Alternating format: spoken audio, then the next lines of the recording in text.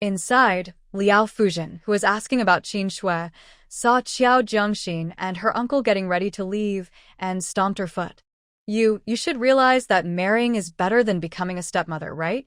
If you don't want to be a stepmother, who would want to be a stepfather and take care of two elderly people? Do you think people are just going to accept that? The Qiao family is much better than the previous ones. They seem honest. If you treat Juzi well, he will be fine. With that, Liao Fuzhen turned and rushed after Qiao Yufu. Hey, nephew, what Xiao Shui just said doesn't count. We don't want a bride price. Just take good care of Juzi. We can manage on our own. Even if we can't move, it won't affect Xiao Shui. We have our own house and land, and the Su family won't let us suffer. My husband and I won't be a burden to you. Liao Fuzhen spoke passionately, grabbing Qiao Yufu. Qin Shui followed, her eyes red. Mom, what are you doing? Liao Fuzhen, with red eyes, asked, What do you want to do? Qiao Jiangxin was surprised. Liao Fuzhen pulled Qiao Yufu into the room, saying, Nephew of the Qiao family, let me talk to you privately. Qin Shui, with a flushed face, squatted down and wiped her tears. She seemed to be filled with grievances, looking for a way to express herself. Her trembling lips whispered, I know that in everyone's eyes, my past marriage makes me less valuable. In the minds of all men and society, a woman who has been married and had children is seen as less worthy. Even though I am not lazy and can endure hardships better than many. Qin Shui slightly raised her head to look at Qiao Jiangxin, saying, If a man earns 10, I can earn 10 too. Even if I earn 8, what is wrong with me? I know they come to me because they see my value in companionship, having children, and working. I have never dreamed of changing my fate through marriage. I don't have the means to take on that responsibility. I just want to protect myself and my child, to live well. I don't expect anything from men, but the world is filled with bad and dirty hearts, and we need a man at home to avoid many troubles. She sniffed. Everyone wants to take advantage of a widow. They all want to get involved. I know my conditions seem excessive, but choosing to remarry is also a gamble for me. Look around. Few first marriages are going well, with either fighting or scolding. I am a second wife, a widow with a child. The chances of a man turning against me are 99%, and the remaining 1% relies on his conscience. Can I guarantee that I will live a good life? Can a man guarantee that? Qin Shui lowered her head, holding back tears. I can't afford to lose. I must leave a way out for my child. I brought him into this world without asking if he wanted to come. I have the responsibility to take care of him. Right now, I am only his mother, but in the future, I could be the mother of others too. Besides me, no one else can support him. I can only think about him for these 2 years. In the future, I will not only be his mother, but also someone else's mother and wife. I can't worry about so much anymore. I will never let myself end up with nothing. If I can't ensure that remarriage is better than my current situation, I would rather face the hardships alone than marry. Yes, my conditions are strict, but I deserve it. I want everyone to know that I, as a widow, have value. I want men to understand that I am worth the price they pay to marry me. If you dare to mistreat me, I will leave. Qiao Jiangxin slightly opened her mouth. It was a bit unbelievable for rural women in this era to see Qin Shui so clear-headed. If the person involved wasn't her uncle, Qiao Jiangxin would even want to applaud Qin Shui's courage. If she had been as clear-headed as Qin Shui in her past life, she wouldn't have ended up in such a situation. Uncle Jiao Youfu and his nephew left Zhejiang, and they didn't say much to each other. Qiao Jiangxin turned to Jiao Youfu and asked, Uncle, what did Grandma Su say to you? Jiao Youfu sighed. She said that Aunt Qin used to follow her stepfather and nearly didn't survive several times. She said Aunt Qin is a good person, and she remembers those who treat her well. She said it's hard for her and she's afraid of being taken advantage of. Jiao Jiangxin felt that Qin Shui seemed to be hiding some story. Uncle, can you wait for me with the ox cart up ahead? I want to ask someone. Jiao Jiangxin jumped off the cart and ran towards the woman who had just entered the village to ask for directions. Auntie, the woman looked up at Jiao Jiangxin. Years of gossip experience made her perk up. ready for some news. Jiao Zhengxin got straight to the point. Annie, I just want to thank Aunt Qin, and her family was arguing. The woman's eyes lit up, and she quickly leaned closer to Jiao Zhengxin, instinctively lowering her voice. What were they arguing about? Can a mother-in-law and daughter-in-law really fight? Jiao Zhengxin looked curious. Well, Grandma told Aunt Qin to get married, and Aunt Qin cried, saying that people's hearts are dirty, and mentioned something about a mishap with Juzi last year. The woman immediately took over. Oh, what a pity. You outsiders might not know, but that widow Qin has been mourning for 5 or 6 years. Just think 5 or 6 years ago she was still young and she looked good. With no man at home and no close relatives, I heard her family is struggling too. Her father is gone, and her mother is a stepmother to someone else. Last year, one of the Su family's cousins passed away. Yes, he was her husband's cousin, named Su Ergu. I don't know if that widow couldn't hold out anymore after all those years, but Ergu's wife accused them of having an affair. Then Ergu beat his wife nearly to death, blaming her for spreading rumors and shaming him, saying he wanted a divorce. His wife, being strong-willed, couldn't take it and ended up poisoning herself at night. She didn't survive. The woman sighed and continued, Oh, less than a month after that, Ergu came to propose, meaning you're a widow and I'm a widower. We can just get along. The widow Qin is unwilling to accept this. Although Ergu's wife has passed away, she left behind 3 children, the oldest being around 15 or 16. These children hate the widow Qin deeply and blame her for their mother's death, saying she forced her to die. They throw stones into her well, ruin her crops, and insult her, calling her names. If it weren't for the protection of the 2 elders from the Su family, she might have been harmed already.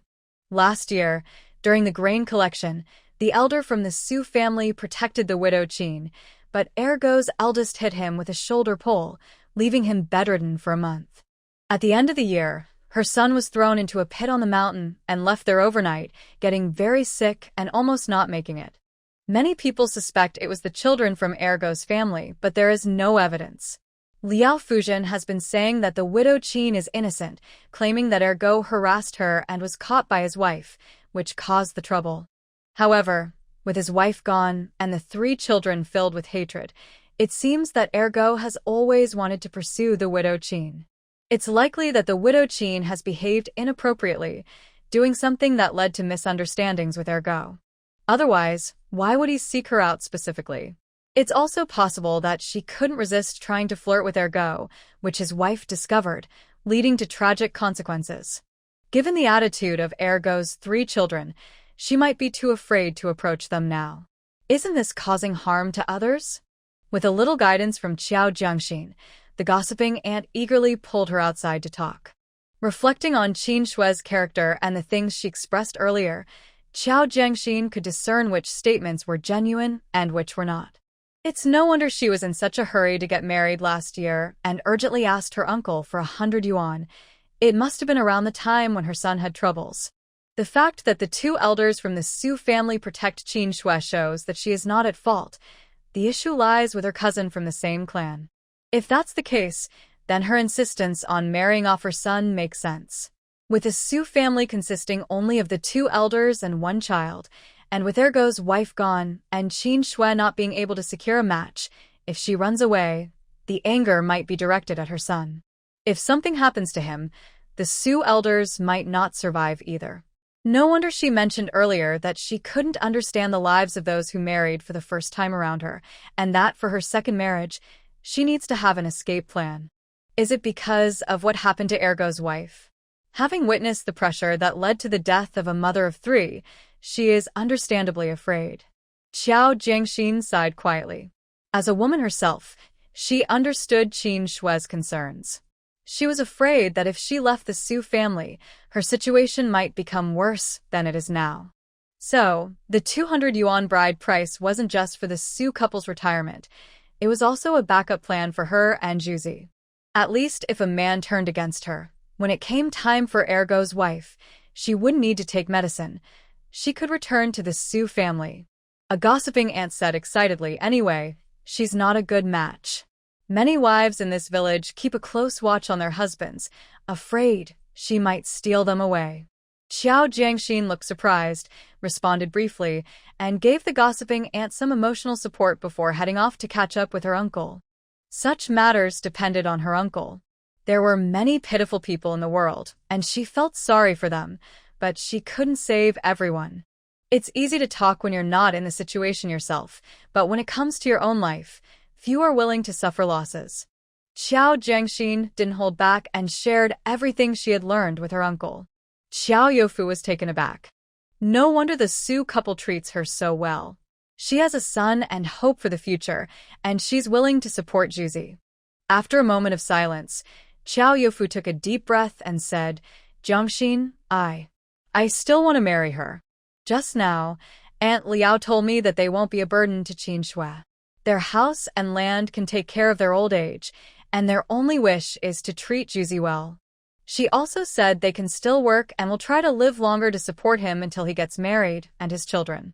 I believe that since I married Qin Shui, taking care of Juzi is my responsibility. She didn't deceive me or pressure me. She made everything clear, and I willingly accepted. Xiao Youfu felt uncomfortable under his niece's gaze and turned his head. I'm not doing this out of pity. I genuinely like her.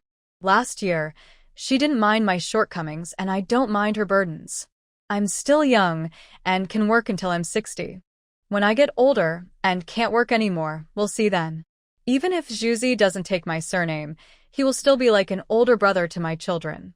I will raise him, and when I can't work anymore, he will help take care of his younger siblings.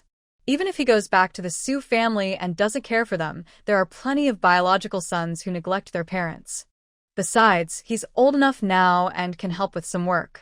Seeing that Xiao Jiangxin was silent, Xiao Youfu added, I won't be a burden to your dad. Once I marry your Aunt Qin, we'll separate our households, and I will support her and her son on my own. Xiao Jiangxin glared at her uncle and said, What are you talking about? How could we think you are a burden? You've taken care of us for so many years. This is your own decision to marry. You just need to think it through. It's you who will live with her, and no one else can make that choice for you. Xiao Youfu nodded seriously. I've thought it through. She said marrying again is a gamble, and I believe they won't be so heartless. Xiao Jiangxin sighed and turned her face slightly. So, are we going back?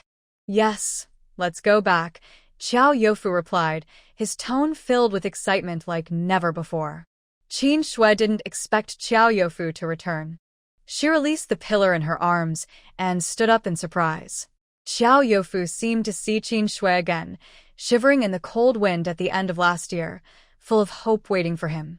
This time, he stood tall and spoke to her like a man. I agree to your terms. The bride price will go to the Su family, and the pillar will stay with us, keeping his name and household registration. When he grows up and can be independent, he can return to the Su family. Qin Shui smiled with teary eyes. Brother Qiao, I've taught the pillar well.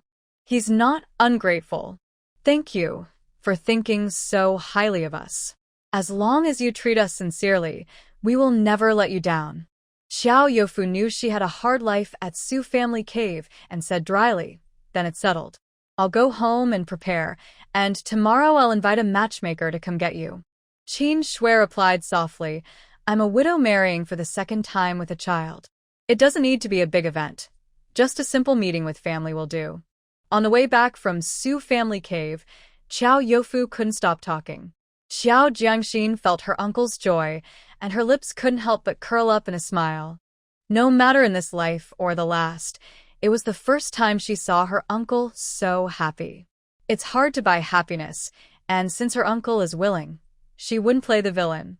If Qin Shui really caused trouble, she had ways to handle it. Moreover, everything has two sides. Her uncle is introverted and honest, while a clever and calculating Qin Shui might not be a bad match after all. They didn't go home, but went straight to the town supply store to buy wedding items. Her uncle, nearing 40 and a lifelong bachelor, was finally getting married. Xiao Jiangxin was happy to spend money on things like a warm water kettle, ceramic basin, towels, and even a new bedsheet. When they returned home with the cart, Lu Afong and Xiao Yukai saw the items and knew the matter was settled. They looked at Xiao Youfu, with joyful expressions. Xiao Youfu blushed and instinctively reached up to scratch his head.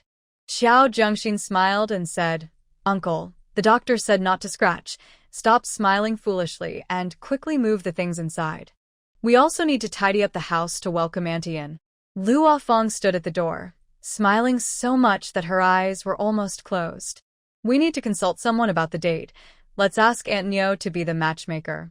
Xiao Zhengxin nodded. I'll ask Grandpa Ching to check the date later. He has a calendar I can look at. Aunt Neo has a good relationship with my grandma, so asking her to help is fine too. After unloading the items from the cart, Xiao Zhengxin hurried the ox cart to Cheng's house. On the cart were 3 jars of fruit preserves and a large scoop of dried corn kernels. The fruit preserves were a thank you gift for borrowing the ox cart, and they would need to borrow it again to pick someone up from Sue's family. The scoop of corn kernels was a reward for the hard-working water buffalo. The first to greet Xiao Zhengxin at the door was the affectionate dog. Affectionate dog, oh no, I mean little fish, ha ha. Lu Xinyan heard Xiao Zhengxin's voice and came out too. You're back? She knew Xiao Zhengxin had borrowed the ox cart to go to town. Xiao Zhengxin nodded and glanced inside the house. Gu Yunzu was sitting alone on a stool, staring blankly at the jujube tree in the yard. Yes, I'm back. Is Grandpa Ching here? I want to check the calendar. Lu Xinyan looked a bit down. No, he went to cut grass. You want to see the calendar, right? I'll get it for you. Xiao Zhengxin said to Gu Yunzu, Brother Gu, could you help me unload the ox cart? It's a bit heavy. Only then did Gu Yunzu notice Xiao Zhengxin had arrived.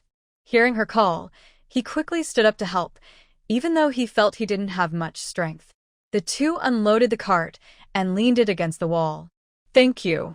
You're really strong, Xiao Zhengxin said with a smile. Gu Yunzu was taken aback and managed a weak smile. You're welcome. Lu Xinyan came out of the house and was a bit surprised by the scene. Zhengxin, I brought the calendar. What do you need it for? Xiao Zhengxin sat down at the table with Gu Yunzu. My uncle is getting married. Really? Lu Xinyan exclaimed, knowing that Xiao's uncle was almost 40 and still hadn't found a wife. Gu Yunzu instinctively looked at Xiao Zhengxin. Xiao Zhengxin nodded. Yes, we want to choose a good date. We just came back from there. Lu Xinyan became interested. What kind of person is she? Xiao Zhengxin glanced at Gu Yunzu. She's a widowed woman with a son. They have already agreed, and the bride price is 200. Lu Xinyan paused for a moment. A widow with a son? 200 isn't a small amount. In our town, we usually marry for just over 100 or 200, and that's for a young woman. Xiao Zhengxin replied, It's a mutual agreement, and my uncle is willing. She worked hard for this condition. She didn't force my uncle to marry her. If it weren't for the strict conditions, she might have already married. After thinking for a moment, Xiao Zhengxin added, From the man's perspective, it seems like she asks for too much. But as a woman, I actually admire her. Not just in the countryside, even in the city, there are many men who hit their wives. You can ask Grandpa Ching in our village how many men have ever laid a hand on their wives. Just last year, a woman in her village was beaten and took medicine. She said she wouldn't settle for less in marriage. If her next marriage isn't better than her current situation, she'd rather not marry at all. She wants the man to understand that she isn't someone who can be easily won over. If he dares to hit her, she'll leave, making him waste his money.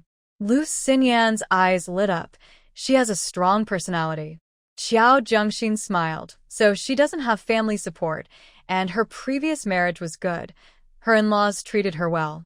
If her husband hadn't left early, I think she's better than those who lack opinions and just follow what their elders say. Plus, she said something true. No matter how hard it is to earn money, it's not harder than understanding people's hearts. As long as she is committed to living with my uncle, I believe things will turn out well. As long as she doesn't plan to harm others, being a little selfish can be a good thing. Who isn't selfish? Who doesn't want to improve their own situation? It just depends on whether you're brave enough to fight for it. Well, let's think positively. My uncle isn't young anymore, and she has been married before. She might take better care of him than a younger girl would. Gu Yunzhou listened quietly, without speaking.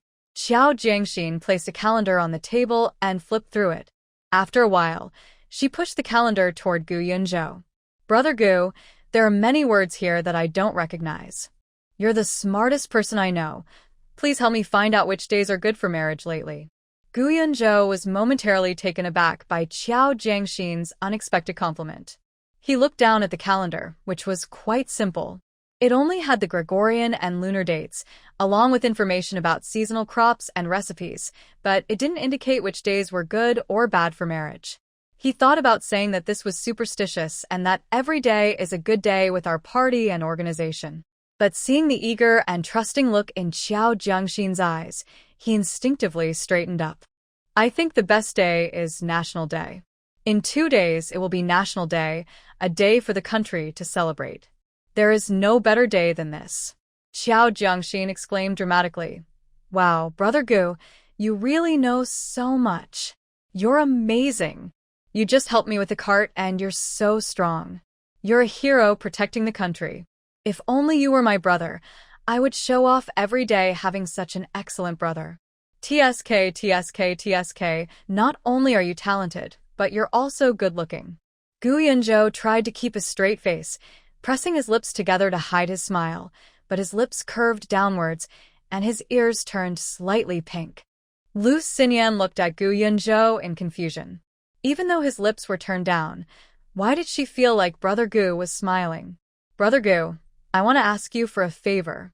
Gu Yunzhou swallowed hard, trying to hide his awkwardness. Go ahead. Xiao Jiangxin said shyly. Brother Gu, I want you to accompany my uncle to pick up my aunt. Gu Yunzhou was taken aback. Is that really okay? Xiao Jiangxin began to talk about the situation between Qin Shui and Su Ergu. Even though we now promote gender equality, women have been oppressed for thousands of years. Their situation cannot be changed by just a slogan. Take the matter of Aunt Qin and Su Ergu, for example. Everyone knows how it really is deep down. But the prejudice against women has led people to blame them for everything. Because women are seen as improper or fickle, men are excused for their actions. As more people say this, it becomes a common belief, and even Su Ergu might think this way. So if they find out Aunt Qin is getting married, they will definitely cause trouble. Xiao Jiangxin looked up at Gu Yunzhou. You are a hero in the hearts of many people, the hope we all want to see when we are in danger. We trust and rely on you unconditionally. You are not only the steel wall of the country, but also the soldiers of the people. In our hearts, you are someone we can always believe in. You represent safety and hope, a gift from our great leaders.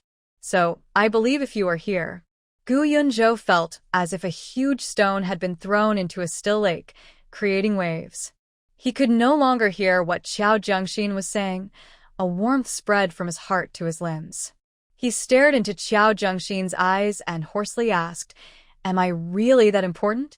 Xiao Jiangxin nodded seriously, looking into his eyes, and replied slowly, Yes, you are very important. You are important to the country and to the people. Shujia Cave. Liao Fuzhen was tidying up, removing a patch from the knee of a pair of pants to sew it again. Beside her, Zhuzi looked at his grandmother with clear eyes and asked, Grandma, did you tell Grandpa this morning that I might have a new dad? Liao Fuzhen held back her sadness and forced a smile. Yes, Zhuzi will have a new dad. Putting down the half-finished pants, Liao Fuzhen hugged Zhuzi close. Zhuzi, do you like Uncle Qiao? The one who buys you peach blossom pastries? Would you like him to be your dad? Zhuzi smiled widely. I like Uncle Qiao. Liao Fuzhen continued. Zhuzi, you are getting older and understand many things. I want to tell you again, I hope you remember. Uncle Qiao will be your dad, but he is not your biological dad. He will take care of you, and you should remember his kindness. Your mom and Uncle Qiao will have younger siblings for you, and those siblings will be his biological children. Zhuzi, Uncle Qiao is good to you. He protects you, feeds you, and clothes you. You should be grateful. Our family cannot have ungrateful people. It is natural for him to treat your younger siblings well, even better than you because they are his biological children.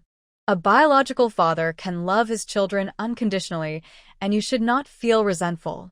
Just like how grandma treats you better than the neighbor's dog because I am closer to you, do you understand? Zhuzi nodded, somewhat understanding. Liao Fuzhen continued, Zhuzi, without a dad, you will have to understand things earlier than others. A sensible child is more loved. We should do our own things and try not to trouble others. As long as Uncle Qiao does not mistreat you or hit you for no reason, and he provides for you, he is your benefactor. Do you understand? When you have younger siblings, do not feel jealous or compare yourself to them. The Qiao family does not owe you anything. Instead, you should care for your younger siblings because they are also your mother's children, your own siblings, and your future family. Uncle Qiao is part of our family because he married your mom. If it weren't for her, he wouldn't know you, understand? If Uncle Qiao treats you poorly or is unkind, do not be afraid. Mom will protect you, and Grandpa and Grandma are here too. They can take care of you. Just stand tall and be yourself. Liao Fuzhen broke down this wisdom and gently taught it to her grandson. The little boy, before even entering the Qiao family, remembered his grandmother's words. First, Uncle Qiao is like a dad, but not my real dad.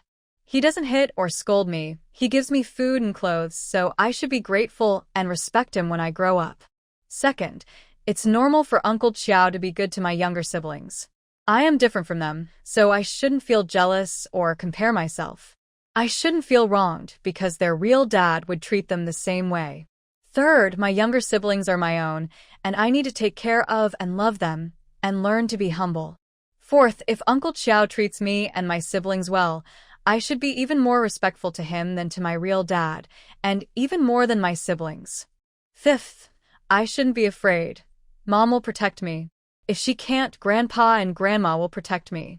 Sixth, Uncle Qiao is a good person, and if I behave well, he will be good to me. Qin Shui stood outside the door, listening to her mother-in-law teach these lessons to the boy, feeling a mix of emotions. She didn't want to interrupt them, so she listened for a while before turning to leave. She understood the lessons Liao Fuzhen shared. They applied to her as well. In the future, if Qiao Dage can provide for the boy, that's good enough, since he's not his biological son.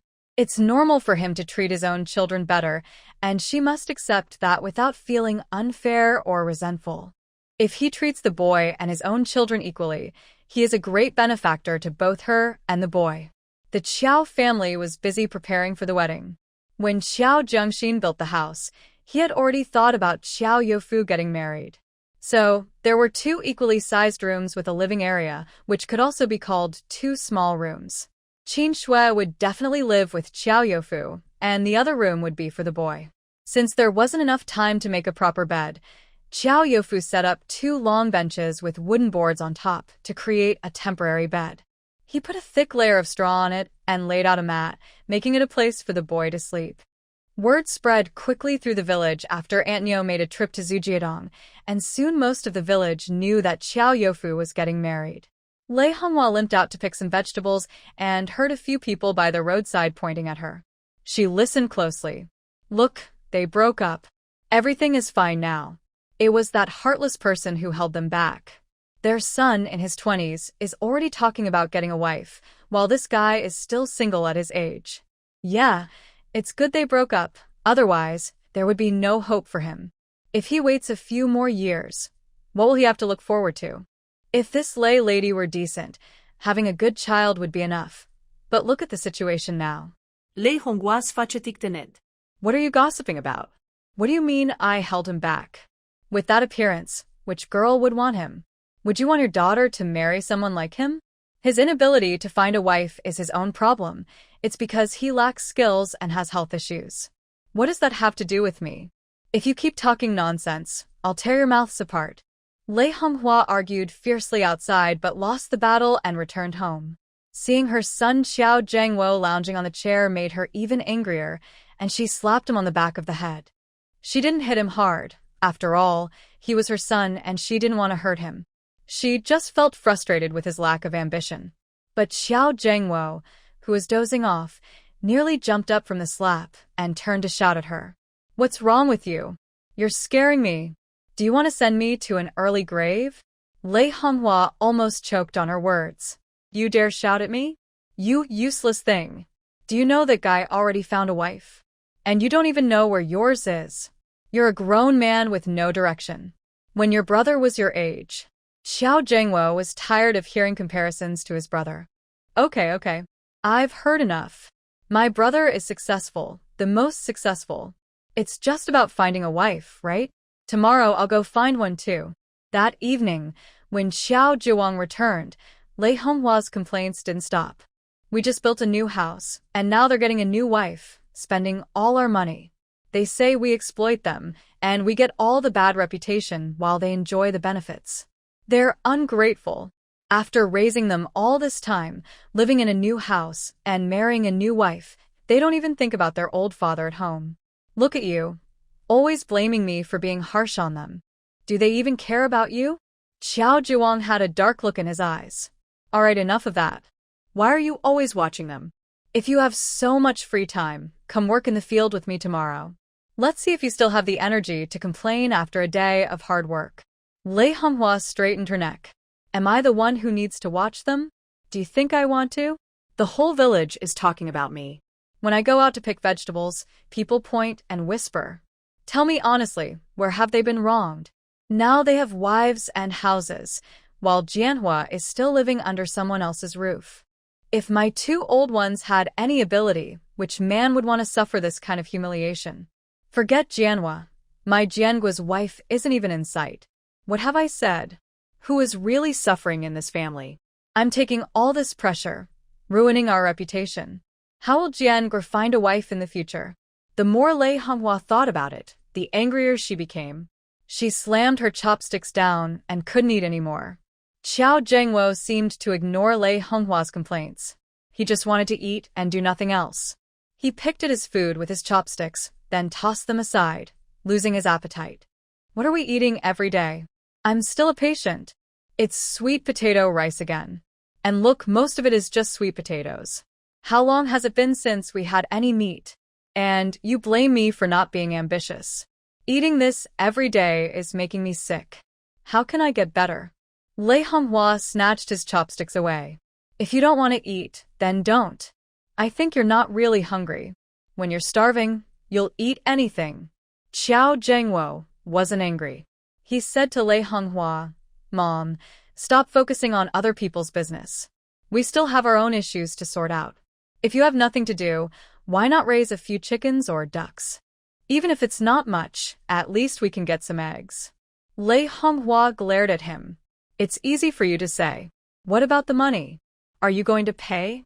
If you don't want sweet potato rice, what else is there? The grains in this house are almost all sold out. If we don't eat sweet potato rice, what will you eat? Xiao Zhengwo didn't believe his parents were out of money. If they truly were, Xiao Zhiwang would have insisted the older sons pay up when they divided the family assets. He quickly thought of a plan. In their customs, a married daughter couldn't give birth at her parents' home or stay there for her confinement, or it would bring bad luck to the family. With a playful smile, he said, Mom, this isn't just for me. You know Sansa is due to give birth after the new year, right? She'll be back to stay. If you don't raise some chickens or ducks now, what will she eat during her confinement? What will your grandchild eat? If the Leaf family knew you were unprepared, they would make things difficult for my brother, and in the end, it would be my brother who suffers. Xiao Zhiwang agreed. Given the current situation at home, we can't have any more problems with Jianhua. Jianhua is right. We should buy a few chickens tomorrow to raise. Jianhua is at a crucial point in his life, and our family will rely on him in the future. He is still counting on Li Sanfa, so we can't hold him back. Xiao Zhengwo quickly added, Yes, my dad has a long-term vision. It's best to buy 2 or 3 pounds of those that can lay eggs right away, which will also help me. Xiao Zhiwang ignored Xiao Zhengwo and lowered his eyes to remind Lei Honghua, for the next few days, just behave and don't cause any trouble. Otherwise, the gossip in Gaoshi village will be overwhelming. We are the elders, and when the eldest daughter-in-law arrives, they must come to visit us. We should handle things properly and not create issues. Don't forget, we are getting older, and they don't rely on us anymore. Instead, we will need to ask the younger ones for help. Jianhua is right.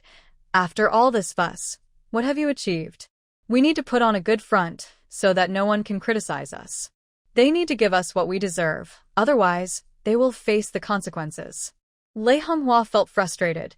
Qiao Zhuang seemed to want her to back down and go along with them. But since the men and her son said so, she didn't argue. She had to admit that the Qiao brothers were no longer under her control. The day of the wedding soon arrived, and Qiao Jiangxin got up early to find Gu Yunzhou at the Cheng family home. When she arrived, Gu Yunzhou was already up and dressed in his formal military green uniform. He was naturally handsome, with a high nose that gave him a stern look. When he wasn't smiling, he appeared serious, but today, a hint of illness softened his expression. He stood in the yard, tall and straight, with a slightly reserved demeanor. Qiao Jiangxin's eyes lit up. "Oh, I came to find Brother Gu, but he looks like a prince." Wow, no wonder people say that good-looking ones are taken by the country. What should I do? Today is my uncle's wedding, and you can't steal all the attention. If you step outside, how many girls will lose their hearts? Is the prince in those stories supposed to look like you? Wow, I didn't know my brother Gu looked so handsome in uniform. Being handsome is one thing, but having culture too. Cough cough. Gu Yunzhou raised his fist to his mouth and cleared his throat, awkwardly avoiding Qiao Jiangxin's gaze. His cheeks and neck felt warm, and he slightly turned to hide his discomfort, but instinctively puffed out his chest. What should he do? He seemed to really enjoy this feeling.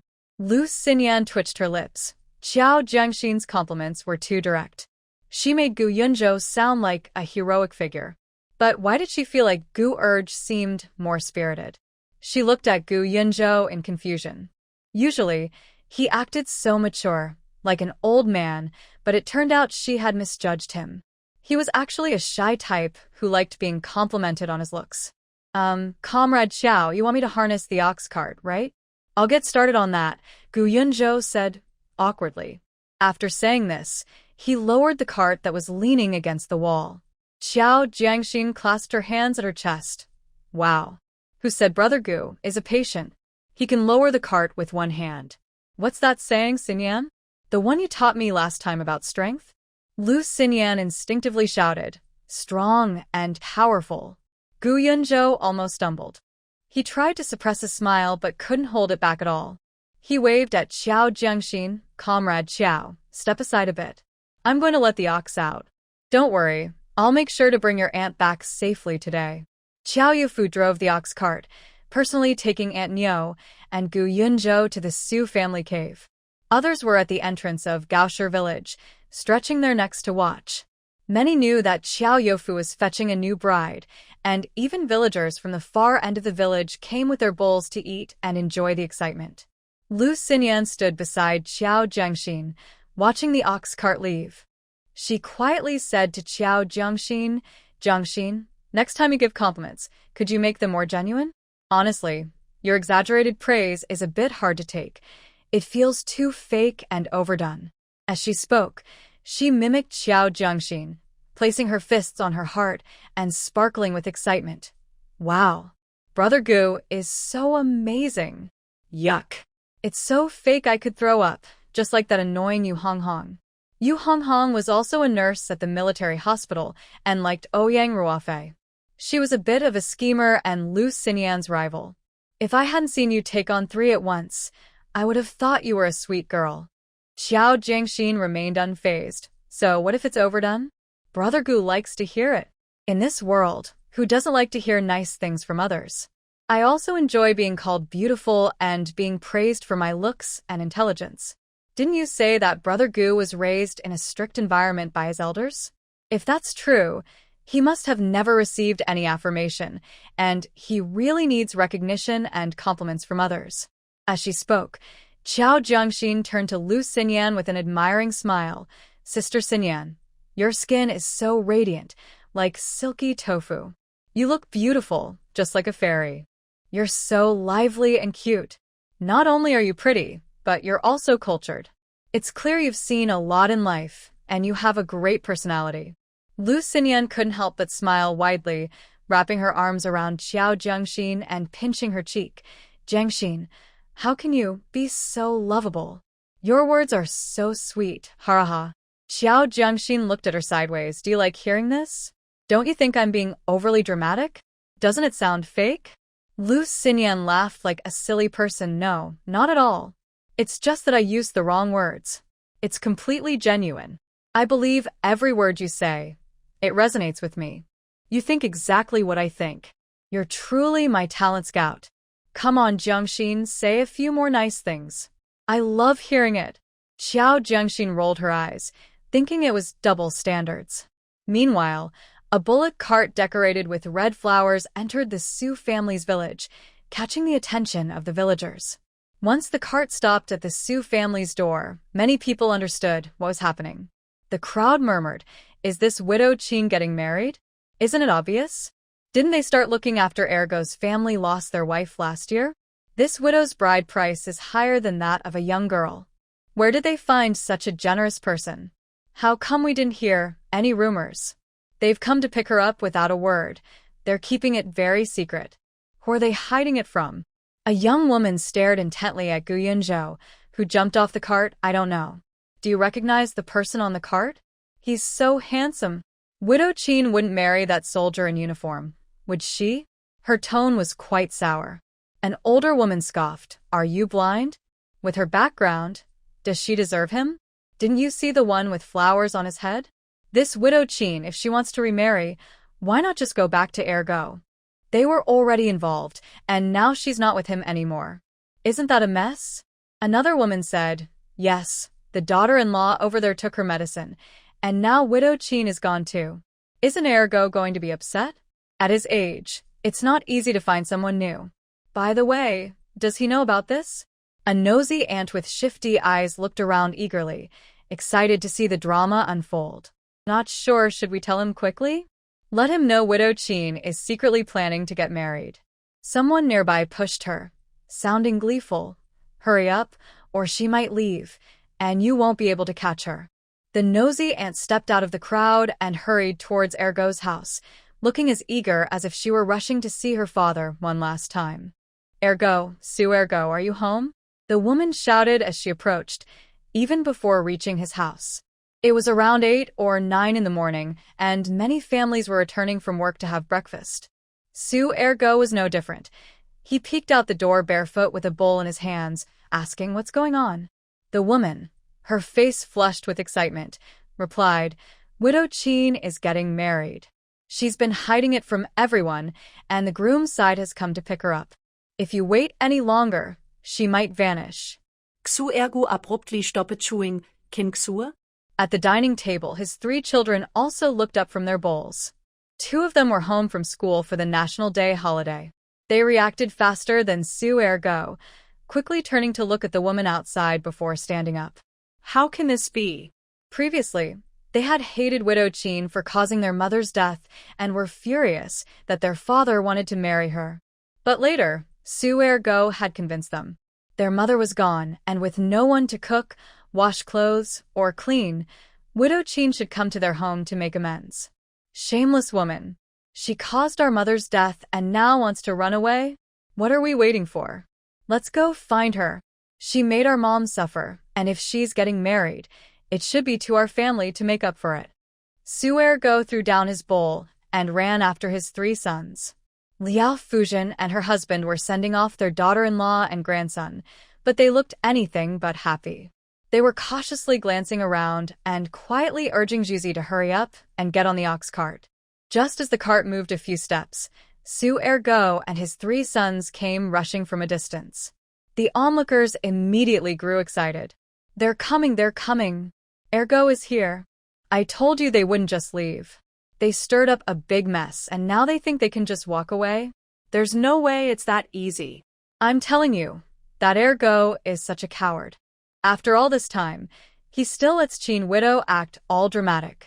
Liao Fuzhen and the man Su Wu looked tense. If Su Ergo caused a scene, it would ruin Xiaoxue's reputation and create misunderstandings in Gaoshi village. Xiaoxue would have no face to go to the Qiao family, and it would also affect Juzi. Shui, you all go ahead. I'll handle this with your dad. Liao Fuzhen waved to Qiao Yufu, who was driving the ox cart. Su Wu stepped forward to block Su Ergo. Ergo, today is Xiao Shua's special day. Let's talk later. Su Ergo pushed Su Wu aside and shouted at the ox cart, Qin Shui, you promiscuous woman. I've lost everything for you, and now you just run off with someone else, huh? Su's second son glared at Qin Shui with resentment. No wonder they say heartless women and ungrateful actors. You're even worse than a heartless woman. He turned to Su Ergo. Dad, I think you're blind to choose such trash. Su Ergo glared at Xiao Youfu with hostility. It's not just me who's blind. Look at this fool. This kind of woman who jumps at every man dares to take on a family. She doesn't even fear becoming a stepmother. Before anyone could respond, Su Ergo glanced at Juzi, who was hiding in Qin Shui's arms, and maliciously said, Oh, look at my brother. He seems to enjoy being a stepfather already, and he hasn't even married her yet. Shut up. Qin Shui shouted at Su Ergo. Her face lost all color, and she turned to look at Xiao Youfu. Xiao Youfu, with a stern expression, faced Su Ergo. If I dare to marry her, it's because I trust her character. Once I marry her, her child is my child. Today is my big day, so I hope you won't cause trouble here. He was an honest man who had only lost his temper twice in his life and had never argued with anyone. Speaking up like this in front of so many people took a lot of courage. Hearing Xiao Youfu's words, Qin Shui's dull eyes suddenly sparkled with hope. As long as Xiao Youfu stood by her side, she feared nothing. She was building a life with him, not anyone else. But Su Ergo, seeing the way Qin Shui looked at Xiao Youfu, lost his temper. What was he lacking compared to that loser? From last year to this year, he has been trying hard to please Qin Shui, but she has never given him a kind look. Su Ergo, with red eyes, stepped forward to grab Qin Shui, saying, You come down here. You think you can just walk away? No way. Qin Shui leaned back against the post, screaming in surprise. Gu Yunzhou, who was sitting on the cart, pushed himself up and kicked Su Ergo in the stomach. Ah! Su Ergo was kicked back 3 or 4 steps before falling into his eldest son's arms. Aunt Nyo reacted quickly and stood up, trying to act tough. You blind fools. This is a military officer, a big shot. How dare you bully someone in front of him? Do you believe I can have you all taken away for re-education? Gu Yunzhou's face was cold. He couldn't believe how bold they were. Everyone present turned to look at Gu Yunzhou after hearing Aunt Nyo's words. They had been focused on the commotion and hadn't paid much attention to him before. Dressed in military uniform, he stood tall and exuded an aura of justice, causing those with ill intentions to instinctively avoid his gaze. He looked like a true soldier. Today was Gu Yunzhou's first time taking action since his serious injury. This kick had already left him a bit breathless, but he took a deep breath to calm himself and scanned everyone present with sharp eyes. His steady and powerful voice clearly reached everyone's ears. Our leaders are focused on maintaining public order and protecting people's rights, specifically targeting visible criminal activities. Such behavior of attacking women in public has violated our country's laws against indecency. Wow. The crowd gasped at his words. Although the crackdown had only started a little over a month ago, everyone in the village knew that if someone was convicted of indecency, they could face severe punishment. The 3 children of the Su family instinctively took a step back, distancing themselves from their father, their previous anger fading into unease. Su Ergo trembled. He had been so focused on stopping Qin Shui that he hadn't noticed Gu Yunzhou. He quickly got up, saying, No, it's a misunderstanding, sir. I am related to Qin Shui's family. Yes, we are relatives. Her husband even calls me brother. How could I be acting indecently? There was just a little misunderstanding because she is getting married, and I got anxious, that's why I acted out. I didn't mean it that way. Gu Yunzhou remembered what Xiao Zhengxin had said to him and stared coldly at Su Ergo. Messing around with relationships is also a crime. It's to maintain social order. Su Ergo, frightened, quickly interrupted Gu Yunzhou. That's not true. It's all nonsense from them. I have nothing to do with Qin Shui. What I said earlier was just nonsense. Secretary Su is here, make way. Someone in the crowd shouted. Su Urga seized the moment like a lifeline, grabbing the newcomer and pleading, Uncle, please explain. This soldier says I'm being inappropriate and wants to take me away. Please help me. The village secretary, Su Duni, approached with a skeptical look. I am Su Duni, the secretary of Zhejiang. May I know who you are? Gu Yunzhou took out his identification, which Qiao Jiangxin had insisted he carry. Su Duni glanced at it and respectfully returned it. Then, turning back with anger, he punched Su Urga the back 3 times, each punch echoing loudly. Su Urga cried out in pain. It was not an act, he was truly hurt. After 3 punches, Su Duni felt his entire arm go numb. I told you to behave. I won't let you bully others. Do you understand now? After hitting Su Urgu, he turned to the onlooking women and scolded, Don't you have anything better to do? Always gossiping about others. If someone farts, you make it sound like the house exploded. If someone coughs, you act like they're dying. Once he finished yelling, Su Duni turned to Gu Yunzhou with a smile. Sir, it's all a misunderstanding. I know my nephew is a widower, and Qin Shui is also without a partner. They are both single, and Su Urga's interest in Qin Shui isn't a crime. He might have gotten anxious seeing her about to marry, so he lost control. The village gossip is just from those idle women. It's all a misunderstanding.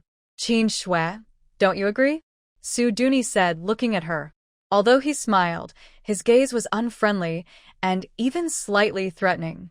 Not far away, Su Wu and Liao Fuzhen shook their heads at Qin Shui.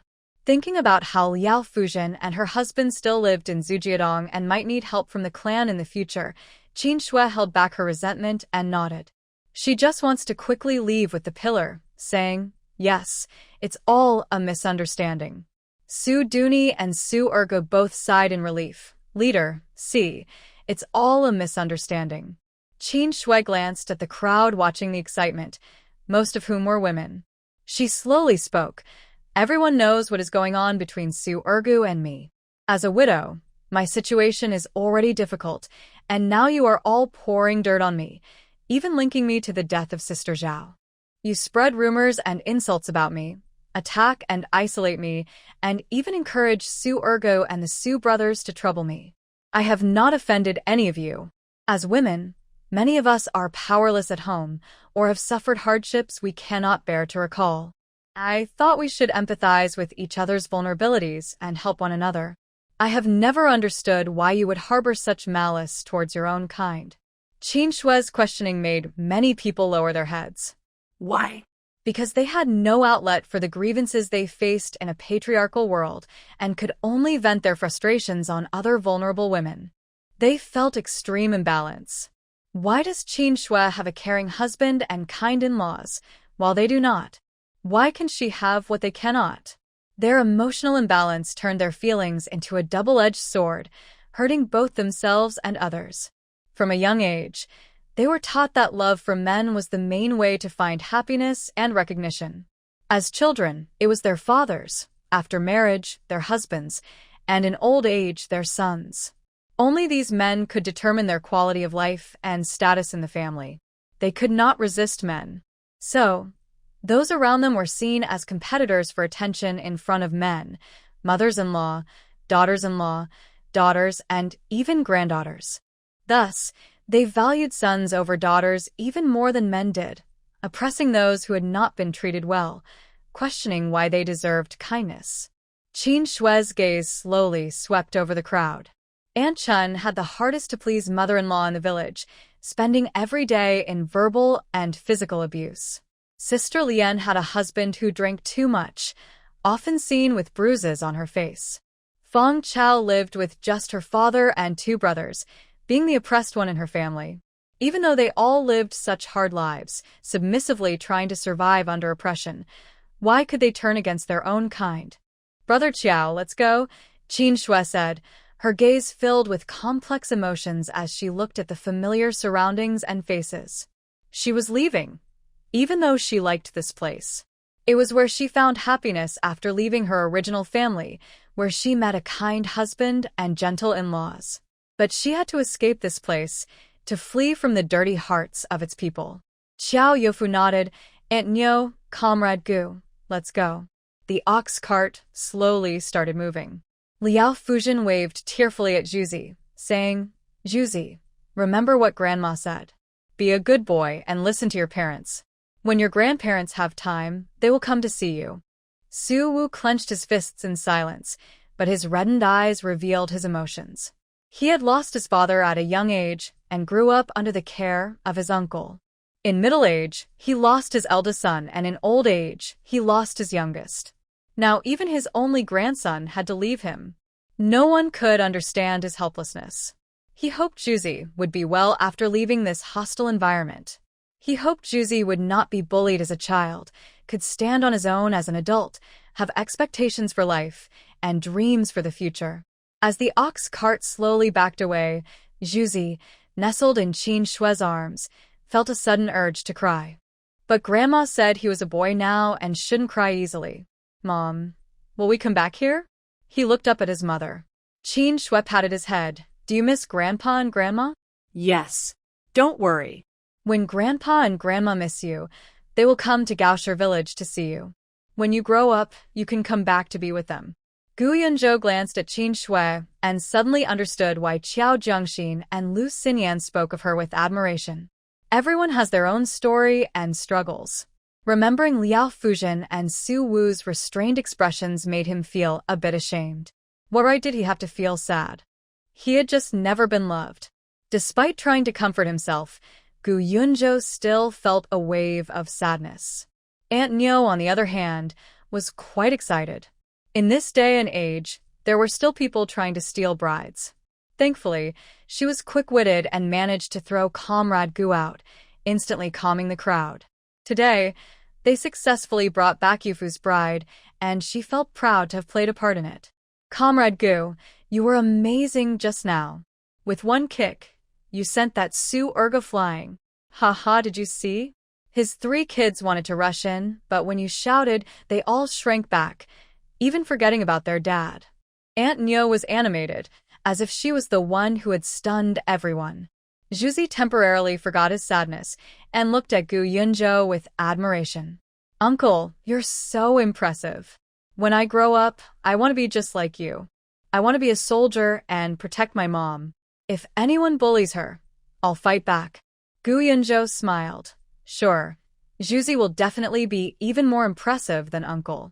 Xiao Yofu tilted his head and smiled foolishly, while Qin Shui felt the relaxed atmosphere and loosened her tense body.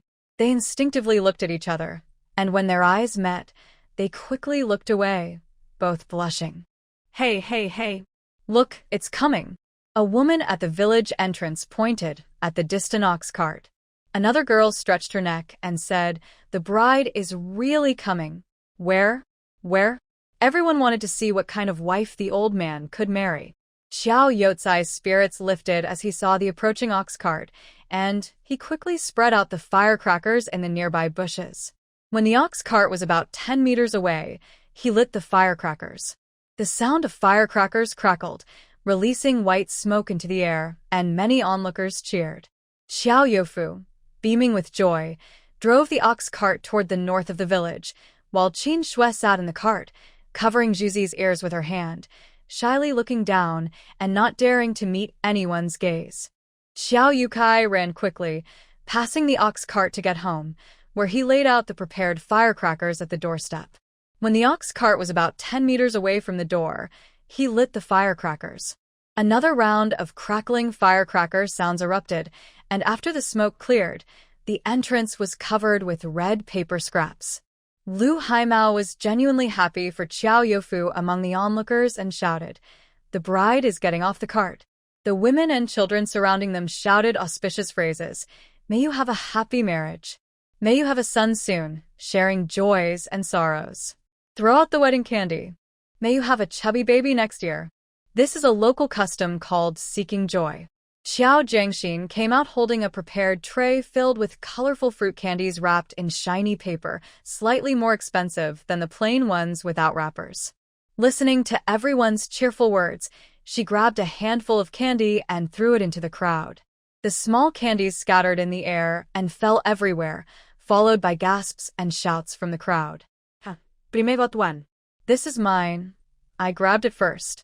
You stepped on my foot. Don't push me. Ah. Everyone bent down to pick up the candy, with laughter and arguments occasionally ringing out. A child around 7 or 8 held tightly to a piece of candy, his eyes sparkling with joy. Before anyone could look up, another handful of candy fell from above. The crowd, which had calmed down a bit, began a second round of scrambling. Qin Shui stood at the door holding Juzi and glanced at the crowd outside. Everyone was laughing happily, as if they were genuinely wishing her well, which slowly eased her anxious heart. Little Juzi, here. Qiao Zhengxin handed the remaining candy to Juzi. Juzi had been looking at the candy grabbers with envy, not expecting such a surprise. He looked up at his mother. Qin Shui nodded. This is from your sister. Catch it and say thank you. Juzi received Qin Shui's response and quickly stretched out his hands to catch the candy, happily shouting, "Thank you, sister." Luo Fong had already set the tea on the table inside. She poured the tea and called out to Qin Shui and the others, sister-in-law, "Come in for tea."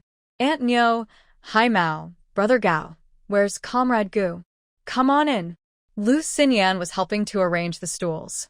She knew Gu Yunzhou didn't like this kind of atmosphere, so she quickly stood up and said, "Auntie, the tea is for medicine. Brother Gu can't drink it. I'll go back and make him some medicine. You all enjoy the tea first." Gu Yunzhou sighed in relief, nodded to Lu Fong, and turned to leave. Qiao Zhengxin called out to him, "Brother Gu, wait a moment." Saying this, she grabbed a handful of candy from the tea tray and ran after him. "Brother Gu, thank you. You're really amazing. I knew that if you took charge, everything would go smoothly. Here's this for you." Qiao Zhengxin took his hand and stuffed 5 or 6 pieces of candy into it. Gu Yunzhou was taken aback for a moment, looking up into Qiao Zhengxin's smiling eyes. His expression visibly softened. "You're welcome. Thank you for the candy." Qiao Zhengxin waved to Lu Xinyan, Sister Xinyan. "Remember to come over for tea later." "Sure," Lu Xinyan replied, turning to check Gu Yunzhou's expression. "Brother Gu, how do you feel? Is there anything uncomfortable?" Gu Yunzhou held tightly onto the candy in his hand and softly said, "No, Vice Dean Wang is right. After going out for a bit, I feel much more energetic." Lu Xinyan felt relieved. "That's great. Jiangxin was right. Going out and interacting with the world helps clear your mind." She also said that getting some morning sunlight and taking walks in the countryside are good for your health. So, she suggested you go out to tend to the cattle, and it would be best to bring a sickle and a carrying pole. When you return, you can also bring back some firewood. Qin Shui was seated at the main table with Qiao Youfu, and Aunt Niu warmly introduced everyone.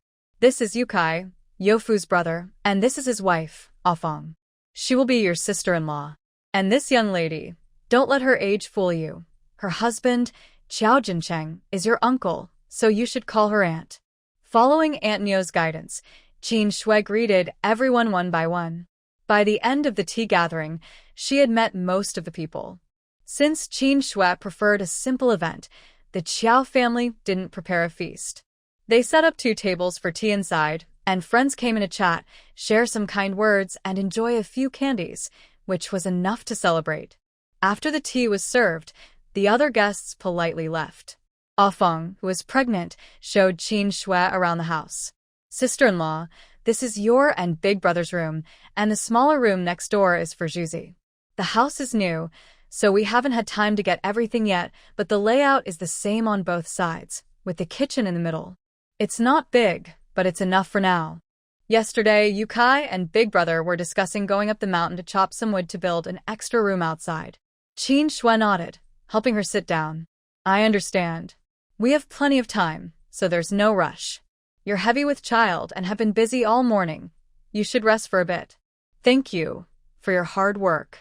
Feng smiled more sincerely. She had previously worried that Qin Shui might be difficult to get along with, based on what Qiao Youfu and Zhengxin had said. But now, seeing Qin Shui, she thought Qiao Youfu must be quite lucky. In the village, Firecrackers were set off, and Xiao Jiwang and Lei Honghua heard them. They knew well that it meant the new bride had arrived. Lei Honghua moved a low stool to sit at the door, feeling quite curious. She wanted to see the excitement outside.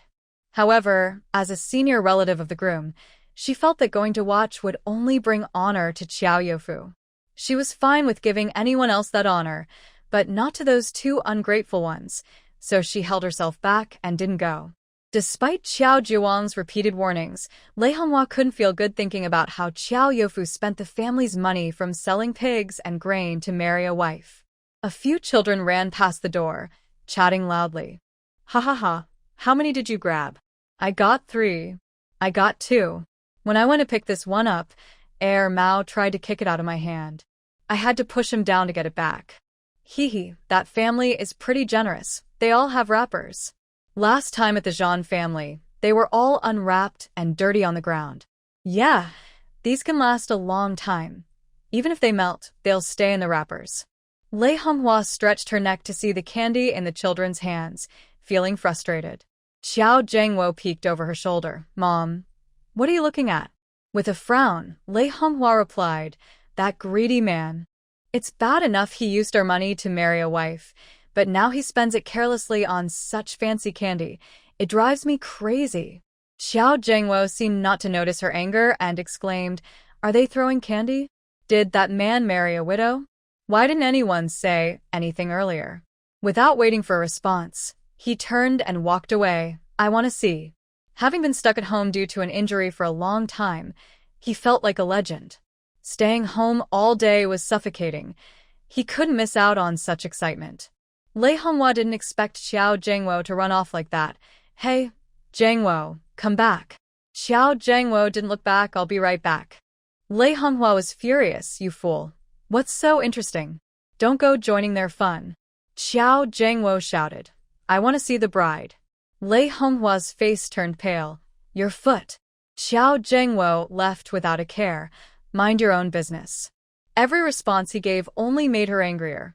Frustrated, Lei Honghua held her chest, feeling her heart race. Qiao Jiwang had even asked her to be nicer to Qiao Youfu, hoping the brothers would take care of him in his old age. Now, Lei Honghua doubted she would even have old age. Forget everything else. Just dealing with Qiao Zhengwo was enough to drive her mad. At the Qin family, 12-year-old Qin Wenxiu and 11-year-old Qin Wenfeng were chattering about the Qiao family's wedding.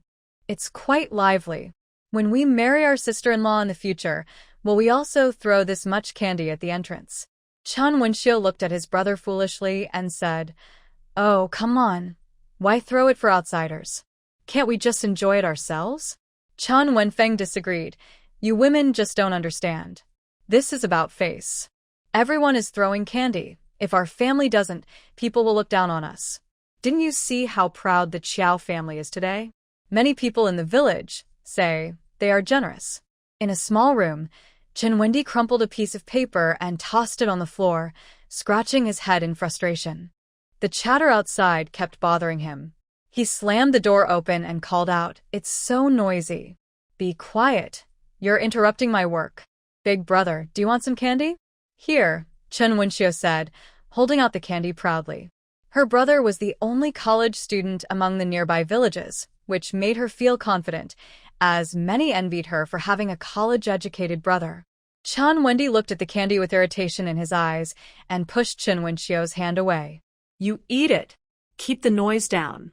It's just a few fruit candies. Look how happy you are. Once my paper gets published, I'll buy you all some big white rabbit milk candies. 11-year-old Qin Wenfeng squeezed in. Big brother, I want some too. Qin Wendy smiled proudly, as if he had already published his paper and earned money. All right, everyone can have some. Now, please stay quiet, and it's best if you play outside so you don't disturb me, okay?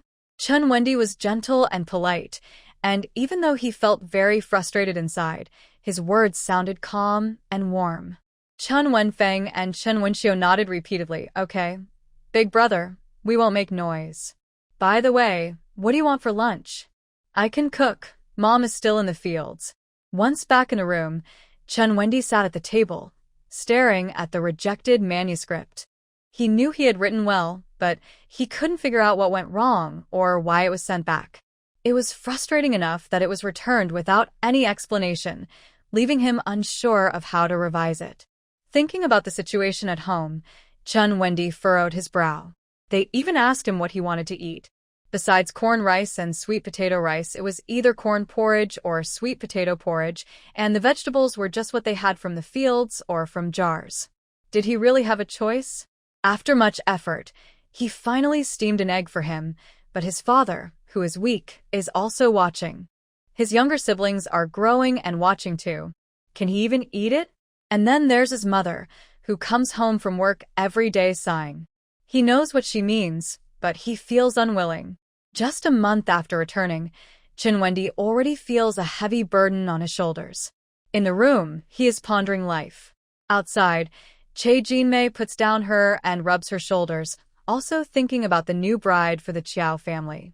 She had previously admired Chiao Zhengxin for being capable, and now it seems the Chiao family is on the rise. After separating from the family, their house has improved, and even the less fortunate are finding brides. Moreover, whether it's Chiao Youfu or Chiao Yukai, both couples are quite capable. If Chiao Zhengxin marries in, there will be so much work in the fields. Can the Chiao family handle it all? They will definitely help out. Recalling yesterday's argument with the neighbors over half a plot of land, she went home to find her son, yelling at the neighbors, wanting his support.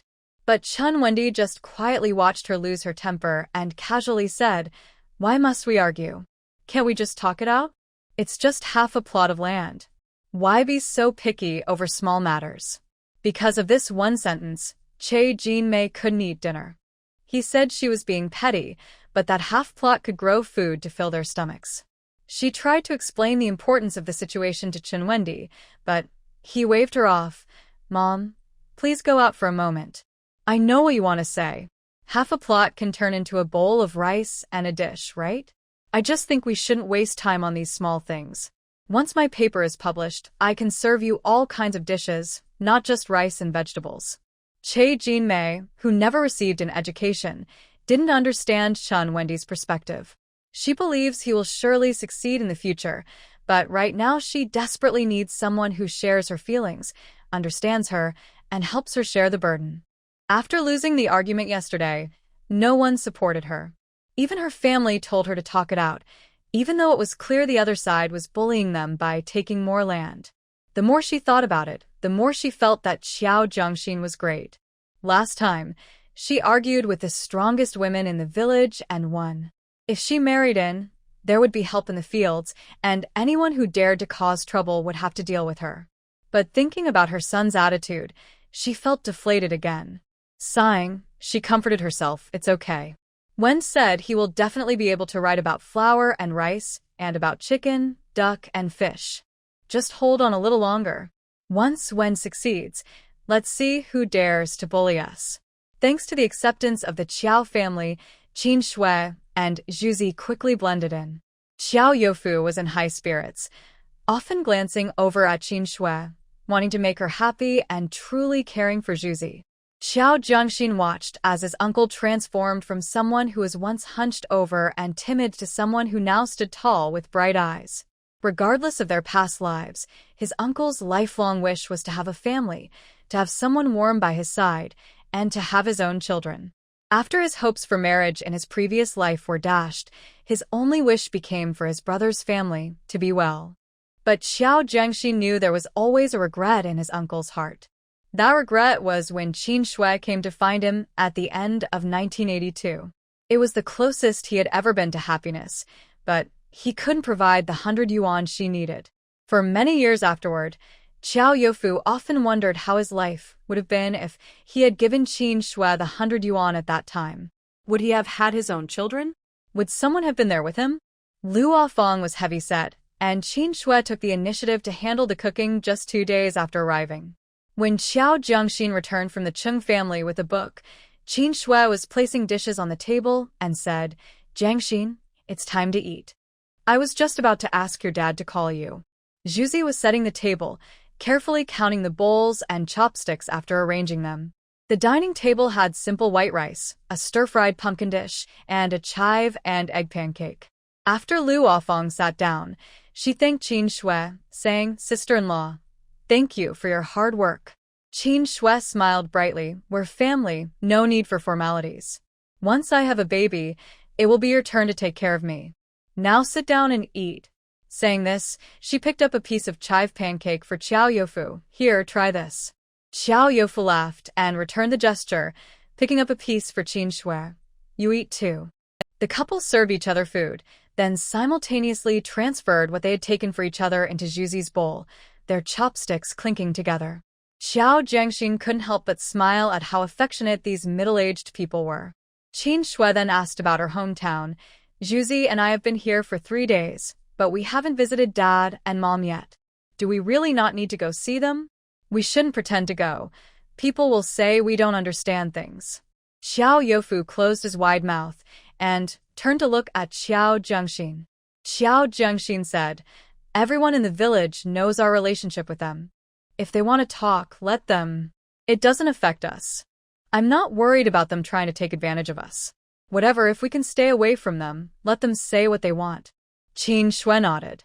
She had asked Xiao Youfu on the first day, and he also said they wouldn't go. She just wanted to confirm her family's attitude towards them to know how to act. She had also heard from Aunt Neo that her husband and brother-in-law had a tough time with their mother-in-law before.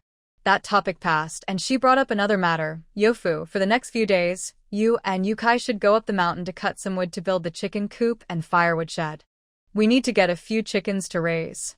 Not only will we get eggs, but Ah Fong is already over 6 months pregnant. We need to prepare." Xiao Youfu and Xiao Yukai nodded repeatedly. "Okay, the farm work isn't busy these days, so we'll go cut wood tomorrow." Xiao Jiangxin mentioned another thing, and I've already asked about Zhuzi's schooling. As long as we inform the previous school and get a teacher's signature, he can transfer here. However, our village school isn't as big as the one in Shijia Cave.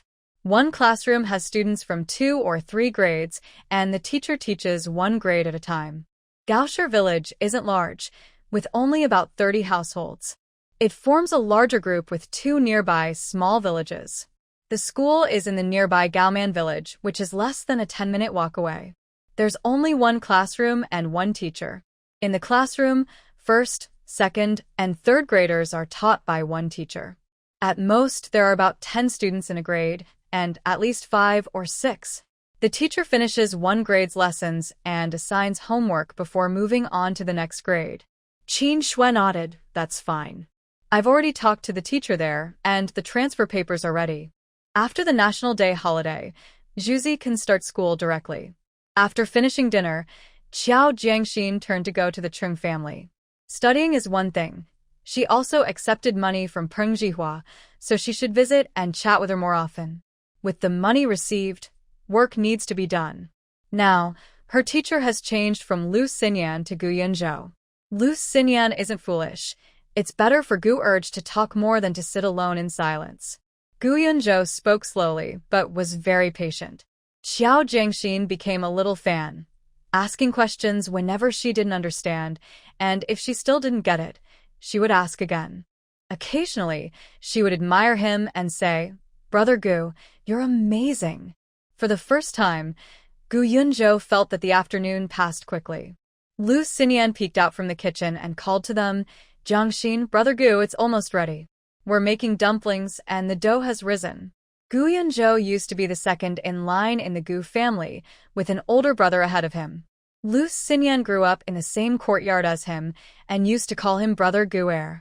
Now, she was following Xiao Jiangxin and calling him Brother Gu.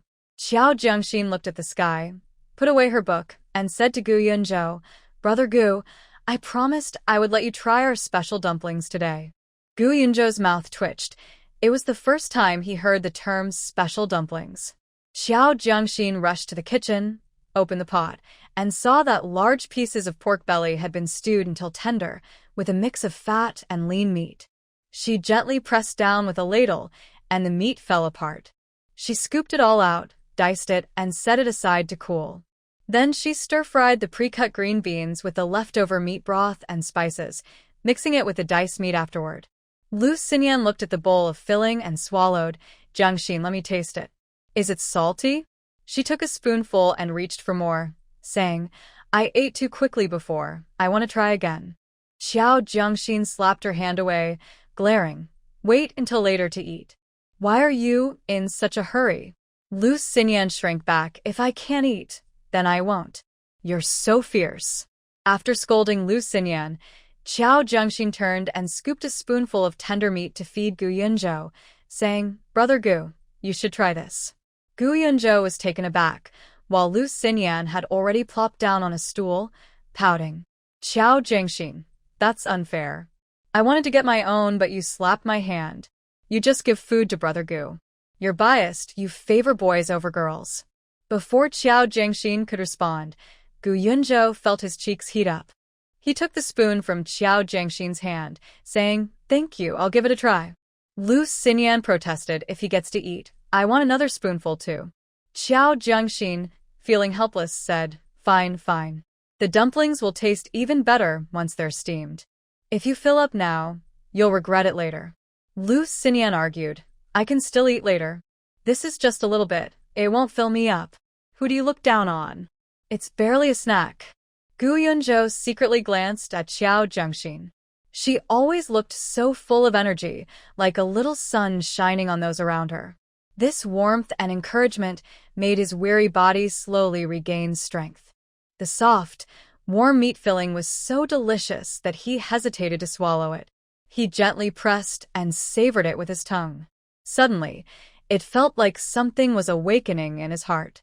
How is it, Brother Gu? Xiao Jiangxin asked as she turned her head and quickly wrapped the buns. The white dough spun rapidly in her hands, and soon a beautiful bun was ready. Gu Yunzhou softly replied, Delicious, his gaze fixed on Xiao Jiangxin's delicate fingers. He and Lu Xinyan had been standing by for as long as it took to wrap the buns and steam them, watching closely at the door. When the steamer opened, the kitchen was filled with steam, and soon the aroma wafted out. The eager onlookers couldn't contain their excitement, and even Elder Cheng couldn't resist coming over. Is it ready yet? Not only Lu Xinyan but even Elder Cheng asked out loud. When the lid was lifted, there was a bun the size of a fist, soaked in savory broth, making everyone drool.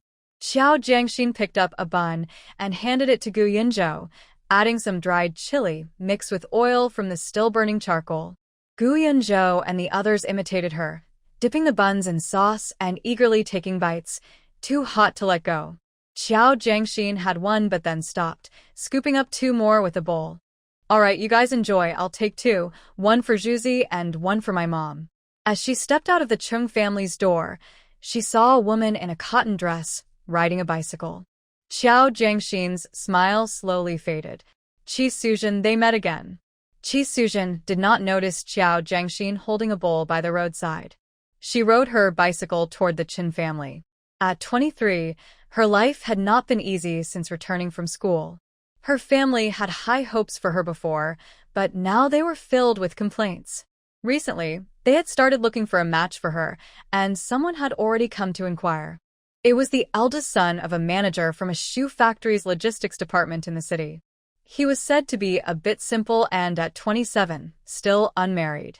The family promised that if Qi Suzhen could marry him, they would help her secure a job. The Qi family was tempted. So, Qi Suzhen couldn't hold back and came to Gaoshi village. She wanted to ask Chen Wenda what he was thinking, and she also understood that good things don't just fall from the sky. With the Li family situation, if they haven't married off their son yet, either the man has issues or the Li family does. To put it nicely, they are too honest. To be blunt, they are not very smart. Moreover, she and Chen Wenda had been together for over a year and had feelings for each other. The bicycle stopped in front of Chen's house. Chen Wenxiu had met Qi Suzhen before. Qi Suzhen lived in town and, like her brother, had also been accepted into university. She dressed nicely and even brought snacks for her last time. Seeing her, Chen Wenxiu quickly greeted her warmly. Sister Qi, are you looking for my brother? After saying this, she turned and shouted towards Chen Wenda's room. Brother, brother, Sister Qi is here. The door creaked open and Chen Wenda stepped out, a bit surprised. Suzhen, what brings you here? Qi Suzhen felt a bit wronged. Why, if you don't come to find me, I can't come to see you. Chen Wenda said to Chen Wenxiu, you go to your thing. After sending his sister away, he took Chi Sujin into his study. Soon, their conversation could be heard from the room. I came this time to ask what you think. We are not young anymore, and my parents see that you haven't responded, so they're already looking at other families for me. Chen Wenda gently rubbed the pen in his hand, his tone still warm. Sujin, you know my family's situation. Even a small request is difficult for us. My family has been poor for generations, living in the countryside, and we can't compare to families in the city. Your parents' demands are just putting pressure on me because they know we can't meet them. Chi Sujin replied unhappily, even if my parents' demands are too much, I can work with you to negotiate. You won't even go to their house. It seems like you are not worried at all. After saying this, she turned her head away in anger. Chen Wenda stood up, holding her shoulders to make her look at him. Sujin, don't you know how I feel about you? It's not just your family putting pressure on you. My family puts even more pressure on me. As a man, I have to bear the responsibilities of a family, not just love.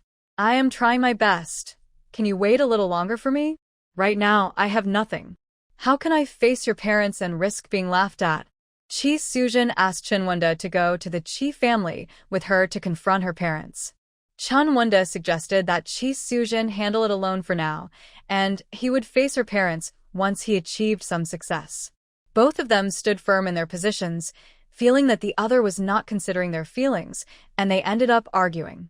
Chi Sujin left with red eyes. After she left, Chen Wenda stood at the door, feeling melancholic. He felt stuck, with high aspirations but no way to achieve them. The pressure from both Che Jinmei and Chi Sujin was overwhelming, and he was truly exhausted. When Chi Sujin rode her bicycle home, it was already dark. Upon entering the house, her sister-in-law, Shering, was serving dumplings and rolled her eyes when she saw her return. You only think to come home when the food is ready, she said. Chi Sujin instinctively wanted to retort, but, remembering her situation, she felt deflated. Chi Bingqing glanced at his wife and daughter's expressions and told his wife, you should say less. He then turned to Chi Sujin, Sujin, go wash your hands. The unit gave out some benefits today, and your sister-in-law made dumplings. Chi Bingqing worked at the post office and had to work during the National Day holiday. As the family sat down, Shering called her son, Xiaobao, come eat. It's not like before. We have more mouths to feed now, and expenses are high. Who knows when we'll have dumplings again? Chi Sujin's face turned pale, but Chi Mu reacted quickly, Shering, how can you speak like that? Are you implying that I and your father are just a burden? Shering was not intimidated by her mother-in-law. She had given birth to a son and had a job at the supply and marketing cooperative. Marrying into the Chi family was considered a step down for her. I didn't name anyone, but everyone knows who I'm talking about. Chi Mu was furious, you. Chi Sujin quickly grabbed her mother's sleeve and shook her head. She knew her sister-in-law disliked her. When she graduated high school, Shering had introduced her to a cousin, but she was unwilling and wanted to go to university. At that time, Shering often said that no matter how successful a daughter became, she would eventually marry and opposed her attending university. What's the point of studying if you're just going to stay home, have children, and serve men? Chi Sujin argued that getting an education could help support her family in the future. Although Shering opposed it, she could not go against Chi Sujin's favored position in the family, so she eventually went to university. Unexpectedly, she was expelled just a year before graduation. Shering felt like she had lost a lot. All her previous efforts seemed wasted, and she was constantly annoyed by her. Meanwhile, Chen Wendy was not helping at all. Seeing her daughter upset, Mother Chi felt angry, while her son just shook his head pleadingly at her. Little Bao seemed unaware of the storm at the table and kept eating happily. Mother Chi noticed he liked the food, so she scooped some dumplings from her bowl, blew on them to cool them down, tested the temperature with her lips, and then served them to the child. Little Bao, don't rush, there's more. Grandma won't eat, so you can be full. For every dumpling Little Bao ate, Mother Chi served him more. He chattered, only Grandma loves you the most. Eat up, eat more, and grow big to be good to Grandma. Shering felt very uncomfortable listening to this and sarcastically said to Mother Chi, "Mom, you just eat your food. I've cooked enough. Little Bao is still small, and this bowl is enough for him. So, only you love him the most? Am I the one mistreating him as his real mom?" Mother Chi replied sarcastically, "I didn't name anyone, but we all know who is clear in their heart." This was her way of standing up for her daughter, using Shi Ying's own words against her. Shering immediately stood up. "All this fuss is just to defend her aunt, right?"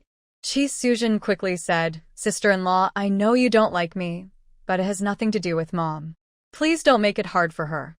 Shering slammed her chopsticks down. "What do you mean I'm making it hard for your mom? What do you mean I don't like you? Should I like you? I told you not to go to school, but you insisted. Now look at the result. You've been expelled. What shameful things did you do at school? Do I even need to ask? Have I said anything about you outside? I've been too nice to you." The more Shering spoke, the angrier she got. "You come back home, and at your age, you still want people to take care of you. You sleep all day while I work and take care of the family. Why should I take care of you? It's been a month. You haven't looked for a job or done any chores at home. Should we support you for life? And you keep being sad about this and that. Do you think you're Lin Dayu?" Chi Sujin was humiliated by her sister-in-law's outburst and lowered her head, tears streaming down her face. Just then, Little Bao pushed Mother Chi's spoon away, saying, "Grandma, don't serve me anymore. I'm full." Mother Chi slammed the spoon into the bowl and said, "You ungrateful child, getting angry at me. I can't even enjoy my food because I give it to you, and I'm the one in the wrong? You're learning all the bad habits instead of good ones." Everyone present understood that she was indirectly criticizing someone. Although Little Bao didn't fully understand, he knew that ungrateful was not a nice word and began to blink his eyes and sniffle. Chi Bingqin said unhappily, "Mom, what are you talking about? Little Bao is only 4 years old. Is this how a grandmother should speak?" Mother Chi became even angrier. "I'd be better off with a stick than having you. Your sister just got insulted, and you didn't say a word. Now you suddenly care about your wife and child? What did I say wrong? A child so young with no manners, just looking down on others. I can't even enjoy my food because I give it to him. He doesn't even say thank you, and look at his attitude towards me. Someone must be teaching him this. What? Am I not allowed to feed my own grandchild? You don't care about him, and now you don't want me to care either?" Mother Chi glared, and when Shering bullied her daughter, she took it out on her son to see who would care. Shering was indeed distracted by the argument and was furious at her mother-in-law's unreasonable behavior. She put her hands on her hips and shouted, "What are you doing here? At your age, you should know better than to give my son food from your bowl. You always watch what he eats, and I've told you many times to let him eat by himself. You act like you're doing something special, but it's just annoying. Let me tell you, no one is impressed. They just find it disgusting. You claim to care about the child, but when he cries at night, where are you? When he needs a new backpack or shoes, why don't you pay for them? You say you care, but when he's sick, you've never stayed up with him. I always make enough food, but you have to act like you're not full, and then I have to cook more for you. I've never seen anyone as good at blaming their daughter-in-law and putting labels on their grandchild as you." Chi Sujin quickly stood up, crying, "Sister-in-law, please stop arguing. It's all my fault." Mother Chi was so angry that her hands were shaking. Chi Bingqin held his wife's waist and said, "Ingzi, stop arguing. Mom is old and hasn't had much education. She doesn't understand a lot, so don't hold it against her." Shering struggled and shouted, "Just because she's old doesn't mean she can act like this. She may not know much, but she sure knows how to scheme. She's not close to us, but pretends to be. I see her as a drama queen." Chi's mother clutched her chest and cried, "Oh, I can't go on living. Suzhen, there's no future for us in this family. At my age, being insulted like this, what's the point of living? Bingqin, if you don't stop your wife today, I'll throw myself at the door and let the neighbors judge." Chi Bingqin tried to pull Shering away, while Chi Suzhen shouted at her, "Enough. What do you want? Do you want to drive my mother to her grave?" Shering glared, If I were to do that, you know what they say about disasters lasting for generations? She won't die no matter what. Chi's mother sobbed. Bingqin, look at her. Are you just going to let her bully us? Shering shook off her husband's hand. You old woman. Still encouraging Chi Bingqin to hit me? Do you think I'm someone who can be bullied without support? If Bingqin dares to touch me, my 3 brothers and 2 younger brothers from my family will come and take care of him. Are you afraid he might live too long? Want to send him off before you go? You said you'd throw yourself at the door, so go ahead, do it. Don't just talk. Just then, the door creaked open, and Chi's father returned from a wedding. What's going on?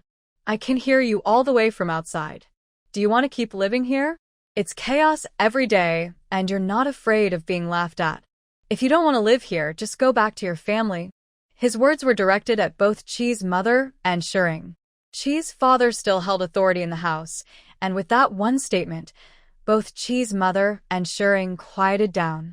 Chi Bingqin followed his wife into the kitchen and softly said, Ingzi, I know you're upset, but it is what it is. Even if you're unhappy, there's nothing we can do now. Dad and Mom are just trying to help her, so why act like this? Shering replied coldly, Do you really not understand why I'm upset? You earn a salary and I do too. I also take care of the kids and have to serve your whole family. Your parents say they are getting old, and it's reasonable for me to take care of you. You are my man, and I take care of myself willingly. At this point, Shering raised her eyebrows. What? Now, even your 20-something sister is under my care? Am I in debt to your family? If she could just pay attention and help a little, would I be so stressed? I stand all day at the supply and marketing cooperative. Don't I get tired? Coming home to a cold kitchen, and the whole family relies on me. Can't she even wash some rice? Yes, she's a college student, so she's precious, but I have a junior high school diploma. Am I worthless? In the kitchen, there was a lot of noise. In the living room, Chi Su-jeon was holding her mother's hand, wiping her tears. Mom and Dad, please agree to my relationship with Wenda. Look at how chaotic the house has become because of me. My sister-in-law can't stand me and wants to kick me out. If I want to stay at home, no one will have a good life. Seeing her mother unresponsive, Chi Su-jeon ran to her father, holding his hand and pleading, Wenda, and I just had bad luck. He is well known at school, a talented student in the literature department, and even the teachers value him. He will definitely succeed in the future. Chi's father, pulled by his daughter, felt soft-hearted after seeing her cry and act cute. He sighed and lifted his eyelids slightly. Let him come to the house to meet me first, and then I will decide. Chi Su-jeon was overjoyed by her father's words. It seemed he was softening. Early the next morning, she hurriedly rode her bike to Gao-shir village. She told Chen Wenda that her parents had relented and wanted him to visit. Her father wanted to meet him. She also gave Chen Wenda an ultimatum. Wenda, I have done my best to fight for this. The rest is up to you. I, Chi Su-jeon, have done all I can. If you are not willing to take this step, then there's no need for us to be together. After Chi Su-jeon left, Chen Wenda began to feel anxious again. He didn't understand why there was such urgency. Why couldn't he have a little more time? But things had come to this point, and he had to show his stance. When Che Jin-mei returned in the evening, Chen Wenda pulled her aside to talk about the Chi family situation. Uncle Chi has finally softened, and I must go visit. Mom, I need your support. I can't go empty-handed on my first visit, right? Che Jin-mei felt dissatisfied, but didn't dare to voice it. She felt that Chi Su-jeon was not as good as Qiao Jiangxin, and even if she went, it was uncertain if it would work out. If it didn't, wouldn't that money be wasted? Even if it did work out, how much would it cost to marry Chi Su-jeon? Qiao Jiangxin was a better deal. After a moment of silence, Che Jin-mei cautiously said, Wendy, you know the situation at home. Although Che Jin-mei tried hard not to hurt her son's pride, Chen Wendy reacted like a startled cat, instantly getting upset. Mom, how many times have you said this? I told you I won't always be like this. Why don't you believe me? Do you really want me to marry a village girl and be stuck in this poor place like you? Working hard all my life. I'm your own son. Can't you hope for something better for me? Che Jinmei's eyes turned red. That's not what I meant. I meant if the other side asks for unreasonable conditions, even if you agree, we can't afford it. Chun Wendy's face turned red. Am I a fool? Che Jinmei didn't dare to say more. After hesitating, she went inside, searched for a while, and finally came out with 10 yuan to give to Chun Wendy. She forced a stiff smile. Even though our family can't compare to the Qi family, we still need to show proper respect. She initially wanted to give him 5 yuan but worried her son would get angry.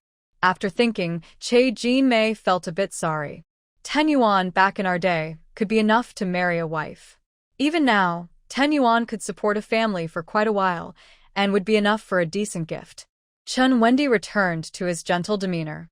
He understood what Che Jinmei meant. Mom, don't worry. I know what I'm doing and won't spend it recklessly. Xiao Jiangxin was too busy to pay attention to the Qin family. Since her rebirth, she had been busy with dividing the family, building a house, taking care of her uncle's medical needs, and finding a wife. Never a moment of rest. Things were improving, but everything depended on financial support. Last life, the heart-wrenching feeling of losing her mother because they couldn't afford medical bills terrified her. Previously, when she took her uncle to the county, Xiao Jiangxin exchanged 50 cents for information on the 7th of every month at Beiqiao Pingchong. The 7th was the day after tomorrow, and Xiao Jiangxin planned to go to the county tomorrow. Since it took 2 transfers to get from Gaoshi village to the county, and she didn't know what the situation would be like there, she was afraid leaving the next morning would be too late. So she preferred to arrive a day early, find a guest house to stay for the night, and head to Beiqiao Pingchong early in the morning. Counting all the money in her hands, she found that she had 1,013 from selling the small fish. Her uncle spent nearly 20 on medicine. They also spent over 50 on shoes for the family, fabric for clothes, food, and other household items. Qin Shui spent 200 on the wedding gifts and nearly 20 more on various items like bed sheets, a thermos, and wedding candies. She also set aside 50 for her uncle and mother as private money, in case they needed it while she was away. Now, with the additional 50 from Peng Zhihua, Xiao Jiangxin had just over 670 in total. She sighed and said to herself, money really doesn't last long. I just got it, and from over 1,000, I'm down to just over 600. She realized she needed to find a way to make money quickly, or she would soon run out. Her mother was due to give birth after the new year, and her uncle wanted to have children too, which would require more expenses. In her past life, Jiangmu was weak and sickly, and although she had been providing her mother with nutrition, Xiao Jiangxin still worried. She decided to take all the money with her. Poor people lack both money and resources. Rich people can afford to make mistakes, but poor people might not get a second chance. If a poor person makes a mistake, they could become someone who is untrustworthy in society, seen as a burden by others, and viewed as a failure by family. Everyone knows not to put all their eggs in one basket, but what if you only have one egg? In her past life, Xiao Jiangxin wouldn't have dared to take all the money with her. But now, having been reborn, she knew how things would develop in the coming decades. At this time, anyone bold enough could make money. In her previous life, she was just a village girl who could carry vegetables to sell in town, work in the city carrying bricks, and sell meals on construction sites to support her entire family. This time, she would do even better. Xiao Jiangxin initially wanted to take an adult with her, but since no one in the city knew what was happening, she thought it would be easier to go alone as a young girl. So, she planned to go by herself to explore. During dinner, she mentioned her plan, but Luo Fong and the others were worried. You're going alone and staying out overnight? That's not safe. Xiao Yukai suggested, how about Dad goes with you? Xiao Youfu added, I can go with you for a day. I know the city better than Dad. Jiao Jiangxin twitched her lips. Last time you were just staring at the ground and didn't even look up. How could you be familiar with it? Don't worry, I'll go to Beiqiao Pingchong the day after tomorrow to see if those vendors got their goods from there. Plus, it's easier for me to move around alone. The security is so good now, you can leave your door unlocked at night. What could happen to me staying at a guest house? No way, I disagree. Luo Fong still wouldn't agree. Although her daughter would turn 17 after the new year, she had never been away from her since birth, let alone spent the night outside. Jiao Zhengxin frowned. Mom, back in your day, people got married at 16. I'm not a child anymore. I can't always be with my parents. Look at those who spend their lives revolving around their parents. How many of them are successful? I want to make a lot of money to give you a good life.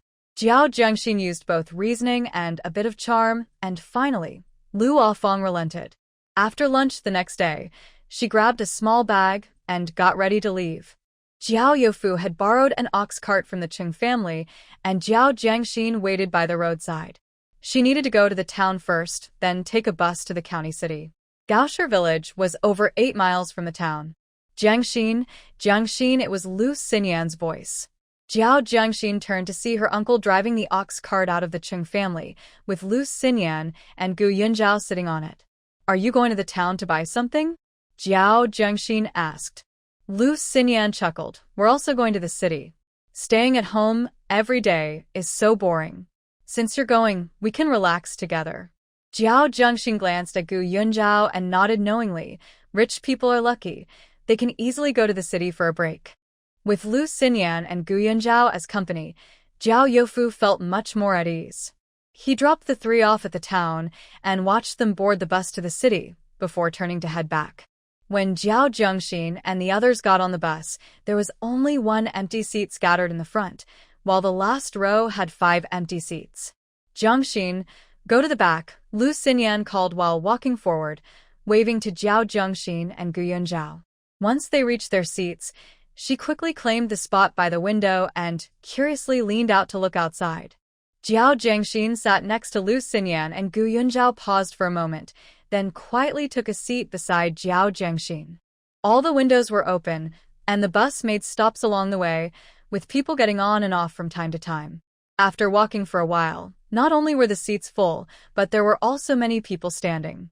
Everyone was chatting loudly about this year's harvest, the rain, and new additions to their families.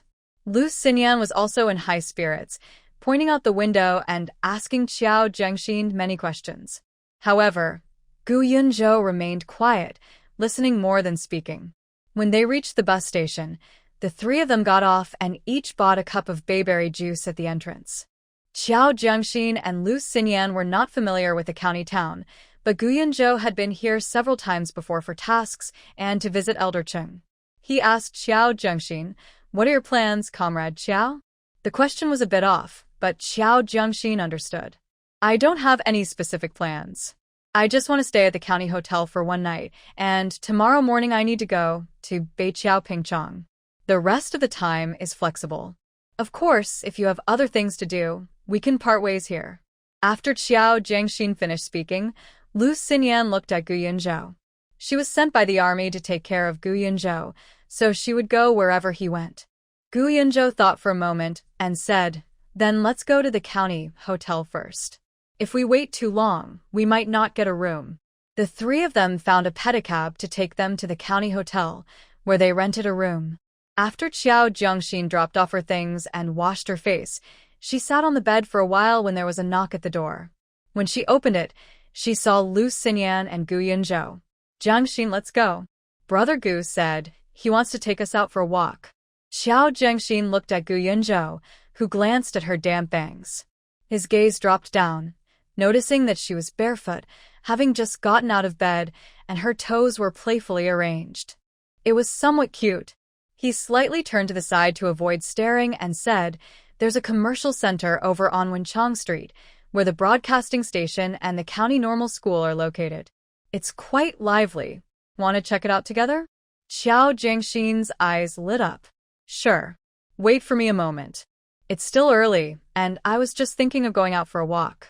At that time, the riverside was lined with willow trees, and people were washing clothes on the steps by the river. Everyone had thick hair, and the water was clean and clear. Unlike the hustle and bustle of later times, the streets were quiet but simple and natural. People in the city were wealthier than those in the countryside, and bicycles, which were rare in the countryside, occasionally passed by. Jiao Zhengxin really enjoyed this slow-paced feeling. The 3 of them walked and stopped, experiencing the local life, and slowly made their way to the old street, where it became lively. At the entrance of the department store, there is a lottery event with a huge crowd gathered around. Next to the street, a bowl of cold noodles looks appetizing with chili and vinegar added. There are also people selling their own fruits and vegetables, and someone sitting on the ground holding a chicken, waiting for customers. The pork stall has attracted quite a few people, but most are just looking and not many are buying. As they passed by the post office, Lu Xinyan suddenly said, "Gu de gu, Zhang Xian, wait for me a moment, I need to make a call home." Without waiting for a response, she hurried inside. Xiao Zhengxin curiously peeked into the post office and muttered, "Isn't Xinyan's family not around?" Gu Yunzhou glanced at Xiao Zhengxin. She's probably calling Dr. Ouyang. Xiao Zhengxin understood. "I see, Ouyang Ruofei, right? I've heard Xinyan mention him. How is he? Is he really handsome and outstanding?" Xiao Zhengxin asked with curiosity. Gu Yunzhou paused. "He is indeed quite impressive, but he's not suitable for Xinyan. He is cold and focused only on his work, and his family situation is complicated. If Xinyan marries him, she would likely spend her life just following him, and that would be exhausting." Xiao Zhengxin's smile faded. She understood that feeling all too well. In her past life, she had always been following Chen Wendy. Always just a shadow, whether it was at night when he turned away, or when he hurried off, or when he sat in his study writing. She was always behind him, trying to keep up. Even when she could no longer carry what she held and fell to the ground, he would just stand there impatiently and say, "Can you hurry up? You're an adult. Be more careful." Xiao Zhengxin snapped back to reality. That really isn't suitable. Living life shouldn't be about fleeting feelings. It's better to find someone with similar goals. Otherwise, one is always chasing while the other won't stop, and that's too tiring. Gu Yunzhou looked at her thoughtfully. "You seem to understand a lot, Comrade Xiao." Lu Xinyan came out of the post office, looking a bit down. "Xinyan, that was quick. Why didn't you talk a little longer?" Xiao Zhengxin teased. Gu Yunzhou also asked, "What happened? Did Dr. Ouyang not answer?" Lu Xinyan shook her head. "No, they said he was seeing a leader, and it was Yu Honghong who answered the call." Yu Honghong? Xiao Zhengxin remembered Lu Xinyan mentioning that Yu Honghong was her rival. "Let's not talk about it anymore. Let's go." Lu Xinyan sighed and perked up. The three of them visited the department store, the sports center, and the library. Finally, Gu Yunzhou led the way to the cafeteria at the teacher training school for a meal. Feeling tired from the outings, they returned to the county hotel and fell asleep immediately. The next morning, while it was still dim outside, Xiao Zhengxin got up early. At the same time, Chen Wendy from Gaoshi village took the 10 yuan that Qian Mei had given him and prepared to visit the Qi family. Chen Wendy wore a white short-sleeve shirt and blue pants that looked brand new. He stood in front of the mirror, wet Qian Mei's comb, styled his hair, and tidied himself up before pushing the borrowed bicycle from the village secretary towards the village entrance. First, he went to the supply and marketing cooperative and spent a good amount on a bag of candy and 2 boxes of peach blossom pastries, which cost him 4 yuan. After thinking for a moment, he took out another 4 yuan to buy a bottle of liquor. This gift was impressive, not just for a visit in the countryside, but also suitable for a formal proposal in the city. After securing the items on his bike, he took a deep breath and headed to the Qi family. Qi Suzhen was already waiting on the small path at the entrance. When she saw Chen Wendy arrive as promised, a bright smile appeared on her face. "Wendy, you're here." Chen Wendy knew that Qi Suzhen's family was well off, with her brother and sister-in-law both having stable jobs, and even an uncle who had been a Red Guard in town. Although he held himself with dignity, he felt somewhat inferior compared to her family. "Did I ever say I wouldn't come? I said I would. And here I am," Chen Wendy replied softly. Qi Suzhen walked beside him and whispered, "Wendy, my uncle and aunt know you're coming today and are at my house. If they say anything unpleasant, please bear with it. My dad cares a lot about his reputation, so don't put him in a tough spot. We can talk privately after the guests leave, okay?" Hearing this, Chen Wendy felt a bit heavy-hearted. "Weren't you just saying it was just your family? Why are your uncle and aunt here too?" Chi Sujin sighed. It's my mom's fault for accidentally letting it slip. Everyone is curious about you, so they made it a big deal. All right, let's not dwell on this. Let's go inside. Everyone is waiting for you. They had already arrived at the door, and Chun Wendy had no other choice but to follow Chi Sujin into the house. A woman nearby came out with a basket and looked Chun Wendy up and down, then said to Chi Sujin, "Oh, Sujin, is this your boyfriend?" Chun Wendy disliked this feeling, as if they were judging his worth. Chi Sujin seemed happy. Yes, and Dong, are you going out? Yes, I'm going to buy groceries, the woman replied, then turned to Chun Wendy and added, "The young man looks quite neat." Chun Wendy held back his discomfort and forced a smile, nodding to greet her. Once inside the Chi family home, it was noisy. "Dad, Mom, Wendy is here," Chi Sujin called out when she noticed no one was paying attention to them. Chi's father turned to look. "Oh, you're here."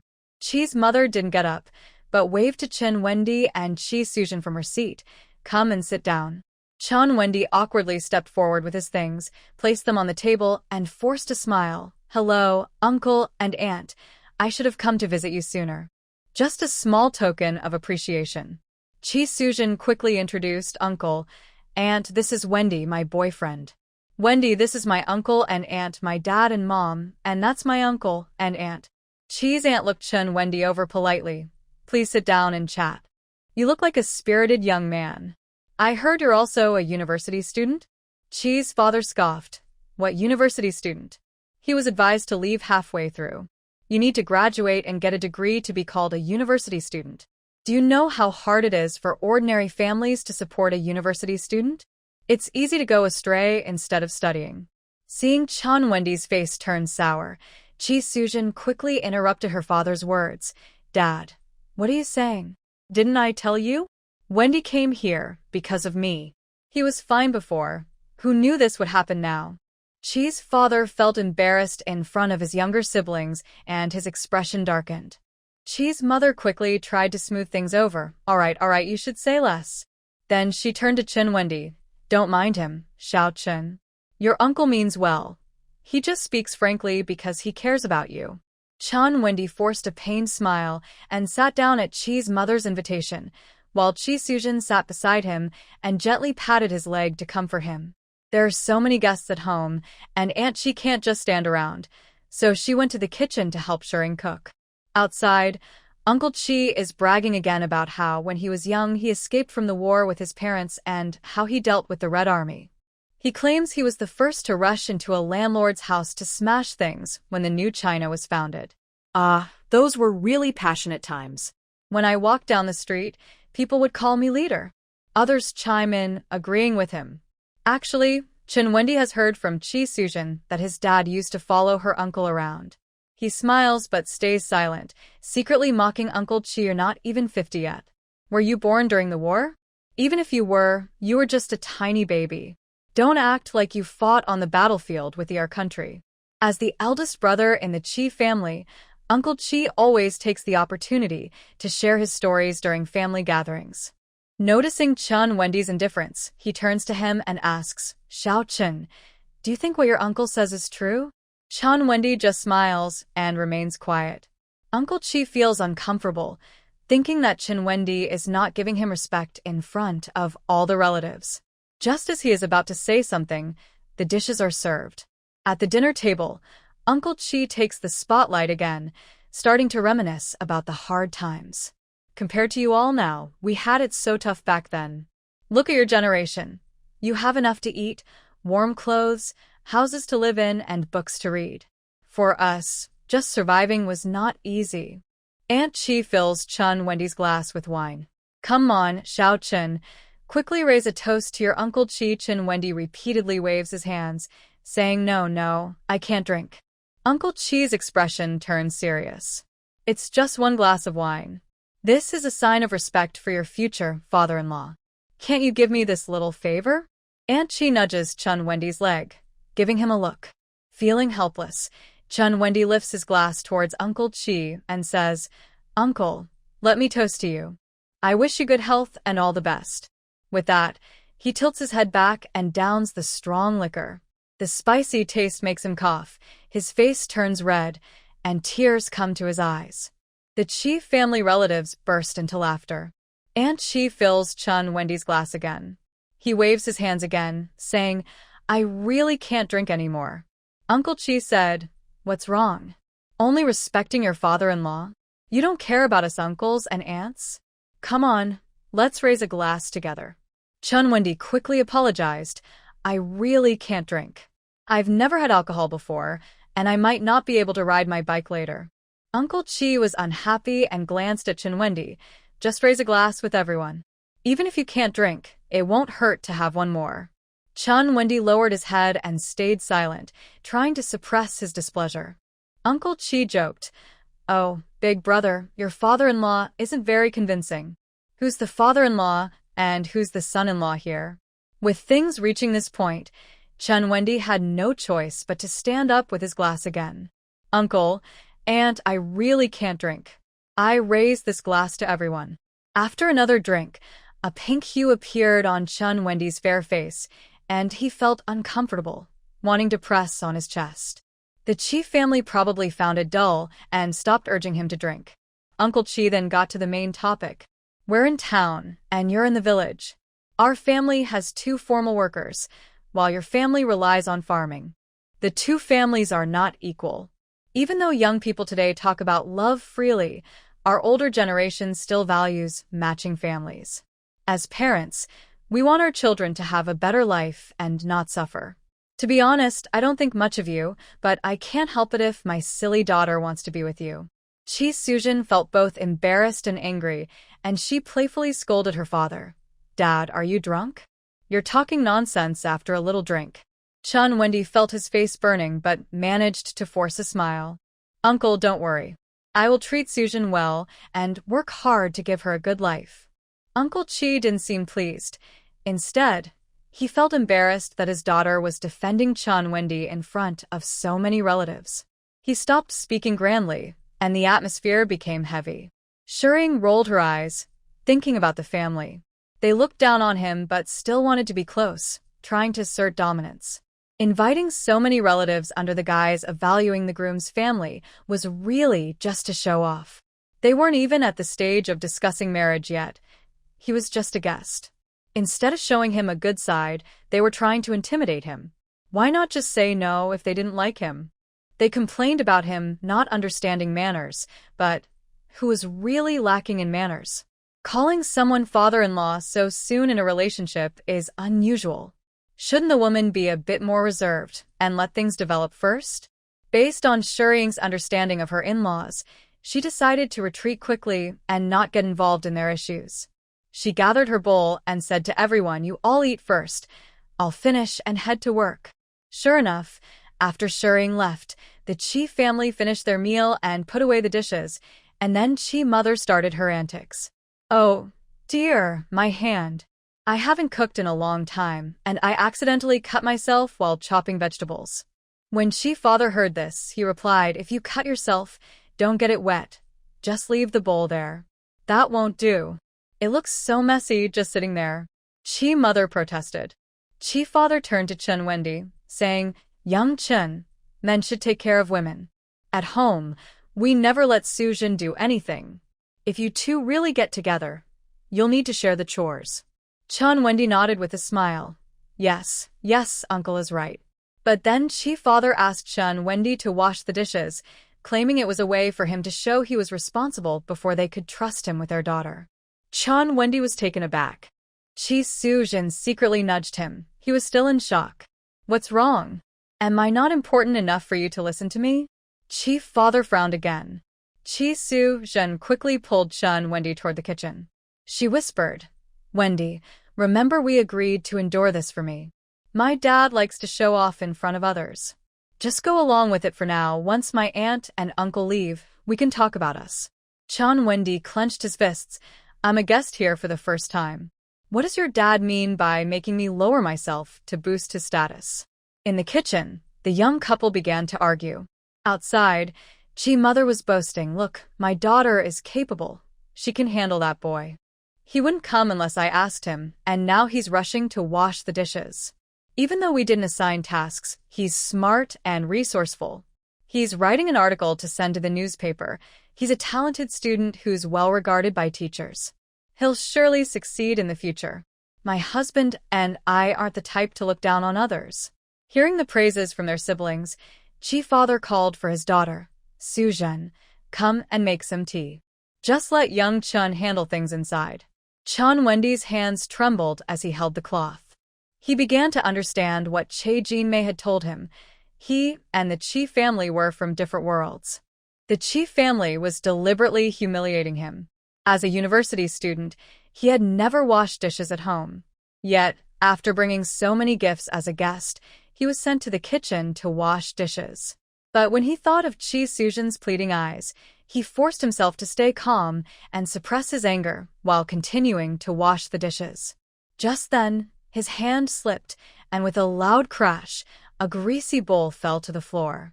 The laughter outside suddenly stopped, and Chun Wendy looked helplessly at the broken bowl on the ground.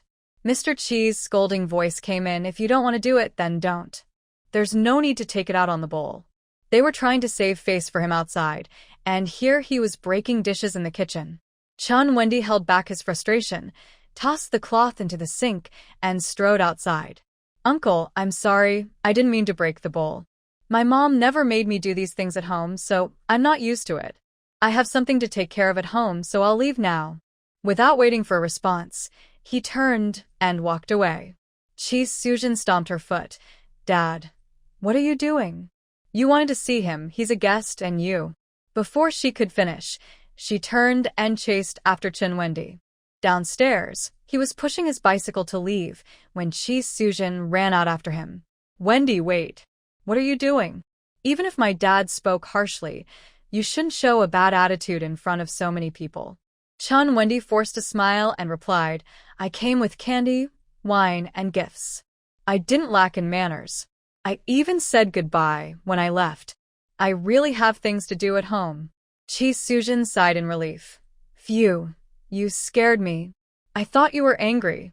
Chun Wendy's fingers on the handlebars turned white. In his gentle voice, he said, It seems your parents are not very happy with me. Do we still need to talk? Chi Sujin tugged at his shirt playfully. Then you should convince them with your actions and behavior. Chun Wendy wanted to shout in frustration, but his principles wouldn't allow it. Sujin, it's about family background, not material conditions. With that, he left Chi Sujin, who was left confused, and rode away on his bicycle. Perhaps his mother was right. Someone like Qiao Jiangxin was more suited for him. In the city, Qiao Jiangxin was munching on a bun while heading to the North Bridge Fairground. The North Bridge Fairground is located north of the county town. It is said that many bodies were buried there during the previous conflicts, so people tend to avoid it and not many visit regularly. She set out around 6 o'clock, and by the time Qiao Jiangxin arrived near the North Bridge Fairground, it was already 7:30. On the vast grassy field, there were large tents set up, resembling temporary stalls for selling clothes and goods at sports venues during the year-end. This supply exchange fair attracts many pickpockets from various places, and since the current policies are unclear, it hasn't been heavily promoted. Most attendees are either aware of it or brought by acquaintances. Qiao Jiangxin arrived early and noticed that there were only a few vendors inside the tent from the outside. She circled around the tent and found a discreet spot to crouch down. As the sun rose higher, more people began to arrive. Some came with carts, others carried baskets, and there were also bicycles and tricycles bringing goods, even small trucks. From her spot, she could see the stalls being set up inside, and staff members with armbands started to walk around. Gradually, a few scattered customers arrived, mostly empty-handed, unlike the earlier group carrying goods, making them easy to identify. Qiao Jiangxin watched for a while, unsure if she needed a ticket to enter, and hesitated to approach alone. After patiently waiting, she spotted a group of 6 or 7 people and decided to follow closely behind them with her head down. Good morning, Brother He, the leader greeted someone who looked like an organizer. The others in the group followed suit with their greetings. Brother He, Brother He. Qiao Jiangxin, unsure of what to do, pretended to be shy and quietly called out as well. She didn't ask for the ticket mentioned by the child and successfully blended in. Inside the canvas tent, there were many small stalls. The goods were displayed on tables hung on racks or simply placed in sacks on the ground. Some items were laid out on cloths or mats. The variety of products was impressive, including daily necessities, clothing, food, children's items, and even the latest trendy gadgets. Xiao Jiangxin realized this was similar to a national light industry product exhibition. In a few years, various trade fairs will spring up like mushrooms after rain. Different sports and cultural centers will hold all kinds of fairs, such as candy and liquor fairs, clothing exhibitions, furniture sales, and more. After 1985, the market became clearer and people no longer needed to hide. More workers will head south for jobs, earning money and sending it back home to spend, which will get the entire market flowing with cash and the economy thriving. Xiao Jiangxin clearly remembers that next year, a sister from the village will go south with her classmates. When she returns at the end of the year, she will be dressed neatly and beautifully, having earned a lot of money, making headlines in the village gossip. After the new year, she will take a few friends from the village with her. They will work in factories or as waitresses, all just teenagers, seeing the dazzling outside world for the first time. No one at home taught them about relationships, nor did they receive much love. The kindness from strangers will make them lose themselves, and driven by their impulses, they will start exploring romantic relationships, quickly finding themselves in difficult situations. Some will never return, leaving with outsiders. Others will come back with men, pregnant and hastily marrying, having children before they are even of legal age. These occurrences became common in rural areas from 1985 to 2000. In her past life, if she hadn't had to take care of the entire Chen family, she might have gone out with those friends too. Xiao Jiangxin snapped back to reality and began to browse the stalls, stopping to listen when she heard someone negotiating prices. She smiled and sweetly asked the stall owners about the prices of interesting items. There were radios, tape recorders, watches, and wool coats, but the prices were beyond what she could afford. Ready-made clothes were ridiculously expensive. With the little money she had, she couldn't buy big items, especially in a rural area where spending was limited. Everyone was just getting by, often going days without eating meat. After browsing, she decided to look for some small, affordable items to try out. Xiao Jiangxin stopped at a rather mixed stall. The stall owner was still pulling out items without looking up, saying, "Feel free to look around." The table was filled with a variety of small goods. The beautiful rubber shoes, various socks, gloves that show fingers, a complete set of needles and threads, colorful candies packed like bullets, marbles, buttons, and all sorts of items looked like a small shop at the school gate. Xiao Jiangxin picked up a sewing box that had 5 colors of thread and a box of needles in different sizes. "Auntie, how much is this?" The plump aunt with short curly hair had a bag hanging from her belly. She glanced back and said, "There are 10 needles and 5 spools of thread in there. It's 20 cents for one, and if you buy 10 or more, it's 19 cents each." Xiao Jiangxin's eyes lit up, but she instinctively tried to bargain. A pound of grain sells for only 18 cents at the grain station. This little bit is lighter and costs more than a pound of food. The woman wasn't angry. Every household needs these things. If you ask around, a single needle costs 2 cents. "Look, this thread and needle set is ready for you. You could sell it for 50 cents easily." Xiao Jiangxin put down the sewing box and picked up a large bundle of elastic bands, which are used for pants. Most people in the countryside buy fabric to make their own clothes and use ropes for belts, so this would sell well.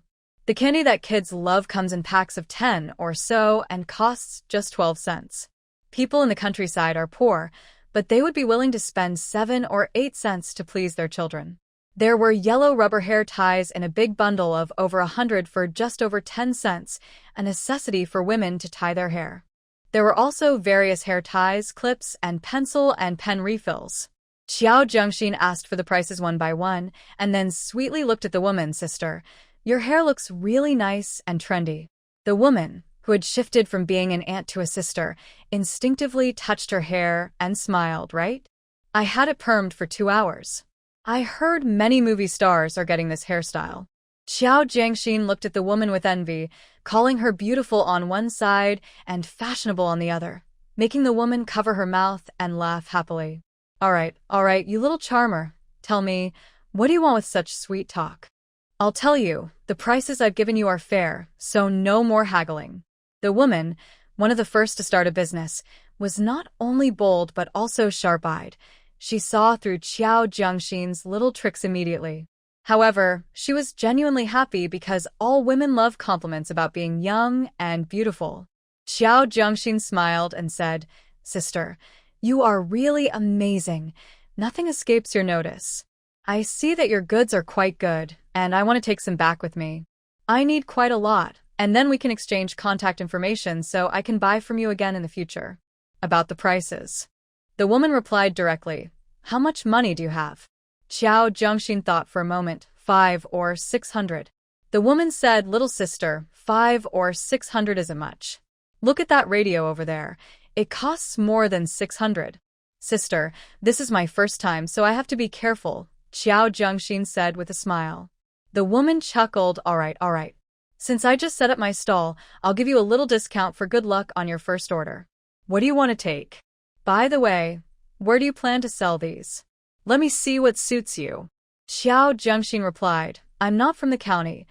I'm planning to take them back to the countryside." The woman thought for a moment and began to recommend items: scissors, combs, keychains, various pens, small sharpeners, buttons, safety pins, and inexpensive toys. Most items were priced low, with the expensive ones costing just over $1 and the cheaper ones only a few cents. The woman found 2 burlap sacks for Xiao Jiangxin to pack her goods and occasionally paused to note down the prices and quantities in a notebook. Xiao Jiangxin had over 660 yuan with her, but ended up spending more than 550. After packing everything, she noted the woman's address and walked away from the fair with the 2 burlap sacks balanced on a stick.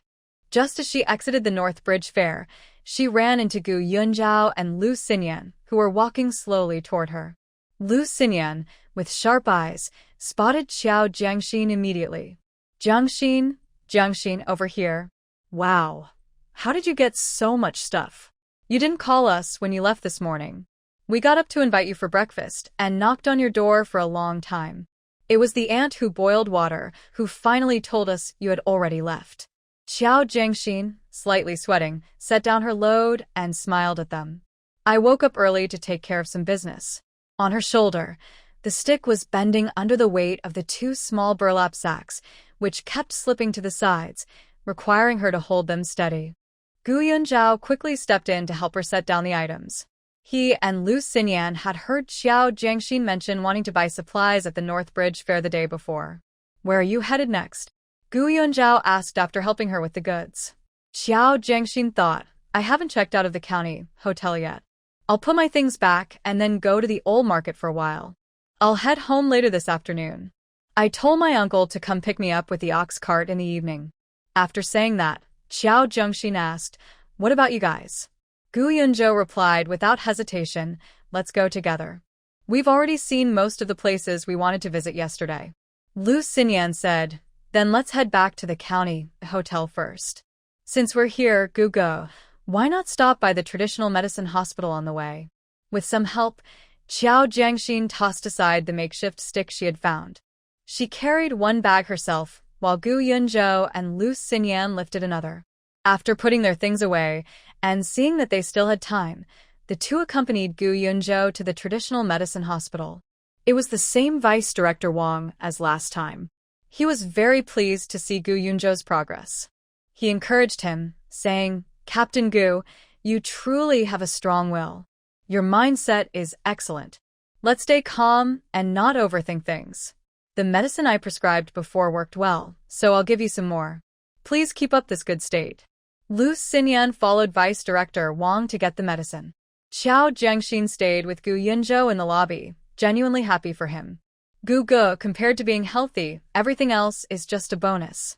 No matter the reason, hurting yourself is always the most foolish thing.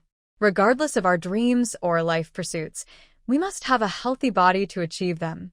Without health, wealth means nothing. With health, even simple meals are enjoyable.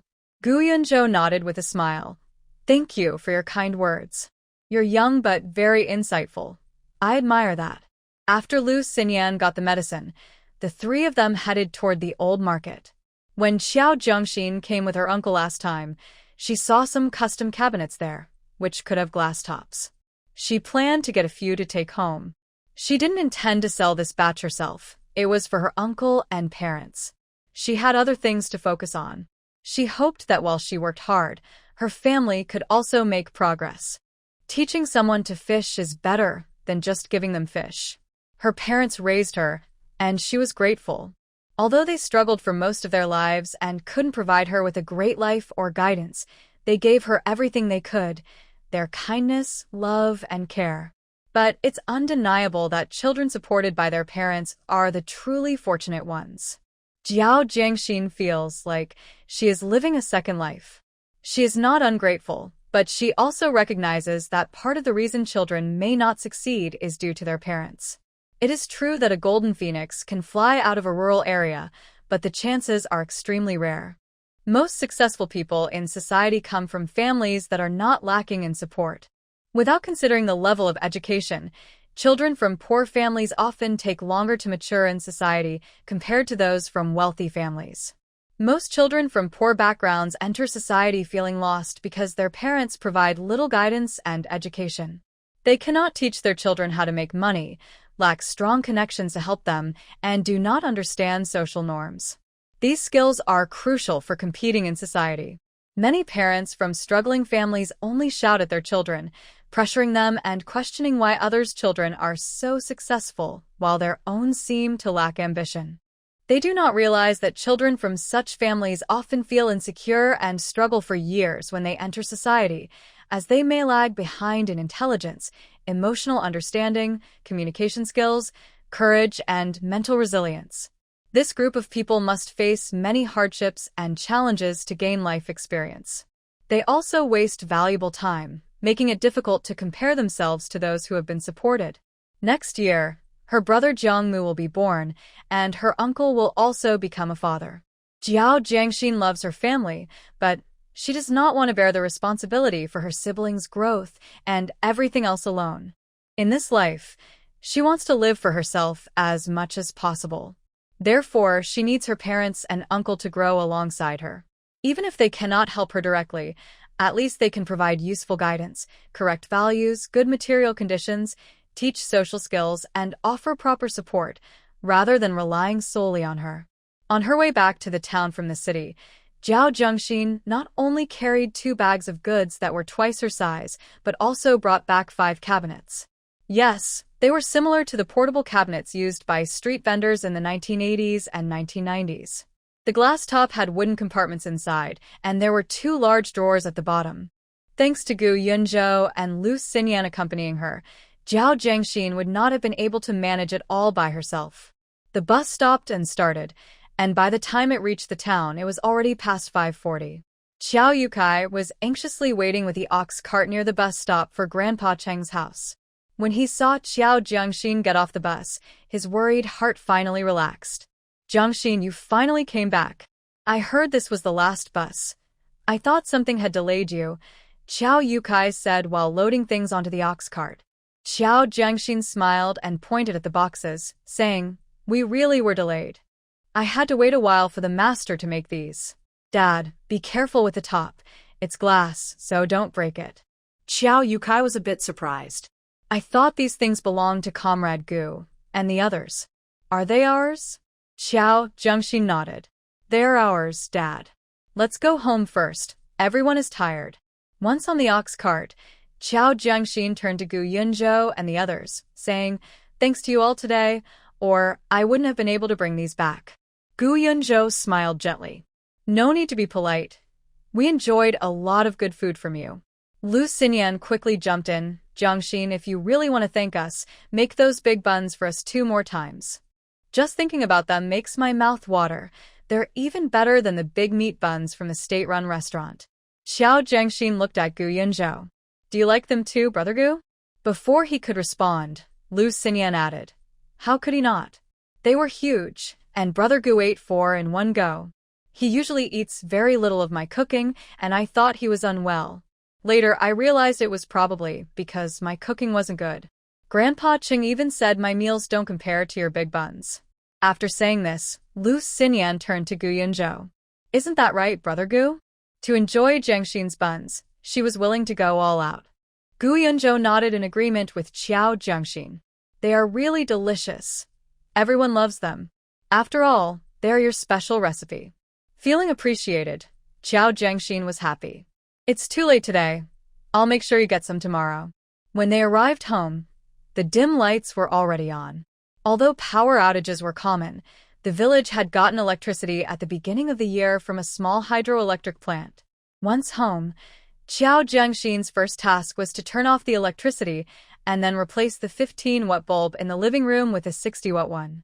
The moment the light bulb lit up, Zhuzi exclaimed, "Sister, it's so bright. Much brighter than the last one." Lu Afong looked a bit worried and said, "Jiangxin, this light bulb is so bright. It won't use a lot of electricity, will it?" The last one was still visible, and electricity isn't cheap.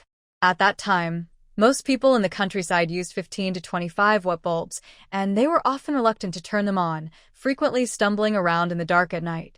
Xiao Jiangxin smiled and replied, "It won't cost much. Grandpa Cheng's house uses 100 watts.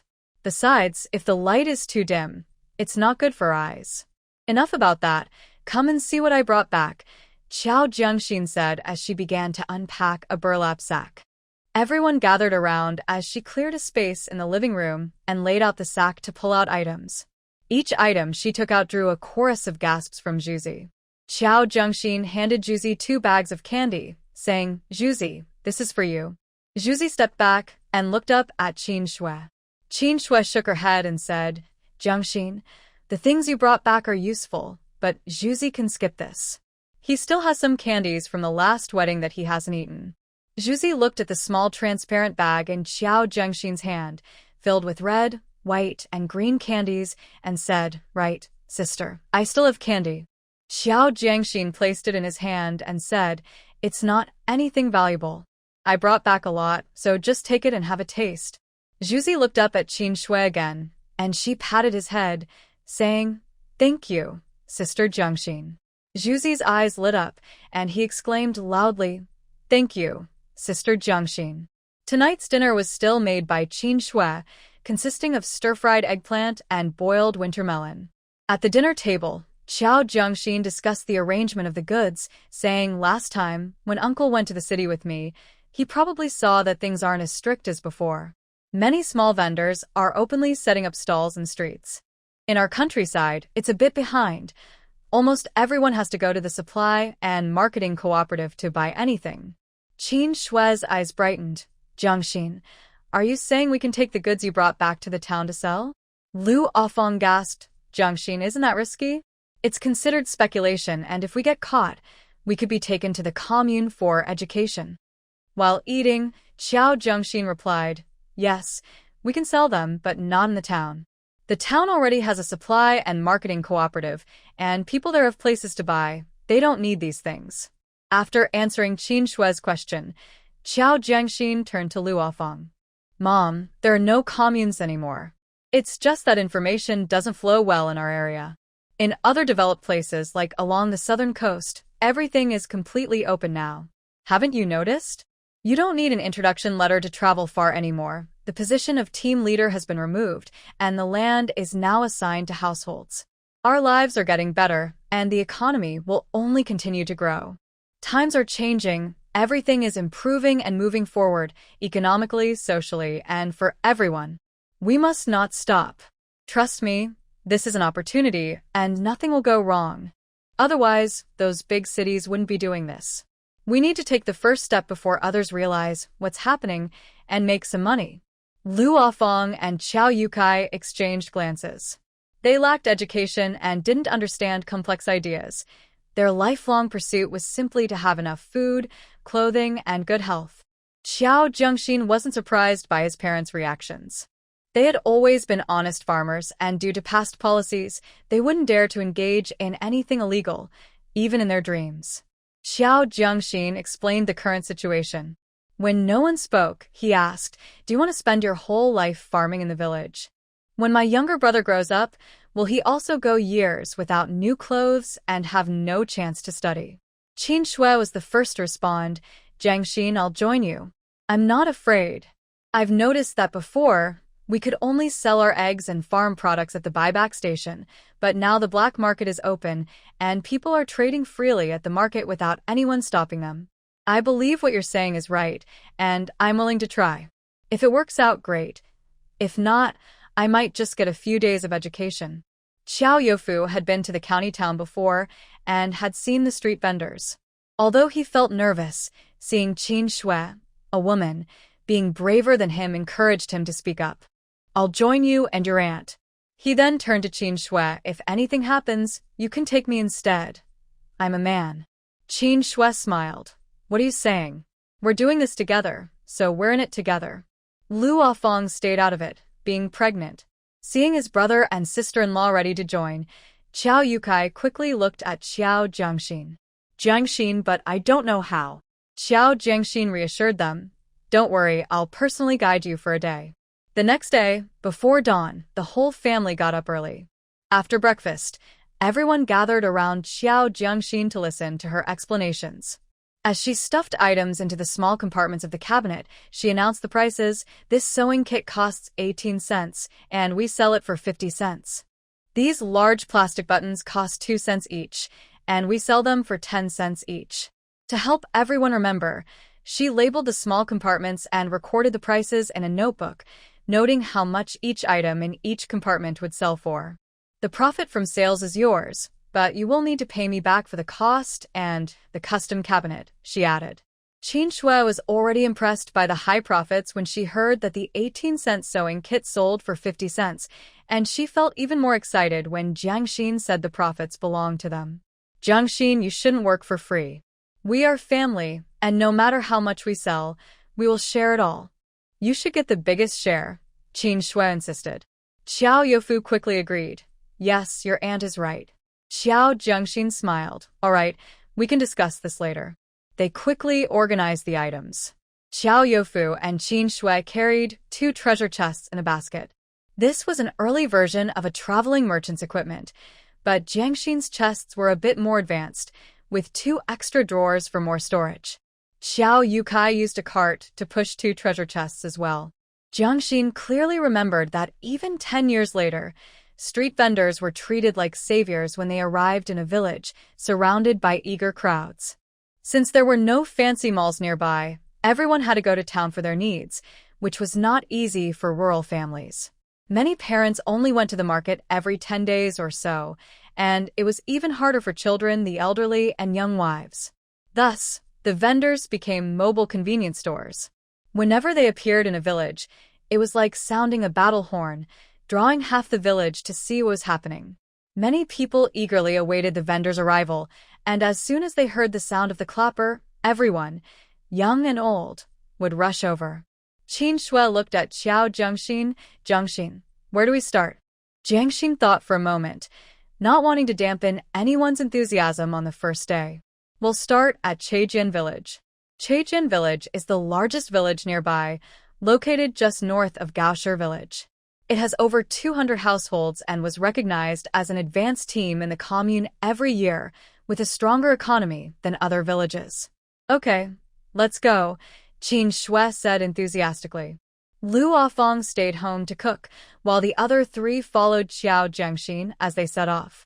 When they reached the entrance of Cheijian Village, the 3 of them, who should have been confident, suddenly felt nervous and instinctively looked at Xiao Jiangxin. Xiao Jiangxin took out 2 already prepared rattles from the cart, handing one to Qin Shui and keeping one for herself. "Let's go. Cheijian Village is a big place and we don't go out much, so no one knows us. There's no shame in trying to make money," she said. With that, she raised the rattle and led everyone into the village. The sound of the rattle was clear and melodious, echoing far in the morning air. It was around 8:30 a.m., and those who had gone out to work or tend to cattle were returning for breakfast. Since it was this time of year, the farm work wasn't too busy, and many villagers were gathered at the entrance chatting. As Qiao Jiangxin shook the rattle and entered the village, she felt a sense of being the center of attention. Qin Shui gritted her teeth and nudged Xiao Yufu, who was carrying a load. Come on, keep up with Jiangxin. With that, she took a couple of big steps forward, shaking her rattle and standing tightly beside Qiao Jiangxin. Jiangxin, what do we do now? Qin Shui asked nervously, her voice trembling as she felt her cheeks flush. Xiao Jiangxin didn't respond but greeted the crowd at the village entrance with a big smile. Hello, everyone. One curious auntie squatting with a bowl stood up. Girl, what are you all doing? Xiao Jiangxin raised her voice. Annie, we're selling goods. With that, she began to shake the rattle and chanted in rhythm. Hey everyone, don't be fooled by our small cart. We have lots of treasures inside. Sewing kits, candy, come on, it won't cost you anything to take a look. We have snowflake cream. It smells great. Big brother, buy some for your sister-in-law, and she'll treat you well every day. Xiao Jiangxin mixed and matched catchy phrases she had heard, shaking the rattle and calling out. In no time, everyone was curiously gathering around. Though Qin Shui was nervous, she didn't forget the task at hand and quickly pulled Xiao Yufu. Hurry, put it down. Zhou quickly set down the basket and cheerfully called out to everyone. Well, take a look. We have great stuff here. Qin Shui chimed in. Yes. These are things you all need regularly. It's far to go to town, and we're bringing them right to your door, cheaper than the supply store. A crowd gathered around the table, chattering excitedly. What's this? Buttons? They look nice. How much are they? I lost a button on my shirt, and this round white one is just what I need. How much for the sewing kit? Does it have a lot of thread? My dog needs a patch on his knee, and I need to buy some. Oh, scissors. Is that a comb? My daughter has lice and broke all the teeth on her comb. I need to buy a new one. How much for a pencil? Let me see. My grandson's pencil is just a stub now. The crowd around Zhou was buzzing with questions, and those who couldn't get in were pushing from the outside. Let me see. I want to see too. Zhou Jiangxin waved to Zhou Yukai, who hadn't come in yet. Dad, what are you doing? Come over here. Zhou Yukai hesitantly pulled the cart inside. Zhou Jiangxin encouraged everyone. Don't push. There's more over here. If you can't see over there, come this way. Same goods, same prices. Sister-in-law, come here. You want buttons, right? Is this the round white one? Just 5 cents each. You can fix your shirt for just 5 cents. On the other side, Qin Shui added, Annie, you want to buy pencils for your grandson? They're 10 cents each, and pencil cases are 80 cents. These write well. Your grandson will surely get first place. At this time, resources were scarce and transportation was inconvenient. Even if you walked a long way to the supply store, the items you needed were often out of stock. It was tiring and time-consuming, and even then, you might not find what you wanted. So, Zhou Jiangxin's first sale went very smoothly. The aunt buying the sewing kit and the sister-in-law looking for buttons quickly turned back home to get money. Some people gathered to watch, while others excitedly ran back to the village to tell their friends. Before long, the aunt returned with money, and more curious onlookers came out. Since the liberation until a few years ago, it had mostly been a collective era where everything had to follow the organization's arrangements and the country's planning to ensure resources were distributed fairly. Besides going to the official supply stores, even buying a little food privately is considered illegal. Not to mention, no one would dare to openly sell things at their door. Many people have never left their village and have never seen such rare items, so everyone gathered around, chattering excitedly. Xiao Jiangxin noticed many children at the scene and opened a bag of candy, giving each of them a small piece the size of a green bean, claiming it would sweeten their mouths. This distribution was quite a hit. Several kids ran home to find their elders, while others, after finishing their candy, stared longingly at the remaining pieces. When parents asked, they learned that for just 10 cents, they could buy 3 bags. Although each piece was small, 3 bags added up to about 30 pieces, which seemed acceptable to their families. 2 children who brought their parents not only bought candy but also marbles, becoming the center of attention among their friends, feeling quite proud. Listening to an aunt selling buttons for clothes, Qiao Jiangxin quickly promoted elastic bands, saying, "Aunt, since you're making new clothes and using such beautiful buttons, you definitely need this elastic band for pants. It's much easier than tying a string. You know everyone has urgent needs, and sometimes when you're in a hurry, a string just gets more tangled. This elastic band is great. You can put it inside the waistband, making it easy to put on and take off." Qin Shui followed suit, sweetly calling everyone big sister and sister-in-law. When someone bought pencils, she promoted erasers. When someone bought rubber bands, she suggested hair clips. After selling a bunch, the Qiao family continued walking deeper into the village, but none of the onlookers, women and children, were willing to leave. They all followed behind the cart. They didn't even need Qiao Jiangxin and Qin Shui to call out. The crowd was shouting even louder. "Come on, we have everything for sale." "Hey, Gizi, did your mom buy you candy?" "Mine did." "Hey, Huahua, didn't your grandma say she wanted to buy matches?" "We have them here, go call her." The group moved slowly from the entrance of the village to the end, occasionally stopping to serve customers. By the time they finished a round, the whole morning had passed. Many adults who had been watching also needed to go home to cook, and some reluctantly asked, "Will you come again? Next time, bring more sewing kits. My little sister needs some, and we didn't get any today." Qiao Jiangxin smiled, her eyes bright. "We will come back, maybe in a few days. Next time, I will definitely bring more." After leaving Cheijian village, Qiao Yukai and Qiao Youfu couldn't hide their smiles. Even though it was only half a day, they sold a lot of items. With about 200 families in Cheijian village, the most popular item was the sewing kits, which every household needed. They brought 35 kits and sold them all. They also sold many other small items, and their box, which was full when they left, was now noticeably lighter. Qin Shui was excitedly counting. "Jiangxin, we bought the sewing kits for 0.18 each and sold them for 0.50, making a profit of 0.32 each. We sold about 35 or 36 this morning." She counted on her fingers. 10 kits make 3.20, and 30 kits make 9.60. That must be over 10. When she reached that number, Qin Shui turned around, holding up her hands in shock, her eyes wide. Qiao Youfu and Qiao Yukai were also amazed, looking at Qiao Jiangxin in disbelief. "Jiangxin, really, is there that much? This money was too easy to earn." Previously, when they did short-term work, they only made 0.80 for a whole day's hard labor. Qiao Jiangxin smiled and said, "This is just from the sewing kits. We sold quite a bit of other stuff too. We sold 4 pairs of scissors and made 3.00 from those. We also sold a lot of rubber bands and buttons. The small bags of candy, which we bought for 0.02 each, we sold for 0.13 a bag, making a profit of 0.06 each. We have only a few bags left, and we sold almost everything we brought." Qin Shui was thrilled. "That's great. And this is just one village. If we keep going to other places, we could really make a lot." Seeing everyone so happy, Qiao Jiangxin quickly added, "Today's sales are good because it's our first time in the village. No one has come to sell here in decades.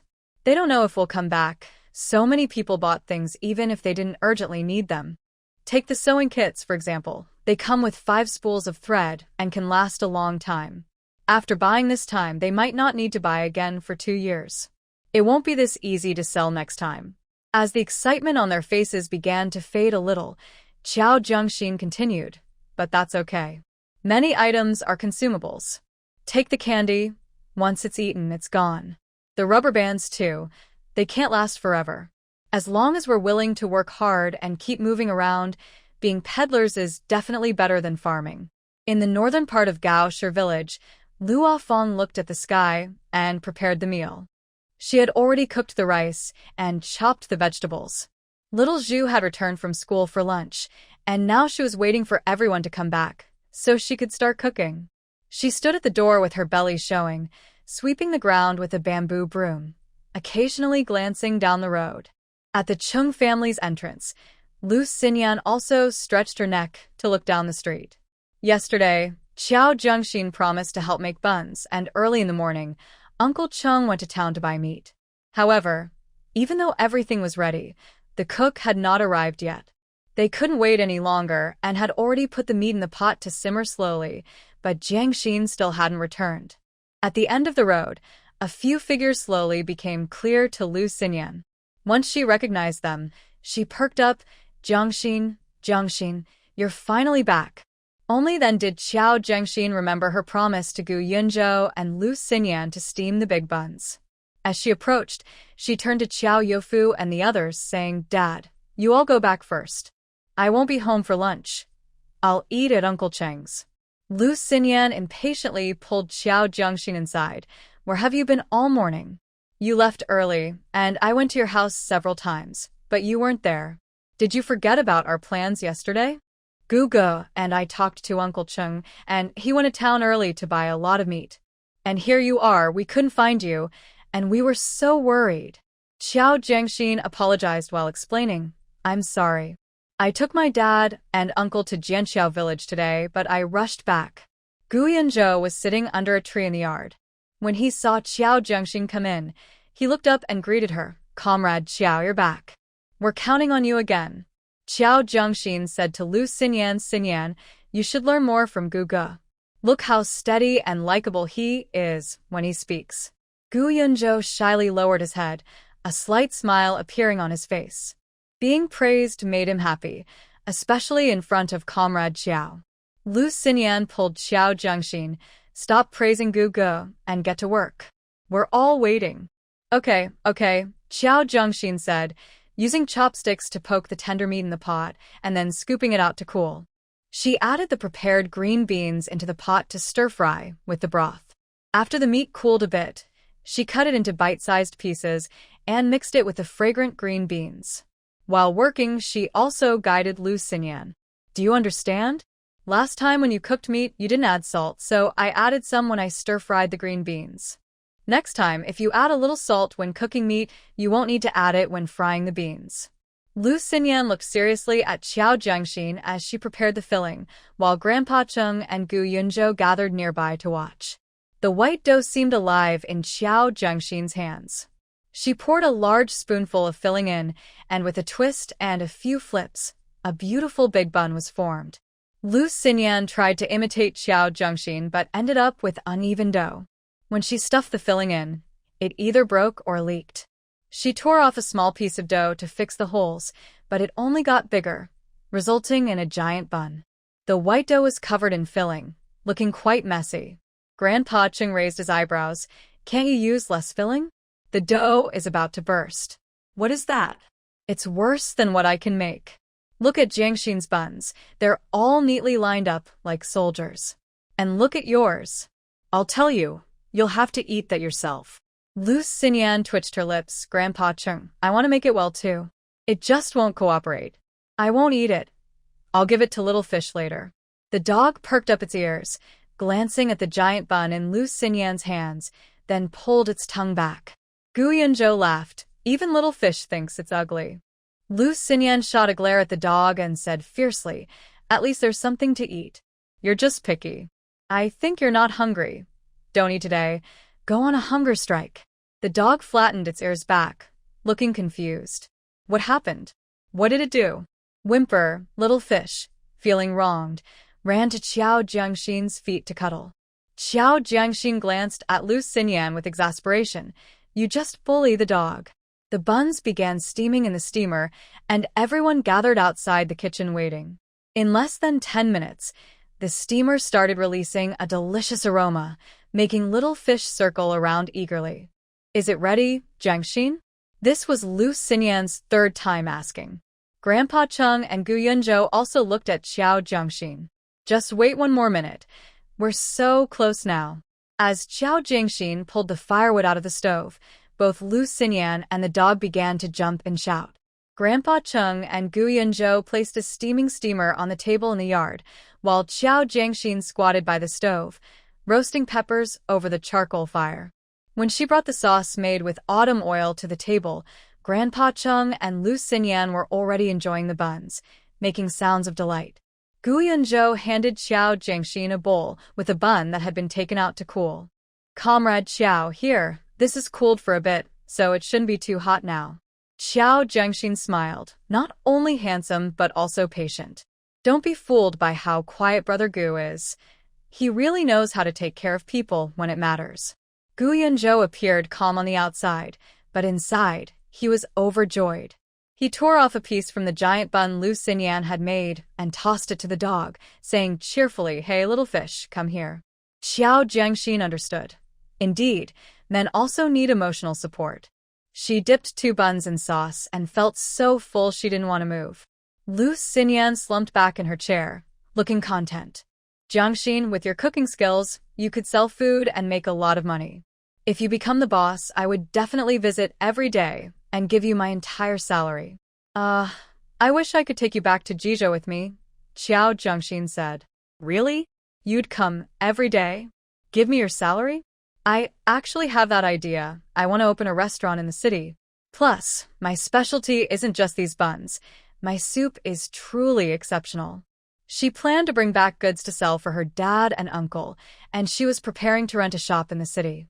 She clearly remembered that at the end of the year, the county's traditional Chinese medicine hospital and the People's Hospital would be moving to a deserted building in the north of the city. Xiao Zhengxin had heard about this when she married into the Qin family. The large factory built in the north had been abandoned for years due to issues with technology transfer. At the end of 1983, the county suddenly held a meeting to announce the relocation of both hospitals to that abandoned factory. In no time, the deserted northern area of the city became lively. However, across from the abandoned factory, a shocking murder incident occurred. The former owner was a young intellectual from the South who, after seeing the South develop well, gave up his job here and returned home with his family, selling the house to someone else. That house was later rented at a very low price by a relative of a certain leader who knew the inside information, and they signed a long-term contract. After the hospital started operating, a relative of a certain leader turned the house into a storefront selling fruit and gifts. Then, the sublandlord saw that they were making money and felt unfairly treated, thinking he had been deceived. The rent he had set was based on the time before the hospital opened, and later it had increased more than tenfold. The key was that he had been tricked into signing a long-term contract. So he approached them, demanding either a rent increase or a shorter contract.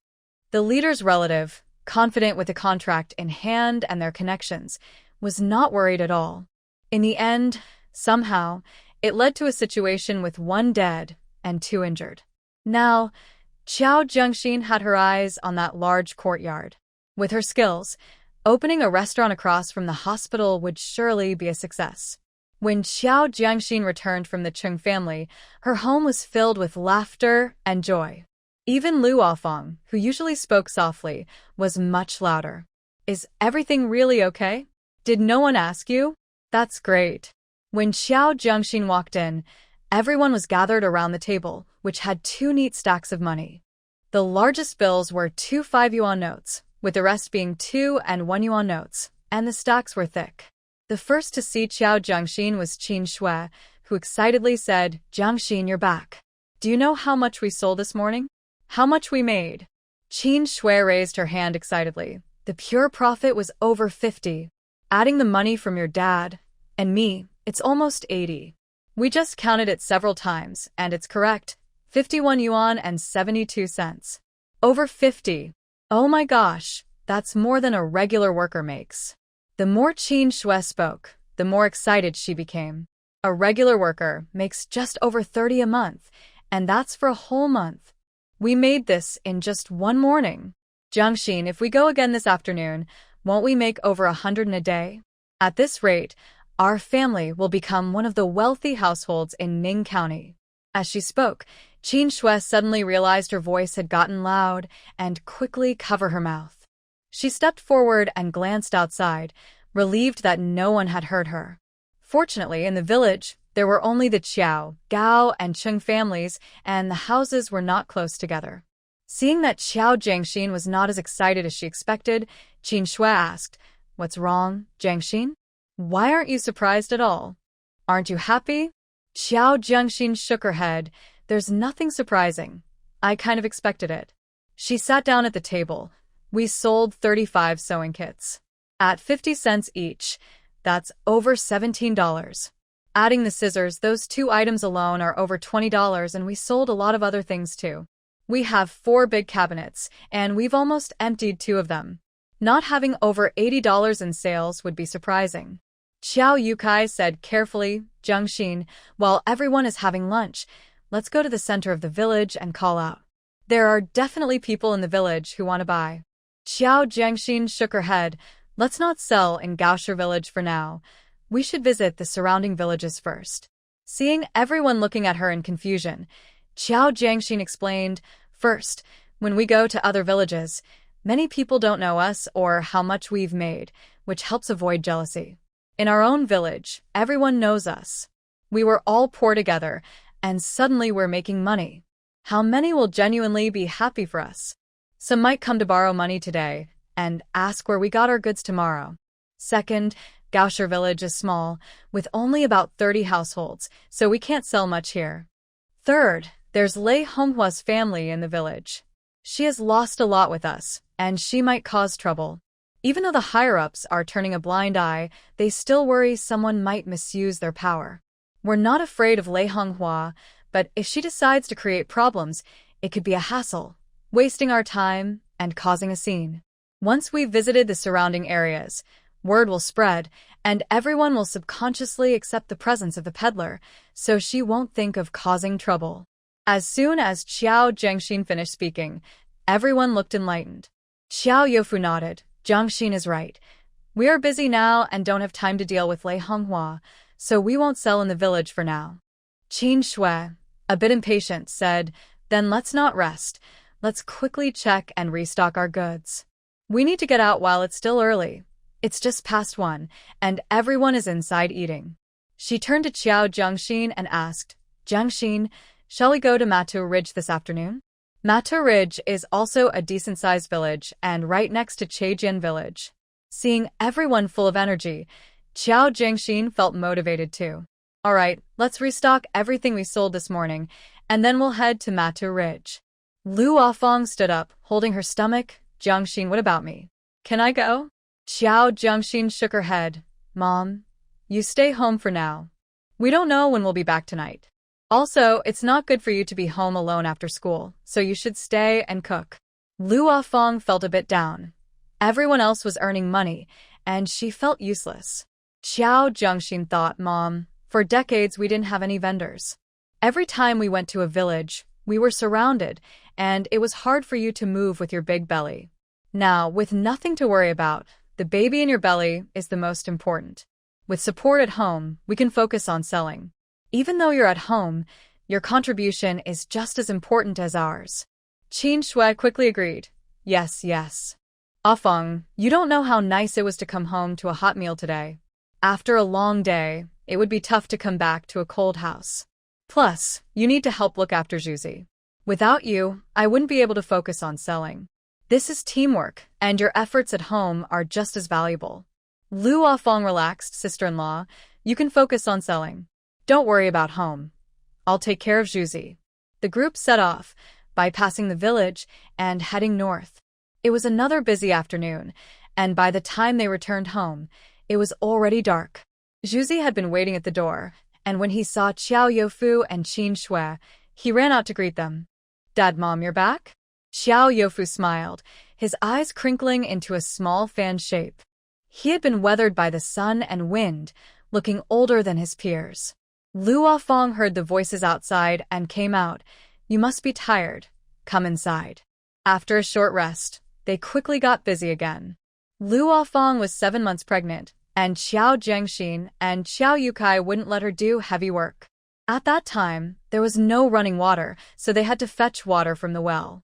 Xiao Yukai went to get water, and Xiao Youfu went to chop firewood. After taking a bath, Xiao Jiangxin took the vegetables and her clothes to the well. Chun Wendy had been sitting in his room all day, feeling increasingly restless. Since returning from the Qi family yesterday, he had been very agitated and couldn't write anything. Standing at the door to get some fresh air, he saw Xiao Jiangxin walk by. Her wet hair fell on her shoulders, and her youthful face was bright with a smile as she greeted Aunt Nyo. Chun Wendy had to admit that wildflowers have their own beauty. She was different from Chi Sujin. Chi's beauty was calm and reserved, like an orchid in a secluded valley. Jong Exion's beauty is like a green hillside in the wild, with gentle flowing water. Though it may not compare to orchids, it has its own unique fragrance and charm. Compared to the humiliation he faced at the Chi family yesterday, being with Jong Exion seems more acceptable. At least, in front of Jong Exion, he feels like a divine being. After all, he is a college student. As for the Chi family, Chun Wendy frowned slightly. The Chi family is just a typical nouveau riche. Aunt Nyo, you keep busy. While it's still light, I need to hurry and wash my clothes, Jong Exion said to Aunt Nyo before leaving with a bucket and basket. Chun Wendy stood at the door, instinctively smiling gently. Dia, are you going to the well? Jong Exion was taken aback and turned to look at Chun Wendy. Wasn't he the one who always looked down on the villagers? Yes, she replied expressionlessly, nodding as she passed by the Chin family's door. Chun Wendy felt a bit disappointed. A village girl is still just a village girl, very timid, unable to even look at others. Thinking about it, the idea of marrying such a timid and naive village girl for a lifetime made Chun Wendy feel quite unwilling. Jong Exion was puzzled. Given how often she had run into Che Jinmei in the village, it seemed like she had already taken an interest in her. Considering Chun Wendy's fame in the past life, Che Jinmei had expressed regret about forcing him to marry her. Shouldn't Chun Wendy be resistant towards her at this moment? Why was he actively greeting her? Suddenly, Jong Exion recalled the 5th year after she entered the Chin family, when she overheard a conversation between Che Jinmei and Chen Wenxiao after returning from the fields. Mom, why did you make my brother marry Zhang Dia? Look at him. He hardly speaks all day. He wasn't like this when Sister Chi was around. What do you know, child? I didn't force your brother to marry her. I mentioned it before, but he agreed willingly. If he didn't want to, could I make him? Then why did he suddenly want to marry Zhang Dia? I saw Sister Chi come to our village looking for my brother that year, and she left in tears. He was unhappy for a long time. Just the other day, I heard in town that Sister Chi married someone she doesn't like and is now going through a divorce. Stop talking nonsense. Life isn't just about doing what you want. It's because their family looks down on others. Your brother has been to the Chi family, hasn't he? Do you know what their attitude is like? In my opinion, your brother has seen their true nature and feels that he doesn't belong with them. And what's wrong with your sister-in-law now? She manages everything at home and in the fields. Since she came, I've had much more free time. Xiao Jiangxin realized that Chen Wendy had already been to the Chi family and didn't receive a warm welcome. A proud person like him couldn't handle their disdainful looks. Xiao Jiangxin smirked. She thought Chen Wendy and Chi Sujin should be kept apart. They shouldn't harm themselves, and Chi Sujin shouldn't trouble her ex-husband either. Don't they claim to be true love? But they must overcome many obstacles to stay together. In the past, when Chen Wendy wasn't making money, Che Jinmei and Chen Wenxiao praised him endlessly. To please him, they even spoke poorly of Chi Sujin, saying how they looked down on the Chin family for being poor. They always expressed relief that the Chin family had a good daughter-in-law. However, once Chun Wendy started earning, their attitude changed. Their compliments turned into remarks like, if my brother hadn't had a misunderstanding with Sister Chi, you wouldn't even stand a chance. An illiterate marrying my brother? You must have some luck to be with him. I don't expect you to help him, but at least don't embarrass him. You can't even clean the mud off your legs, yet you try to act educated. Do you think you're like Sister Chi? Can you even understand? Xiao Jiangxin scoffed. She wanted to see if, without her hard work for the Chin family, Chen Wendy could still sit in his room pretending to be cultured. Could the Chin family still thrive? Would the talented woman they spoke of be willing to work hard to support the family? Che Jinmei, returning with the chickens, was surprised to see her son greeting Xiao Jiangxin. Hasn't he always looked down on her? Just the other day, he asked her for money to visit the Chi family, and now he's being so friendly with Xiao Jiangxin? Remembering how her son had acted after returning from town yesterday, Che Jinmei had a thought. Did he have a falling out with that Chi family? After Chun Wendy came home, he immediately locked himself in his room. Even when Che Jinmei called him for dinner, he refused, saying he was full from eating at the Chi family. During the weekdays, he really dislikes being disturbed while writing, so Che Jinmei didn't dare to ask too much. Thinking about this, Che Jinmei felt a tightness in her heart. Wendy, you were busy yesterday, so I didn't get a chance to ask you. Did everything go well at the Chi family? Did you have enough money? Che Jinmei cautiously probed. Chun Wendy stood at the door, his back straight and his expression a bit serious. He didn't turn around, and his tone was gentle, making it hard to tell his feelings. It was just enough.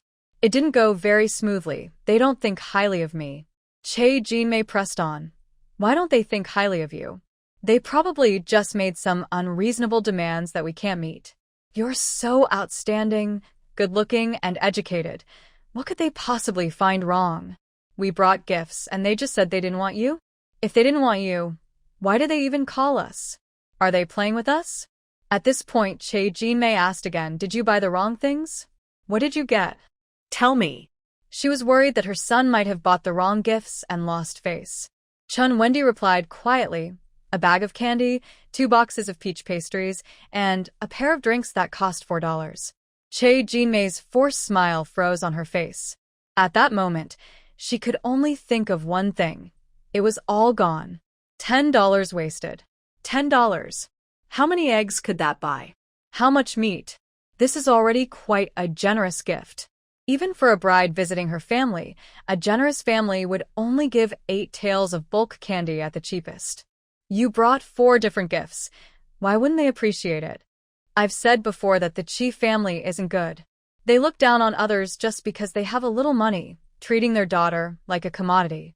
They are not people we can relate to. It's only because times are better now.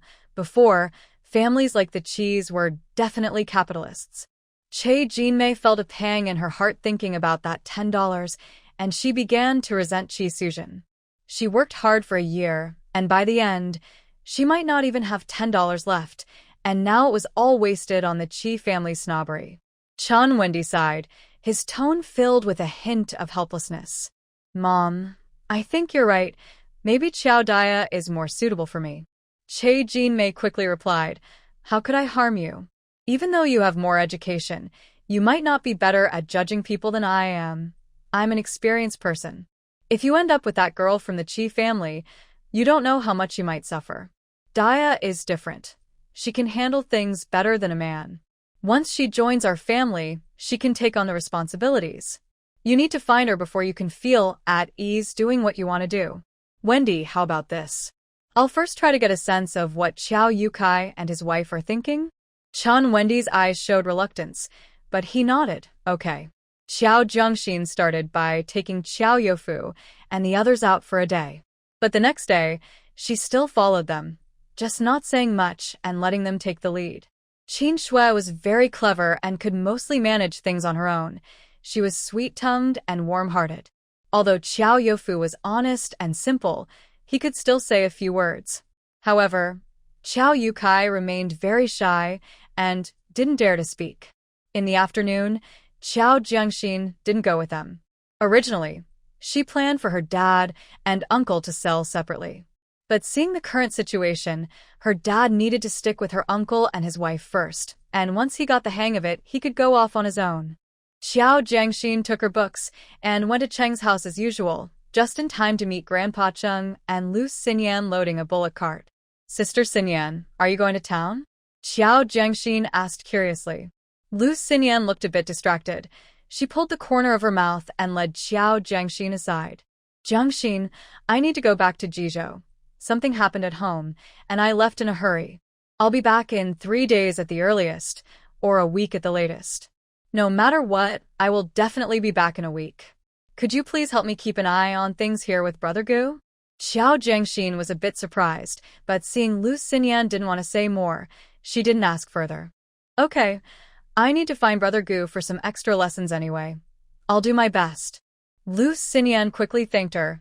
Thank you, Jiangxin. When I return from Jizhou, I'll bring you a gift. After watching them leave, Xiao Jiangxin walked into the yard. Brother Gu, what happened to Sister Xinyan? Why did she leave in such a hurry? Did something happen at home? Gu Yunzhao glanced outside and said softly, "It seems that Ouyang Ruofei is getting engaged." Ah? Qiao Jiangxin's eyes widened. Last time I heard Sister Xinyan say she had a childhood engagement with Dr. Ouyang, right? How is she getting engaged to someone else? Gu Yunzhao sighed, yes, but back then, Uncle Lu was still around. Now that he's gone, the Ouyang family has long denied that engagement. Ouyang Ruofei's mother has mentioned several times that the childhood engagement was just a joke by the elders. Now they promote free love and don't follow those old customs, so they clearly don't recognize that engagement. Qiao Jiangxin frowned slightly. Then what is Sister Xinyan doing? She wanted to say that no one liked her anymore, yet she still clung on. But she felt that saying this would be hurtful, so she held back. Although she didn't finish her sentence, Gu Yunzhou understood her meaning. When it comes to feelings, it's hard to explain. When she was younger, both the Lu and Ouyang families, as well as people around them, said she was Ouyang Ruofei's little wife. After hearing it so many times, she started to believe it herself, thinking that when she grew up, she would definitely marry him, so she always regarded him as her fiancé. And Ouyang Ruofei is indeed outstanding. Who would have thought that someone she thought would be in her life forever would suddenly no longer belong to her? Seeing Gu Yunzhou lost in thought, Qiao Jiangxin assumed he was thinking about his fiancé. Wasn't he just like Sister Xinyan? No, he was worse off than her. His fiancé had become his sister-in-law, and it was his family who caused it. Qiao Jiangxin looked up and cheerfully comforted him. Brother Gu, look, the sky is actually very blue. The clouds will clear. There are so many wonderful people out there. We don't need to focus on just one. What's lost is lost, no matter how precious it was. Maybe this is the beginning of a new fate? We should be grateful to fate for giving us a chance to choose again, to see each other clearly, and to see ourselves clearly. Otherwise, how would you know if the other person is truly the right one? Not ending up together is better than discovering later that you're not suited for each other, don't you think? And Brother Gu, you are so outstanding. You deserve someone even better. Gu Yunzhou looked at the bright and cheerful girl, feeling a warmth rising in his heart. He realized she might have misunderstood him and quickly explained, Comrade Qiao, I didn't mean that. You misunderstood. I haven't met Comrade Lu much. I spend most of my time in the army and rarely return to the courtyard, unlike Xinyan and Ouyang. They grew up together, like childhood sweethearts. I didn't have a childhood. I was always with my grandfather in the army, working for the family's future. At that time, I didn't know my family had already made plans for me. No one asked for my opinion, whether it was about engagement or breaking it off. Qiao Jiangxin sensed his embarrassment and said, All right, let's leave the bad things in the past. We should cherish the happy moments and look forward. After speaking, Qiao Jiangxin placed the book on the table and opened it. Brother Gu, I have a few questions I don't understand. Can you explain them to me? Gu Yunzhou felt a strange sense of relief when she didn't continue to press about his fiancé. What questions do you have? Let me see. The two sat under the big tree in the courtyard, sitting close together. Qiao Jiangxin pointed at the book and talked about something while Gu Yunzhou tilted his head to look at her. The orange sunlight filtered through the tree branches, shining on her face, highlighting the fine hairs on her skin. Gu Yunzhou felt an unprecedented sense of relaxation and peace. He liked this feeling. Brother Gu, are you listening? Qiao Jiangxin turned her head to find his face close to hers. His skin was a bit pale, and his lips were very light in color. Gu Yunzhou snapped back to reality, coughed lightly into his hand, and pointed at a few idioms in the book, speaking softly. The character for change should be the one with fire on the side, and this self-reliance should have the character for strength. Brother Gu, you are really amazing. Gu Yunzhou awkwardly turned his face away and picked up the water cup on the table to take a sip. You are very smart too, different from the girls I met before. Qiao Jiangxin pressed further. How am I different? Gu Yunzhou replied, You are sincere and kind, calm and beautiful, full of passion for life and hope for the future. Qiao Jiangxin asked again, Is that good or bad? Gu Yunzhou looked into her clear eyes and said seriously, Qiao, it's very good. The news about the Qiao family selling goods spread quickly. A girl from Gao's Stone Village, who had married out, accidentally let it slip while visiting relatives. Once the news got out, several women in the village gathered at the Qiao family's door under the pretense of shopping, trying to gather information from Lu Afeng. Afeng, we are all from the same village and have known each other for so many years. Can you sell your things to us at a lower price? Exactly. Earning money from outsiders is fine, but taking money from our own villagers would be unfair. We see each other all the time, and many of us are from the same family line. By the way, Afeng, I heard from Chenhui that you all made a lot of money. People are lining up to buy your things, and it's so crowded that no one can get in. I also heard that your eldest brother's wife has trouble with money. As the women's words fell, the crowd reacted with surprise. Everyone looked at Lu Afeng with shining eyes. Afeng, we both came from the same village, so you can't hide things from me. Where did you get this stuff? Yang Erseo asked with a friendly smile. As soon as she asked, everyone fell silent, staring at Lu Afeng, waiting for her response. Lu Afeng felt a bit nervous and stammered, I don't know. Look at me, I'm pregnant and not involved in anything. Yang Erseo pressed on, if you don't know where it came from, you must know how much you can earn from selling it, right? Lu Afeng forced a smile, I don't know. Yang Erseo pointed at Lu Afeng with disappointment. Oh, Afeng, you really need to step up. You're completely being left out. You are the one who suffered alongside Yufu and Yukai, while that widow Qin only showed up after your life got better. How could you let her get ahead of you? At this rate, who knows who will be in charge of this family in the future? Sister Wu quickly added, exactly, Afeng, you're missing out big time. You've been married to Yukai for nearly 20 years. How can you let a widow with a child come in ahead of you?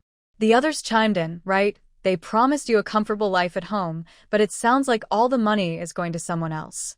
Even if you don't think about yourself, you should think about the baby in your belly. Yang Erseo added sarcastically, she came with her own son. Who knows, all the money that Qiao family worked hard for might end up benefiting outsiders. Exactly, you're not doing yourself any favors. It's no wonder people look down on you, the other women said, giving Lu Afeng disapproving looks. Lu Afeng's expression darkened. Don't talk nonsense, my sister-in-law isn't like that. Although she wasn't very clever, hearing so many people stir things up made her mind race with worries. All these things at home were brought back by her husband Jiang Xian. Her man wasn't as bold as her uncle, and only one person from her family had gone, while her elder brother's family had sent two. She trusted her brother, but her sister-in-law had a strong personality. Xiao Jiangxin stood at the door, holding a book, listening to everyone's back-and-forth comments, which were getting more outrageous, and felt a surge of anger. Which frog jumped out of the pond? Is this going to go on forever? Is dinner ready? Are the clothes washed? Is the child ready? Running around everywhere and gossiping, be careful when the men come back. They might get angry with you. The faces of the people surrounding Lu Afeng stiffened as they turned to look at Xiao Jiangxin. Big girl, how can you speak like that? We are your elders. You should show some respect and manners. Right, I agree with your grandmother. You really lack manners. At your age, you should know better, or you might have trouble finding a husband in the future. Xiao Jiangxin exaggeratedly looked the other person up and down. Sister Yang, if someone like you can find a husband, why should I worry? Sister Yang was so angry that her chest heaved. How can you talk like that? Unable to argue with Xiao Jiangxin, she turned to Lu Afeng and said, Afeng, you need to teach your daughter better, otherwise, she'll get into trouble. Xiao Jiangxin sneered. It's like a dog barking after eating too much. I haven't gone to anyone's house to stir up trouble. What's wrong? Are you jealous because my family is doing well? You haven't even cleaned up your own mess at home, and you're meddling in other people's business. Sister Wu, your mother-in-law hasn't scolded you in days. Should I go talk to her and let her know you want to take charge? Sister Yang, everyone is saying your husband was caught peeking at Grandma Tao while she was bathing and got beaten by her 3 sons. Is that true? TSK, and you're worried about me not getting married? Your husband would rather look at a 60-year-old than at you. You should take care of your own matters first. Sister Yang was left speechless. You. Another woman remembered Xiao Jiangxin's unbeaten record against the village's strongest 3 elders and quickly stepped in. Let's just leave it. They take our kindness for granted. If they get into trouble later, they'll have to deal with it. Sister Wu held back her anger. Yes, they deserve to be bullied. Sister Yang tried to backtrack. I'm only not arguing with you, because you're younger. After they left, Lu Afong felt anxious. Jiangxin, do you think you might offend them? These women are known for gossiping. If you upset them, they might spread rumors about you. Xiao Jiangxin didn't care. Let them talk. I won't be in the village forever. In a few years, they might all be strangers. Mom, next time you encounter someone with a sharp tongue, just speak up and don't be afraid to offend anyone. They are not afraid of offending you, so why should you be afraid of offending them? They only bully you because they see you as easy to push around. Just look at how they wouldn't dare speak carelessly in front of Aunt Suifan, the village gossip. Let me tell you, if someone says something that makes you uncomfortable, you should stand up for yourself right away. Otherwise, you'll hold on to that frustration and over time, it will affect your health. When that happens, you'll take it out on the people around you. At this point, Xiao Jiangxin leaned closer to Lu Afong, for example, me, my dad, uncle, even aunt and Juzi. If you're unhappy, we will be too, while those troublemakers will be happy. Lu Afong shook her head repeatedly, saying, I won't. How could I get angry at you all? Xiao Jiangxin replied, Mom, do you believe that those who stir up trouble between you and Aunt will also say bad things about you to her? They will complain that uncle and aunt work hard for their money, yet they have to share it with us, and that it's unfair. Seeing Lu Afong's expression change, Xiao Jiangxin continued, So, don't pay attention to those rumors. If you let them get to you, it will hurt our family's bond. They're just trying to create conflict between family members, and you shouldn't be naive enough to think they have your best interests at heart. Do you believe that if you and Aunt really have a falling out, they will suddenly act like they care and tell you to be generous and not hold grudges? In that case, you will be the one stuck in the middle. Lu Afong suddenly understood. Is there really such a bad person out there? Seeing her mom's realization, Xiao Jiangxin softened her tone. So, we can't let others manipulate us. Lu Afong nodded. Jiangxin, I understand now. If someone talks nonsense in front of me again, I will stand up for myself. Xiao Jiangxin nodded. Yes, stand up for yourself. Lu Afong felt relieved that the matter was settled, and then brought up another topic. Jiangxin, today Aunt Jean Mei came to see me. Before Lu Afong could finish, Xiao Jiangxin interrupted. Aunt Jean Mei? What did she want? Her tone was filled with suspicion. Lu Afong said, I don't really know why she came. She talked a lot, praising her son Wendy, saying he has returned and is now writing and publishing books. She also praised my pregnancy, saying I'm lucky and that I must be having a son. Then she complimented you, saying you are capable and that our hard times are over, and life is getting better. Lu Afong sounded a bit excited. Che Jinmei's son is the only college student in the area, and people in the village call her the mother of a top scholar. It's hard not to feel happy being praised like that. At this point, Lu Afong was puzzled. We don't usually interact with her. Could it be like with Yang Erseo and the others, who heard we were selling goods and came to gather information? Plus, she mentioned you a lot. I feel like she wants to introduce you to someone.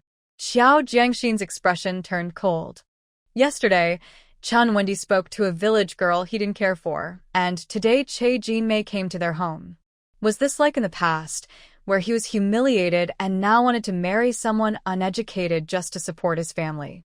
Xiao Jiangxin took a deep breath. Mom, I think I understand what they mean. Che Jinmei is interested in me and wants to arrange for Chan Wendy to marry me. Lu Afong's eyes lit up. Really, Jiangxin? That's great news. For the villagers, Chen Wendy is gentle, polite, well-educated, and has passed the university entrance exam. He is different from the rough countrymen. A cultured person like him is less likely to mistreat his wife. Being good-looking and polite is a big plus, and having an education means he can earn money without relying solely on farming. Marrying him would surely lead to a better life. For country folks, he is a rare and good match. But you will only be 17 after the new year, so we shouldn't rush. What do you think of Chun Wendy? If you like him, we can consider it. Luo Fong was excited. She was very satisfied with Chun Wendy, especially since he is from their village, making it convenient for her. Xiao Zhengxin quickly interrupted, "Wait, Mom, please don't push me into this. I don't want to marry into the Chin family." Luo Fong was confused. What's wrong? Don't you like Chun Wendy? She thought he was a great potential son-in-law, but it also depended on her daughter's feelings.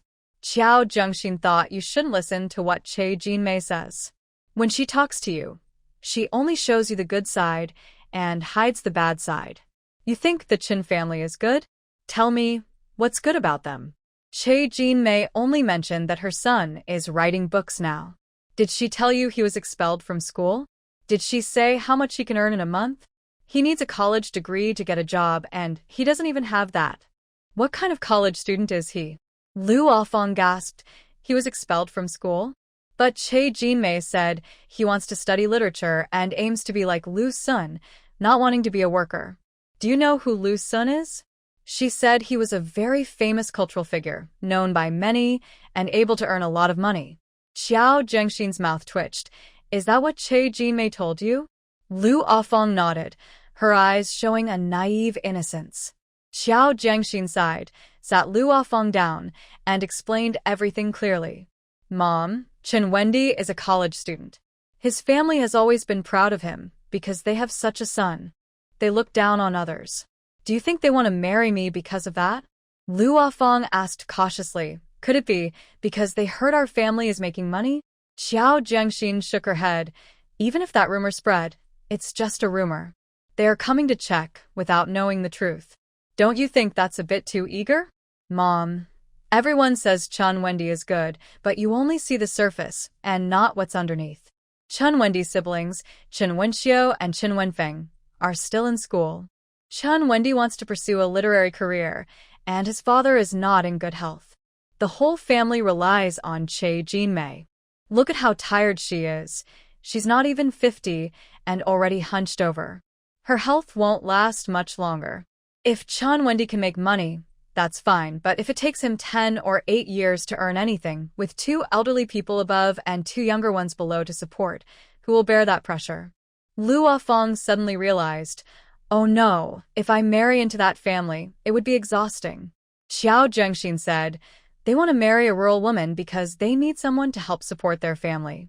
When Che Jinmei and her husband get older, they will need care, and the younger ones will still need many years to grow up.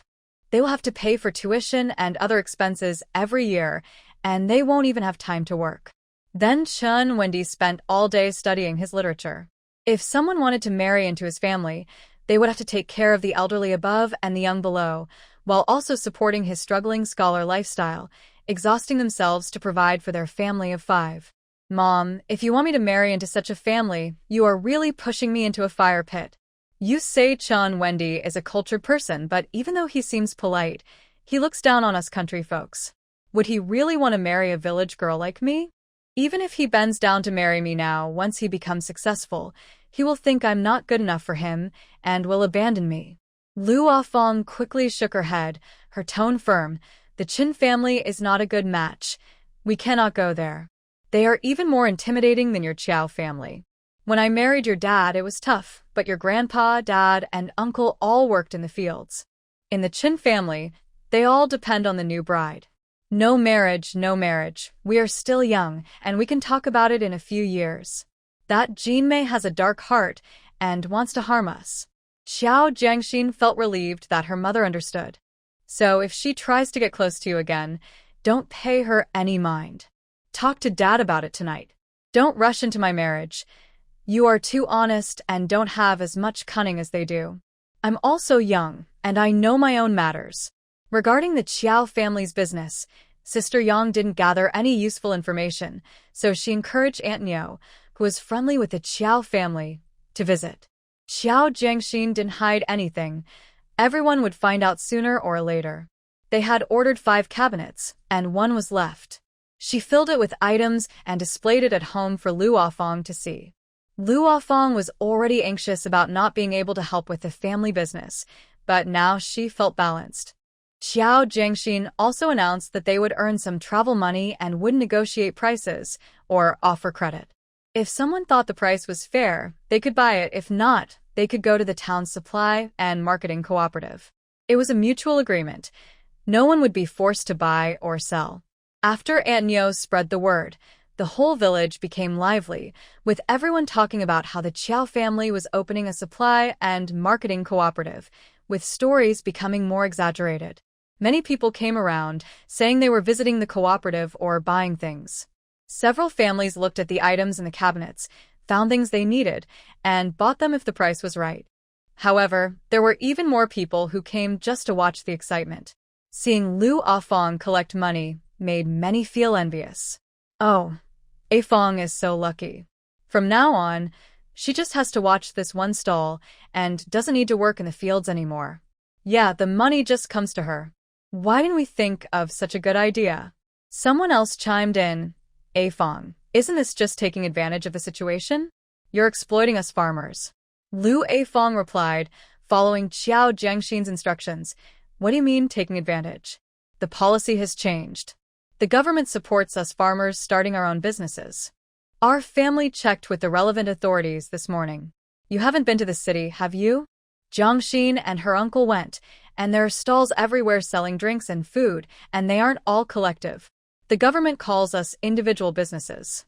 In the evening, Qiao Youfu and the others returned from their stall. Qiao Jiangxin had just finished her bath and was combing her hair at the door when she saw Qiao Jiangwo approaching cautiously. He seemed a bit afraid of Qiao Jiangxin and shouted from a distance, Hey, you tell the older siblings that your grandpa wants you to come over tonight. Qiao Jiangxin didn't respond. Qiao Jiangwo called out again. Still no response from Qiao Jiangxin. He took a few steps closer, trying to hide his nervousness. Can you hear me? Your grandpa wants you to come over tonight.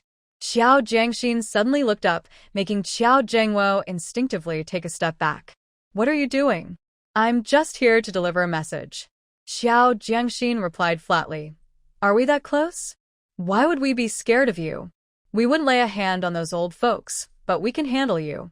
Keep talking, and I'll make sure you regret it. Qiao Jiangwo turned and ran, feeling frustrated. He had said he didn't want to come, but they insisted. He had food and drink at home. Why would he want to deal with this trouble? They said it was for his own good, and to get married. Whoever wants to marry can do so. He certainly doesn't want to. He spends his days playing cards with Sin Go, and occasionally goes to set traps in the mountains. When he's hungry, he just goes home to eat. Isn't that a good life? Why get married? Getting married means someone else would do his laundry and cooking? Ugh. He can do that himself. He won't go again. If his parents call him, they can come themselves. It's not them who'll get in trouble. At the Qiao family home, Lei Honghua was eagerly waiting. When she saw her younger son return, a smile appeared on her face. How did it go? Did you deliver the message? When are they coming?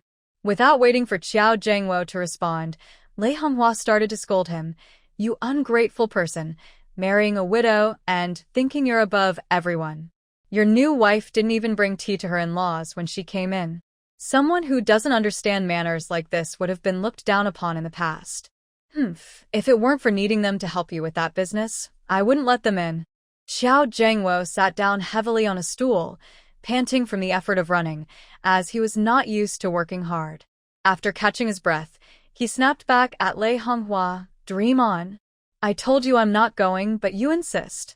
I almost got hurt over there. Do you think people are fools? Teaching you how to run a business is one thing, but would you want to be in my shoes? Don't you remember how you treated them before? They would rather take a stranger than me. We are their enemies, do you understand? Stop fooling yourself and acting tough. Lei Honghua's smug expression faded. What did you say? They wanted to hit you? Where did they hit you? She asked, reaching for Qiao Jiangwo. He waved her off. Leave me alone. If I hadn't run fast, she would have broken my legs. Seeing that Qiao Jiangwo was fine, Lei Honghua put her hands on her hips and started scolding again. You ungrateful person. No matter what, you share the same father with them. How can you do such heartless things? Why doesn't heaven strike them down? Enough already. You're so annoying. Qiao Jiangwo interrupted her. They live half a village away. Who are you yelling at? I don't want to hear it. You keep saying I'm useless, but how can I succeed when all I hear is you scolding people? Lei Honghua was momentarily speechless, pointing a finger at Qiao Jiangwo. You. Before she could finish, Qiao Jiangwo stood up and raised his hand under her chin. Give me $1. The words Lei Honghua was about to say got stuck in her throat, and her eyes widened in surprise. What do you need money for? Qiao Jiangwo replied confidently, I'm going to play cards with San Go and the others. Lei Honghua was so angry she trembled and picked up a broom nearby, throwing it at Qiao Jiangwo. You good for nothing. All you think about is eating, drinking, and money. Did I owe you something in my past life? Ah. They hit me, you hit me too. Everyone is hitting me. If you hit me again, I'll run away from home. You go, hurry up and leave. Out of sight, out of mind. It wasn't until Qiao Jiangwo ran out, holding his head and shouting, that Lei Honghua finally sat down on the lounge chair, holding her chest. Oh dear, I'm so angry. What kind of trouble have I given birth to? That evening, at the Chen family's dinner table, Chen Wendy and Che Jinmei were sitting together eating. Chen Wenxiu and Chen Wenfeng had finished their studies and were living at school, only returning home on Wednesdays to bring rice and vegetables. Che Jinmei started talking about the Qiao family's business. I told you, Diyou is doing well. I was worried that their family's poverty would drag us down, but now it seems they might even help their daughter when she gets married. Everyone has been talking about it lately. Chen Hui said that when Widow Qin was at Mata Ridge, she could earn at least 10 to 20 yuan a day. Che Jinmei held her bowl and chopsticks, dramatically raising, her face filled with pride, as if the money was theirs. Chen Wendy listened quietly, his expression gentle. If the Qiao family had a profitable business, their own family wouldn't be so tight on money anymore. At the very least, when Qiao Dia married over, their family could also join in the selling business, allowing him to focus on writing peacefully. Chen's father, listening to Che Jinmei, softly asked, Are the Qiao family happy about it? Chen Wendy paused for a moment with his chopsticks. Che Jinmei snorted lightly. How could they not be happy? Our Wendy is so outstanding. His looks and education level are top-notch, not just in this area, but even in town. After more than a week, the first batch of goods brought back by Qiao Jiangxin was almost sold out. After dinner, everyone closed the doors and gathered around the table to watch Qiao Jiangxin do the accounting. The notebook was filled with messy handwriting, leaving everyone confused. Stacks of neatly bundled banknotes piled high on the table. Qiao Jiangxin counted again and again, finally putting down the pen. How much did we earn, Jiangxin? Qin Shui couldn't help but ask first. As her words fell, everyone's eyes were fixed on Qiao Jiangxin. Qiao Jiangxin pressed his hand on his sore neck and said, The total amount of money here is 1,377 yuan and 32 cents. Qin Shui instinctively covered her mouth, but her words slipped out. Lu Afong was also excited, breathing heavily, and her big belly slightly shook with her chest. Xiao Yukai blushed and kept rubbing his hands together. Xiao Youfu grinned foolishly. After everyone calmed down a bit, Qiao Jiangxin continued, I just counted the goods at home. We have about 300 left to sell. For the first batch, I spent 550 when I bought the goods, and the 5 selling cabinets cost 35. Including hotel costs and travel expenses, let's round it up to 600 for easy accounting. I need to take this 600 from the 1,377.32, and what's left will be our profit. As Qiao Jiangxin spoke, he calculated on paper 1,377.32 minus 600 equals 400 plus 377.32. That totals 777.32, not counting the remaining goods. Everyone looked at Qiao Jiangxin with shining eyes. In just 1 week, we've earned the equivalent of 2 years' salary for a formal worker in the city, Qin Shui said, giving everyone a thumbs up, unable to contain her excitement. Lu Afong stammered, over 700 in a week, and there are 4 weeks in a month. Xiao Yukai and Xiao Youfu exchanged glances, silent, but feeling unsettled inside. After finishing the calculations, Qiao Jiangxin looked up at everyone. Let's not celebrate too early. As I mentioned before, we are the first to take this risk with the first batch of goods. Due to the shortage of supplies, it's expected to make some profit, but it won't be this easy moving forward. Qin Shui's smile faded as she looked at Qiao Jiangxin. Jiangxin, we haven't traveled far with this batch. We've only covered a quarter of the town. As long as we're willing to work hard and go a bit further, we can make money from the second, third, and even fourth batches. Even if we finish exploring this town, we can go to the neighboring town. Worst case, we can bring food and skip lunch. Qiao Youfu and Qiao Yukai quickly agreed.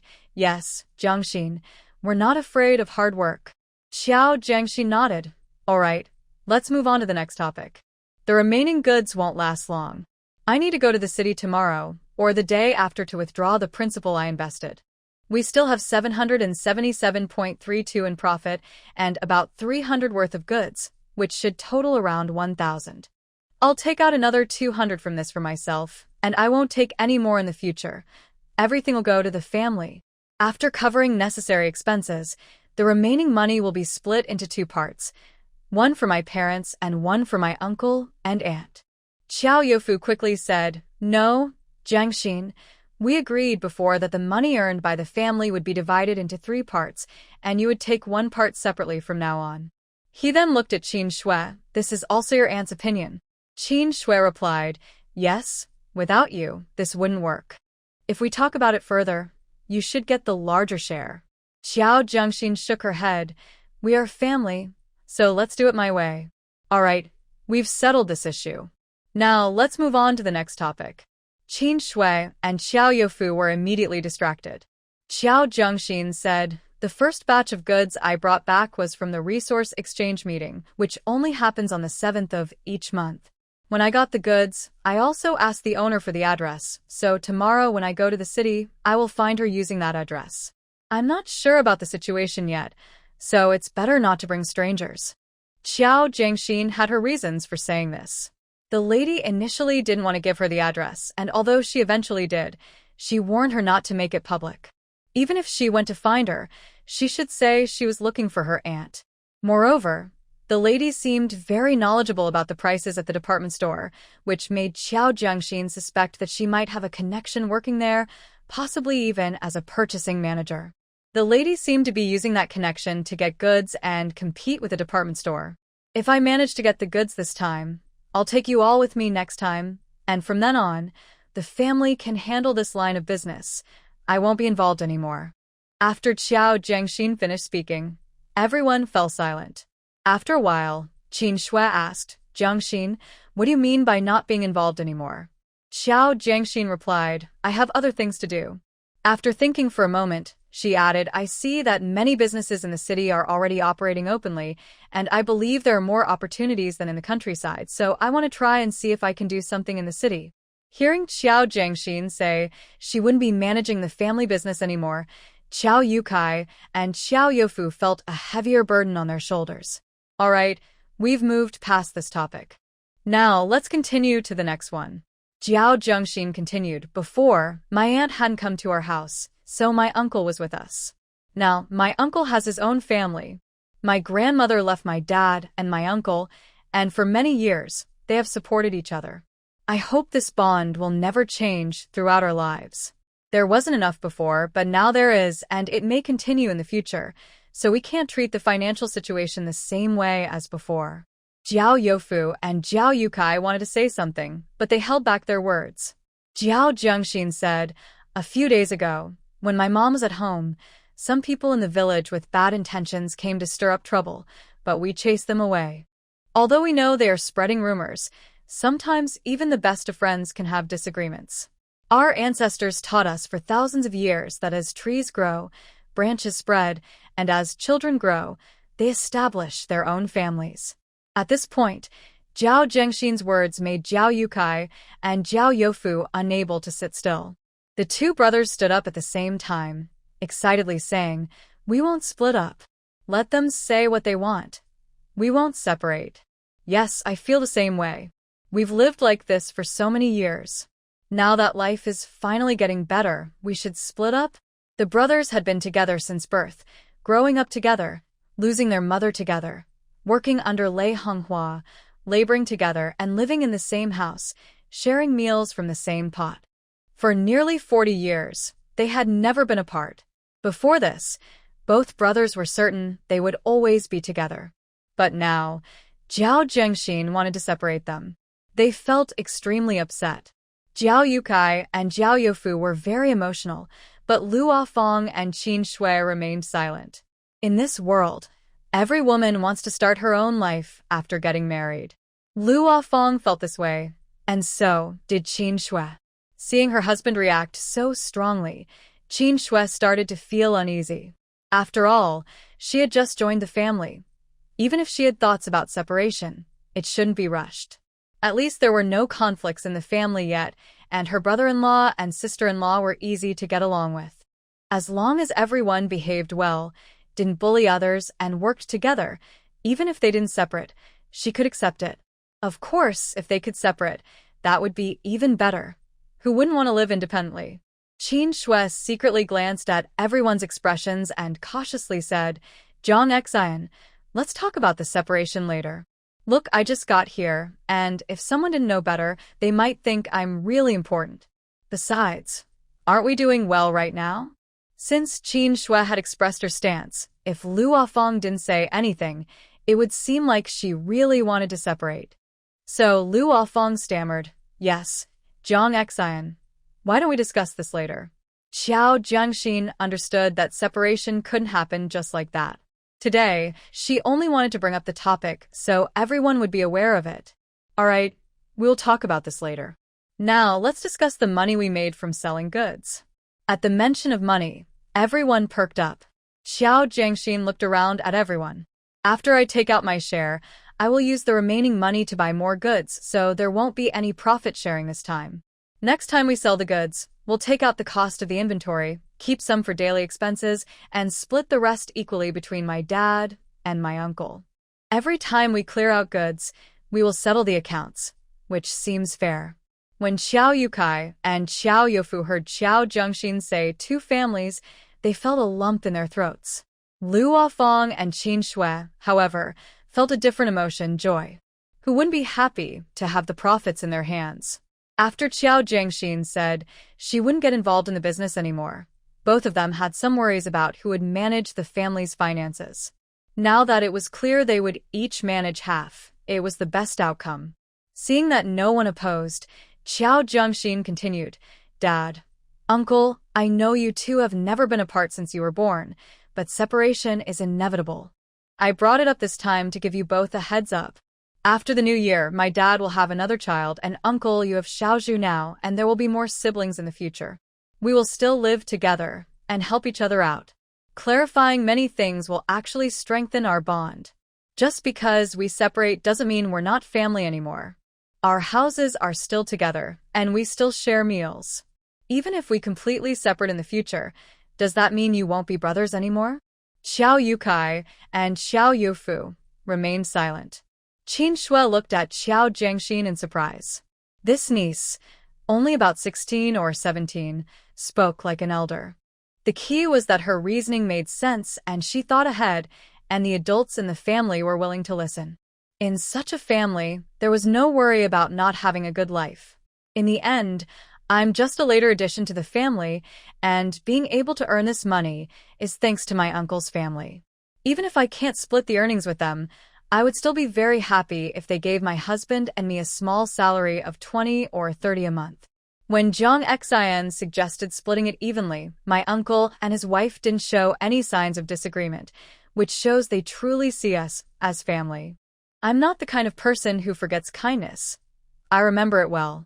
After the family meeting at the Qiao household, that night, Qiao Yukai and Qiao Youfu were tucked in bed, whispering to each other.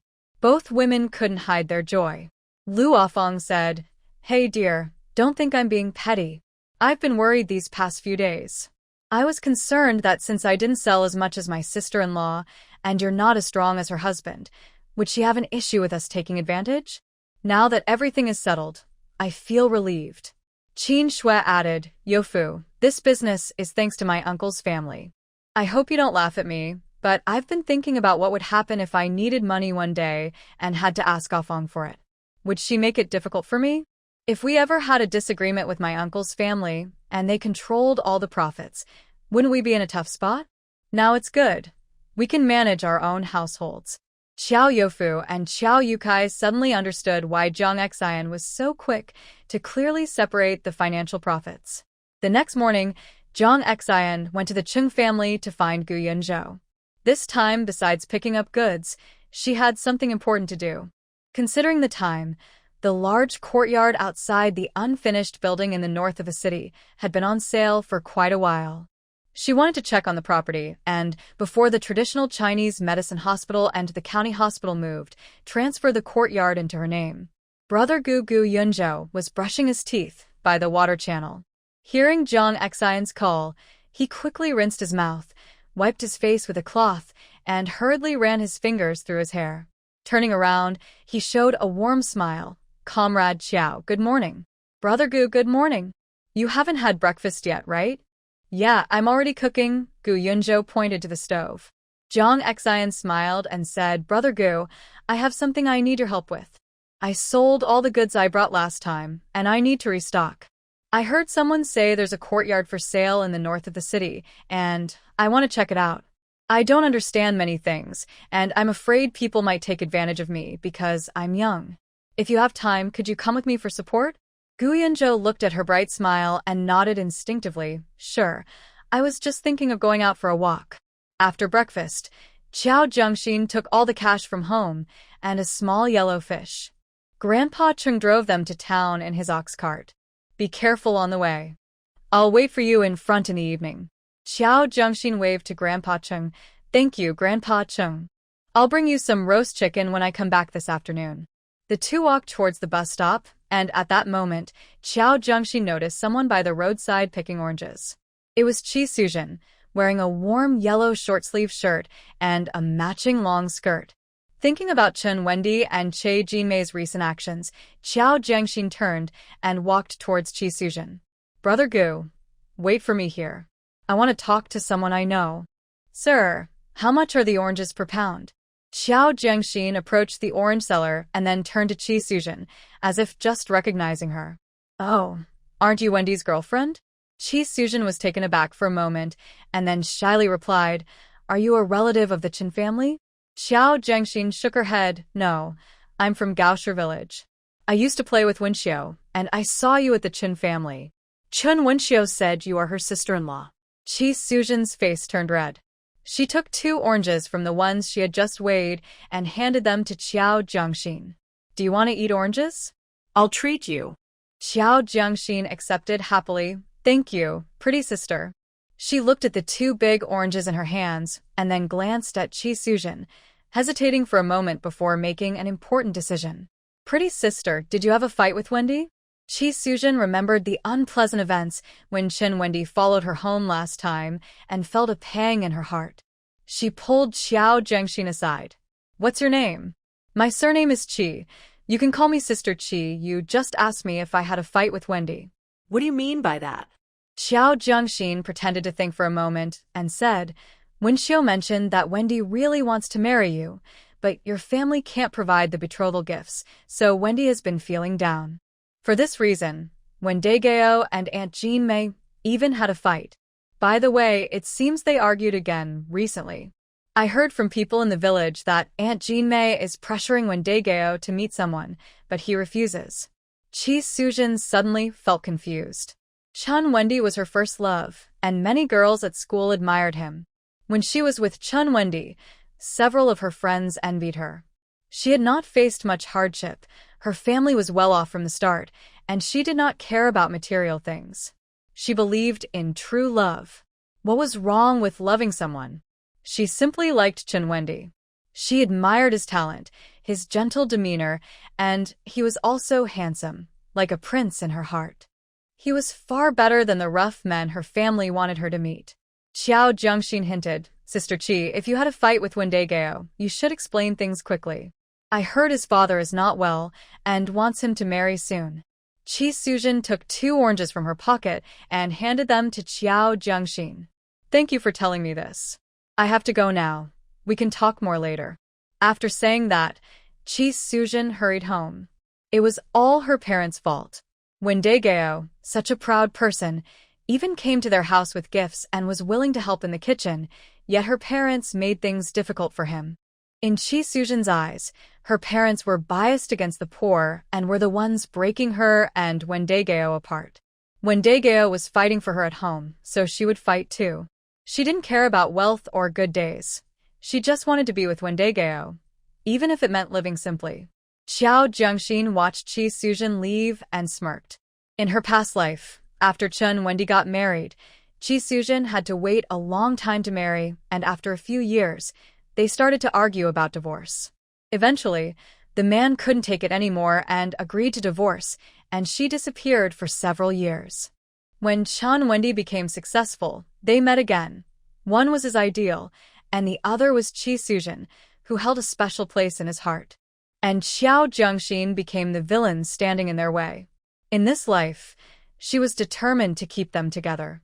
Qiao Jiangxin held 4 oranges and walked toward Gu Yunzhou, handing him the 2 largest ones. Brother Gu, please have some oranges. The bigger ones should be sweeter. Gu Yunzhou paused for a moment, looking at the oranges in his hand and then at the ones in Qiao Jiangxin's hands, a smile unconsciously forming on his lips. 1 big one and 1 small one, he handed back an orange he was holding and took one from Qiao Jiangxin's hand. Let's go, we need to drive soon. Qiao Jiangxin quickly followed. As they entered the city, Gu Yunzhou followed Qiao Jiangxin directly to the north. The northern part of the city is still quite remote. The old town is to the east and south, while 2 small factories are to the west. The north is rumored to be a burial ground from past conflicts, so few people go there. Additionally, a factory that was heavily promoted before has now closed due to technical issues, making many people believe this area is unlucky, so they generally avoid it. Most residents living here are the original locals. Qiao Jiangxin looked for the abandoned factory directly across from the gate. The buildings here are much taller than the single-story houses in the countryside, made of blue bricks and large tiles, indicating that the previous inhabitants were likely wealthy. Unfortunately, time has taken its toll, and the houses now look old and worn, especially the door made of wooden boards that clashes with the blue brick building, showing the current owner's struggles. An ant carrying a basket and a small rake walked by and looked at Gu Yunzhou in military uniform with a sense of familiarity. She warmly asked, "Comrade, who are you looking for?" Qiao Jiangxin turned around and forced a sweet smile. "Hello, Andy. Are you heading to the fields?" The northern part of the city leads to the suburbs, so unlike the old town, some local residents here have small plots of land for personal use. "Annie, I heard someone is selling a house here, so I came to take a look. Do you know about it?" Li Baimao immediately became excited. "You want to buy a house?" I know. Saying this, she hopped over and knocked on the wooden door made of planks. "Open up, Shui Xiao. Hurry up. There are people here to see the house." A woman wearing a headscarf opened the door. "Third aunt." Li Baimao pointed at Qiao Jiangxin and Gu Yunzhou, saying loudly, "Shui Xiao. They want to buy a house." Li Shui Xiao's eyes lit up, and she quickly stepped aside to let them in, welcoming them into the house. Yes, my house is for sale. Come in, sit down." After they entered, Li Shui Xiao immediately went to get water. "Where are you from? The sun is quite strong today. You must be thirsty. Here, have a cup of water." Qiao Jiangxin took it. "Thank you. I'm just a bit thirsty." After taking a sip, she paused for a moment. There was sugar in the water, which is quite a treat for guests in this day and age. After finishing the drink, Li Shuexiu warmly led the 2 of them to see the house.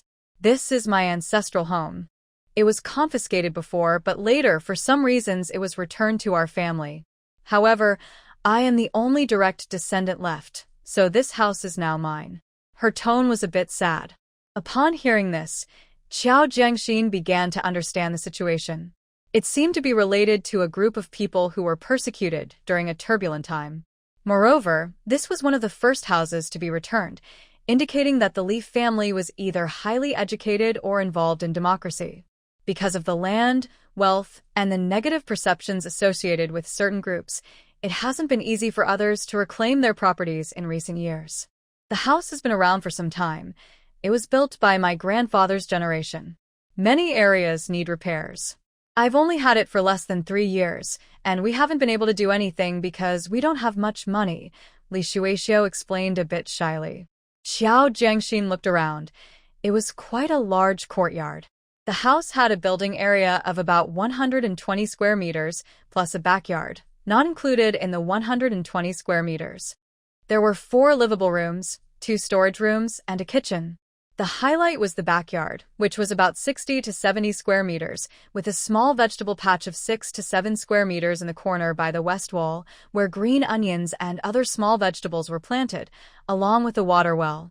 This was like a dream courtyard for Qiao Zhengxin. Coming from a rural background, she had seen the Qin family move from the village to an apartment and later to a high-rise, but she still preferred a courtyard, especially one with a little vegetable patch that felt so down-to-earth. After surveying the area, she said, "The layout of the house is quite good, but many places need renovation. Look at all the windows. They're all rotten and unusable. The doors need to be replaced and the roof might need to be redone as well. This is not a small project and the location is also a bit lacking." Xiao Jiangxin was speaking the truth, not trying to lower the price. Otherwise, this house would have been sold long ago.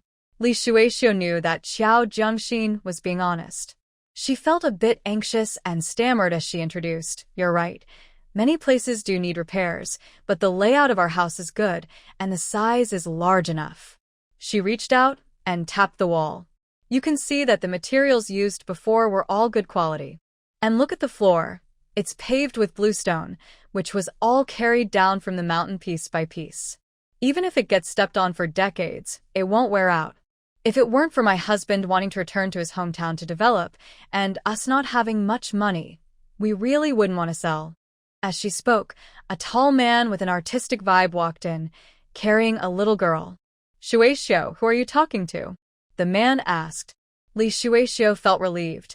She wasn't good with words, so she thought it was better to let her husband handle the guests. "Zhuwen, they're here to look at the house." You should tell them about it. Zhuang Zhuwen noticed they were military personnel and quickly set his daughter down, stepping forward respectfully to shake hands with Gu Yunzhou. "Hello, comrade. My last name is Zhuang, and I am Shuexiu's husband. Have you seen the house? Let me show you around." Gu Yunzhou smiled politely but distantly and said to Qiao Zhengxin, "It's my sister who wants to see the house. You can talk to her." Qiao Zhengxin replied, "Comrade Zhuang, we have already seen the house." Zhuang Zhuwen got straight to the point. "Did you like it?" Qiao Jiangxin hesitated for a moment. "The house I like the most is actually in the southern part of the city, but it's quite expensive and there aren't many for sale," implying that she wasn't very interested, but if the price was right, she could consider it. Zhuang Zhuwen understood. He pointed to the table in the living room. Come, sit down and talk. No matter the outcome, since we've met, it's fate. I feel embarrassed to say, this house belonged to my wife's ancestors. If we weren't in such a tight spot, we really should keep it, Zhuang Zhuwen said, patting his thigh with a sigh. Then, he casually shared the reason for selling the house. He was a young intellectual from the south, assigned to a remote village in Ningxian. After 2 years in the countryside, during a visit from a leader to inspect work, his bicycle broke down on the road. He seized the opportunity to fix it quickly, and because of his bicycle repair skills, he was assigned to work temporarily at a bicycle repair shop. Later, he met his wife, fell in love, and got married. A year after their daughter was born, the government returned this house to the Li family, but only Li Shuexiu remained, so the house came under her name. Although I've been here for so many years, I'm still not used to this place. Plus, now that things have opened up, my hometown is developing too. Shuexiu has no other relatives here, and her memories are not very pleasant, so she has no attachment. My parents are getting older, so I discussed with Shuexiu about bringing them back home with me.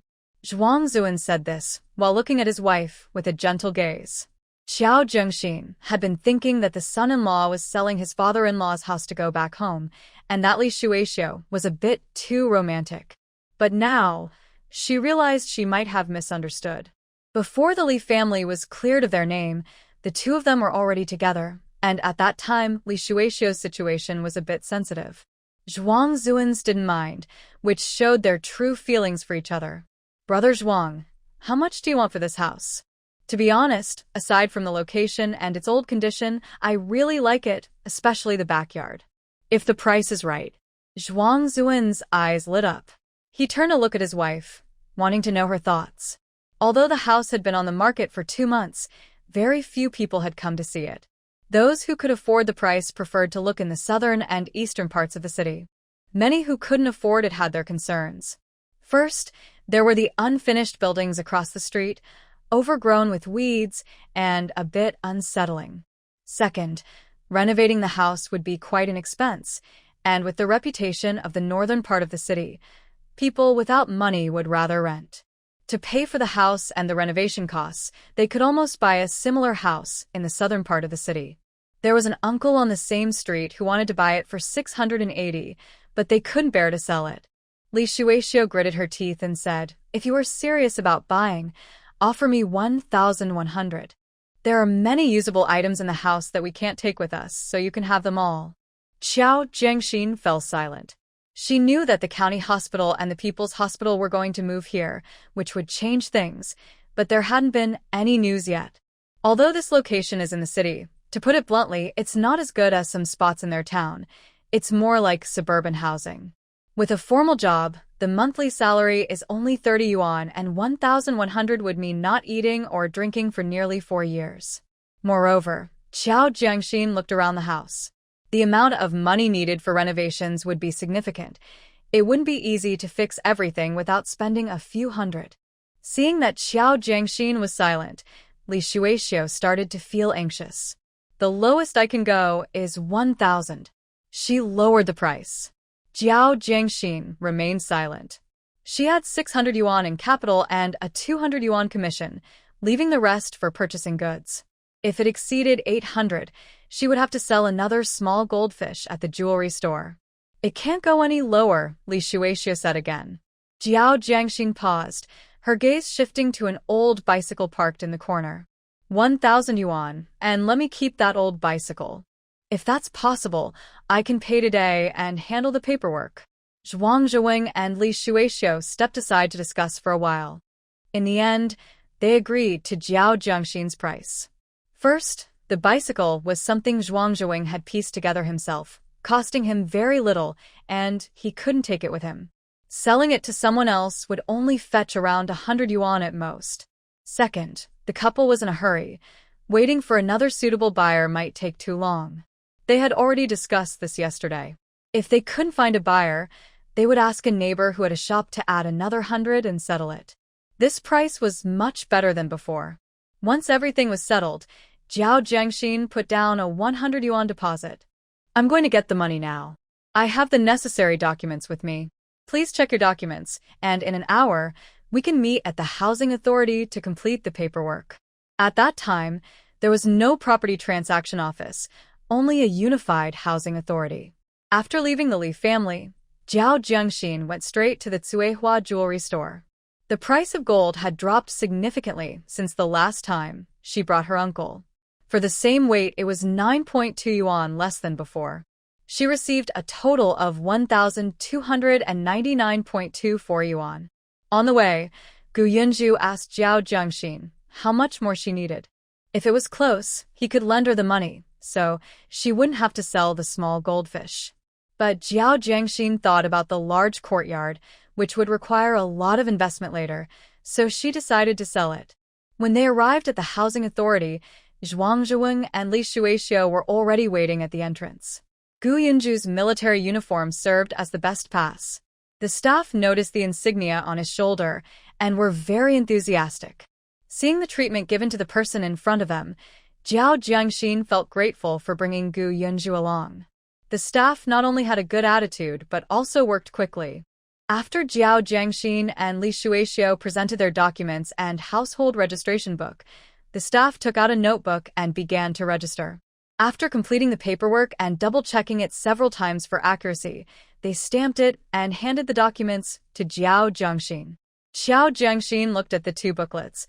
One was a light yellow land use certificate, and the other was a brown property ownership certificate. Both booklets had a golden national emblem printed on the cover. She opened the property ownership certificate, and on the first page, in clear, bold letters, it stated, according to the regulations of the People's Republic of China, to protect the legal rights of property owners. After verification, this certificate is issued. Below was the signature and red stamp of the Housing Management Bureau of Ning County. Turning to the second page, it had a layout similar to a bank book with horizontal and vertical grids. Xiao Jiangxin's name was written at the top, but there was no ID number listed, and the ownership was marked as 100%. Further down was the property condition registration, which had handwritten details about the area, address, number of rooms, structure, and other information. The last line of handwritten information had a red stamp that read, "Registered by Ning County Housing Management Bureau." This confirmed that the information registration was complete, and anything filled out afterward would not be counted. There was a large blank area below, which also had a red stamp that said, "Blank below." Issuing authority, Ning County Housing Management Bureau.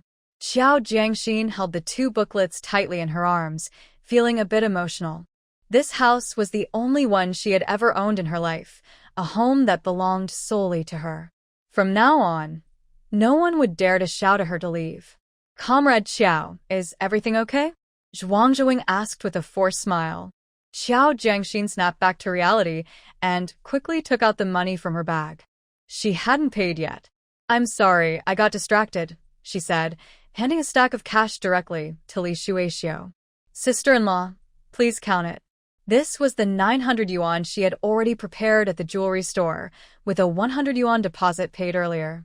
Li Shuexiu was not shy and immediately wet her fingers to start counting. After counting twice, she felt a bit embarrassed and said, "Sorry for the trouble. The amount is correct." Zhuang Zhuang sighed in relief and said to Xiao Jiangxin, "If you're not busy, I can take you to the street office." From their time together, he realized that the official in military uniform was just a figurehead. The real decision-maker was this young girl. Xiao Jiangxin asked, a bit confused, "Street office?" Zhuang Zhuang nodded. "Yes, the street office also needs to register and update the homeowner's information to yours." Following Zhuang Zhuang, they went to the street office to update the information. With Gu Yunzhou's help, everything went smoothly. When Jiang Xian came out of the community office, it was already lunchtime. Zhuang Zhuang invited the two to his home for a meal, but Jiang Xian declined, although she took his bicycle. Since the price of 1,000 already included many furnishings in the room and the bike, she should have kept some money on hand until the house was officially hers. "All right, we have a deal. You can come to collect the house in 3 days, and I'll give you the keys," Zhuang Zhuang said. After a pause, he added, "If I need to leave quickly, or if you are delayed that day, I will leave the keys with the neighbor." The neighbor is Li Baimao's family. Once everything was settled, the petite Jiang Xian rode off with the much taller Gu Yunzhu toward the south of the city. The bicycle was quite tall, and at nearly 17 years old, she was only 1.56 meters tall due to years of inadequate nutrition. Her legs barely reached the pedals, so she had to stand on the frame to push the pedals. Gu Yunzhu looked at her swaying figure and said with a stiff face, Jiang, maybe I should ride instead?" Jiang Xian replied without thinking, "Are you afraid I'll drop you?" "Don't worry, I promise I won't." In her past life, she had confidently ridden a bicycle for years, able to keep both wheels off the ground. Gu Yunzhu hesitated. "I have health issues and can't handle shocks. It could worsen my condition." Squeak Jiang Xian suddenly braked, trying to put her foot down, but since she was too short, the bike tipped to the side. Gu Yunzhu quickly placed his feet on the ground and stood up to help steady the bike. Sorry. "I forgot you have health concerns." Jiang Xian apologized awkwardly, but politely. With your condition, can you really ride a bike?" "This requires strength," she pointed to his chest. "It will speed up your heart rate. Is that okay for you?" She knew that Gu Yunju had a bullet near his heart. I'll go slowly. It's fine. You heard Vice Dean Wang say that moderate exercise is good for health, Gu Yunju said as he took the bike and got on. Get on. Jiang Xian sat on the back seat, feeling the gentle breeze. He indeed rode slowly and steadily, almost like taking a stroll, his tall figure shielding her from the glaring sunlight. On the other side, Qi Suzhen, after hearing Jiang Xian's words, hurried home with a bag of oranges. Once at home, she grabbed the bicycle keys and was about to leave. What are you doing, Suzhen? Her mother called out. Qi Suzhen did not act like a good daughter as usual. Instead, she frowned and said, You don't need to worry about me. I'm grown up now. Can I have a little freedom? After saying that, she ignored her mother and turned to leave. Once outside, she rode her bicycle straight to Gaoshi village. Inside the house, Qi's mother was confused. In the Chen family, only Chen Wendy was home. Chen Jinmei had taken Chen's father to the mountains to gather grass for fertilizer. Wendy, are you home? Qi Suzhen parked her bike and ran to Chen Wendy's study. Hearing her call, Chen Wendy got up to open the door just as Qi Suzhen rushed into his arms. Wendy, she cried, wrapping her arms tightly around his neck. Chen Wendy could clearly smell the fragrance of osmanthus in her hair, hear her heartbeat, and feel her warm breath. The frustration he had been holding in began to ease. Why are you here? He asked. Qi Suzhen looked up, her eyes locked onto his. Wendy, I know everything. I understand that my family went too far a few days ago and hurt you. I know how much pressure you're under and that your uncle wants you to marry early because of his health. Wendy, I'm not afraid. I'm not afraid of poverty or hardship. We are on the same level, and our thoughts resonate with each other. I know what you're thinking. I can discuss farewell to Cambridge and border town with you. Can anyone else do that? So, no matter how much outside resistance we face, promise me you won't give up on our love, okay? At least until I give up. Don't leave me alone. Chen Wendy, already feeling reluctant, was moved by Qi Suzhen's red eyes and pulled her tightly into his embrace. Suzhen, I understand everything you're saying. If you don't come back, I really won't be able to hold on any longer. Seeing the dejected Chen Wendy, Qi Suzhen felt a deep pain in her heart. I won't push you anymore. I don't care about anything else. I just want you. I will fight my own battles at home. Let's work hard together. I believe our true love can overcome everything in this world. Wendy, I will wait for you. I will always wait for you. I won't marry anyone but you. After saying this, Qi Suzhen looked at Chen Wendy with intense eyes. Chen Wendy held her even tighter. Suzhen, I don't deserve such passionate love from you. When Qi Suzhen visited, Chen Wendy abandoned his earlier intention to marry Qiao Jiangxin. The two agreed to fight for their home together. Qiao Jiangxin was eating pickled cabbage dumplings with Gu Yunzhou and was explaining the pickled cabbage to him. Brother Gu, when my restaurant opens, I'll invite you to try my special pickled cabbage dumplings. Talking about food, Qiao Jiangxin was very knowledgeable. Do you know how to make the best pickled cabbage? Gu Yunzhou paused and asked softly, What's the secret? Qiao Jiangxin replied, It's all about technology. Most people rely on sunlight to disinfect the pickled cabbage, but I use alcohol. While others use heavy stones to press the cabbage, I also use alcohol. Instead of using whole cabbages, I only use the best parts of the cabbage. I don't want the outer leaves, the yellow ones, or the ugly roots. I believe you've had many dishes made with pickled cabbage, like dumplings, stir-fried cabbage, and pickled cabbage with pork bones, but there's one thing you've probably never tried. Gu Yunzhou asked, Oh, what is it? Qiao Jiangxin mysteriously raised a finger and said, The heart of the pickled cabbage, about the length of my finger, pure white and crystal clear. It combines the perfect balance of sour, crunchy, refreshing, and tender, with a hint of sweetness from the cabbage itself. I tell you, it has no fibrous texture at all. It breaks easily. You don't even need to process it, just a small piece can go with a big bowl of rice. As Qiao Jiangxin spoke, her mouth watered, and she popped a pickled cabbage dumpling into her mouth, imagining the taste of the pickled cabbage heart with rice. Gu Yunzhou, influenced by Qiao Jiangxin's description, felt hungry. He instinctively smiled and said, "Anything you praise so highly must be amazing. I really need to try it." Qiao Jiangxin gave him a reassuring look. "When I make it, you'll be the first to try it. You really helped me today at the real estate bureau. I saw that couple secretly giving something to the staff, but I didn't need to do anything. Just having you stand there made a better impression than their bribes. Hee, without you, today wouldn't have gone so smoothly. We bought the house in no time, and with you here, I felt at ease." Gu Yunzhou straightened his back and lifted his chin slightly. He was growing fonder of Ning County. After finishing the pickled cabbage dumplings, Gu Yunzhou drove Qiao Jiangxin toward the east side of the city.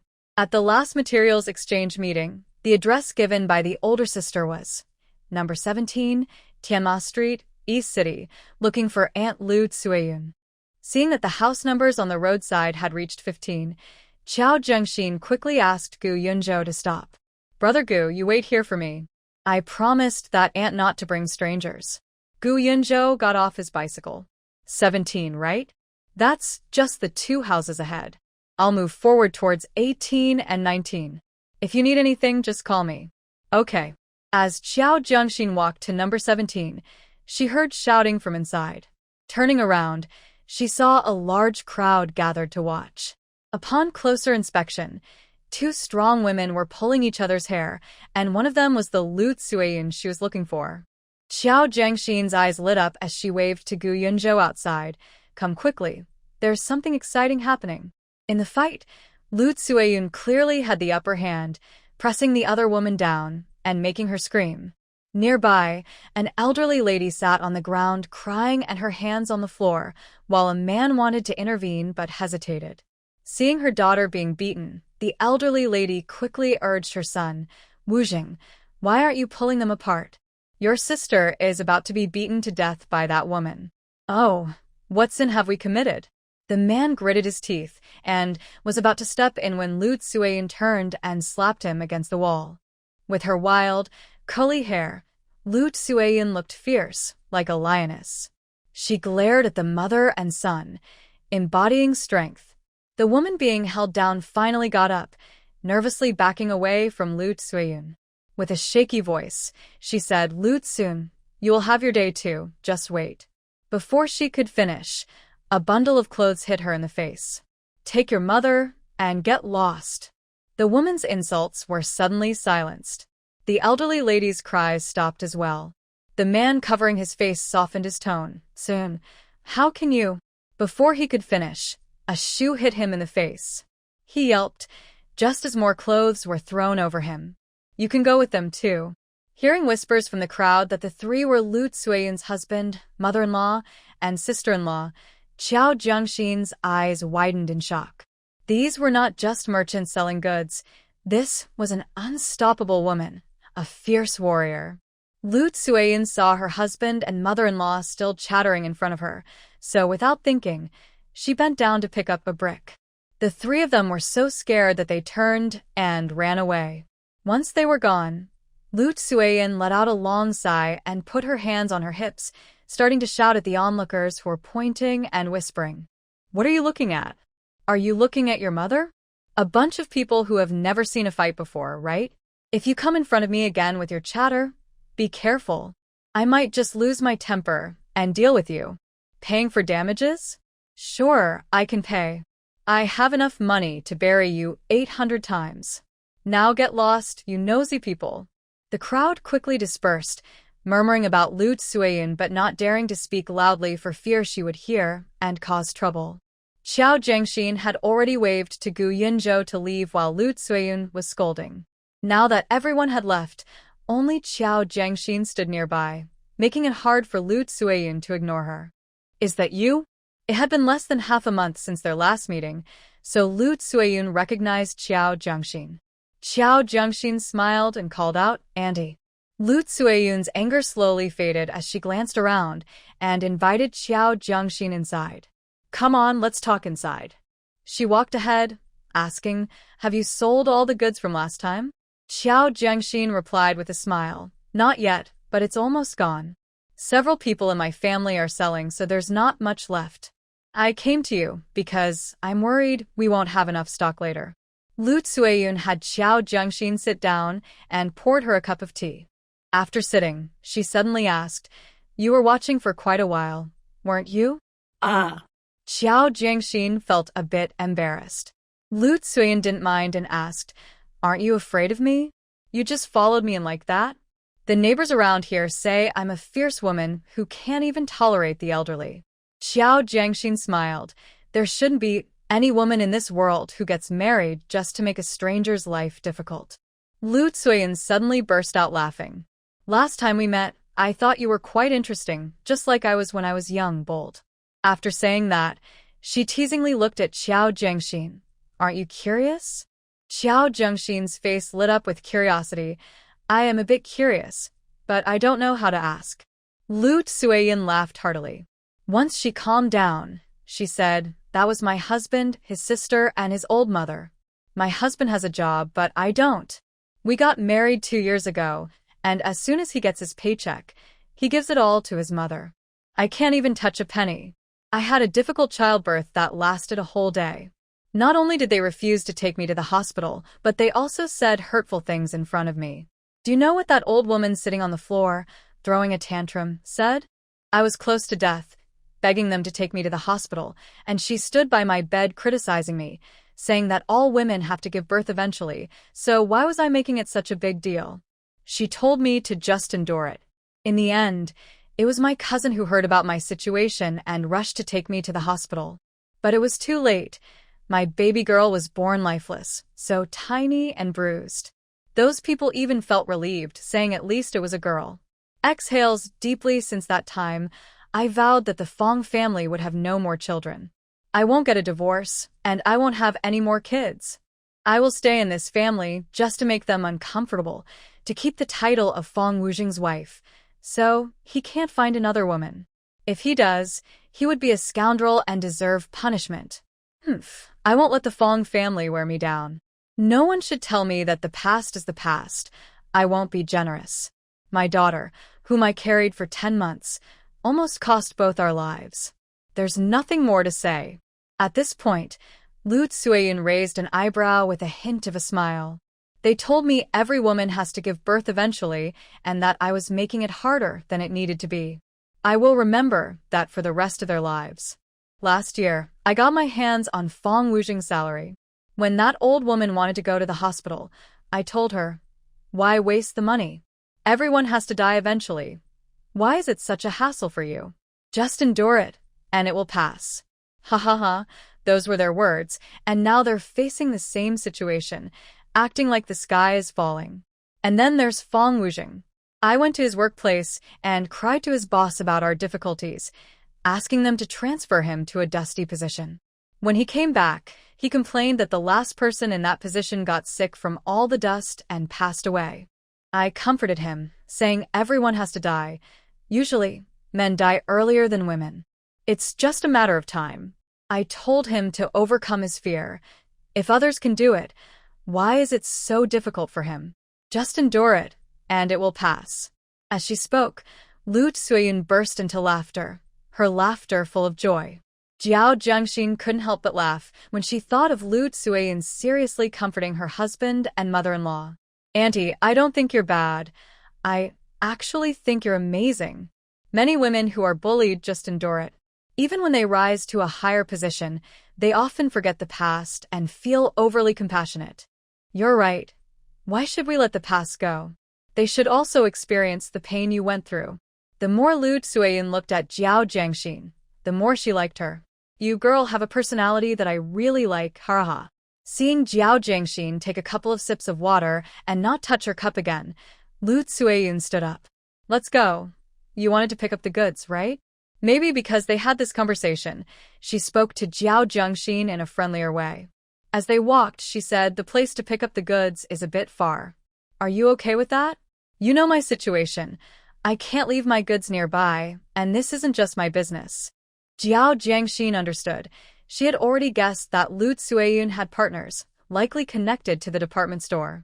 As they chatted while walking down the street, Zhao Jiangxin secretly glanced back a couple of times. Gu Yunzu was following them from a distance on his bicycle, having taken off his military jacket and leaving only a plain white short-sleeve shirt, which made him less noticeable. Lu Tsueyin led Zhao Jiangxin for nearly 10 minutes, passing through 2 alleys and finally took out a key to unlock a door.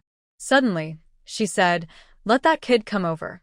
He's been following us the whole way." Zhao Jiangxin was slightly taken aback and then awkwardly forced a smile. "Auntie, I'm sorry. I promised not to bring strangers, but I'm too young and my family is worried." Lu Tsueyin didn't mind. "It's fine. The policies are pretty clear now. If it weren't for the Fong family, I wouldn't be hiding things like this." Seeing that Lu Tsueyin truly didn't mind, Zhao Jiangxin turned around and waved to Gu Yunzu. "Brother Gu, come over. Auntie said it's okay." Hearing the affectionate term auntie, Lu Tsueyin felt a warmth in her heart. Once inside, Zhao Jiangxin climbed up the pole and mentioned to Lu Tsueyin that she might bring her uncle or dad next time to pick up the goods. "Annie, next time I might bring my uncle or dad to pick up the goods. They will take over this business and coordinate with you." Lu Tsueyin was a bit surprised. The goods are selling pretty fast. I mean, it should definitely be profitable, right? Why did you let someone else handle it? What? Your parents pushed you to explore, and when you succeeded, you handed it over to your brother? Lu Tsueyin had her reasons for saying this, as most parents at that time favored sons over daughters. She felt a connection with the girl and kindly advised her, "Annie has been through this. Let me tell you, whether it's family or a partner, as women, we need to have money in our hands to feel confident. With money, you can eat what you want, buy what you want, and have things others don't. If you don't want to stay in Ning County anymore, you can just leave. As long as you have money, life will be good wherever you go. Don't be foolish."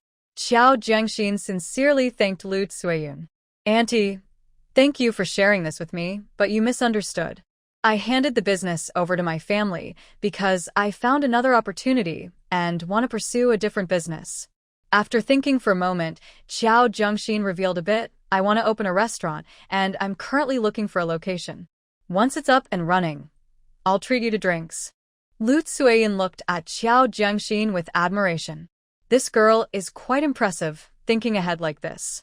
"You remind me of your aunt in her younger days." Xiao Jiangxin laughed. "Are you complimenting yourself or me?" They exchanged a glance and both laughed together. The total amount brought from home was 1,377.32, which included 600 as Xiao Jiangxin's capital and 200 as her hard-earned fee. The remaining 577.32 was all converted into goods, without her keeping a single cent. Lu Tsueyin helped carry one of the 2 large sacks, while Gu Yunzhou quickly went inside to help Xiao Jiangxin with the other sack she was holding. As the bicycle hit the road again, Xiao Jiangxin was sitting on the front bar, with a large sack tied on each side of the back seat. Feeling Gu Yunzhou's arms around her, she leaned slightly forward, feeling a bit uncomfortable. With that small movement, Gu Yunzhou seemed to understand her discomfort, straightened up, and created some space between them. Passing by the roast chicken shop, Xiao Jiangxin suddenly remembered what she had promised old Qing in the morning about buying him roast chicken. "Hey, Brother Gu, stop. I'm going to buy roast chicken." There were 4 roast chickens left in the shop, and Xiao Jiangxin wanted them all. Seeing her carrying so many oil paper bags, Gu Yunzhou asked, "Buying so much? It's hot, and they won't last long." Zhao Jiangxin smiled and said, "I promised Grandpa Qing to buy one for him. He'll have one, you'll have one, and the remaining 2 will be for my family, since we have many people, and we'll definitely finish them." Gu Yunzhou felt happy when he heard she was buying one just for him. When they arrived at the bus station and bought their tickets, Gu Yunzhou climbed up to the roof of the bus, using the metal ladder at the back. Zhao Jiangxin held the cargo below, and together they placed 2 burlap sacks and a bicycle on the luggage rack on top of the bus. They secured everything tightly before sitting down. At that time, the bus didn't have a luggage compartment, but the roof had a rack for storing things. After a long day, both of them were a bit tired and didn't feel like talking. Zhao Jiangxin even started to doze off. Gu Yunzhou watched her nodding off and carefully reached out to rest her head on his shoulder. Since she was a bit shorter, he slid down a little to make her more comfortable, changing his straight posture into a relaxed one. When they arrived in town, Grandpa Chung was already waiting. To Jiao Jiangxin's surprise, there was someone sitting on the ox cart. Jiangxin. Great. While I was away, you went to the city again. Didn't I say I'd be back in a couple of days? Why didn't you wait for me? From a distance, they heard Lu Xinyan's cheerful voice. Jiao Jiangxin's eyes lit up. Sister Xinyan, you're back? Lu Xinyan's face was full of joy. Yes, I just arrived. I was planning to rent an ox cart to go back, but I ran into Grandpa Chung right after getting off the bus. With Lu Xinyan around, the ride became lively, and they chattered nonstop. Seeing her so happy, Jiao Jiangxin couldn't help but ask quietly, Sister Xinyan, are you this happy because something at home has been resolved? Lu Xinyan suddenly became shy and said softly, Ruo Fei and I have officially confirmed our relationship now. Jiao Jiangxin was a bit surprised and turned to look at Gu Yinzhou, as if asking him, didn't you say the Ouyang family rejected this match? Lu Xinyan leaned closer to Jiao Jiangxin. Actually, I came back this time because a friend wrote to me, telling me that Ruo Fei was getting engaged. That's why I hurried back to get an answer. I understand the Ouyang family's feelings over the years, but Ruo Fei never expressed his stance. I like him, but I'm not the kind of person who would chase after someone without dignity. I just needed him to say something. If he didn't acknowledge this match, no matter how much I liked him, I wouldn't cling to him. Lu Xinyan's voice was soft, and her eyes were glistening with tears. I don't know how I became so brave. When I got to Jizhou, I rushed straight to the military hospital to find him. I cried and asked him if he was getting engaged, if our promise was no longer valid. When he saw me crying, he comforted me. You know, he has always been a cold person, indifferent to everyone. He said the engagement was something his parents wanted, and he didn't agree. He even held my hand and took me to the cafeteria, telling everyone I was his girlfriend. Lu Xinyan's smile was wide, her eyes sparkling. This was the first time he acknowledged our relationship.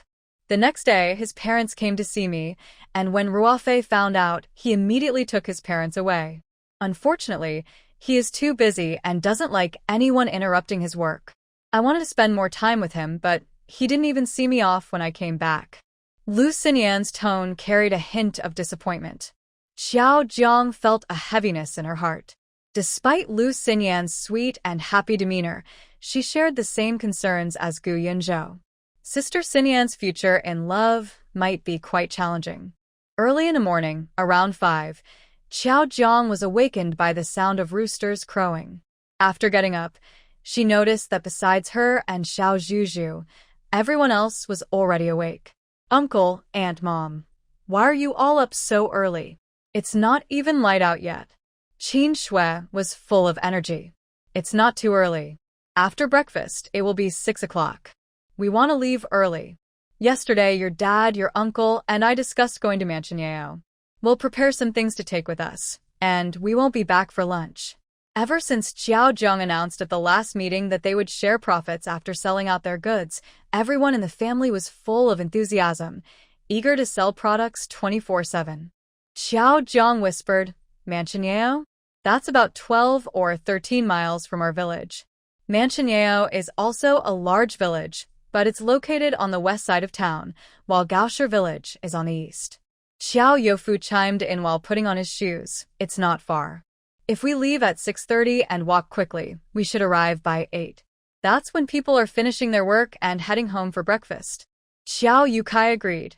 Manhwa is big, similar to Chejin village. Let's bring more goods today, and if we sell out, we can come back early. After running around with his older brother and sister-in-law for over a week, Xiao Yukai had changed a lot. The timid aura around him had faded, and he was now able to look people in the eye and speak more confidently. Xiao Jiangxin was very pleased with the changes in her family. All right, you can decide for yourselves. If you're too tired, take a break tomorrow. There's no rush to earn money. In response, everyone said in unison, we're not tired at all. After breakfast, Xiao Yukai and the others went out. Xiao Jiangxin helped Lu Afong tidy up the house, then chopped vegetable leaves to feed the chickens. Zhuzi's class didn't start until after 8:30. Seeing Qiao Jiangxin chopping the leaves, he picked up a broom and started sweeping the floor. Glancing outside, he happily shouted, "Grandma! Grandpa and Grandma, why are you here?" Qiao Jiangxin stopped chopping the leaves. Liao Fuzhen had come? Turning to look outside, she saw Su Wu carrying 2 baskets, with Liao Fuzhen following closely behind. Juicy, She exclaimed with surprise. Lu Afong, not recognizing them, turned to Qiao Jiangxin with a puzzled look. Qiao Jiangxin quickly went to greet them. "Grandpa Su, Grandma Liao, you came to see Juzi?" "Juzi, come on, let your grandparents in to sit." Liao Fuzhen hugged Juzi tightly and didn't let go for a while, looking him over with joy. The child was dressed in new clothes, clean, and even a bit chubby. The elderly couple exchanged happy glances. It seemed Juzi was doing well in his new home. They had wanted to visit a few days earlier, but were worried that the Qiao family might not welcome them. They were really concerned about the child, so they brought some things today to check on him. Now, seeing Juzi doing well, they felt relieved. Juzi's clothes were made from fabric that Qiao Jiangxin bought when she took her uncle to the county for a doctor's visit. After Qin Shui entered, Lu Afong gave her the fabric that Qiao Youfu needed for making clothes. Qin Shui made 2 short-sleeve shirts, 1 pair of long pants, and 1 pair of shorts for Qiao Youfu, and with the leftover fabric, she also sewed a short-sleeve shirt and long pants for Juzi. "Grandpa and Grandma, please come in and sit." Juzi pulled his grandparents into the house. Lu Afong politely greeted them. "Uncle, Auntie, have you had breakfast? I can make you a bowl of noodles." Liao Fuzhen and Grandpa Su waved their hands. We've eaten. You're Juzi's aunt, right?" Lu Afong replied, "Yes, my husband and Juzi's dad are brothers. Juzi calls me aunt." Liao Fuzhen looked at Lu Afong's belly and asked, "You must be about 6 or 7 months along." Lu Afong gently touched her belly. 7 months. "The baby is due at the end of January or early February next year." "Okay, that's great. A happy occasion with a new addition to the family." right. Liao Fuzhen brought one of the baskets her husband had chosen to the table. "These are eggs from our chickens, along with some dried beans and vegetables from our garden." Qiao Jiangxin looked into the basket and saw eggs, beans, pumpkins, and some greens, even a small bunch of chives. Everything was neatly arranged, and the dried beans and greens were clean and tidy. Juzi glanced at the basket and suddenly felt a pang of sadness. "Grandpa and Grandma, do you have more?" Su Wu quickly replied, "Yes, we have more at home. Don't worry about me and your grandma. You just behave here, and when the chickens lay more eggs, Grandpa will bring you some." Liao Fuzhen patted Juzi's head. "That's right, Grandpa and Grandma have everything you need. You should study hard and eat well, and don't worry about us."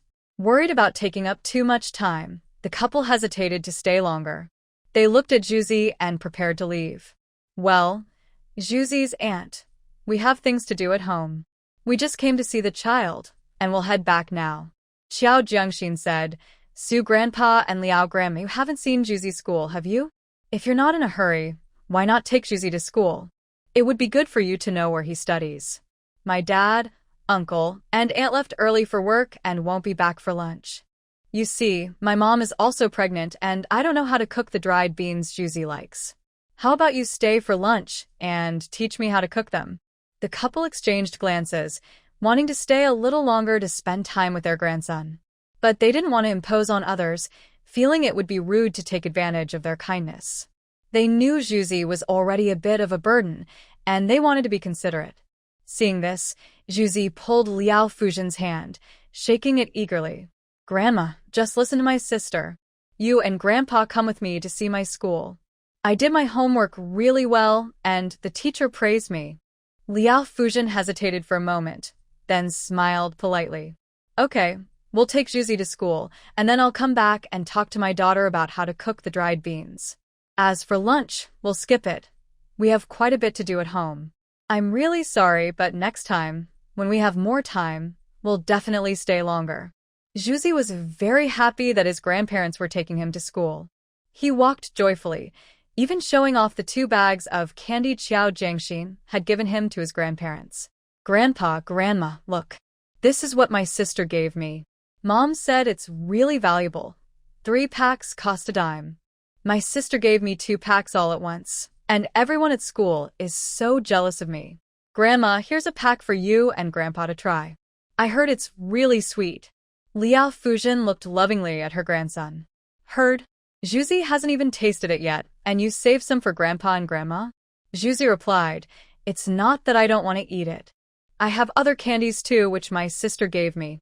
She gave me a handful, and I can't finish them all. I still have 3 left.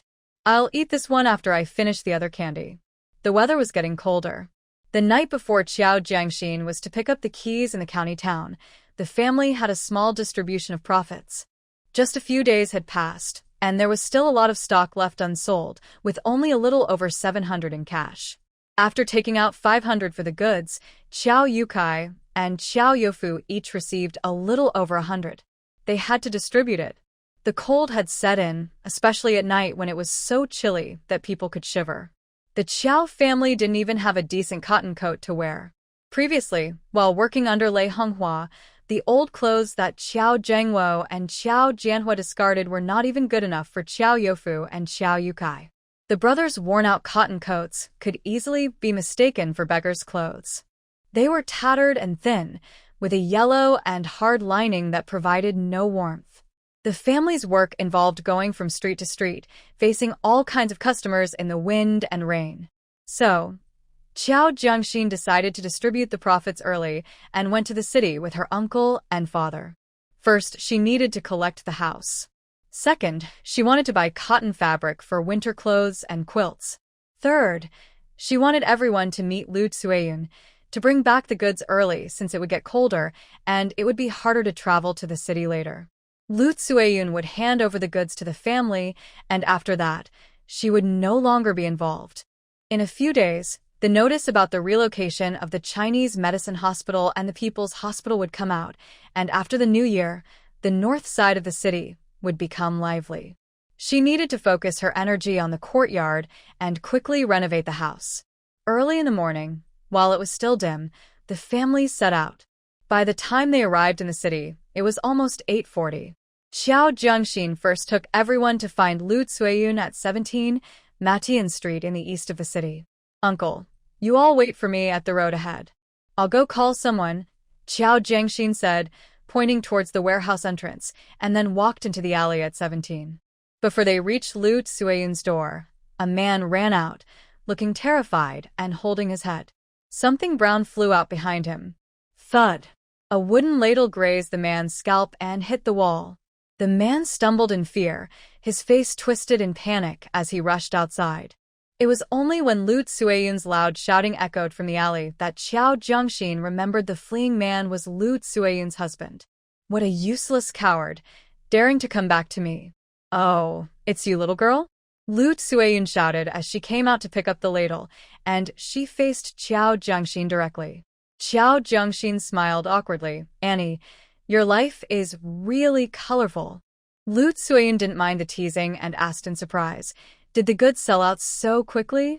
Qiao Jiangxin replied, No, it's just that the weather is cold, and I want to take my family to the city to buy some things, so I thought I'd bring back some goods.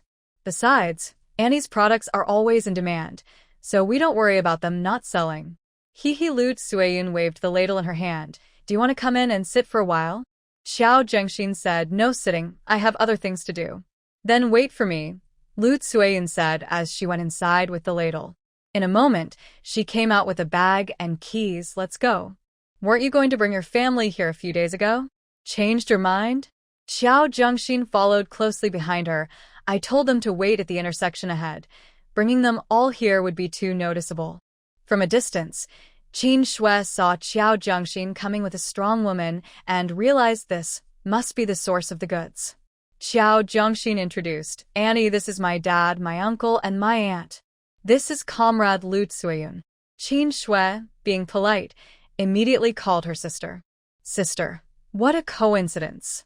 I've heard Jiangxin mention you several times, saying you take great care of her. I've wanted to meet you for a long time. I hope you look out for her in the future. By the way, your hairstyle is really fashionable, just like a movie star. Lu Tsueyun was instantly pleased, running her hand through her short curly hair, proudly saying, "Looks good, right?" "Everyone says so. I sat for an afternoon, my back was sore, but it was worth it." If you like it, once I start earning money, I'll take you to get one too." Haha. Xiao Jiangxin called everyone to follow Lu Tsuyun and asked her, "And we came to the city not only to buy goods but also to find some fabric and cotton. Do you have any here? If you do, we won't need to look elsewhere." Lu Tsuyun shook her head. "Fabric and cotton are not cheap. They are in high demand, and I don't have any." However, Lu Tsuyun continued, "I have a friend who works at the department store. I can take you to ask her." Xiao Jiangxin was very happy and hugged Lu Tsuelan's arm. "Aunt, you are so kind, beautiful, and helpful. With winter coming, cotton is hard to find. I already asked in our town, and they said they didn't have any. Regardless of whether we can buy it or not, I will remember this kindness." Xiao Jiangxin praised Lu Tsuelan, making her feel appreciated. "Oh, it's just a small favor. It's not a big deal. Don't worry, if the department store has it, I will make sure you can buy it." Qin Shui, who was also good at reading the atmosphere and had a sweet tongue, quickly became familiar with Lu Tsuyun after a few transactions. This time, the Qiao family brought their own sacks and poles.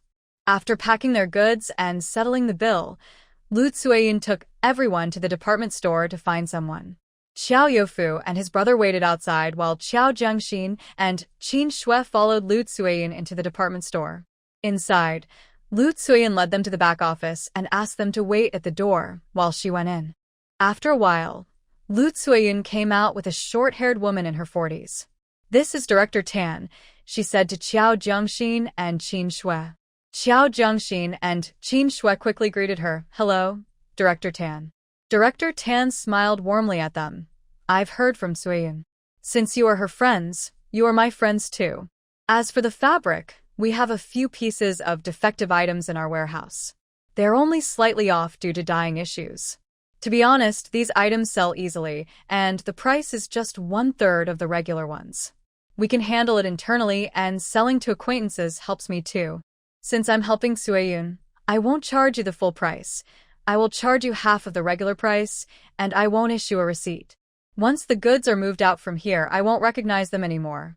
Xiao Jiangxin understood that Director Tan meant she wanted to take some money, and after the goods were moved, if there were any issues with the price or the items, the other party would deny everything and act as if they had never done business.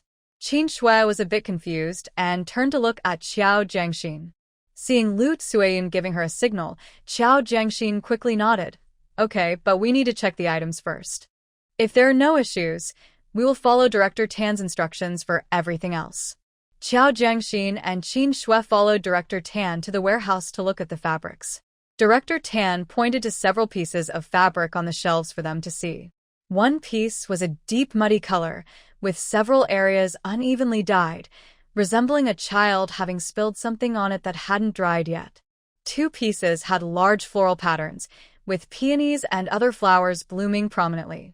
One piece had a long section where the pattern repeated with spots, while the other had several areas without any dye, leaving them blank. There was also a piece of gray plain cotton fabric and a classic checkered pattern, both with some defects.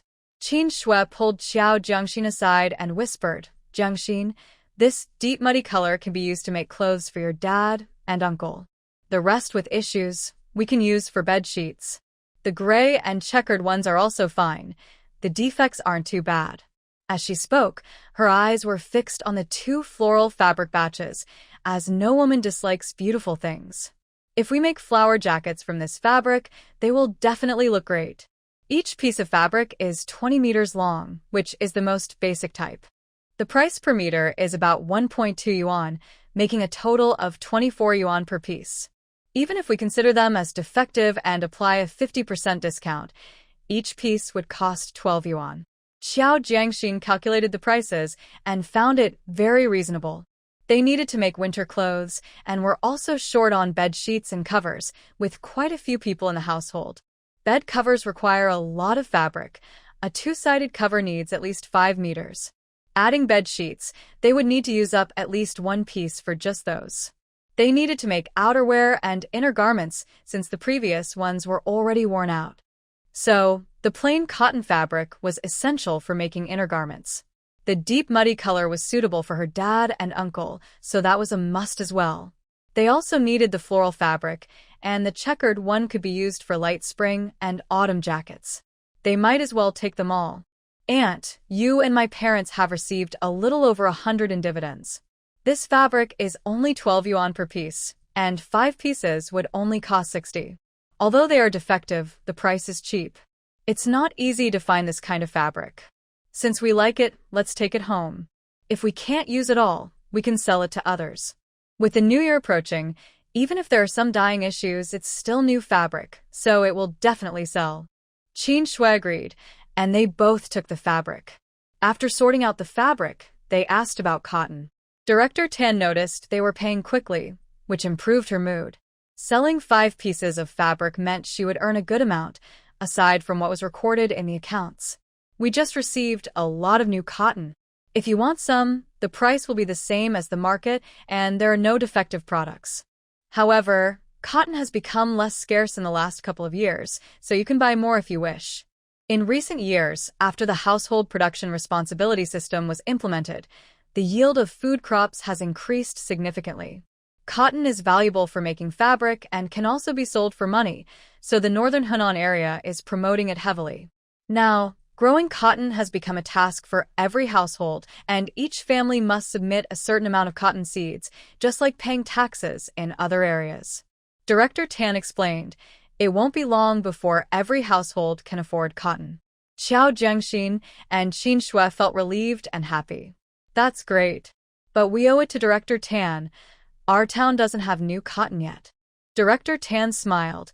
We just received it, so it hasn't been distributed yet.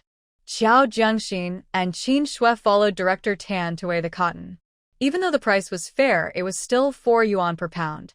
They calculated how much cotton they needed for their family's quilts and clothes, and just for the quilts, they needed 4 pieces, not counting the coats. When they added up the cost, Qin Shui felt a pang in her heart. Zhengxin, we can use those 2 old quilts at home for padding. We can take them apart, dry them out, and they can still be used. Xiao Zhengxin wasn't sure how much money would be needed for her courtyard, so she wouldn't spend any more. After figuring out their remaining money, Qin Shui took a deep breath and bought 35 pounds. As they left with their purchases, Qin Shui felt dazed. In less than an hour, she had spent 200 yuan. No, to be precise, it was 220, which was even more than she expected. Money really doesn't last long. With 200 yuan, I could have found a good wife. I came in here and spent all my money, Qin Shui said, sounding quite down. Xiao Zhengxin comforted her. Auntie, you can't say that. The coats and covers made from this will last for many years, right? To do well, we might be able to use it for a long time. Besides, we won't use all that fabric. We can sell some later and get some money back. When Xiao Youfu and Xiao Yukai saw Xiao Zhengxin and Qin Shui dragging 2 large burlap bags out, they quickly came over to help. What are you buying that's so much? Qin Shui looked up and said, fabric and cotton. Xiao Youfu was stunned. Is all this really fabric and cotton? Xiao Yukai stammered. How much did this cost? Qin Shui smiled mysteriously. The money belongs to everyone. I can't be the only one worried about it. It cost 220, exactly 220 yuan. I spent all the dividends this time. Xiao Youfu and Xiao Yukai were speechless. Qin Shui felt relieved and laughed at their expressions. Feeling worried, huh? Haha, I am too, but now that you two are here to share the burden, I don't feel so bad anymore. Xiao Zhengxin also started laughing. Haha, we earn this money to spend it, so there's no need to worry. It's not lost. We still have the goods.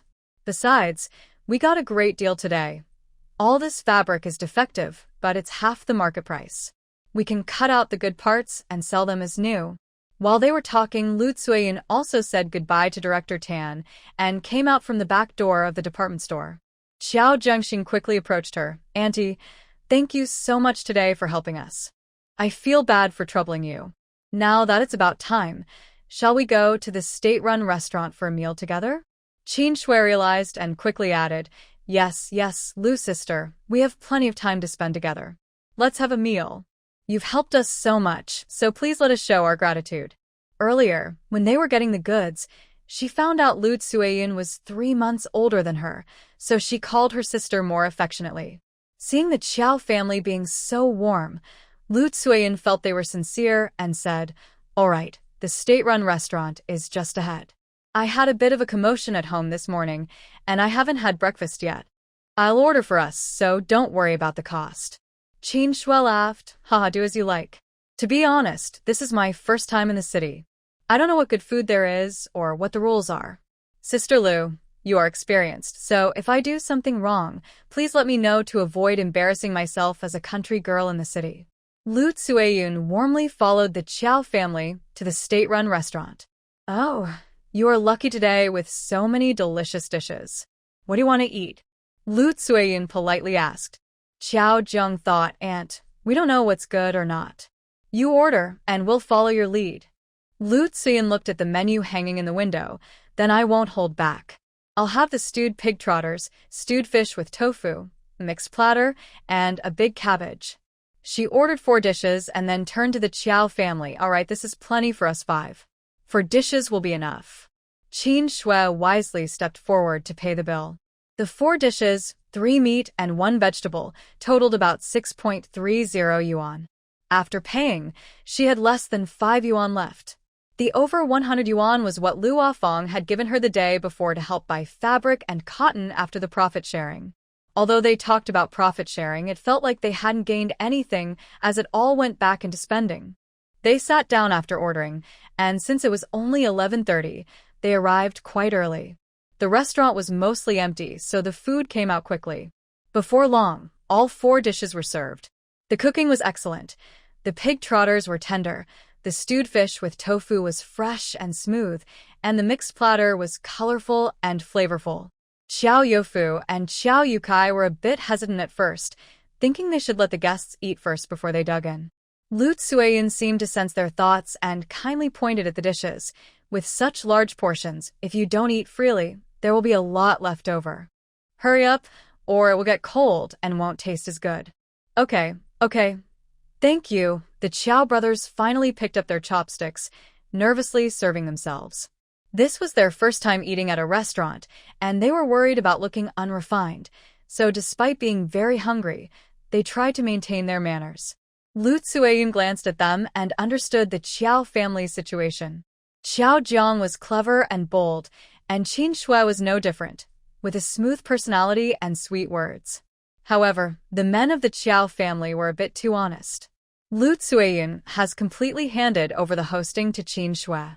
The two, being of similar age, are chatting enthusiastically.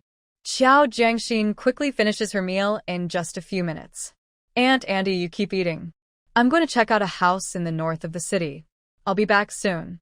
Lu Tsueyun is a bit surprised. "In such a hurry? You should finish your meal first." Xiao Jiangxin smiles apologetically. "Aunt, I have an appointment with someone. It's important to keep promises in business, and I don't want to be rude to you." Lu Tsueyun waves her hand. "Oh, we're familiar enough not to worry about that. Since you have an appointment, go ahead." After saying this, Lu Tsueyun continues chatting with Qin Shui. What were we talking about earlier? Seeing the two deep in conversation, Xiao Jiangxin turns to Xiao Yukai. "Dad, I'll be back soon. You two can wait here for me.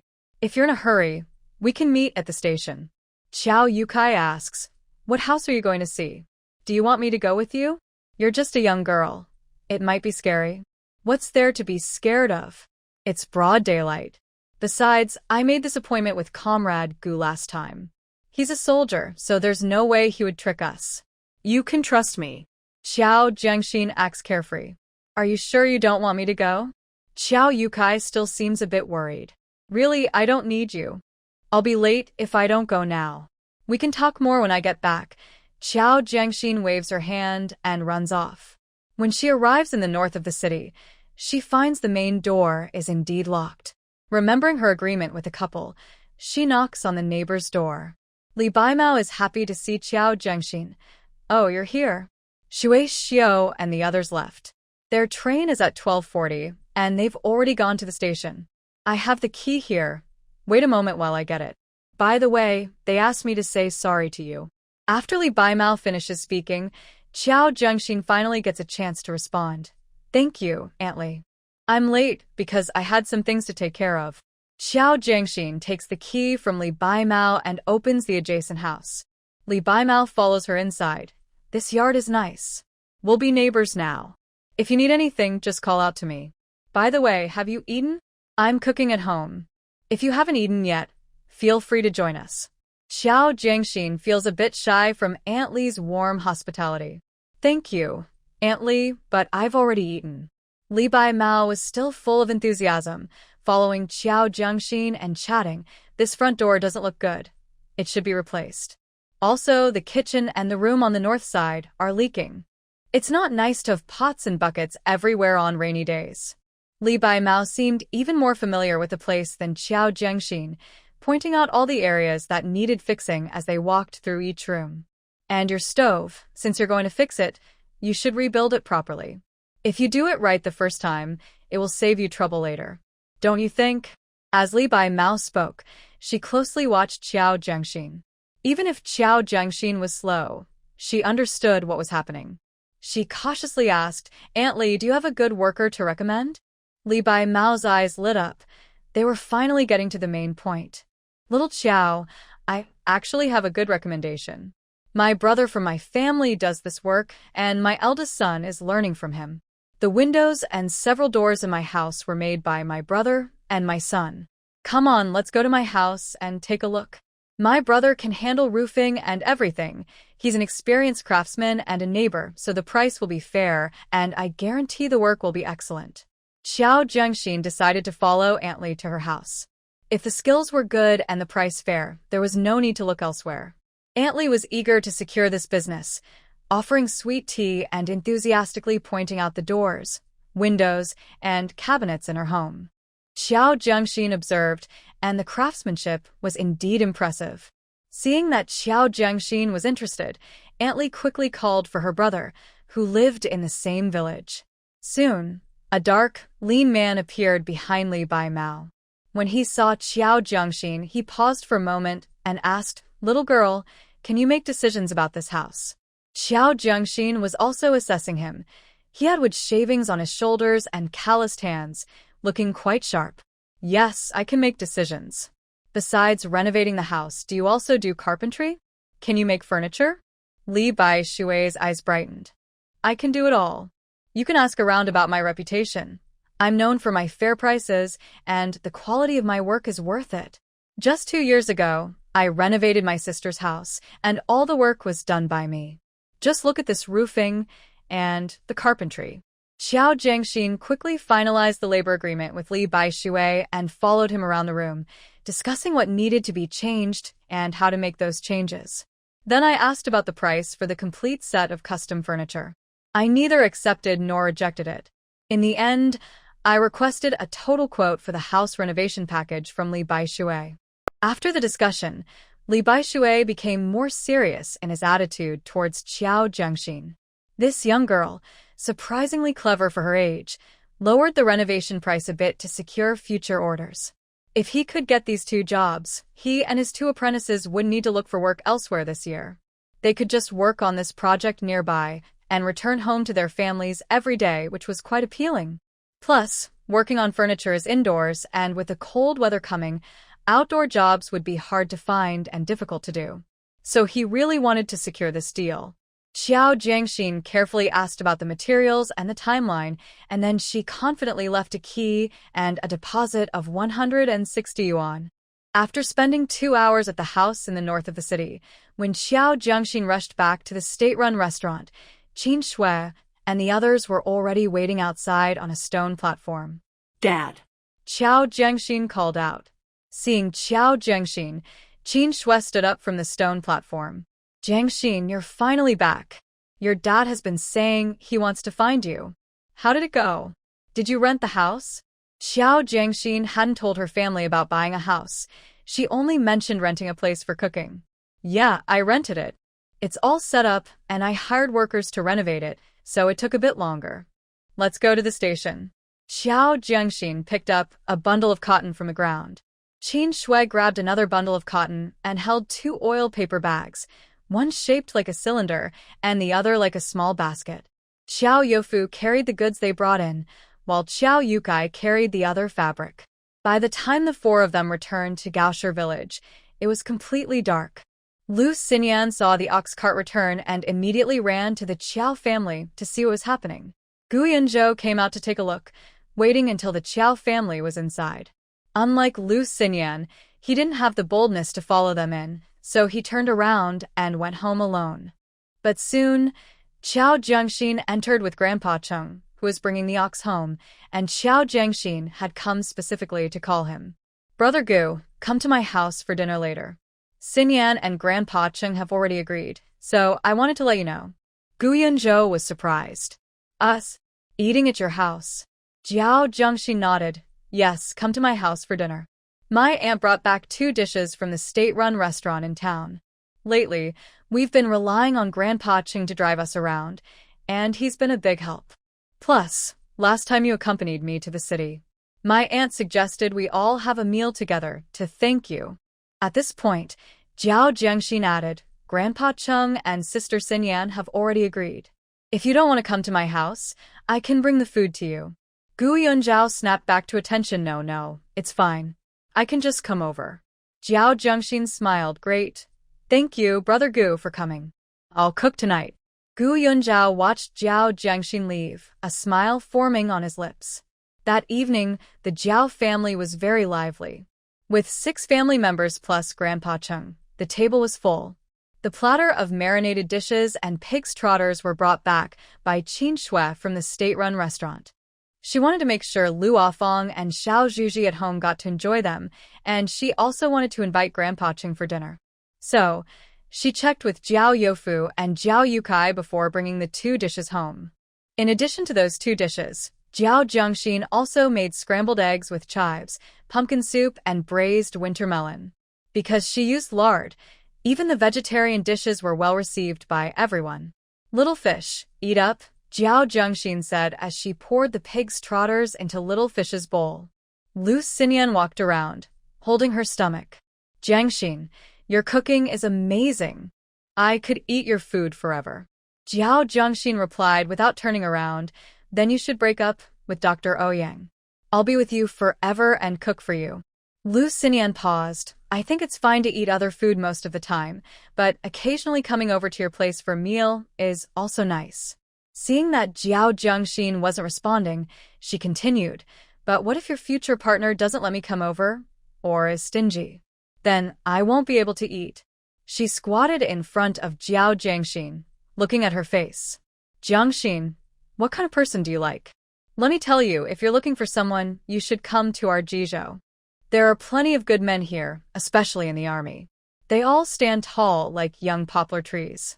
If you come with me to take a look, your eyes will light up, and then they'll light up again, and finally, they'll be shining everywhere, like stars filling the sky, with good men all around.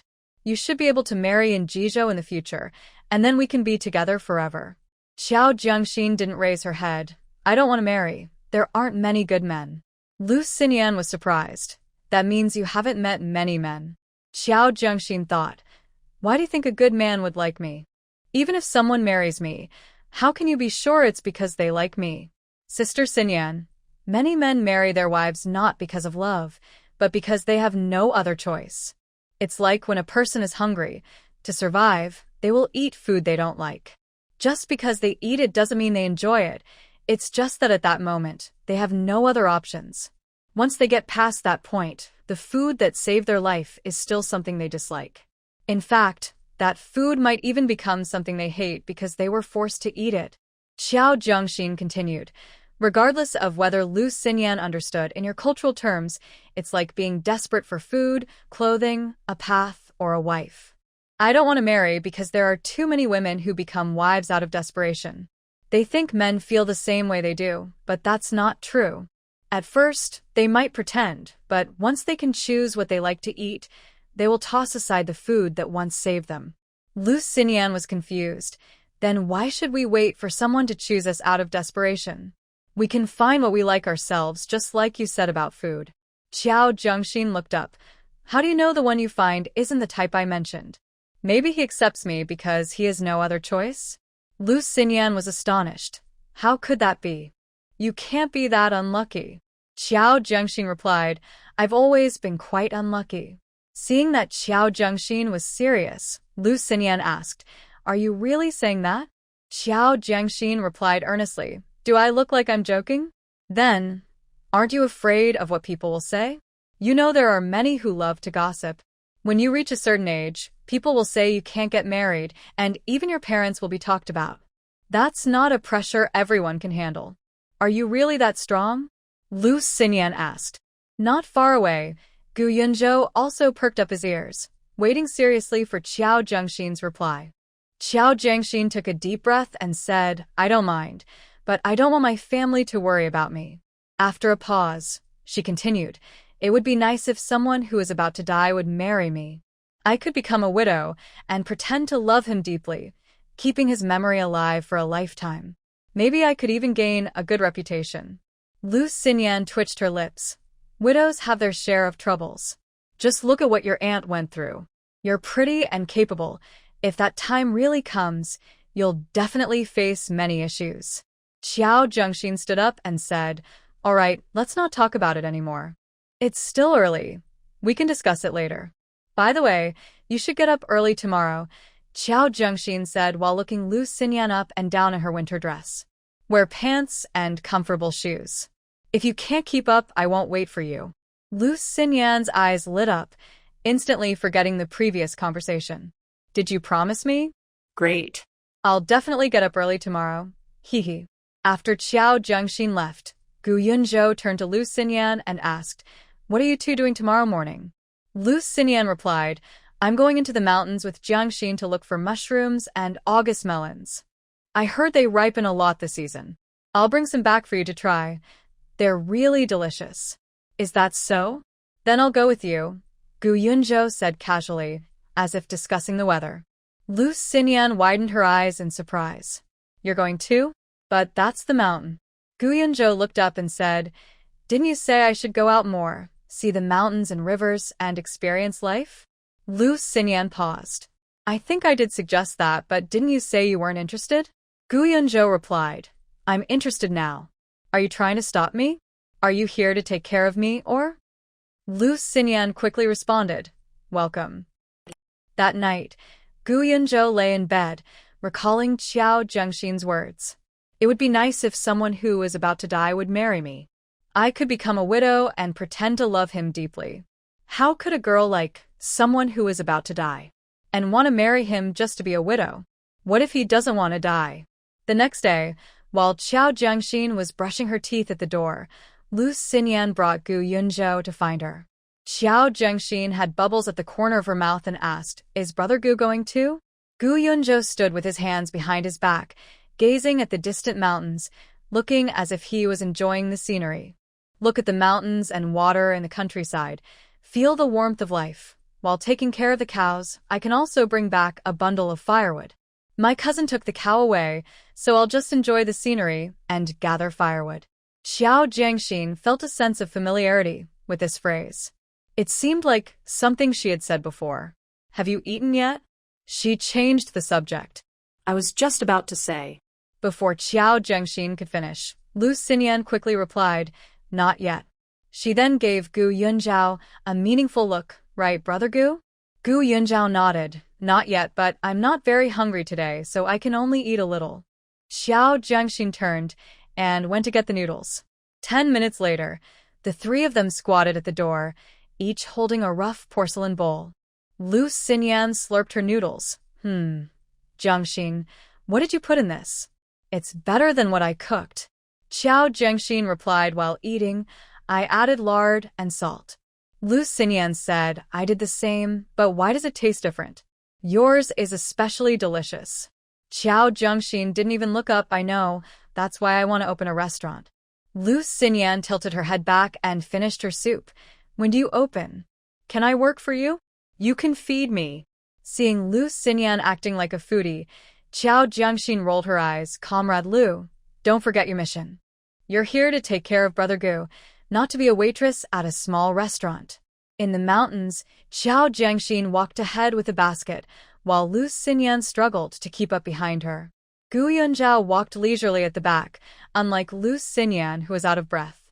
Xiao Jiangxin glanced back at him. He looked like he was enjoying the countryside scenery. Jiangxin, let's take a break, Lu Xinyan called out. Xiao Jiangxin pointed to a nearby rock. I told you not to come, but you insisted. You've never been to the mountains before, so it's no surprise you can't keep up. As she spoke, she picked a few tender branches with thorns and handed 2 thick ones to Lu Xinyan and Gu Yunzhao. She took one for herself and said, do it like this, peel off the outer skin, and the inside is edible. Edible? Hearing about food, Lu Xinyan perked up and suddenly felt less tired. She followed Xiao Jiangxin's lead, peeled it, and took a bite. It doesn't seem to have much flavor, kind of like eating raw lettuce. Jiangxin, is there anything else tasty? I heard from Grandpa Chung that there are many good things on the mountain, like raspberries, sweet potatoes, milk foam, wild hawthorn, schisandra, and August fruit. Lu Xinyan listed them all in one breath. Xiao Jiangxin, a local villager, was shocked. How do you remember all that so clearly? Lu Xinyan replied seriously, because I've never tried any of them. Ah. Xiao Jiangxin laughed so hard he nearly fell over, his eyes squinting into crescent shapes, revealing his clean, bright smile. Gu Yunzhou couldn't help but laugh along. Soon Lu Xinyan joined in too. The laughter echoed through the mountains. After a while, everyone quieted down. Lu Xinyan, who also enjoyed gossip, had heard from Aunt Nio about Xiao Jiangxin's past. Jiangxin, how do you stay so happy all the time? Xiao Jiangxin smiled and said, Want to know? I'll tell you. Life is short, and no matter how we live it, it's just a few decades. So, don't worry about how others live or what the weather will be like tomorrow.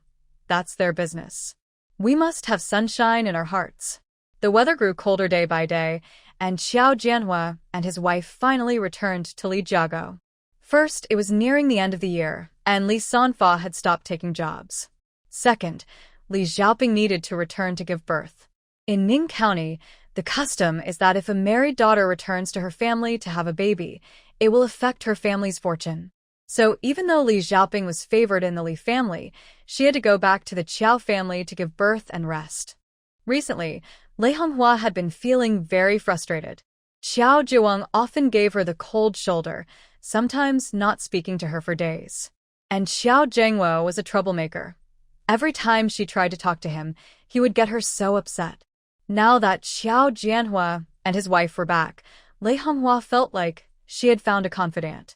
She pulled Li Xiaoping aside and excitedly shared all the recent happenings, adding her own flair to the stories. Li Xiaoping initially enjoyed the gossip, but as she listened, something felt off. What? They sold a house. They sold our house. They sold the grain and pigs too, and used our money to marry a widow with a child. Now they're doing business and living better? Hearing that Qin Shue's bride price was 200 yuan, Li Xiaoping felt a sudden imbalance. As a daughter-in-law of the Qiao family, she, a young woman, received only 100 yuan when marrying Qiao Jianhua, while Qin Shue, a divorced woman with a child, got 200. The Qiao family is really pushing it too far. Her family has been supporting Qiao Jianhua, and her father even helps him with work and teaches him skills. She is pregnant with the Qiao family's child. Where does the Qiao family think they can put Li Xiaoping? What is Li Xiaoping to them? Is she just a burden?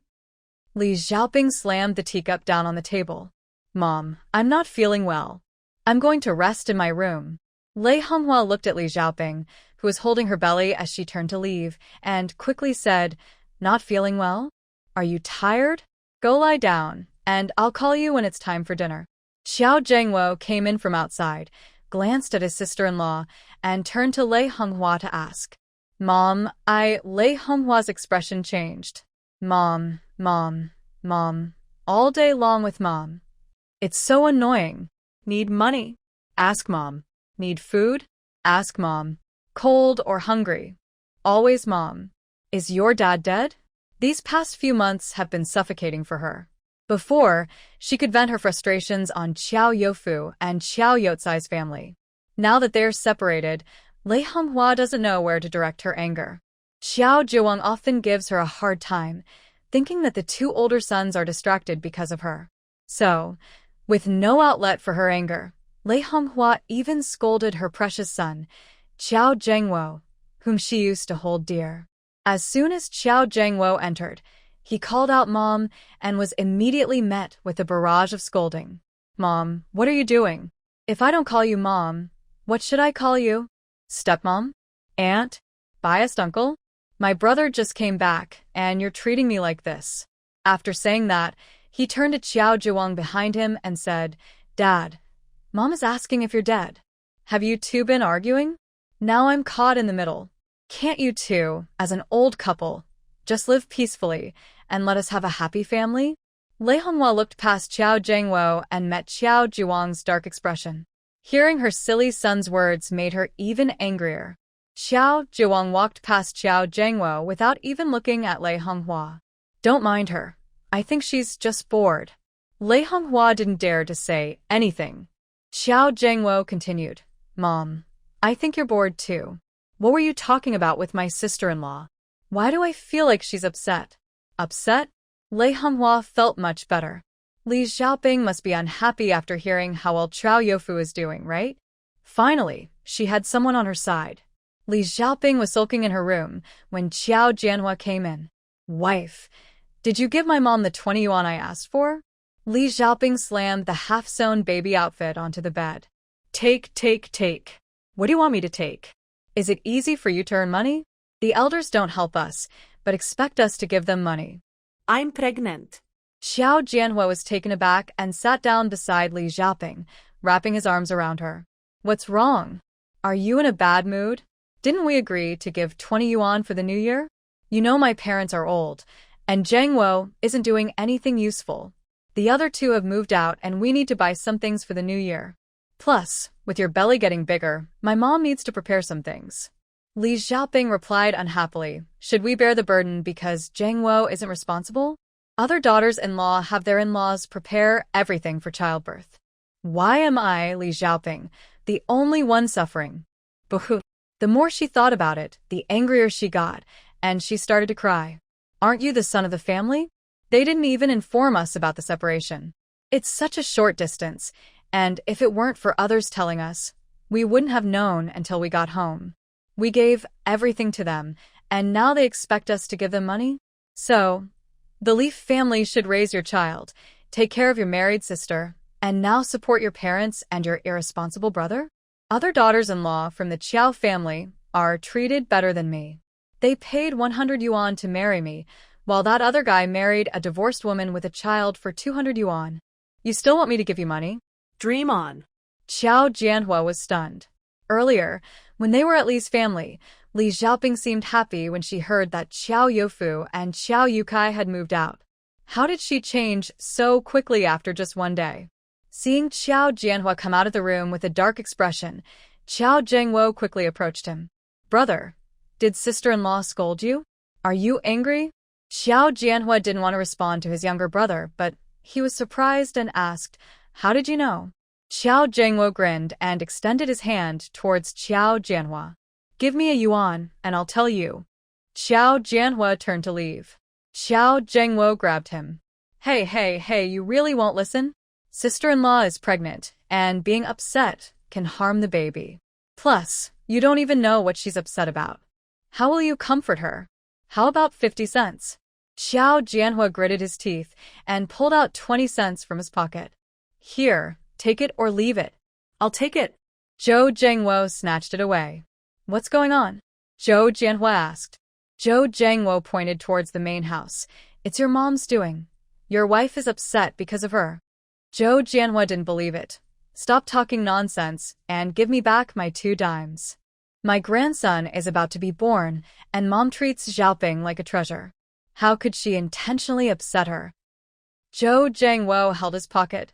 Don't make me take action. Zhou Jianhua got angry. What's wrong? You think you can show your teeth to me? Zhou Zhengwo shouted towards Li Xiaoping inside the house. Sister-in-law, my brother is hiding something. In the house. Shut up, or I'll make you regret it. This winter has been cold and rainy. After freezing overnight, the rainwater on the roads easily turns to ice. In the Qiao family, Qin Shui and Lu Afong sat on the Kong sewing clothes and quilt covers.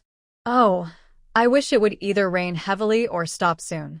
It's been drizzling for 2 days with no sign of stopping, Qin Shui said with a worried look out the window. Lu Afong agreed. Yes, we haven't been able to set up our stall for almost 3 days. We've lost so much money. Qin Shui nodded. If it weren't for the rain, we could have worked harder and traveled further these past few days. We might have earned back what we spent. The two sisters-in-law frowned, and the Qiao brothers also looked worried outside.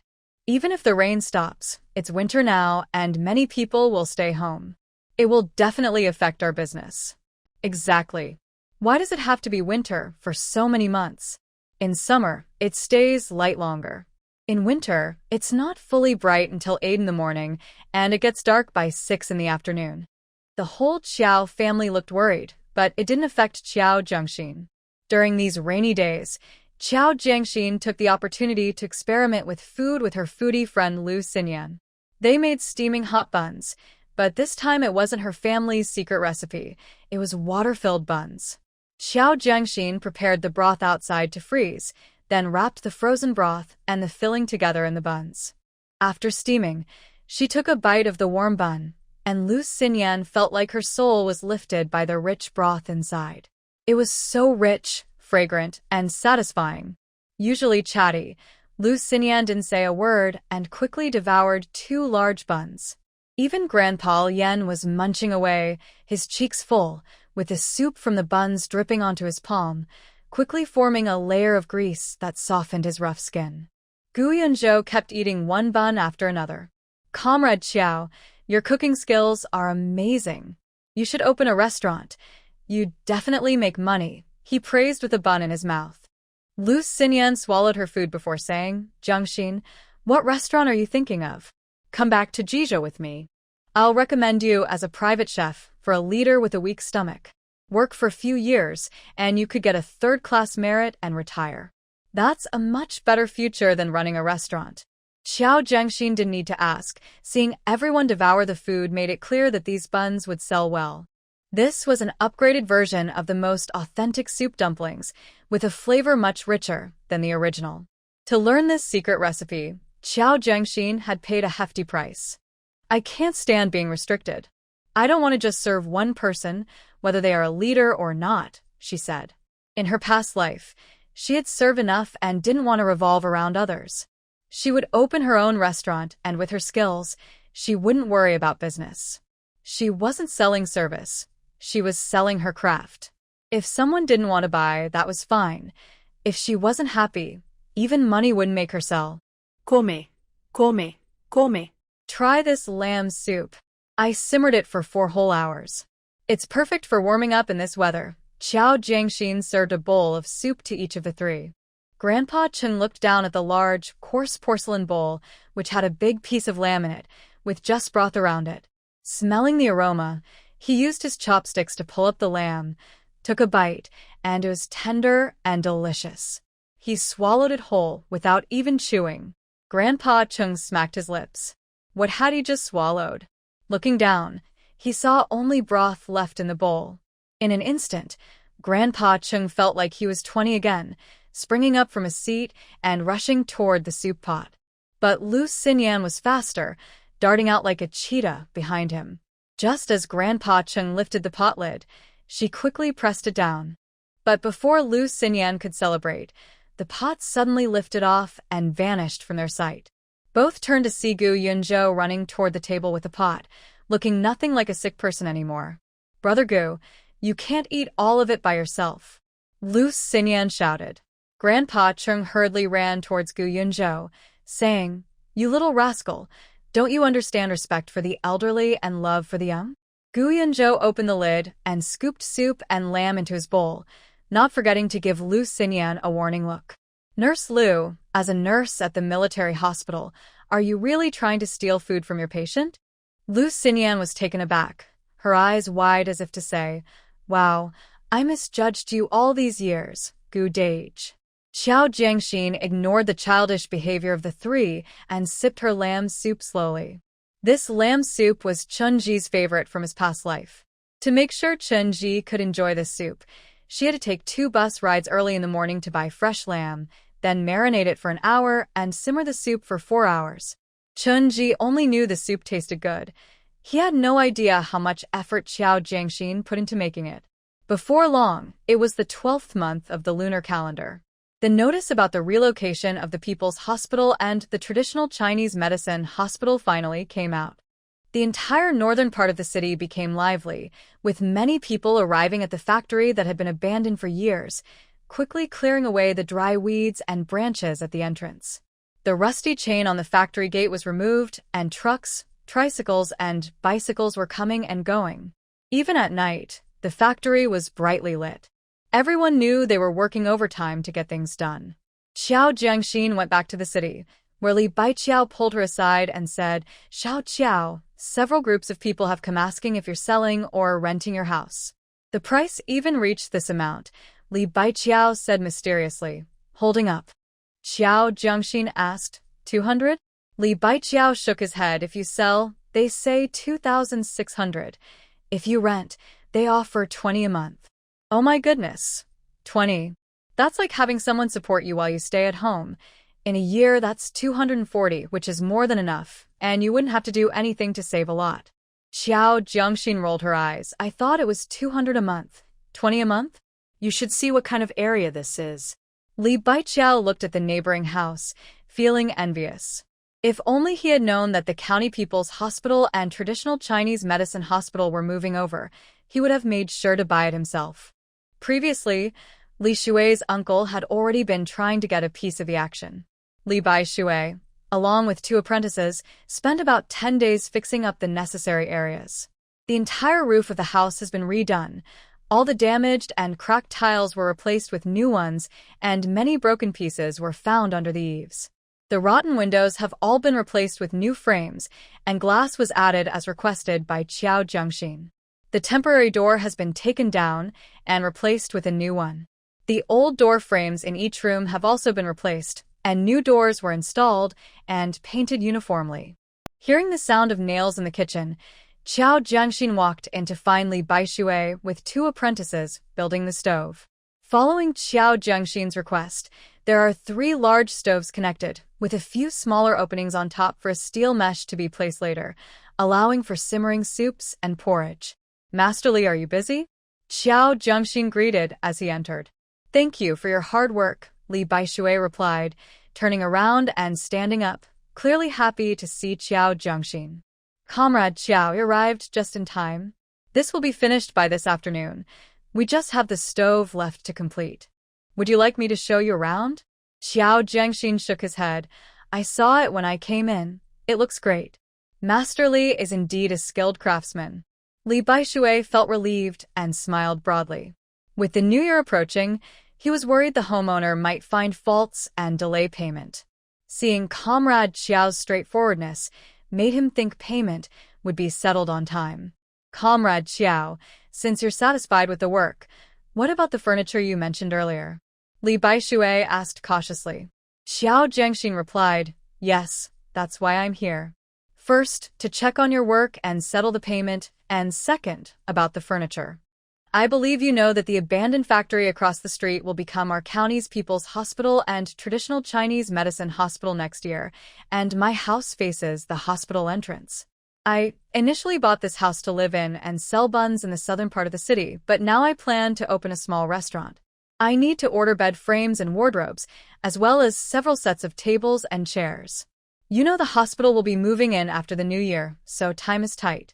Li Baishui interrupted eagerly, Comrade Xiao, I understand your needs. Don't worry, I will deliver on time. I have a senior apprentice with 2 skilled workers who can help. If you're willing to give me this order, I promise to get everything done neatly. If you're not satisfied with anything, you can return it to me. Xiao Jiangxin nodded. All right, I'll do it for you. Also, I want to set up a shelter at the front gate and build a small room in the backyard. Can you do that? Li Baishui felt excited inside but nodded seriously on the outside. If you trust me, I guarantee you'll be satisfied. If you're not happy, I'll redo it for free. After discussing the details, Qiao Jiangxin and Li Baishui wrote a simple contract, settled the remaining payment for the house renovations, and paid a 100 yuan deposit for custom furniture and the shelter. Once the matters in the north of the city were taken care of, Qiao Jiangxin took a stroll in the south of the city, noting the prices of various ingredients and where to buy them. Afterward, he went to find Lu Tsueyun to help restock some popular items to take back home. With the rain stopping for a few days, Qin Shui and the others started going out early and returning late. Since they had lost a few days of work, they were eager to make up for the lost income. When Qiao Jiangxin returned home, there were guests.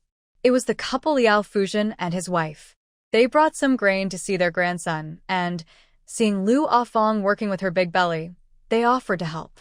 Liao Fuzhen noticed the size of the cotton clothes on the Kong and realized they were for their son. She sat down and began to sew. Her son was fortunate to have new clothes and now a new cotton jacket. Touching the soft and thick cotton, Liao Fuzhen couldn't hide her smile and felt grateful to the Qiao family. Su Wu saw that his grandson had gained weight and was looking rosy, which made him very happy. Knowing that Qin Shui and Qiao Youfu were working hard and returning home tired, he helped fill the water jar and chopped half a wall of firewood.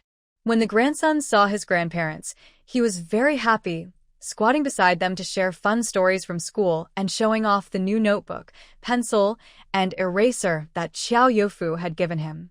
In the end, he recited a long passage to his grandparents, making Liao Fuzhen and Su Wu feel lighthearted. Because they were helping to sew clothes and chop wood, the elderly couple stayed at Qiao's for lunch, trying to hide their anxiety. Seeing their grandson confidently serving himself food, they felt joy mixed with worry as he finished one big bowl of rice and went for another. They were happy that the Qiao family treated their grandson like their own. However, they were concerned that he hadn't eaten enough yet, wondering how he would manage with all the meals he would need in the future. Previously, they thought about bringing some food to help out, but with the way Sunzi eats, the little bit of food they bring is hardly enough. Liao Fuzhen made cotton clothes and pants for Zhuzi and even helped sew a bedsheet. As it started to get dark, the couple stood up to say goodbye. Qiao Jiangxin wanted to invite them for dinner, but Liao Fuzhen waved her hands, saying, No, we already ate lunch. It's getting dark, and if we don't leave now, we'll have to travel at night. We'll come back next time. Thank you. Qiao Jiangxin rushed to the door, saying, Grandma Liao, after dinner, I'll send you home with the ox cart. Su Wu hurried away, as if afraid Qiao Jiangxin would chase after them. We'll come back next time.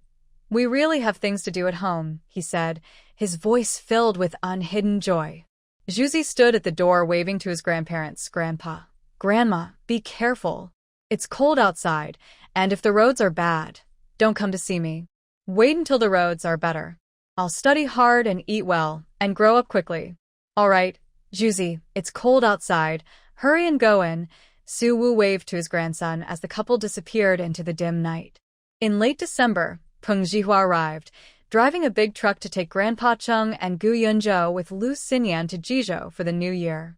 Grandpa Cheng entrusted his water buffalo to the Qiao family to help with feeding. Gu Yunzhou and Lu Xinyan also came to say goodbye to Qiao Jiangxin. We'll be back after the new year. Happy New Year in advance. Qiao Jiangxin smiled widely. You too. Come back early after the new year as promised. You need to help with my restaurant business, then. Once everyone was in the truck, Peng Zhihua closed the door and sincerely thanked Qiao Jiangxin. Comrade Qiao, I can see the changes in Yunzhou. Thank you so much. Qiao Jiangxin softly replied, You're welcome. It's mutual. Brother Gu is a great mentor, and I've learned a lot from him during this time. Peng Zhihua nodded and turned to get in the truck. Qiao Jiangxin stood below waving at the big truck. Safe travels.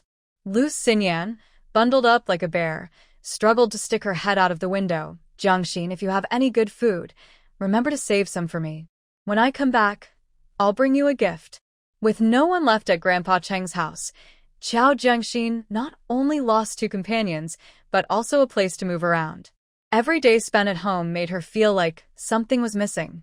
But soon, the house became lively. Qin Shui was pregnant, and this news instantly lifted Xiao Zhang's spirits. Xiao Youfu was so happy that he didn't know what to do, like a child, staring foolishly at Qin Shui, then looking at his happy brother, sister-in-law, and niece. Finally, he covered his face and squatted down to cry. He cried loudly. He was going to be a father. Qin Shui understood Xiao Youfu's feelings and felt sorry for him. She bent down to help him up, saying, "Why are you crying? It's just a baby. I can have as many as you want, as long as you're willing to pay the fine." Xiao Youfu looked at Qin Shui with teary eyes.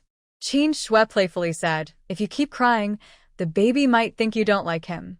What will we do then?" Xiao Youfu wiped his eyes with his sleeve and looked at Qin Shui's belly, explaining, "I'm just so happy. I can't believe it. How could I not be happy? I will definitely be a good dad."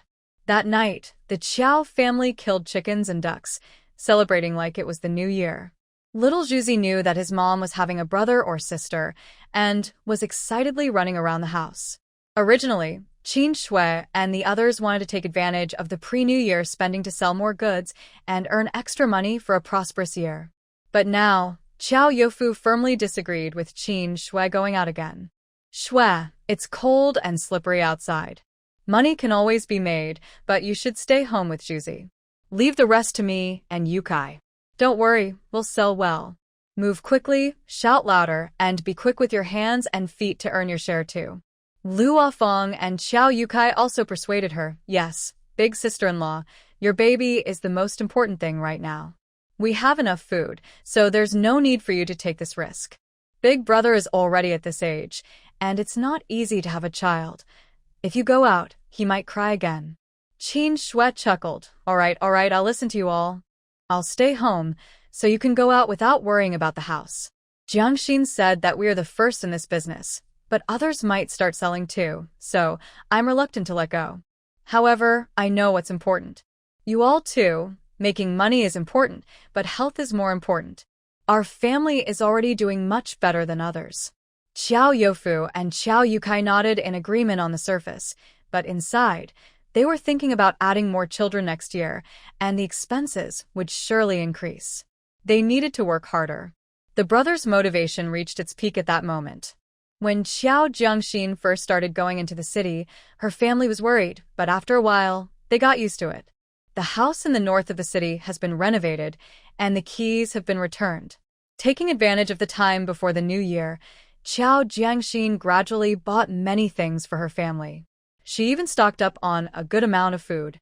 All the money she had came from the initial 600 she took out from her family's earnings and 200 in profit, plus $12.99 from selling small yellow fish. She spent 1,000 on the yard, 320 on renovation materials and labor, 100 on furniture deposits, and a few more dollars on miscellaneous items. Now, she had less than 600 cash left.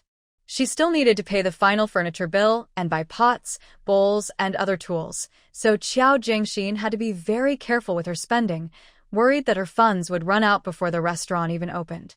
On the 22nd day of the 12th month, when she returned home from the county town, she ran into Qi Suzhen in the town.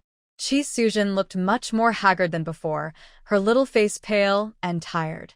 Seeing Xiao Jiangxin, she was very happy and pulled her aside to ask for a favor. "Lil Xiao, ever since I went on a hunger strike at home, my family has been keeping a close eye on me. Wen has come to see me twice, but my mom won't let me go out. Can you help me send him a message? Tell him I won't give up, and my parents' attitude has softened a bit." Xiao Jiangxin remembered how Qi Jinmei had tried to get close to her family several times. She had even asked about how much money her family was making and if they had mentioned how much dowry they were preparing. With a glimmer in her eyes, she looked at Qi Suzhen with her innocent big eyes and said, "Sister Qi, why is it so hard for you to be together if you love each other? Do your parents look down on Wend and want to marry you off to someone wealthy?" Qi Suzhen's smile froze. "Who told you that?" Xiao Jiangxin replied, "Aunt Jinmei said that Wen's mom is always sighing, saying Wen is getting older and has ignored several matchmakers. Aunt Jinmei is always pushing him." Qi Suzhen's heart raced. "That's not true. My parents just care about me. They don't look down on Wen." Their attitude has improved a lot. Jiao Zhengxin thought, and Jinmei said that even if your parents agree, your family's betrothal gifts and conditions are beyond what the Qin family can afford. Wendigo still can't marry you unless... Unless what? Qi Suzhen asked anxiously. Unless you have a compelling reason to marry Wendigo, something that makes it necessary for you to marry him. Even if the Qin family is unwilling, you would have to push to marry him. That way, your parents won't set such strict conditions. Otherwise, Wendigo can't wait for you forever, especially since his father is not well and might not have much time left. They want to see their grandchild. So, Sister Qi, the Qin family will definitely pressure Wendigo. If Uncle Qin threatens to take drastic measures, even if Wendigo likes you, he can't ignore his father's health. He might be forced to get engaged to someone else, and then you would truly miss your chance. Watching Jiao Zhengxin leave and reflecting on his words, Qi Suzhen felt both anxious and worried. Wendy was carrying a heavy burden for her, while her parents insisted on being the ones to break them apart. What could be a compelling reason to marry? Suddenly, Qi Suzhen's eyes lit up. She remembered something. A few days ago, the neighbor aunt was complaining to her mother about how her niece fell into a river and was rescued by a man from the same village. The man had poor conditions, but because the niece's reputation was damaged, her family reluctantly agreed to let her marry him. A compelling reason to marry. If she and Wendigo were to become intimate, her parents would have to agree to their marriage, even if they didn't want to. In the afternoon, complaints echoed from the Chan household. Am I destined to work myself to death? None of you listen. Old or young, not a single one of you is easy to deal with. What am I even doing here in the Qin family, working myself to the bone? The man is useless, and the son doesn't listen either. You ruined a good job for me, and now you refuse to marry. If you would just listen to me, at least I would have some help. Are you trying to wear me out? I've already suffered for over 50 years. Even if I'm lucky enough to live to 70, I only have about 20 years left. I don't expect you to let me enjoy life, but can't you at least help me a little? Chan Jinmei sat in front of a basin in the living room, scrubbing a pile of dirty clothes. Her hands were covered in frostbite, and her frustrations poured out through her words. Chan Wendy stood in front of the table writing couplets, and several families in the village had already come to ask for his help. This was a very honorable thing for him, a recognition of his education. Listening to Che Jinmei's endless complaints, Chan Wendy frowned in annoyance. Mom, can you please say a little less? Look at how you are acting. You seem just like a rude person from a poor village, just like Xianglin's sister. Che Jinmei didn't know who Xianglin's sister was, but she understood the meaning of rude. Well, I work so hard to take care of this whole family, and I haven't heard you say anything nice to me. How can you say that? Besides doing these pointless things, what else can you do? You just want people to say something nice about you, to call you generous. You give them paper and ink, and of course, they will praise you. Do you really think they hold you in high regard? If I let you sell your work in town, maybe you could earn some money, but you think it would tarnish your pride as a scholar. You think you're so special, but can your pride feed you? Even a dog doesn't mind if its owner is poor. Did you learn all your knowledge just to be arrogant? You said your writing could bring food and flour, so why don't you show me? If you're so capable and look down on me, then don't eat the food I grow. Chan Wendy felt embarrassed as Che Jinmei pointed out his weaknesses, and his face turned red. He shouted angrily at her, enough. Are you obsessed with money? You always talk about how the Qi family loves vanity and looks down on the poor, but look at yourself. What's the difference? I'm just temporarily down on my luck, not forever. At this time, as family, you should support and understand me, not pressure me like this. I am educated. Do you think I am the same as those unrefined country folks? Selling in the streets? If my old teachers and classmates saw me, where would I hide my face? You only think of yourself. You are too selfish. I think you don't deserve to be a mother. Che Jinmei's feelings of grievance burst out, and she threw the dirty clothes into the basin, crying. She stretched out her frostbitten hands in front of her son. Your pride is valuable, and your reputation is important. Look at my hands. Open your eyes and see. I raised you and supported you until now. What have I done to deserve such hurtful words from you? Woe is me. Chun Wendy felt a burning sensation on his face and turned away from the car, walking out the door. You're upset right now, so I won't say much. Just take a moment to calm down. Standing at the entrance, Chun Wendy felt the heat on his face slowly fade in the cold wind, but the burning sensation was not just on his face, it was in his heart as well. He was extremely angry. How could a mother look down on her own son like this? He was just unlucky and had his work rejected a few times. No, more like 10 times. One day he would succeed. As family, as a mother, shouldn't she be worried about his feelings and comforting him instead? Instead, she said such hurtful things and didn't support his love, insisting he marry a village girl. Was it just because the other family had a little money? The Chow family, despite having some wealth, were still uncultured nouveau riche. Chun Wendy was proud and would never bow down for a little money. Just then, Xiao Jiangxin rode her bicycle past Chun's house. It had rained recently, and the path was muddy. She had taken the main road back from town, which meant she had to cross most of the village to get home. When Chun Wendy saw Xiao Jiangxin riding by, he couldn't control his resentment and shot her a glare. She was just flaunting her wealth with her bicycle, as if no one knew her family had money. Chun Wendy thought Xiao Jiangxin was deliberately trying to get his attention. He wasn't as shallow as his mother. What did it matter if she had money? She was still uneducated. Xiao Jiangxin sensed Chun Wendy's inexplicable hostility and glared back at him. What are you looking at? You can't afford one, you poor thing. Having been married to Chun Wendy for a long time, Xiao Jiangxin knew exactly where to hurt him the most. They lived in the same village, and since Chen's house was right by the main road, she would inevitably run into him, whether going to the well in the east or heading to the village entrance. Ever since Chun Jinmei expressed her feelings for her, Xiao Jiangxin had made sure to give Chun Wendy a cold shoulder every time they met. She aimed to poke at his weaknesses, fearing he might develop a good impression of her. She was terrified of him liking her. But before, every time she made a jab, Xiao Jiangxin pretended it was unintentional. This was the first time it was so blatant. Sure enough, when she said that, Chun Wendy nearly fell over in anger.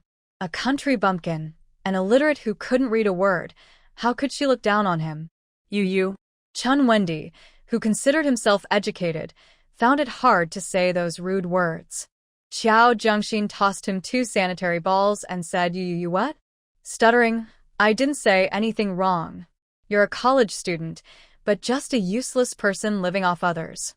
With that, Xiao Jiangxin rode away on her bicycle, leaving the furious and trembling university student behind. Chun Wendy glared at Xiao Jiangxin's retreating figure, wishing he could burn a hole in her back. His mother wanted him to marry such an uncultured woman? With her character, he would rather be single for life than be with someone like her. How could she look down on him? Unable to contain his anger, Chun Wendy turned and rushed inside. As he entered, he coldly addressed Che Jinmei, who was still wiping her tears. I advise you to give up on this. I will never marry Xiao Jiangxin, that uncouth countrywoman with no manners or education. I'd rather be single forever. Without waiting for Che Jinmei to respond, he stormed into his study and slammed the door shut. Xiao Jiangxin had a good laugh at Chun Wendy's expense, knowing he would be too angry to sleep, and happily headed home. Before she reached home, she saw Li Xiaoping, who was heavily pregnant, coming toward her with a basket. Li Xiaoping shot her an angry glare. Xiao Jiangxin was puzzled. She hadn't checked the calendar today. Encountering bad luck was one thing, but 3 times in a row? Jiangxin, you're back? Qin Shui waved at her from a distance, carrying a bucket. Aunt, did you go to the well? Qin Shui nodded, her tone gentle. Yes, just came back from washing clothes. I ran into your third aunt and exchanged a few words. Xiao Jiangxin suddenly understood why Li Xiaoping had glared at her. She must have been upset after talking to Qin Shui. What did you talk about? Xiao Jiangxin asked. Qin Shui's voice was steady. What else? We're all from the Qiao family, just a simple greeting.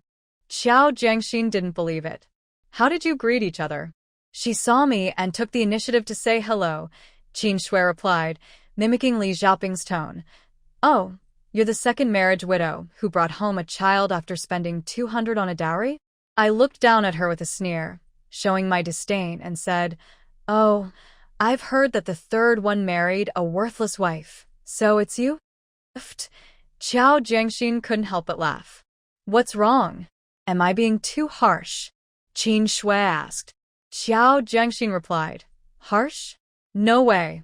This is just teasing someone who deserves it. She came looking for trouble, so why should we hold back?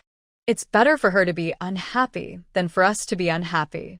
As she spoke, Qiao Jiangxin took the bucket from Qin Shui and hung it on the car. Get in, I'll give you a ride home. Qin Shui didn't hesitate and jumped into the back seat, hugging Qiao Jiangxin. On the other side, after separating from Qiao Jiangxin, Qi Suzhen started thinking about making things official. But when she thought about Wendy's character, she felt it wouldn't work. She had been with Chen Wendy for a while, and they had only hugged, nothing more. Wendy was a gentleman and not the type to take advantage of anyone. Qi Suzhen returned home, worried. Shuren glanced at her gloomy sister-in-law and started breaking dishes. Every day, you're so lazy. You don't even pick up a broom when it falls, or help when the oil bottle tips over. What do I owe you? Qi Suzhen knew she was being scolded and turned to find her mother. Mom, she wanted to ask if her mother had heard. She couldn't stay in this house any longer. She wanted to marry Chen Wendy, but before she could speak, her mother started talking first. Suzhen, your aunt has introduced you to a good family. Get up early tomorrow, dress nicely, and come with me. Mom, Qi Suzhen shouted. Here we go again. You keep introducing me to people. Why can't you see how great Wendy is? I like him, and I won't marry anyone else. You all should stop trying. Her mother stood up. What nonsense are you talking? This time, your aunt's introduction is much better than the last. He graduated high school, looks decent, and most importantly, has a stable job. Qi Suzhen covered her ears and screamed, I don't want it. I said I don't want it. Why are you forcing me? You're all pushing me into this. With that, Qi Suzhen turned and ran out. She went to find an old middle school classmate who is now married to a veterinarian in town. Qi Suzhen used the excuse of helping her aunt by breeding medicine for pigs and received a packet of powder from the other party. She then bought a few large buns and rode her bicycle toward Gaoshi village. Che Jinmei and Chen Wendy had a few arguments. At first, she cried because she felt wronged, but when she saw her son was really angry, her heart ached for him. She realized he was right. He was just going through a tough time, so why did she say such hurtful things? Once she calmed down, she got up and knocked on Chen Wendy's study door. Knock, knock, knock. No one inside responded. She knocked again, but still no answer. Jinmei felt increasingly anxious. Gathering her courage, she said, Wendy, what I said earlier was unintentional. Please don't take it to heart. Just pretend you didn't hear it, okay? There was still no reply from inside. Just when she didn't know what to do, Qi Suzhen arrived. Che Jinmei didn't care about her feelings toward Qi Suzhen anymore and quickly pulled her in, saying, Oh, little Qi, it's great that you're here. Wendy is upset with me. I said a few unkind things, and now he's sulking. Please help me talk to him. Then, she raised her voice and called into the room, Wendy, Wendy, open the door. Little Qi is here. This time, there was a response, and soon the sound of a chair moving could be heard. The door opened quickly. Chen Wendy didn't look at Che Jinmei but quietly said to Qi Suzhen, What are you doing here? Qi Suzhen raised the oil paper bag in her hand, saying, I came to see you. Won't you invite me in to sit? Chen Wendy stepped aside slightly, indicating she could come in. Che Jinmei forced a smile and tried to ease the tension. Well, you both are educated people. You have common topics to discuss. Chat for a bit, haha. Chen Wendy's expression softened, and he responded with a gentle Then he closed the door. Che Jinmei's forced smile immediately faded, and her eyes turned red. People say that once a son has a wife, he forgets his mother. He doesn't even have a wife yet, and he has already forgotten her. After knocking for so long and speaking so humbly, he wouldn't open the door. But as soon as that girl Chi arrived, he opened it right away. If he treats her like this before she even enters, what will happen when she's inside? Will there be any room for her to speak in her own home? Besides, that girl doesn't seem to be considerate. What does she mean by bringing Wendy something tasty? Does she even remember her elder? She doesn't even know to say a polite word? Someone who only thinks of themselves can't be respectful. Inside, the young couple had completely forgotten about the car outside, their eyes only on each other. Chi Sujin shared her recent frustrations. Chen Wende genti komfortet her. He spoke about the pressure he had been feeling, and Chi Sujin softly encouraged him. As they became more emotional, they embraced, but Chun Wenda did not go any further. Chi Sujin, being a proper young lady, felt shy when he didn't take the initiative. She didn't want to seem inappropriate. Chun Wenda wanted to, but after being caught dancing last time, he understood the seriousness of the situation. He knew that Chi's parents were unhappy with him, and if anything went wrong, he could be in big trouble. In his heart, he saw Chi Sujin as pure and innocent. After a moment, Chi Sujin finally made up her mind. She took out the steamed bun she had brought and held it up to Chin Wenda's mouth. Wenda, I brought you a big meat bun. Please eat it. Chi Sujin held the meat bun, her fingers nervously pressing into the soft dough. Chan Wenda felt sweet happiness. This version of Sujin was far more charming than anyone else. He gently pushed her hand back. You eat, I'm hungry. Chi Sujin pushed it forward again. I bought it just for you, she said playfully. Chun Wenda felt almost intoxicated. Then let's eat together? Chi Sujin bit her lip. Okay, we can share. You take a bite and then I will. She took the first bite and then offered the bun to Chin Wenda. As he looked at the bite mark on the bun, he glanced up at Chi Sujin. She noticed the mark too, and her face turned red.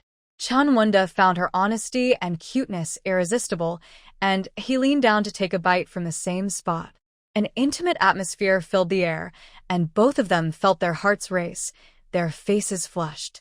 They were lost in this sweet moment, even overlooking the slight bitterness of the bun. Kisuzen was sensible. She didn't dare use too much of the medication, fearing it could be harmful. People shouldn't be compared to animals, especially since one of them was her. If she used too much and Chen Wenda lost control, it would be her who suffered. So, she only used a third of the small packet of powder.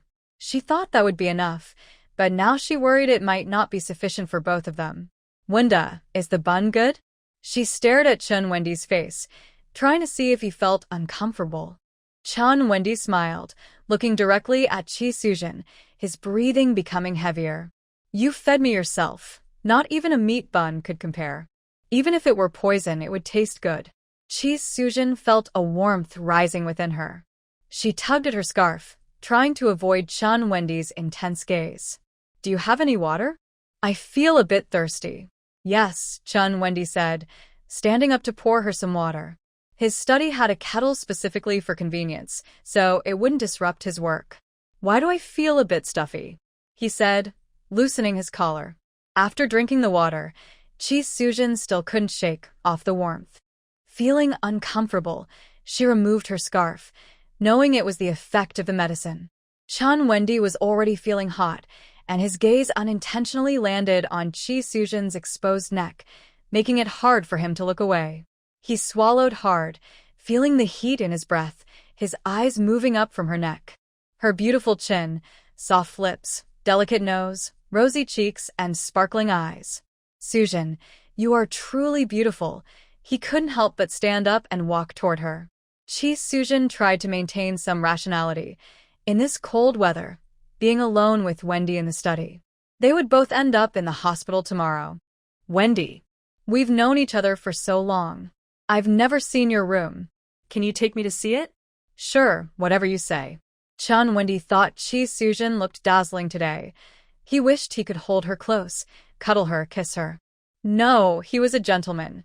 He shouldn't have such thoughts. He wanted to show her his heart, to let her know how much he liked her. They entered the room, and Chi Sujin instinctively sat on Chun Wendy's bed, her rationality starting to fade. It's so hot. Wendy's voice was hoarse. Is it? I feel a bit warm too. Sujin, you're really beautiful. Can I hug you? Wendy, I really like you. I would do anything for you. Please don't let me down. I won't. I promise to make you happy. Soon, the voices in the room were drowned out by heavy breathing. Xiao Jiangxin was unaware that Qi Sujin, because of a few suggestive words from her, had gone to the Qin family to put something in Chen Wendy's drink. But even if she knew, Xiao Jiangxin wouldn't be surprised. After all, in her past life, before she and Chen Wendy were divorced, he was already moving into her home. Qi Sujin, having read many books, surely understood that what she was doing was wrong, yet she did it anyway. She believed that she and Chen Wendy were meant to be together, that they were true love, and that their years apart were all because of Xiao Jiangxin getting in the way. In this life, if she could be with Chen Wendy and experience the life she had after marrying into the Qin family, Xiao Jiangxin would sincerely wish her well. At the Qiao family home, Qiao Zhengwo came running in with his arms crossed and neck pulled in. As soon as he entered, he shouted, "Mom, what's for dinner?" I'm starving. Lei Honghua sat inside with a cold expression, her nose red and her neck marked with bruises. Yet Xiao Zhengwo seemed oblivious. "Mom, you're not still cooking, are you? What time is it?" "Cough, cough, cough," was Lei Honghua's response, followed by a fit of coughing. Xiao Zhiwang and Xiao Jianhua came in carrying firewood. Previously, the firewood was the responsibility of the Qiao brothers, but now that they had split up a few months ago, they had nearly used up all the firewood at home. With the new year approaching and no firewood left, the father and son had to go up the mountain to gather more. After stacking the firewood in the yard, Qiao Jianhua brought some pine needles to the kitchen to use as kindling. Upon entering the kitchen and seeing the cold stove, he paused for a moment. Just then, he heard Xiao Zhengwo calling from the main house. "You want me to cook? I don't know how to cook. I can't even make pig food. Would you dare eat what I make? Besides, didn't you always say the kitchen is a woman's place? I'm a man. If I start doing women's work, what future do I have?" Xiao Zhengwo's shouting, mixed with Lei Honghua's coughing, made Xiao Jianhua feel very annoyed. Having been home for only a few days, the house was already chaotic. Back in Lijiago, he had to smile and help with everything. Now that he was home, it was no better. It was noisy all day long. "Where's third sister-in-law? Is she sick too? Let her cook." Second sister-in-law cooked for us even when she was in her confinement. Third sister-in-law, are you hiding in your room? What's going on? Is our family not worthy of your precious cooking? You ungrateful person. Why did you come in here? You're married now. Can't you take care of your own husband? Other new brides take over the cooking the next day after getting married, and you've been here for over 2 years. What kind of woman doesn't have children? Can't you see how sick my mother is? Xiao Zhengwo recalled Lei Honghua's harsh words towards Lu Alfong and shouted towards the west room. Lei Honghua was about to stand up but sat back down when she heard Xiao Zhengwo shouting. He was right. Every woman has children, and every wife bears kids. When she was pregnant, she managed the whole family. When she had her third child, her first 2 were still young. She carried one in her belly, one on her back, and another at her feet. She still cooked and cleaned. Hadn't she treated Li Xiaoping well? She almost supported her completely. Since getting pregnant, she hadn't let Li Xiaoping help with any meals. Now that she's sick, can't she lend a hand temporarily? This Jianhua, too. He really forgot his mother after marrying. This lazy woman is spoiled by him. She deserves a good scolding to see if Li Xiaoping can still act so precious. Xiao Jianhua heard that his unreliable brother was heading towards Xiaoping and quickly put things down and rushed out of the kitchen. As he stepped out, he saw the door of the west room creak open and Li Xiaoping, with her belly, stood in front of Xiao Zhengwo. "You Qiao family really are something, picking on a pregnant woman, huh? I'm ungrateful. But you are so dutiful. Why don't you show it? You just talk and don't do anything. You expect me to serve you all while carrying this big belly. Can you handle that?" Xiao Jianhua rushed between them, grabbing Li Xiaoping and glaring at Xiao Zhengwo. Zhengwo, how can you speak to your sister-in-law like that? Apologize to her. And Xiaoping, you should say less too. Hearing Li Xiaoping call him useless and Xiao Jianhua shouting at him made Xiao Zhengwo furious. He pointed at Li Xiaoping. Who are you insulting? Li Xiaoping stood her ground. What? Are you going to hit me?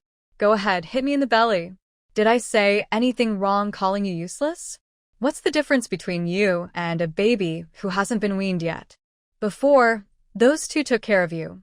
But now they have separated, and no one wants to take care of someone who just eats and does nothing, said Xiao Jianhua, pulling Li Xiaoping into the house. Stop it, Xiaoping. You go inside and I'll handle the cooking. You know what kind of person Zhengwo is, so why argue with him? But Li Xiaoping refused, shaking off Xiao Jianhua's hand and shouting, Why should you do it? You can't. You've been back for days. Have you rested at all? You just came down from the mountain, so why should you cook for the whole family? If you can do it, why can't Xiao Zhengwo? Xiao Zhengwo felt anger rising. If you keep talking back, I swear I'll hit you. Don't think just because you're pregnant that you're special and deserve to be waited on. Do you think you deserve that? Xiao Zhuang pulled Xiao Zhengwo back, while Xiao Jianhua blocked the way. Lei Honghua rushed out of the room, unable to hold back her anger. Let go of each other. Why do you always bully Zhengwo? Did he say anything wrong? Jianhua, you tell me, in the days you've been back, has Xiaoping even touched the stove? I've just been feeling unwell these past few days. What's wrong with lending a hand? Is she so special? Ask around the whole village, who has a daughter-in-law like that. Does she think she can just sit back and relax in the Li family? Xiao Zhuang fell silent, realizing Lei Honghua had a point. She glanced at Li Xiaoping's belly and said pointedly, Who hasn't had a child? Don't forget why you came back to Gaoshi village. It's because your family didn't want you to have the baby at home, and now you're relying on me. If you're so capable, go have your baby with your mother. Do you really think we'll spoil you? Li Xiaoping felt dizzy with anger. She wasn't just sitting around in the Li family. She could help with things. But now that she was 9 months pregnant, her mother didn't want her to do anything. The cold weather made it hard to move. She couldn't bend down or squat. Her back and pelvis hurt, and her feet were swollen. It was hard to just lie down and rest. Lei Honghua knew all this, yet she still said such things. Being mocked by Qin Shui as a worthless daughter-in-law had already kept her up for 2 days. Now, the Qiao family dared to belittle her even more. Li Xiaoping's parents only had her and her younger brother, and they spoiled her while she was growing up. How could she tolerate this situation? Go ahead and talk to my mom. Do you think I want to see your sour and unpleasant face? Jianhua, come with me back to Li Jiago. I'll tell you straight away, if we have a son, he will carry the Li family name. We need children, and I promise we won't treat them poorly like your Qiao family does. You can either come with us, or you can go back to your old mother by yourself. Lei Honghua was furious, being insulted by her daughter-in-law, even being called old.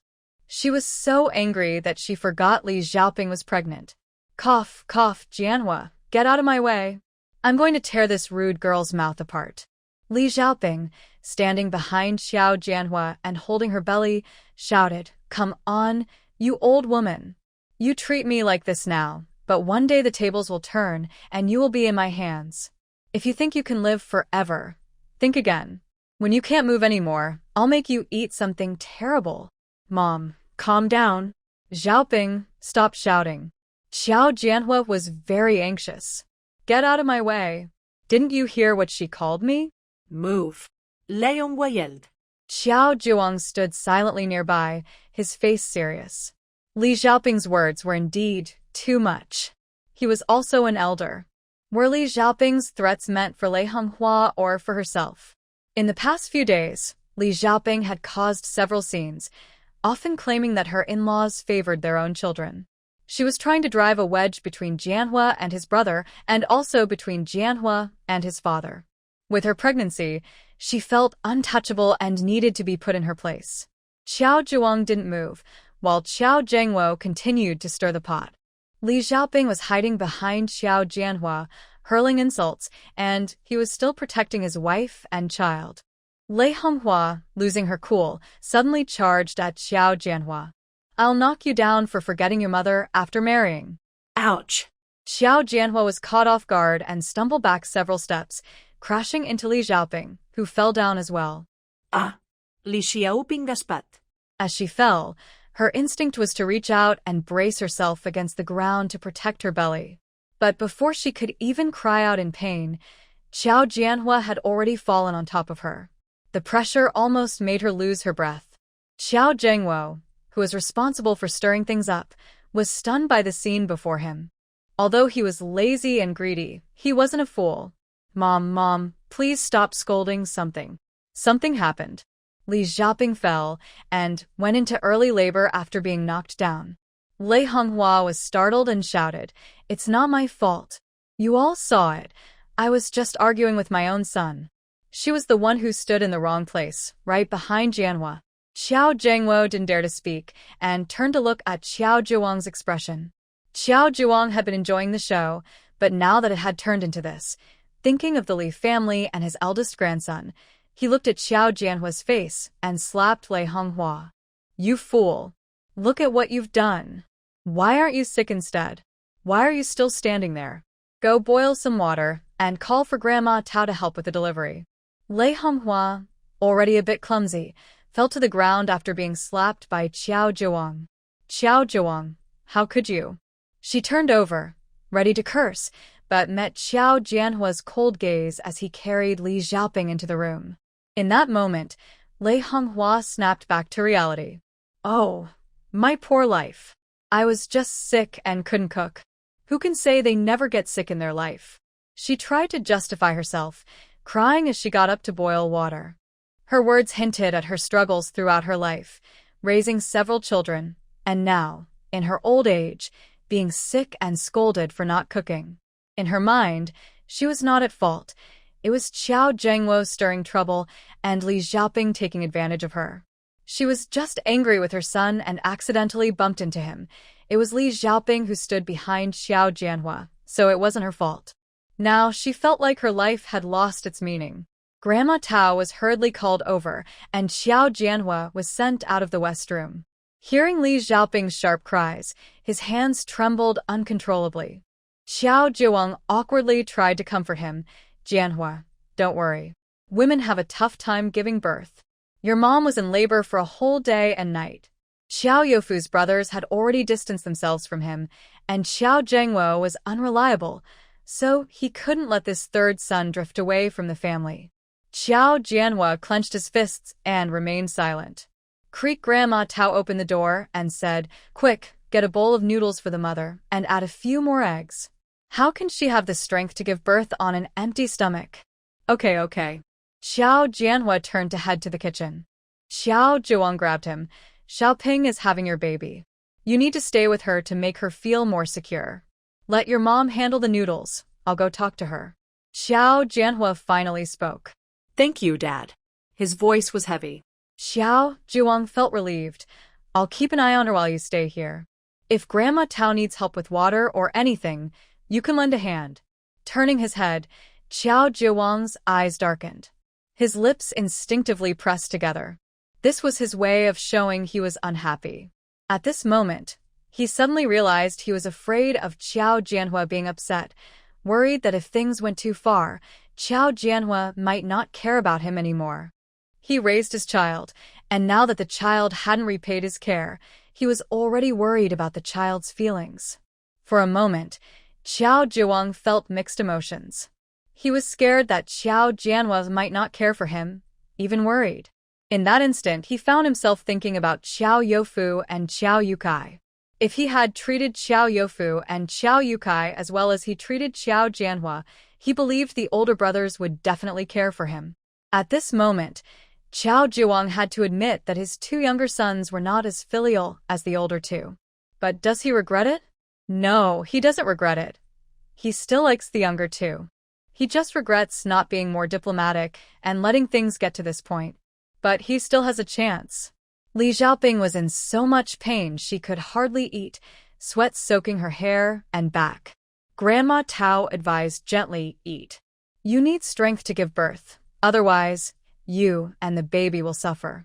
Even if you can't eat much for the baby's sake, you have to get it down. This isn't just a bowl of noodles, it's the strength for your child's birth. Grandma checked on Li Xiaoping. It's still early. If you can't handle this now, you'll be in more pain later. Hold on and save your strength for when you need to push. Li Xiaoping endured the pain, took the bowl of egg noodles from Grandma Tao, and started eating quickly. She didn't even have time to chew before swallowing. She hadn't avenged herself yet, and her baby hadn't been born. She couldn't let anything happen to her.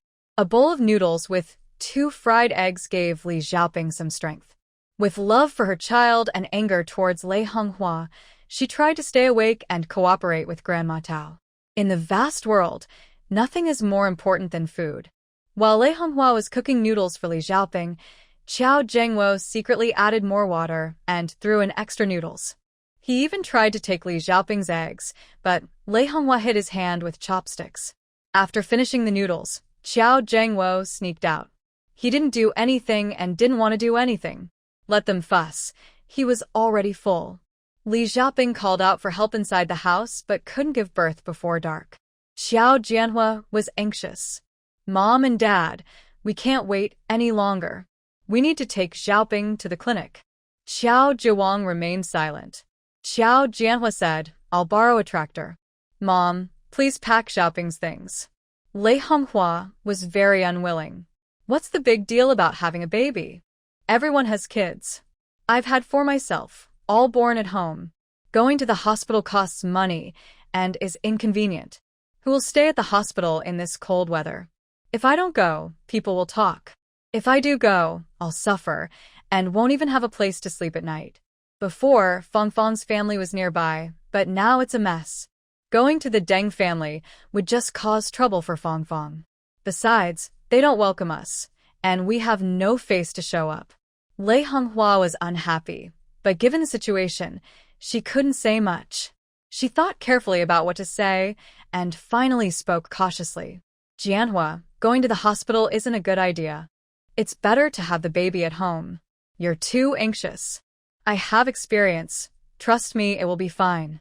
Every woman goes through this. Hearing Li Xiaoping's increasingly weak cries, Qiao Jianhua felt lost. Lei Honghua held him back. The baby in Xiaoping's belly is your son and my grandson. I wouldn't harm you. Think about it. In this cold weather, after the baby is born, the mother and child can't be exposed to the wind. Even if the tractor is well covered, it could be dangerous if they get cold. Adults are okay, but the baby is weak. If something goes wrong... Lei Honghua didn't finish her sentence, but Xiao Jianhua understood. His mother was right. They shouldn't go to the hospital. The journey would be tough, and both the mother and child could get sick. With the new year approaching, it was safest to have the baby at home. Xiaoping, just hang in there a little longer. I'm outside waiting for you. Don't be afraid. Xiao Jianhua's encouraging voice came from outside the door. Li Xiaoping was almost out of strength. She felt like her waist was being crushed, causing her immense pain. Sweat and tears rolled down her temples. Take me to the town, to the clinic. Tao Pu conveyed Li Xiaoping's request. Jianhua, your wife wants to go to the clinic. Jiao Jianhua, holding a set of items from Lei Honghua, tried to persuade Li Xiaoping. Xiaoping, be strong. It's so cold. What if you and the baby catch a chill going to the hospital? Normally, we could just stay at the clinic after giving birth, but with the new year approaching, we can't spend the holiday there, can we? Just hold on a little longer. Listen to Tao Pu. Once the baby is born, I'll support you in everything. Li Xiaoping's face was pale, and she grasped Tao Pu's hand. Tao Pu, please, please. Send word to my family. I will pay. Tao Pu reassured her. Child, do you think I can leave? If I go, who will take care of you? Don't worry, my skills in delivering babies are well known in this area. Just listen to me and you and the baby will be fine. Li Xiaoping was persistent. Tao Pu, feeling helpless, called out. Jianhua, your wife wants someone to go to Li Jiago to call for help. Can you send someone to reassure her? By the way, do we have brown sugar at home? Cook some brown sugar eggs for the mother to regain her strength. Soon, a bowl of brown sugar eggs was brought in. Li Xiaoping, supported by Tao Pu, forced herself to eat the eggs. Hurry and eat. You're already 4 fingers dilated. It will be over soon. Don't worry, everything will be fine. Li Xiaoping swallowed unconsciously, relying on her willpower. Did you notify my family? Tao Pa comforted her. Yes. Don't worry, I've spoken to your husband. After finishing the warm bowl of brown sugar eggs, Li Xiaoping began to scream in pain again. Before Jiao Zhengwo even entered the house, he heard the commotion. Mom, why hasn't she given birth yet? He asked Lei Honghua. Lei Honghua frowned. How would I know? This useless thing has already used half a bag of brown sugar and 6 eggs to have a baby. Jiao Zhengwo's eyes lit up. Mom, I want some brown sugar eggs too. Lei Honghua's frown deepened. Go away, you lazy one. Do you want to have a baby too? Jiao Zhengwo felt embarrassed and walked around the kitchen. He noticed that no one was cooking, but there were a few steamed sweet potatoes in the pot. It seemed that Lei Honghua and the others had just eaten sweet potatoes for lunch. He didn't want to eat sweet potatoes. He rummaged through the cupboard and found a piece of brown sugar left from cooking brown sugar eggs, along with 6 or 7 eggs in the basket. Jiao Zhengwo's eyes lit up with joy as he quickly pocketed them and went out. At 9 o'clock in the evening, a tired Li Xiaoping finally gave birth. It was a chubby little girl. After giving birth, Li Xiaoping fainted. Grandma Tao carefully handed the baby to Jiao Jianhua and hurried to the room. Jiao Zhiwang, who had waited all day, felt disappointed when he heard it was a girl and turned to go back to his room. Lei Honghua's already dark face grew even darker. She grabbed Grandma Tao, saying, Hey. Grandma Tao waved her hand. Stop that. Quickly bring another basin of hot water and get the stove and oil lamp over here. Lei Honghua felt a heaviness in her heart, turned, and secretly glanced at her son, whispering, What's wrong? Grandma Tao looked at her and said, You'll see when you come in. Lei Honghua carried the hot water toward the room. Jiao Jianhua wanted to go in with the baby, but Lei Honghua pushed him out, saying, What are you doing in there? It's not cleaned up yet, it's bad luck. Take the baby to the east room. It's warmer there. Don't worry about Xiaoping here, she'll be fine. As Lei Honghua followed Grandma Tao into the room, a strong smell of blood hit her. What's going on? Grandma Tao was busy between Li Xiaoping's legs, saying, Hold the oil lamp closer. This baby is strong, but your wife has really suffered. Lei Honghua held the oil lamp closer, seeing Li Xiaoping unconscious, with wet hair. She looked down at what Grandma Tao was doing and gasped. Why is it so serious? Grandma Tao replied while working. After a whole day of struggling, she wouldn't listen to me and pushed too hard, which caused this. Lei Honghua anxiously asked, Will this affect having another child? Grandma Tao paused, a complex look in her eyes. Even though she had seen many births, she felt a sense of sadness. After all this, Li Xiaoping had just given birth, and her life was at risk, yet Lei Honghua was only concerned about future children. Grandma Tao remained silent for a moment, then said, Whether it affects having another child depends on you all. As long as she is well taken care of, she should be fine, but you must take good care of her. After emphasizing this, Grandma Tao fell silent. With squinted eyes, she carefully helped Li Xiaoping with the stitches. It was unclear whether Li Xiaoping had fainted or was too numb from the pain to be aware. Throughout the stitching process, she remained unconscious. Tao Po was relieved that she didn't wake up. Otherwise, the suffering would have been unbearable. After finishing the stitches and applying some medicine, Tao Po pulled Lei Honghua over and gently wiped Li Xiaoping with warm water, changed her into clean clothes, and removed the blood-stained sheets. All right, you all take good care of her, Tao Po said, waiting for a response from the Qiao family. Lei Honghua didn't reply, but instead started to fuss around. Thank you for your hard work. Look how late it is. You've spent the whole day here. Don't worry, we'll take good care of Xiaoping. Who would have thought she would be so lucky to have you here? Tao Po looked puzzled, frowning at the Qiao family. It was Jiao Jianhua who quickly understood and rushed into the room to grab 2 coins. Tao Po, thank you for your hard work today. You've been busy all day without even having a meal. I really appreciate it. The house is in chaos and there's no time to cook, so just wait a moment.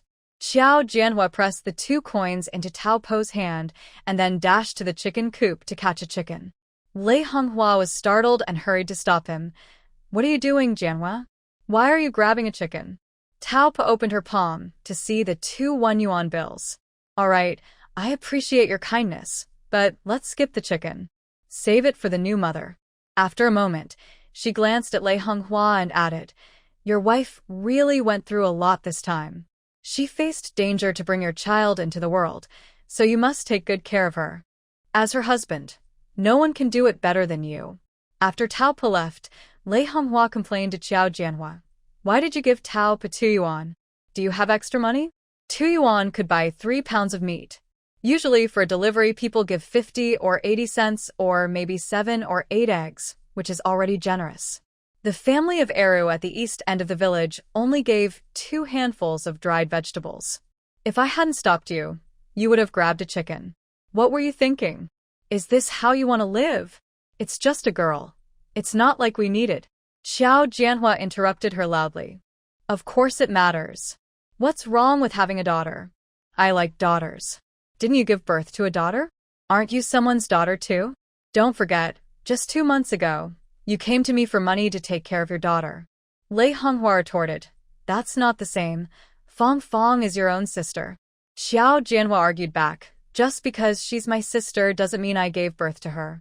Is your daughter more valuable just because you had her? What I have is worthless. Zhang Wo is right. The family is in this mess because of you. Maybe you should just cut me out too, so my daughter doesn't bother you. Xiao Zhiwang couldn't hold back any longer and rushed out from the east room. Jianhua, what are you saying? Your mother is confused, and you don't see it too? She's older and not well. Don't argue with her. After saying that, Xiao Zhiwang scolded Lei Honghua in front of Xiao Jianhua. At your age, you should know better than to talk like that. Aren't your son and daughter both your grandchildren? This is just the first child. It's not like she can't have more. If you have nothing to do, go kill a chicken. Put it on low heat. When Xiaoping wakes up, it will be ready for her. After scolding Lei Honghua, Xiao Zhiwang softened his tone. Well, Jianhua, don't argue with your mother. You know what kind of person she is. She has a sharp tongue but a kind heart. When she says these things, it's because she cares about you. You know about family planning. Xiao Jianhua's expression slowly relaxed. All right, I understand. Let's talk about this later. With that, he turned and went back to the east room to check on his daughter and see Li Xiaoping. After being yelled at by her son, Lei Honghua didn't dare to speak. Once Xiao Jianhua left, she began to wipe her tears. Who am I doing all this for? Woe is me, having a child that feels like a burden, yet treated like a treasure. I can't even say anything. I gave 2 coins to Tao Po and even had to catch a chicken. If I hadn't stopped it, that chicken would have been given away. Having a baby means rushing to the clinic, buying eggs and brown sugar for eggs. Woe is me. When I had my other children, it wasn't like this. Why is she different? Having a daughter feels more precious than having a son. Xiao Zhiwang, with his hands behind his back, looked displeased. Who can you blame? If you had just accepted the delivery gift, this wouldn't have happened. Now there are so many issues. The children are drifting apart, and outside, Tao Po is spreading rumors that could ruin our family's reputation. Don't forget, Zhang Wo hasn't even mentioned his wife yet. Xiao Zhiwang gritted his teeth. It's truly foolish to let such small matters cause this much trouble. Is it worth it? Lei Honghua argued. I had a child who brought us losses. I'm not happy about it. We fed her so many egg whites, and we didn't even want to eat them ourselves, thinking we were supporting my grandson. Xiao Zhiwang, feeling annoyed, said, all right, go kill the chicken. Stop nagging, it's driving me crazy. Lei Honghua paused. Are you really going to kill the chicken? Just for a loss. Xiao Zhiwang looked at his foolish wife and thought about how he wished he could just get rid of her. Don't forget that Jianhua's wife had a premature birth because of what you said earlier. Jianhua is already upset. If you keep this up, the child will really drift away from us, and you'll regret it. Thinking of Xiao Jianhua's cold gaze made Lei Honghua shiver.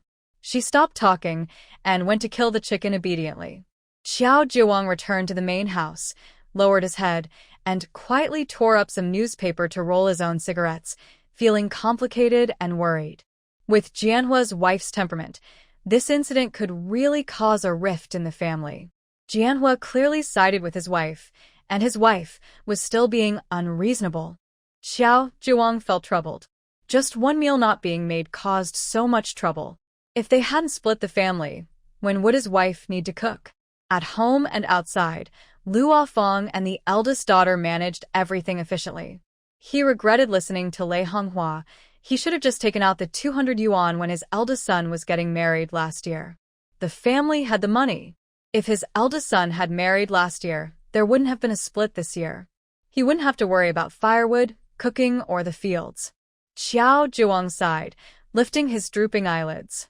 In the corner, a basket of dirty clothes was almost growing mold, still unwashed. The cleanliness of the house had worsened. The table was sticky, and the dishes were often only washed after being used. It was uncomfortable to even enter the kitchen.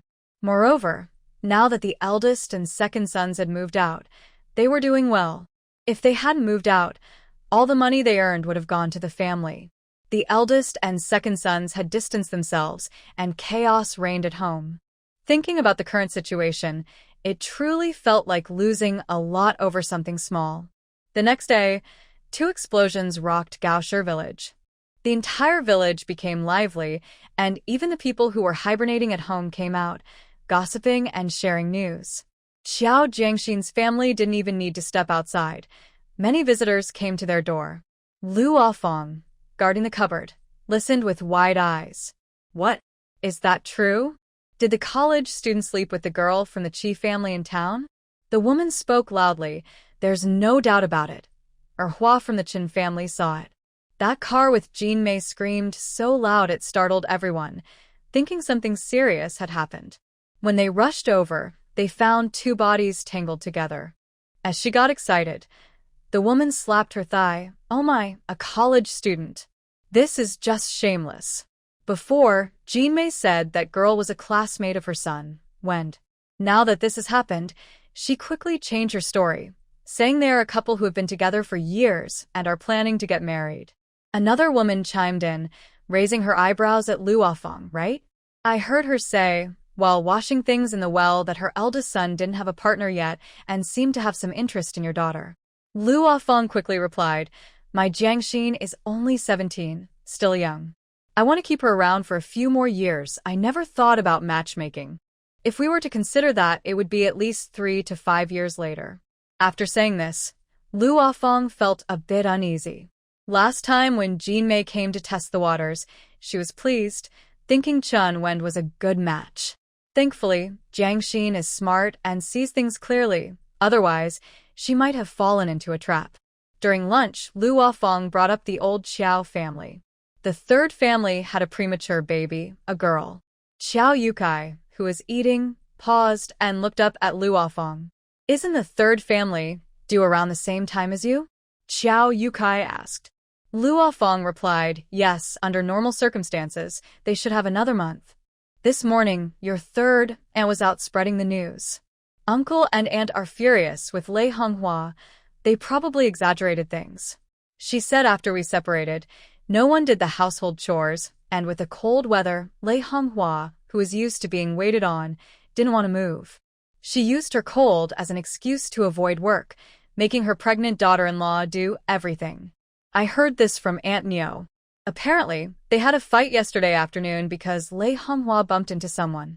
It started yesterday afternoon and went on until night. They almost lost the baby, but she ended up having a healthy girl. Lu Afong, who is also pregnant, spoke with a complex tone. The daughter-in-law of Tao's family was saying today that Lei Honghua is heartless.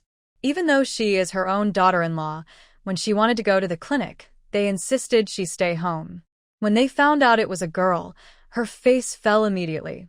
Li Xiaoping went through a tough time. She only cared about whether it would affect her ability to have more children and didn't even want to participate in the delivery celebration that Tao Pe had worked all day. In the end, it was still the third brother who paid for everything. I heard that as soon as Tao Po left, the third brother and Lei Honghua got into an argument. Although Qin Shui didn't have a good impression of Li Xiaoping, she felt sorry for her since they were both women. She exchanged a glance with Lu Afong, relieved. Wow, even the daughter-in-law gets treated like this. Luckily, Fu and Kai have separated from her. Otherwise, we would have had a much harder time under her. Xiao Yukai recalled when Lei Honghua had threatened Lu Afong with a rolling pin and felt resentment. The third brother's family isn't great either. Before, when Afong was also pregnant, they wouldn't help with housework and even made Afong do their chores. They should just let each other be. However, Qiao Jiangxin wasn't interested in gossip. She had a good understanding of Qiao Zhuang's character. Dad, uncle, you two are out now. Grandpa only has Qiao Jianhua to rely on. Qiao Zhengwo is definitely not dependable. If Grandpa and the third uncle have a falling out, he might come to you two to build a relationship. Xiao Youfu immediately became anxious. What? He dares to come to us? Xiao Zhengxin replied, we were doing business as peddlers, and they have come to us several times, but we didn't treat them well. From what I know about Grandpa, he can be humble. If he thinks Qiao Jianhua isn't reliable anymore, he will look for a backup plan. He might see you two as more dependable and could even use a strategy to win you over. Xiao Youfu quickly said, Jiangxin, we aren't fools. You can trust us. Xiao Zhengxin scoffed. If he comes to you with humility, can you really turn him away? If you ignore him the first time, what about the second or third? If he keeps coming, you might end up talking to him. If he visits often, you might soften your hearts. People's desires can grow. At first, he might just want to ease relations, but later, if Qiao Jianhua doesn't help him, he will at least want to rely on you. Once the relationship improves, he might even be interested in our peddling business and could want to take charge. Then, seeing how well we are doing, he might feel sorry for the other two sons and try to convince you to support Qiao Zhengwo. If things go wrong, we might lose the situation we worked hard to achieve and go back to where we started.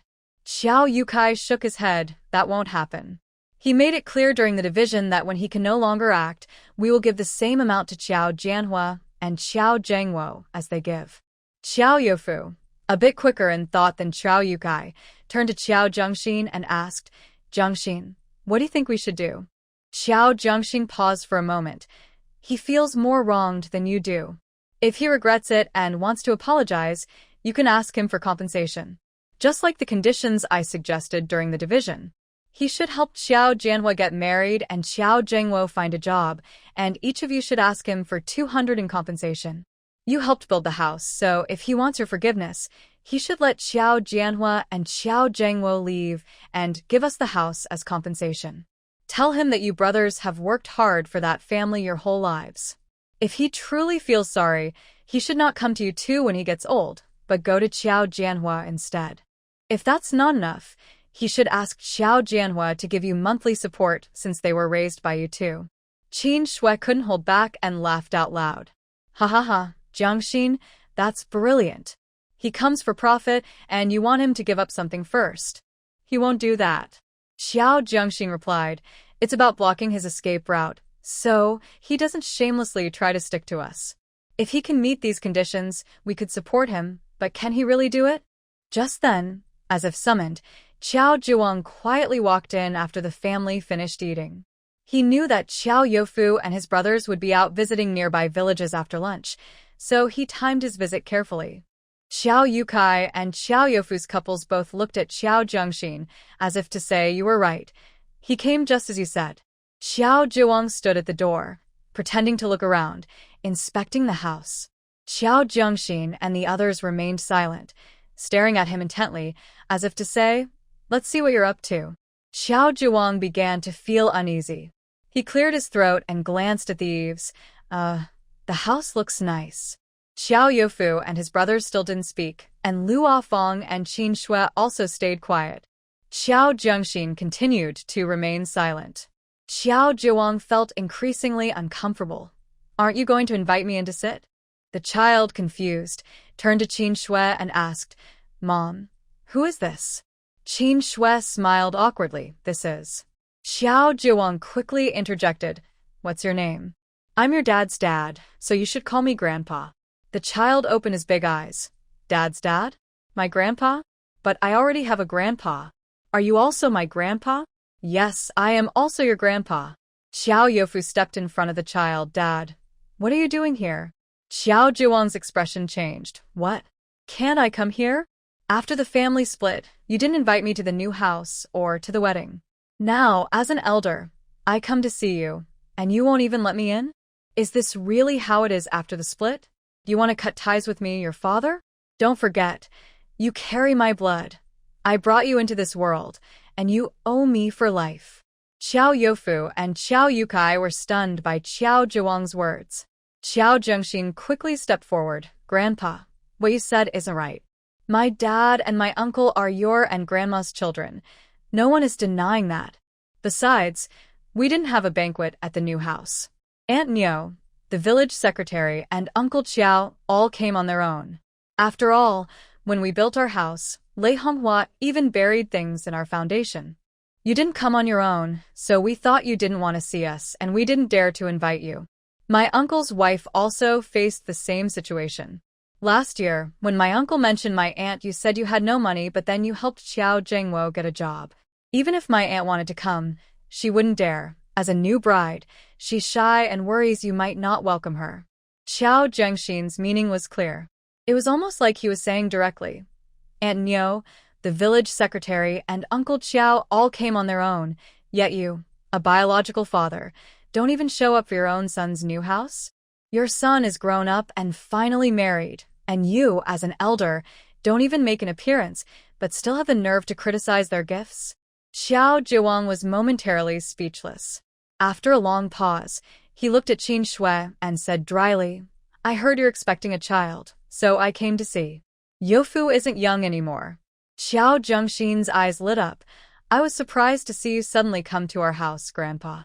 I thought you were here to take something from my brother Qiao Jianhua again. So, you came to give a red envelope because you heard my aunt is pregnant? No wonder my mom was just speaking up for you, saying you're not that kind of person.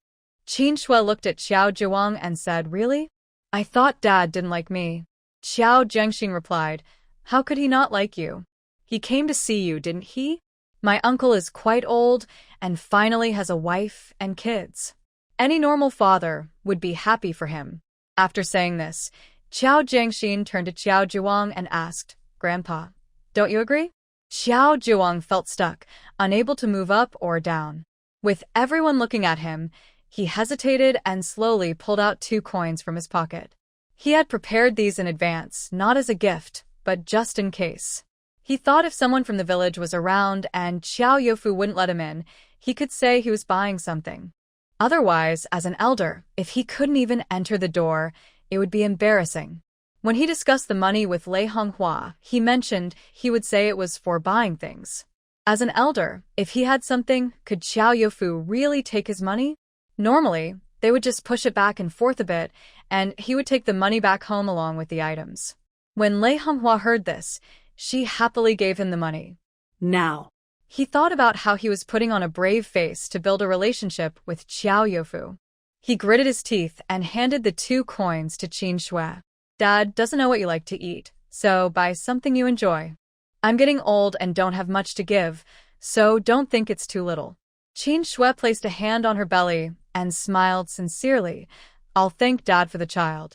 In the countryside, no matter how biased Xiao Zhuang was, he was still Xiao Youfu's father, which Xiao Youfu could never deny. They might ignore Lei Honghua, but they could never truly ignore Xiao Zhuang. Otherwise, the gossip in the village would be overwhelming. Especially since they were in business now, they needed to pay attention to their reputation. That's why Qin Shui didn't hesitate to accept the coins. 2 coins could buy 3 pounds of meat. In her life, this might be all she could get from Xiao Zhuang. Seeing Qin Shui put the money in her pocket without hesitation made Xiao Zhuang's eyelids twitch. Why didn't she push back a bit? At this moment, shouldn't a normal person be a little polite? Dad, I don't think it's too little. Even though it's not much, it's your kind gesture, and I appreciate it, Qin Shui said with a smile. Xiao Zhuang forced a laugh and turned to Xiao Youfu, trying to bond. You know, Youfu, among your brothers, Dad worries the most about you. I know you felt wrong before, and you probably have some misunderstandings about me. I did what I thought was best for you, hoping you wouldn't blame Dad. Now that you're doing well, I'm really happy for you, Xiao Zhuang said, looking intently at Xiao Yufu. He seemed genuinely proud of his son. Even though Xiao Jiangxin had prepared him for this moment, Xiao Youfu still felt a bit awkward. He had lost his mother at a young age and received little attention from his father over the years.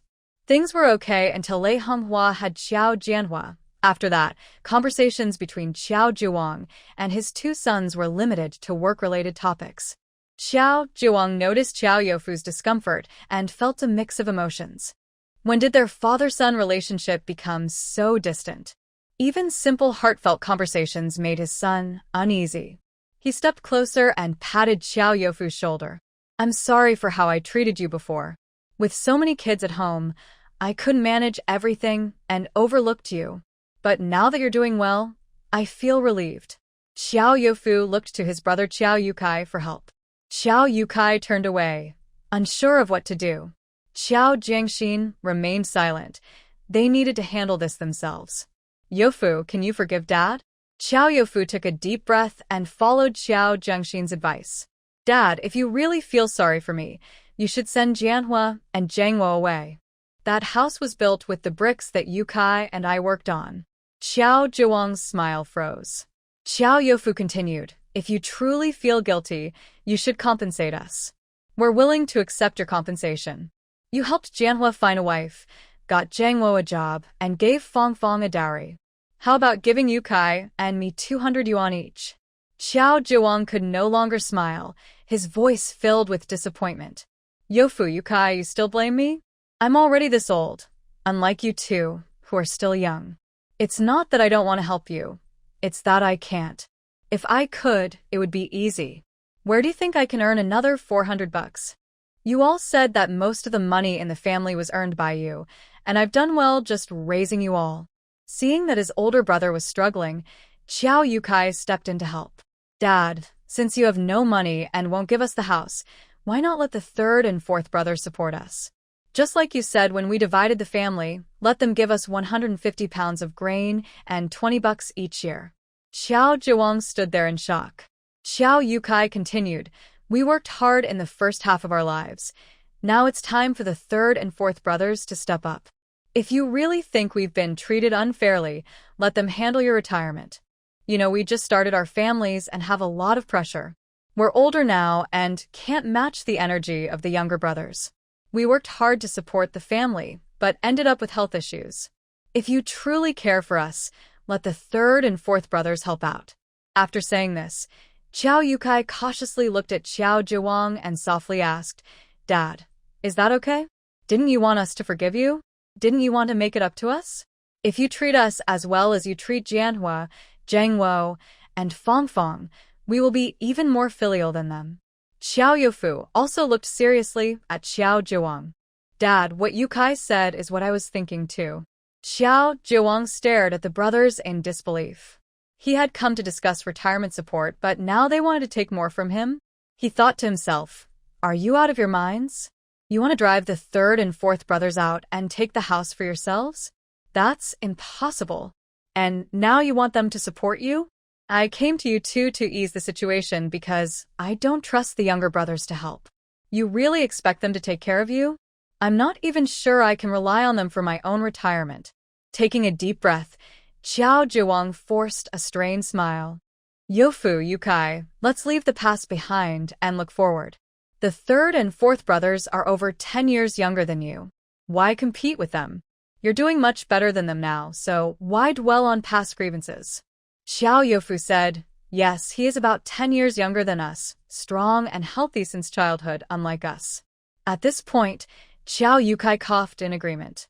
It was so fake that Xiao Zhuang's face turned green. Well, I just came to see how you are doing. Now that I've seen it, I'll head back. If you have time, come visit the old house. After saying this, Xiao Zhuang left without waiting for Xiao Youfu and Xiao Yukai to respond. His face was as dark as a thundercloud. They were all heartless, not a single good person among them. He really regretted having 4 such children. None of them could be relied upon. It was still safest to keep the money in his own hands. Thinking about the things buried in the pigpen made Xiao Zhuang feel a little better. Unfilial children should stay away from his treasures in the future. Xiao Youfu looked at Xiao Zhuang's departing figure, puzzled. Is he leaving just like that? So easy to deal with? Xiao Zhuang sneered. You wish. He's not that easy to give up. He'll definitely come back. But as long as you and my dad keep the state, he won't get to us. Once he can't move, whatever Qiao Zhengwo and Qiao Jianhua offer, you match it, and forget about the rest. Xiao Yukai weakly asked, he'll come back? He really didn't want to deal with anyone from the old home, whether it was Lei Honghua, Qiao Zhuang, or the Qiao Jianhua brothers. It was best if he didn't know them at all. Qin Shui pushed the door open. All right, let's go inside. It's so cold. Let's warm up by the stove before we head out again. Just as Qiao Zhuang arrived home, Lei Honghua came to greet him. How was it? She asked eagerly. Do you have brown sugar? What about the sewing kit I asked you to bring? And the buttons and fabric? Qiao Zhuang waved his hand, frowning as he entered the house. No, nothing at all. Lei Honghua raised her voice. Nothing? She turned and chased after Qiao Zhuang into the house. Didn't they sell it to you? Or were there too many people and you didn't want to go in? Qiao Zhuang plopped down on the Kong. Neither. Lei Honghua persisted. Then what happened? Tell me. Qiao Zhuang replied, I didn't even go in, I just stood at the door for a while. Lei Honghua's voice rose again. What? You, as a father, went to see your son and didn't even step inside the door? Qiao Zhuang, embarrassed and angry, snapped, Can you just be quiet? I feel so ashamed, and it's all because of you. Before Qiao Zhuang could finish his sentence, Lei Honghua reached into his pocket. Give me the money. That's not there. Qiao Zhuang stepped back and swatted her hand away. What money? Where would I get money?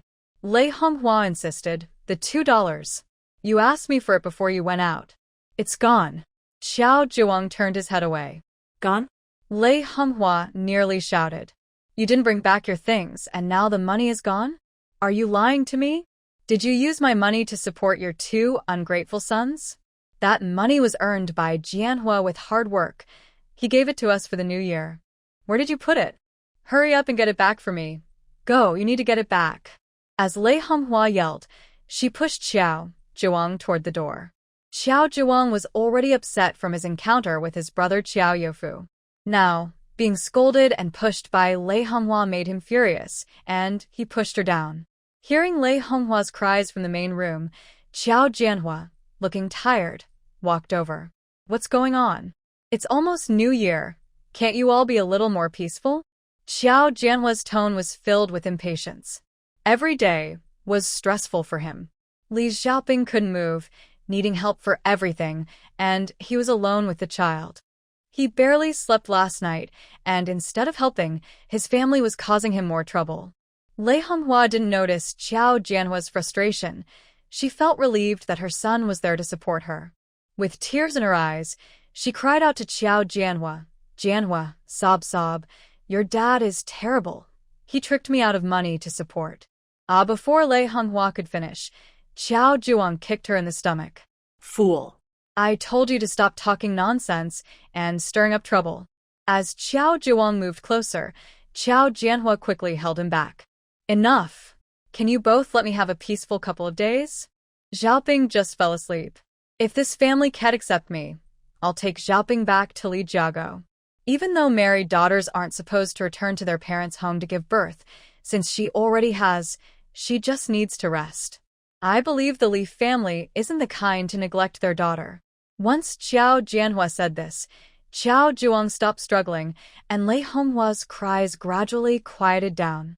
Qiao Jianhua let out a deep sigh. Sometimes, I really envy the eldest and the second. Lei Honghua was taken aback by Qiao Jianhua's attitude and stopped causing a scene. What does he mean? Qiao Zhuang glared fiercely at Lei Honghua. What do you mean? This is all you're doing. You've messed up a perfectly good family. Jianhua wishes he could be the one to leave. As the new year approached, the festive atmosphere grew stronger, and the sound of firecrackers could often be heard in the village. By the end of the year, as long as conditions weren't too poor, families were willing to spend a little money to buy firecrackers for the children to enjoy. Despite the cold weather, more people were outside, with children running around and shouting. Adults were also going to the well with buckets. Some were there to prepare chickens and fish, while others had bathed and changed into their best clothes, taking their dirty laundry to wash. On New Year's Eve, the last day of the year, people gathered by the well, chatting excitedly about this year's harvest, plans for next year, and what dishes would be served tonight, comparing prices. Everyone wore happy expressions, except for Chae Jin-mei.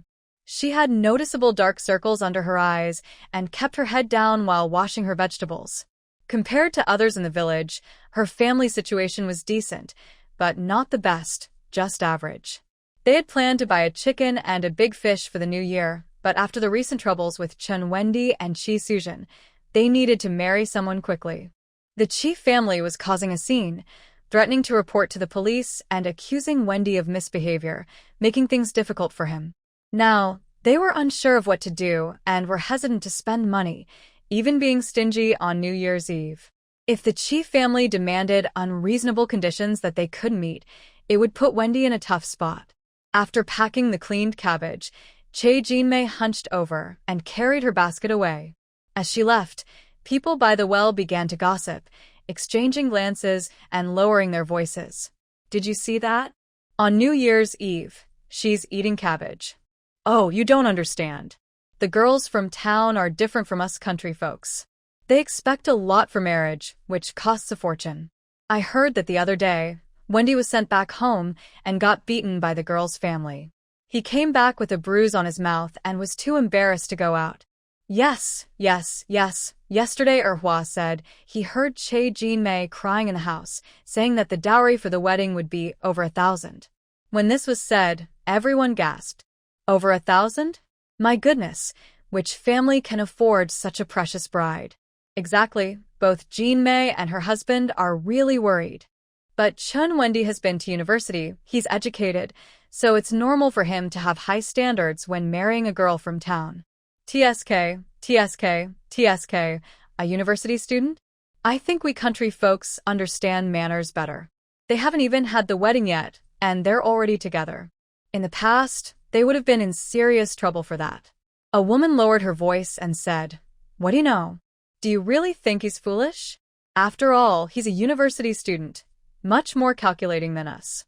If they got together, do you think it's easy to marry a girl from town?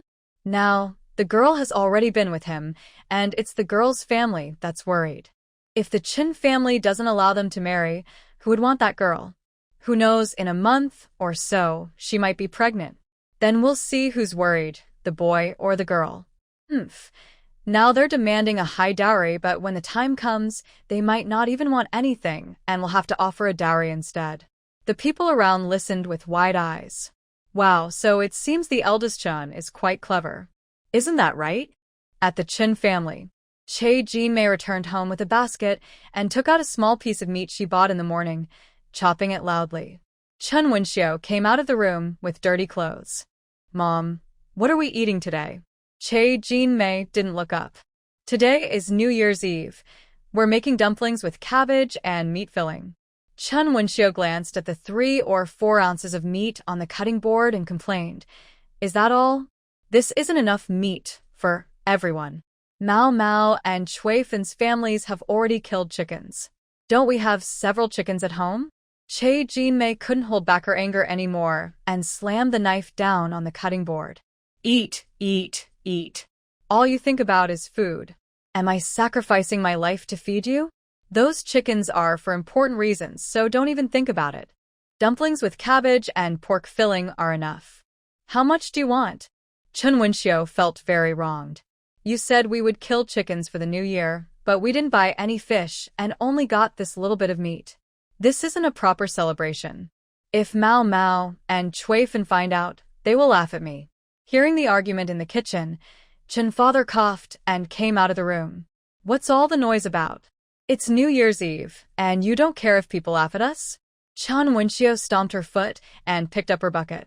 Why should I be afraid? Go ask everyone in the village if we don't have enough jokes about our family. As she spoke, She turned back and quietly muttered to Che Jin-mei, "Penny pincher, you don't even water the crops. Your plants will die of thirst, and your mother will starve." Che Jin-mei was so angry that her chest heaved. She pointed at Chen Wenxio's back and said to her husband, "Look at her. What does she think she is? Did I owe them something in my past life?" Chen Fu understood that Che Jin-mei was referring to Chen Wendy's situation. "Enough already. It's too late for that. What good does worrying do?" Che Jin-mei retorted, "Then what do you suggest we do? Can we meet their demands? Even if we worked ourselves to the bone, we couldn't manage it." Chen Fu fell silent. Che Jin-mei grew more agitated. They have the nerve to raise such a daughter. I'm worried their daughter isn't decent, yet they dare to set conditions. It's not like our Wendy ran to their house to cause trouble. Their daughter came to us willingly. If she hadn't wanted to, would Wendy have gone to their house at all? Ugh. Now, they are trying to blame us. It's just that Wendy is young and easily led astray by that temptress. Otherwise, I wouldn't even look at her. Chen Wendy, who had been in his study, heard Che Jin-mei's increasingly harsh words and suddenly opened the door. "Mom, is it not loud enough? It's New Year's Eve, and you still want to give them more to talk about?" He hadn't dared to go out these past few days. After Che Jin-mei's loud outburst, the neighbors had come over. As someone educated, he felt embarrassed about the situation, even if he pretended not to care. He could imagine how bad the gossip was outside. When he took Su-jun home the other day, he clearly felt the villagers pointing and whispering about him. Che Jin-mei was silenced by her son's shout, but still felt dissatisfied. "You only know how to yell at me. Think about what to do next. They said if we don't give an explanation, they'll report you for being a rogue." Chen Wendy replied unhappily, "Just because they say I'm being a rogue means I am? If we were really doing something wrong, neither of us would escape. The Chi family is just talking. Besides, there's Su-jun. She won't let her family do anything like that." Chen Wendy looked very righteous. "We are both single, and we are in a normal relationship. It's a mutual feeling, so why does it sound so dirty when it comes from you? You are my mother, yet you act like those gossiping women outside, exaggerating and stirring up trouble." Chen Wendy, who usually maintained a gentle demeanor, scolded Che Jin-mei and then turned to enter his study. Inside, he wasn't as calm as he appeared. He felt a nameless anger building up inside him with no way to release it. Suddenly, he found an outlet and picked up the rejected manuscript from the table, tearing it apart violently and scattering the pieces around the room. He wanted to scream and go wild, but he had to hold it in. He felt like he might explode from the pressure, his chest heaving heavily. He felt it was unfair that his talents were unrecognized. Why was his fate so difficult? What had he done wrong? He and Su-jun truly wanted to love each other. Why was the whole world against their love?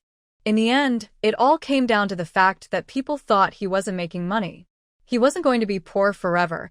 He was just in a low point in life. He had so much talent, and once he got through this period, he would still be the admirable Chen Wendy. Thinking of Chi Su-jun and the moments they shared, Chen Wendy's overwhelming emotions slowly calmed down. Only Su-jun loved him so steadfastly in this world. When he had nothing, she was willing to give everything for him. At this point, Chen Wendy had no regrets. The Chen and Chi families had tried to keep them apart, but now, nothing could separate him from Su-jun. Meanwhile, in the nearby town, the atmosphere in the Chi family was equally gloomy.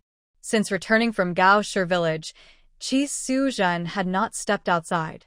That day, when her mother noticed something was wrong, Su-jun openly declared that she was with Chen Wendy, which almost made her mother furious. Chi Bingqin even rushed in and punched Chen Wendy in the face. When her father heard about this, he slapped her and scolded her for being shameless. Having been raised with care, Su-jun had never been hit by her father or even her mother, so this slap made her resent her father. She covered her face and locked herself in her room for 3 days, refusing to come out even for meals, while her mother had to bring food to her and coax her to eat a few bites.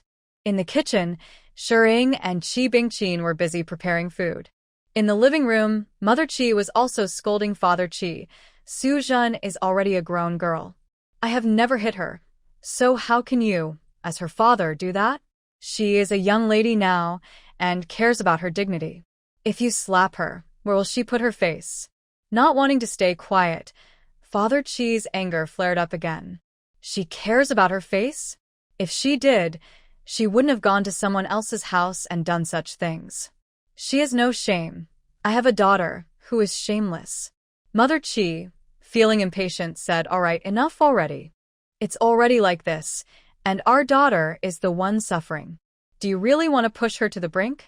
Father Chi lowered his head and smoked for a while before saying, "I won't let this go easily. If the Chin family doesn't come up with a solution, I will make their year miserable. They call themselves college students, but I think the kids on the street have more morals than them." Mother Chi was also fed up. "Just say less for now. It's New Year's Eve. Let's focus on having this meal first." Without waiting for Father Chi to respond, she stood up and walked towards Sujun's room. She gently knocked on the door. Sujun, it's New Year's Eve today. Your sister-in-law is almost done with dinner. We should welcome the new year with good spirits, so hurry up and come out." When no one responded, she said, "I'm coming in." Still, there was no reply, so she opened the door and went inside. Sujun was lying on her side on the bed, motionless, her eyes still red and swollen from crying. Mother Chi walked over and sat on the edge of the bed, brushing Sujun's messy hair back. "Why are you crying again? It's New Year's Eve today. You can't cry. It's bad luck. What will it be? Crying from this year into the next." Sujun sniffled and turned to Mother Chi. "Mom, please talk to Dad and don't make things difficult for Wendy. We truly love each other. He promised me he would make me happy and treat me well." Mother Chi paused for a moment. "Hasn't your dad already softened a bit? Oh, you need to listen. As a girl, if you don't respect yourself, how can you expect others to value you? Right now, we can't give in. We need to show them that our daughter is precious. We're doing this for your sake. Otherwise, when you marry into their family, they might take advantage of you." Sujun reached out and held Mother Chi's hand. "Mom, don't you know the situation with the Chin family? If they had the means, they would definitely want to help me, but they don't. Wendy's father is not well, and he has younger siblings. How can they come up with that much money?" Sujun didn't say much, but when she mentioned the Chin family situation, her mother's expression immediately changed. "I thought you didn't know about their situation. Since you do, why are you so determined to stick with Chun Wendy? Your aunt, your uncle, and even Aunt Yin all introduced better options than him." Sujun turned her head and replied, "I just like Wendy. No matter how good the others are, I don't like them." Chi's mother had a very bad impression of Chun Wendy. "A man who touches girls before marriage is not a good person. I think you are being foolish." Sujun knew exactly what happened and didn't want Chun Wendy to carry such a heavy stigma. With determination, she spoke up. "Mom, Wendy is not that kind of person. He has great character. It was me who took the initiative." Chi's mother pouted, clearly unhappy with her daughter defending him. "Don't speak well of him. If he were a decent man, even if you were the one to approach him, he wouldn't take advantage of you. He is definitely a bad person. I know what kind of person you are. He must have tricked you." Sujun suddenly sat up in bed. "I told you he is not like that. It was me. I bought it from Qingshan's wife." Chi's mother's eyes widened in shock. She knew Qingshan, the town's veterinarian, and his wife was a classmate of her daughter. You bought it from Qingshan's wife." Her voice trembled. Sujun glared at her mother. "Yes, I did. I like Wendy, and you keep trying to stop us from being together. He is not young anymore, and his family is pressuring him to meet others. I'm being forced by you." Chi's mother was so shaken by her daughter's words that she trembled with anger. After this incident, although they felt embarrassed, they kept making excuses for their daughter. They directed most of their anger at the Chin family, believing that Chin Wendy had deceived their daughter. But they never expected that it was Chi Sujin who had gone to his house and taken action herself. You. This is simply. Chi's mother was so furious that she couldn't find the words, her lips trembling. Chi Sujin looked defiant, saying, I'm only like this because of you all. I'm now with Wunda, and I can only marry him in this lifetime. Seeing her daughter like this, Chi's mother couldn't hold back and slapped her.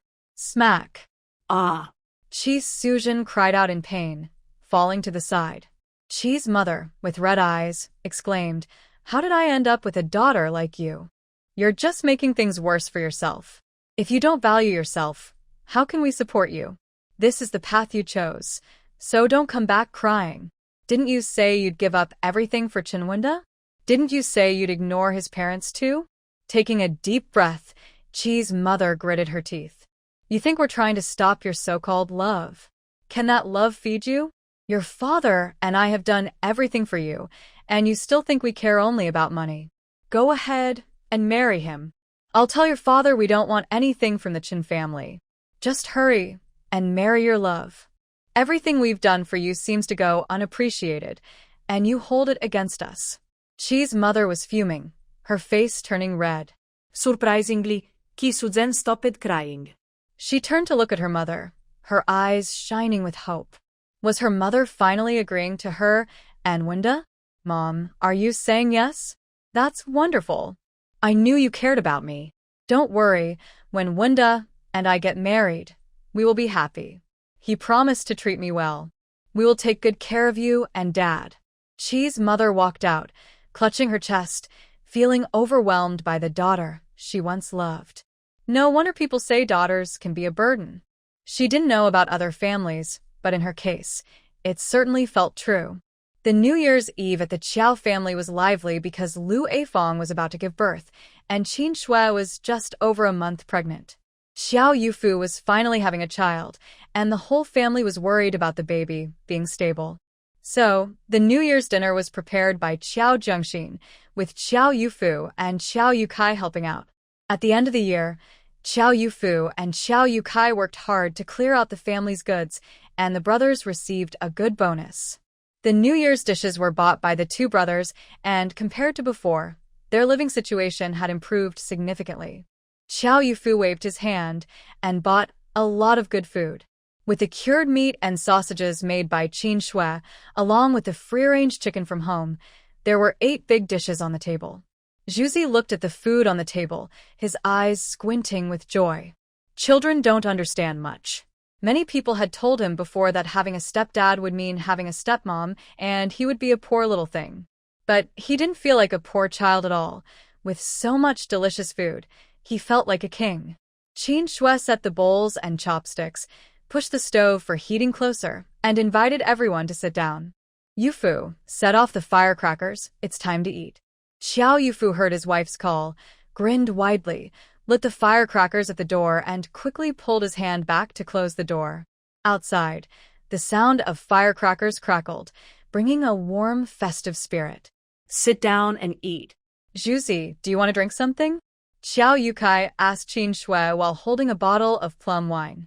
This was bought from the Supply and Marketing Cooperative, similar to a fruity drink, with a light wine aroma and sweetness. Zhuzi looked eagerly at Qin Shui. Mom, I want some. Qin Shui smiled and said, Pour him a cup. Today is a happy day. Zhuzi held the cup and thanked Xiao Yukai. Thank you, uncle. Xiao Yufu and Xiao Yukai both reached for chopsticks, each grabbing a chicken leg. One for Qiao Zhengxin and one for Zhuzi. The Qiao family was cheerful, but the atmosphere was different in other households. At the old Qiao family, Lei Honghua, after many years, made the New Year's Eve dinner again. When the food was served, she was too tired to eat. In other homes, at least someone helps with the New Year's Eve dinner. But here, her husband pretended to be asleep. Qiao Zhengwo only got out of bed when the food was ready, and Qiao Jianhua stayed with his wife and kids. In this cold weather, no one even helped her wash the scallions. When the food was on the table, Qiao Jianhua first served a big bowl to Li Xiaoping. Qiao Zhengwo, like someone just released from prison, grabbed a bowl and ate quickly while also complaining. This is a tender chicken. Why did you stew it? It should be stir-fried with chili and oil. That's what makes it tasty. TSK, what is this? It's old. Lu Afong used to cook it really well. Xiao Zhiwang lowered his head to pour himself some wine, took a sip, and happily stuffed a piece of chicken into his mouth. No one said a word to her about how hard she worked. Lei Honghua felt drained and suddenly missed the days when they hadn't split the family. If she had known, she would have endured it. After raising them for over 10 years, now she was back to her youth, spending every day either working or on the way to work. Is life about exercise? Or does working lead to a long life? Eat. Why aren't you eating? After Qiao Jianhua finished delivering the food, he sat down and spoke to Lei Honghua. Qiao Zhiwang barely lifted his eyelids and poured a glass of wine for Qiao Jianhua. Don't mind her, let's eat. She probably has a toothache again. Qiao Zhengwo asked in confusion. Toothache? Qiao Zhiwang replied, yeah. She said she was grinding her teeth. Qiao Zhengwo chuckled, Mom. Why are you grinding your teeth? How can that lead to a toothache? Lei Honghua gave Qiao Zhengwo a weak glare and said sadly, because I raised a big son like you. My old age is so happy. Every day is a struggle, just holding on. Xiao Zhiwang looked at Lei Honghua's tired face and said irritably, It's New Year's Eve today. Can you keep your mouth shut and say fewer unlucky things? Lei Honghua sighed and turned to Qiao Jianhua. Can't we eat at the table on New Year's Eve? Why do we have to serve her? Qiao Jianhua imitated Xiao Zhiwang's tone and said, Don't meddle in our affairs. Work more and talk less, so the family can be more harmonious. Qiao Zhengwo laughed at Lei Honghua's predicament. Lei Honghua. This life is really hard to bear. In the Qin family's house, everyone gathered around the table with a bowl of dumplings each. The filling was cabbage and pork, but you could barely see any pork. Chen Wendi quietly ate his dumplings, while Chen Wenxiu and Chen Wenfeng, being younger, showed all their emotions on their faces. The two kept poking their chopsticks into their bowls, which annoyed Che Jinmei. Chen Wenfeng couldn't hold back and asked, Mom, is it just dumplings today? Che Jinmei didn't look up. Yes. Chen Wenfeng paused and asked again, Mom, today is New Year's Eve, right? You didn't forget the date, did you? No one responded, and the atmosphere was very gloomy. He dared not speak anymore. Meanwhile, in the Qi family, aside from Qi Bingqin and his family of 3, Qi father, Qi mother, and Qi Suzhen also found the food tasteless. Shering didn't care whether that family of 3 was eating or not. She served her son a piece of braised pork and enjoyed her meal.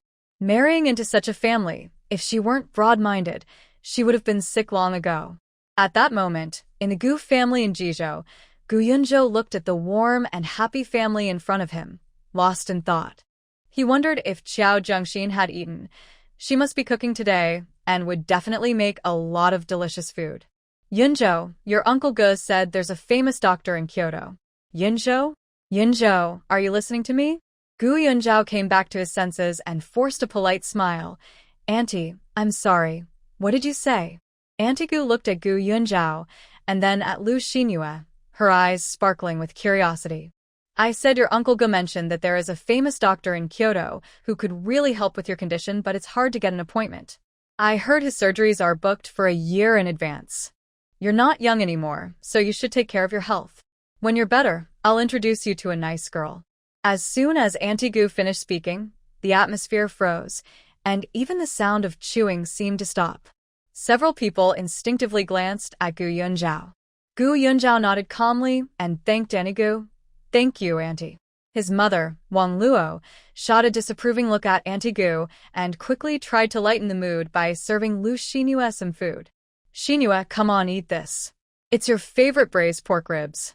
Then she turned to Gu Yunhai and added a piece of stuffed tofu to his plate. Here, Yunhai, eat more. You've lost weight with all the tasks in the team lately. Auntie Gu brought up the topic again. Compared to Xinyue and Yunhai, Yunzhao is the one who has really lost weight. Wang Luo paused and served Gu Yunzhao some lamb. Come on, Yunzhao, you should eat too. She then looked him over.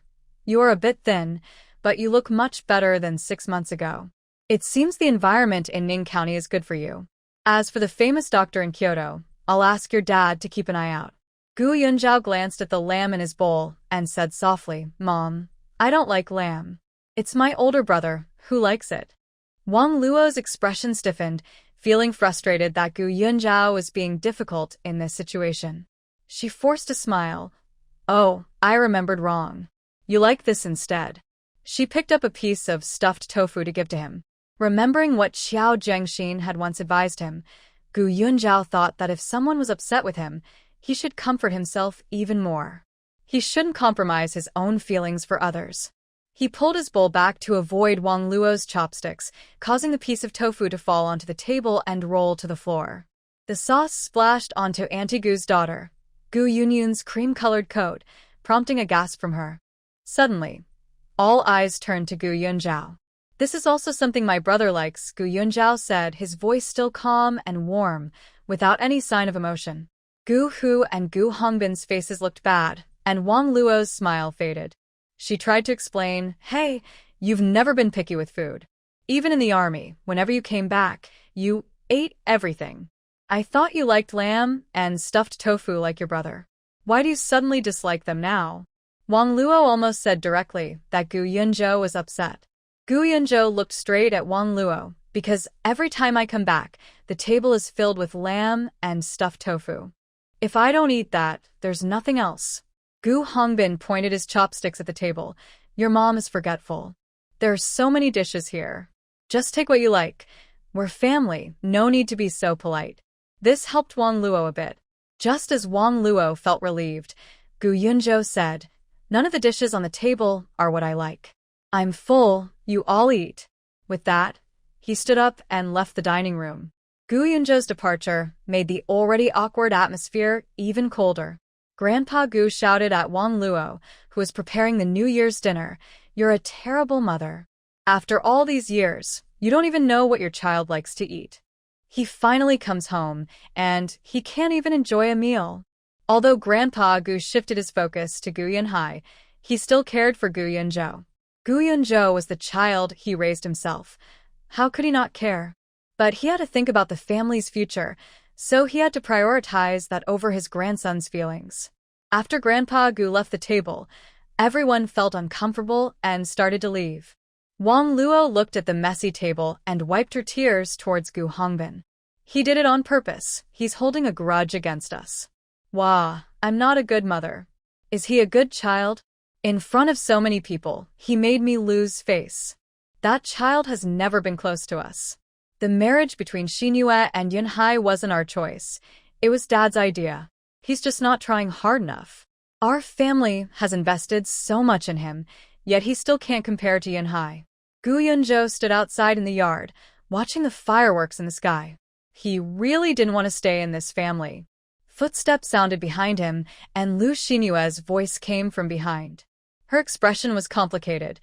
Gu Yunzhou had once been the best child in the courtyard, and she had genuinely liked him. But she couldn't marry someone who was useless. On a day like today, when the family is gathered together in joy, you shouldn't make things so unpleasant. Grandpa is angry. Everyone is left without eating enough, and Mom is still crying in the house. What good does this do for you? Gu Yunzhou didn't look back.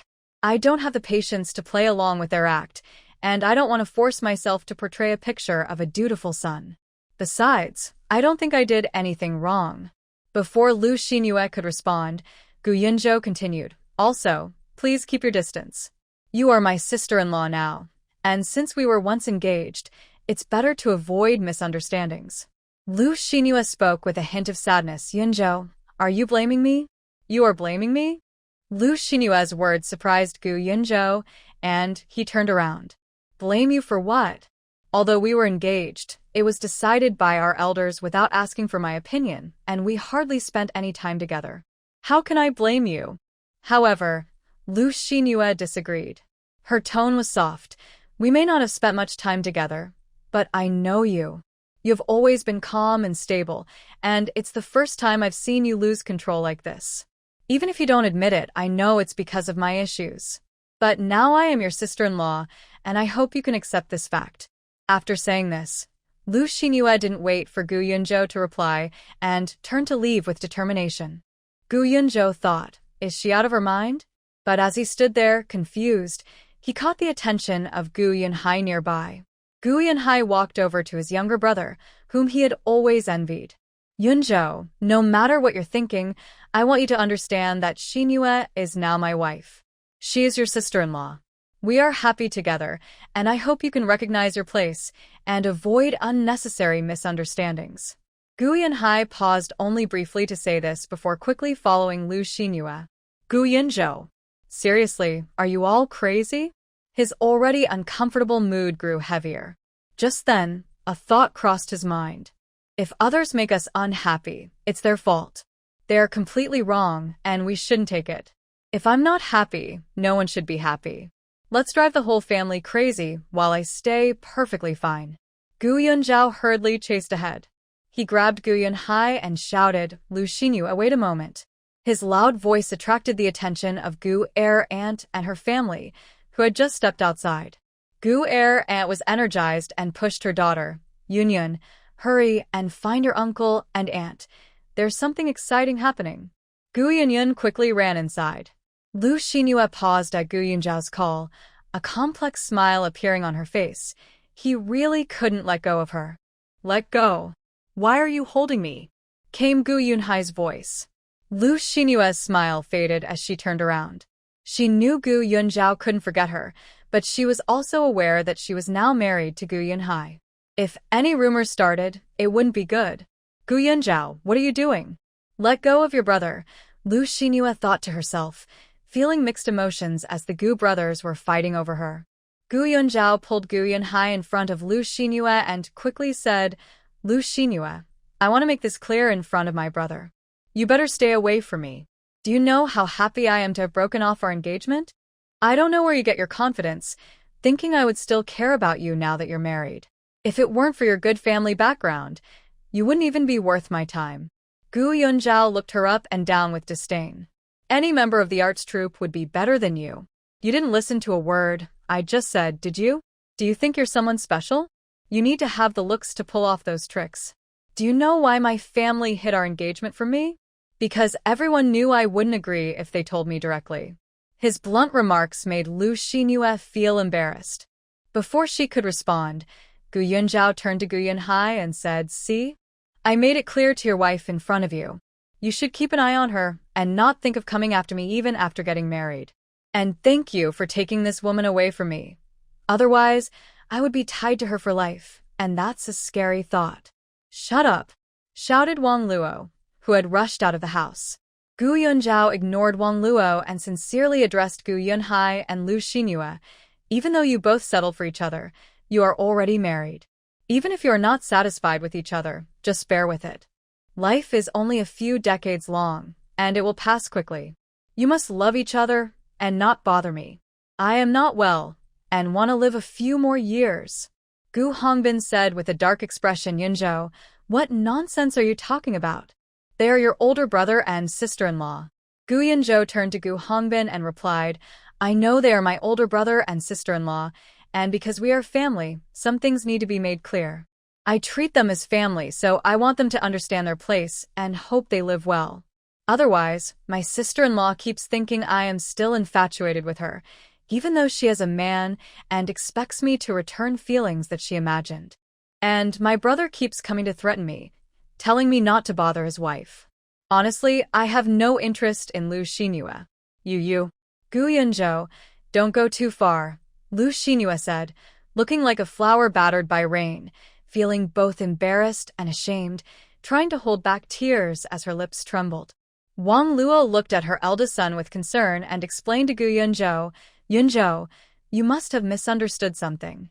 After saying so much, Gu Yunzhou felt a weight lift off his chest.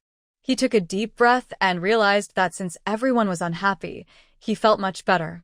I was also afraid of misunderstandings, so I wanted to clarify things with my brother and sister-in-law quickly, he said, his tone returning to its usual warmth.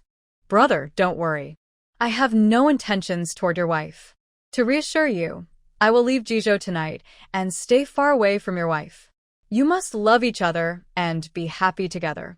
Gu Hongbin and Wang Luo were initially upset with Gu Yunzhou for causing trouble, but upon hearing this, they panicked. What do you mean, Yunzhou? Today is New Year's Eve.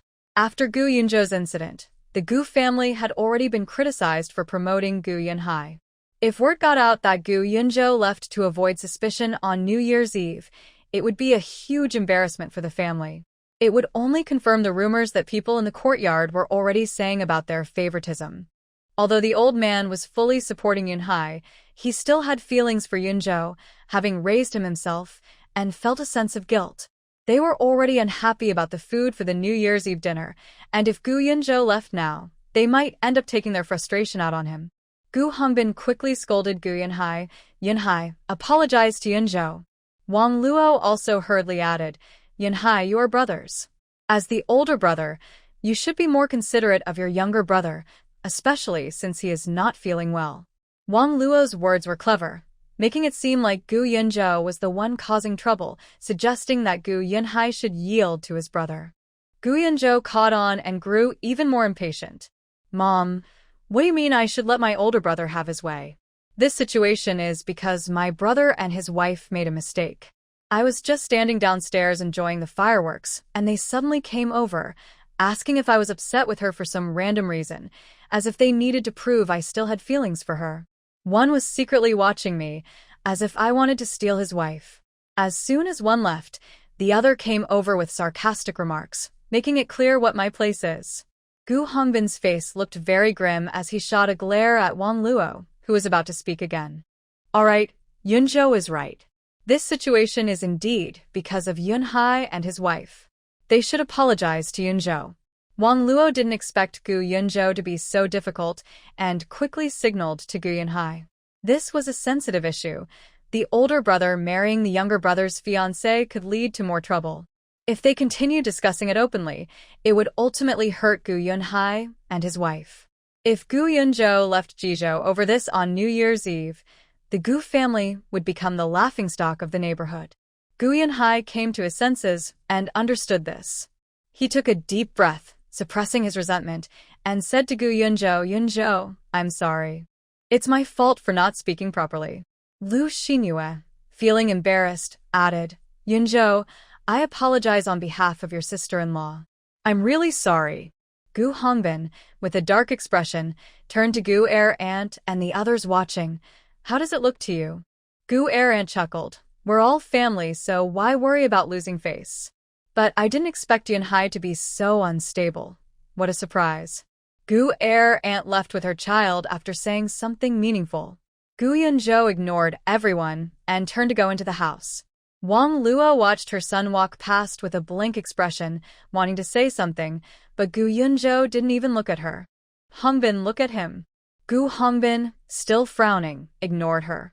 Wang Luo was very angry but didn't want to take it out on her beloved eldest son. Instead, she spoke sharply to Lu Xinyue. Xinyue, I hope this kind of behavior doesn't happen again. Lu Xinyue's face turned pale. Mom, I understand. Gu Yunhai snorted and didn't look at his wife, turning to go into the house. Lu Xinyue chased after her husband. Yunhai, wait for me. Gu Yunzhou went to his room, packed his things, and left to find Peng Zhihua. On New Year's Eve, the courtyard was lively. Many people, after having their New Year's dinner, were outside with their children setting off small fireworks and firecrackers. Before reaching Peng Zhihua's house, Gu Yunzhou ran into Lu Xinyan. She was sitting alone on the wooden railing of the pavilion in the cold wind, lost in thought. What are you doing sitting here? Gu Yunzhou asked. Lu Xinyan took a few seconds to respond, slowly looking up at Gu Yunzhou and forcing a smile. Brother Gu, why are you out here? Gu Yunzhou didn't answer but asked, Where's Ouyang? Lu Xinyan replied softly. He had something to do at the hospital. He went there after dinner. Gu Yunzhou didn't need to ask more. I'm going to High Stone Village with Zhihua. Are you coming? Lu Xinyan quickly stood up, her tone firm. I'm going. Peng Zhihua didn't ask much when he heard Gu Yunzhou wanted to go back to High Stone Village. After dinner, he casually told his family he was going to hang out with friends and drove off. Gu Yunzhou came down from upstairs with a bag in hand. Wang Luo's expression changed dramatically. Yunzhou, where are you going? Gu Yunzhou didn't look back. You said the countryside would be good for me, so I'm going back. Gu Hongbin caught up with him. Yunzhou, this is not the time to be stubborn. It's a family reunion day. If you leave, what will others think of us? Even if Yunhai and his wife made mistakes, haven't they already apologized? Gu Yunzhou turned around. On New Year's Eve, I want to eat a dish I like. After saying that, he walked away without looking back. Gu Hongbin, angry, grabbed a teacup from the table and smashed it on the ground. What has happened to him? Gu Yunzhou heard the angry shout behind him. In the past, even if Gu Hongbin and Wang Luo frowned slightly, he would carefully reflect on whether he had done something wrong. But now, he didn't care much. Although he didn't care, he still felt a bit uncomfortable inside. So when someone in the courtyard asked him what he was doing with the bag, he told them everything. Xiao Jiangxin had told him before that family issues should not be kept secret. Otherwise, how would anyone know you are suffering? My sister-in-law suspects that I can't forget about her, and my brother is also uncomfortable, treating me oddly. I don't want to ruin the happy atmosphere at home during this festive time, so I decided to go back to the countryside to recover. The aunt, who was out with her child, looked at him with sympathy and spoke with a tone of injustice for Gu Yunzhou. Yunzhou, are you really leaving tonight? What do your parents say about this? Yunhai has always been competitive, wanting to outdo you in everything. And that girl Xinyue. Sigh. The older generation has lost their way, and the younger ones are taking advantage of it. Gu Yunzhou's tone remained gentle, as if discussing someone else's family matter. My mom didn't say much. She just said that the countryside is good for recovery. The aunt's expression grew darker. Wang Luo is being foolish. She gave birth to you, and whether it's the palm or the back of her hand, it's all flesh. Even if the back of the hand is not as thick as the palm, it's still a part of her. Another aunt asked, "Child, have you eaten? It's New Year's Eve, and even if you want to leave, you should wait until tomorrow. Your health is just getting better." Gu Yunzhou sounded disappointed. Every time I came back, I would eat my brother's favorite dishes. Now that I'm like this, I don't know how much longer I have, and I don't want to force myself to eat things I don't like anymore. What? Wang Luo never made a dish you love when you came back? Not even during the New Year? The older aunt raised her voice in surprise. Gu Yunzhou softly replied, "She probably doesn't know what I like. She always made me eat with my brother. I used to think it would make her happy, but now that I'm in this state, I don't want to force myself anymore." As soon as Gu Yunzhou left, rumors began to spread in the courtyard, growing more intense and drawing in old Master Gu as well. The issues the Gu family had finally moved past were now being dug up and discussed again. On a cold winter night, with the wind howling, Peng Jihua drove Gu Yunzhou and Lu Xinyan towards Ning County. "Jihua, thank you. I appreciate you helping me during this festive time," Lu Xinyan said apologetically. Gu Yunzhou glanced at Lu Xinyan and then turned to the driver, Peng Jihua. "Why be polite with him? We all grew up together, like siblings." He casually asked, "Why are you sitting alone in the pavilion at this late hour?" Lu Xinyan forced a bitter smile. "I just confirmed my relationship with Ruofei, but his parents might not be very happy with me.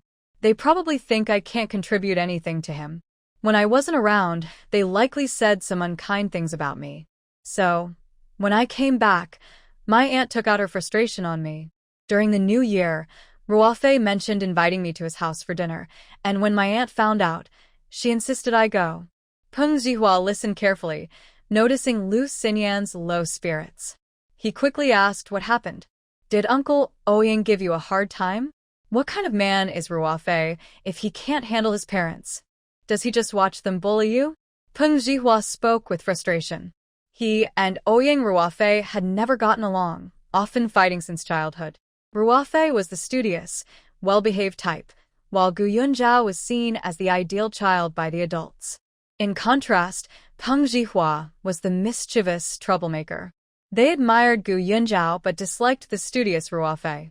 "No," Lu Xinyan quickly defended Ruofei. "At first, things were fine. His parents were nice to me, but then the hospital called with an emergency, and Ruofei had to leave me behind." Lu Xinyan's voice held a hint of sadness. After that, his mother shared some heartfelt words that I didn't want to hear, so I made an excuse about having family matters and left. When I left the Ouyang house, I thought they were probably having a lively family dinner, and I didn't want to be a downer. I had nowhere else to go, so I just sat in the pavilion. Gu Yunzhao raised an eyebrow. Just sitting in the pavilion? You look like you've been crying. Peng Zhihua turned to Lu Xinyan, his eyes filled with concern. Lu Xinyan's voice became much softer. Where? I just miss my parents. If my parents were still here, I would have a home, and I definitely wouldn't be without a place to go on New Year's Eve. Thinking about her current situation, Lu Xinyan felt very confused. She had already confirmed her relationship with Ouyang Ruofei, but it seemed that the Ouyang family did not like her. Previously, when Lu Xinyan heard that he was getting engaged and rushed back to seek a resolution, Ouyang Ruofei had told her that he would always prioritize his career, and that love would come second in his life. This time, when she returned for the new year, Lu Xinyan actively sought out Ouyang Ruofei several times, even chasing him to the hospital. But he didn't have time. Perhaps Lu Xinyan's disappointment was too obvious, and considering her situation, Ouyang Ruofei decided to take her back to the Ouyang family for the New Year's Eve dinner. Lu Xinyan wanted to cherish the rare time spent with Ouyang Ruofei, so she boldly went to the Ouyang family for dinner, even though she wasn't officially part of the family yet. However, the sweet moments she expected did not come. After just a few bites, Ouyang Ruofei left her to go to the hospital, leaving her to face her unfriendly uncle and Anne alone. Peng Zhihua saw Lu Xinyan defending Ouyang Ruofei and recalled how she was afraid to go home on New Year's Eve. He turned to criticize the Lu family with gritted teeth. When Uncle Lu passed away, you would have been better off using the compensation money to live on your own. With the leaders looking after you, life wouldn't have been worse than it is now. There were even 2 leaders who wanted to adopt you back then. But then your uncle and aunt jumped in, saying you were the only child of the Lu family and they would treat you like their own daughter. Your grandparents even promised in front of the leaders that they would never let you suffer. Peng Zhihua paused for a moment and continued to complain, and now, your grandparents have gone back to the countryside to retire, your aunt has pocketed the compensation money, and your cousin has used Uncle Lu's influence to change jobs. You're left feeling like an unwanted child living under someone else's roof. Lu Xinyan, let me tell you, stand your ground. It wasn't you who insisted on sticking to them, they were the ones who took you back to raise. Now they're showing such a terrible attitude. Who are they trying to impress? The people in this courtyard aren't blind. Everyone knows who is taking advantage of whom. Enough with the talk about gratitude for raising you. How much can a young girl eat? And besides, isn't there still the compensation money? They really think that by getting close to the Gu family, everything will be fine. At this point, Peng Zhihua suddenly remembered that Gu Yunzhou was also part of the Gu family, and the insult stopped abruptly. Gu Yunzhou, unfazed, said, "Keep insulting me. I find it quite enjoyable. You can insult the Gu family along with me if you want." Seeing that he truly didn't care, Peng Zhihua asked, "There were so many people in the courtyard earlier, so I didn't want to ask you then. What's going on? Why are you in such a hurry to return to Ning County during the new year?" Gu Yunzhou leaned back in his seat, slightly tilting his head back with his eyes closed, and said, "After all these years, I'm tired. I don't want to pretend with them anymore. I shouldn't have come back at all. If it weren't for worrying about my uncle, I would have stayed in Gaoshi village for the new year."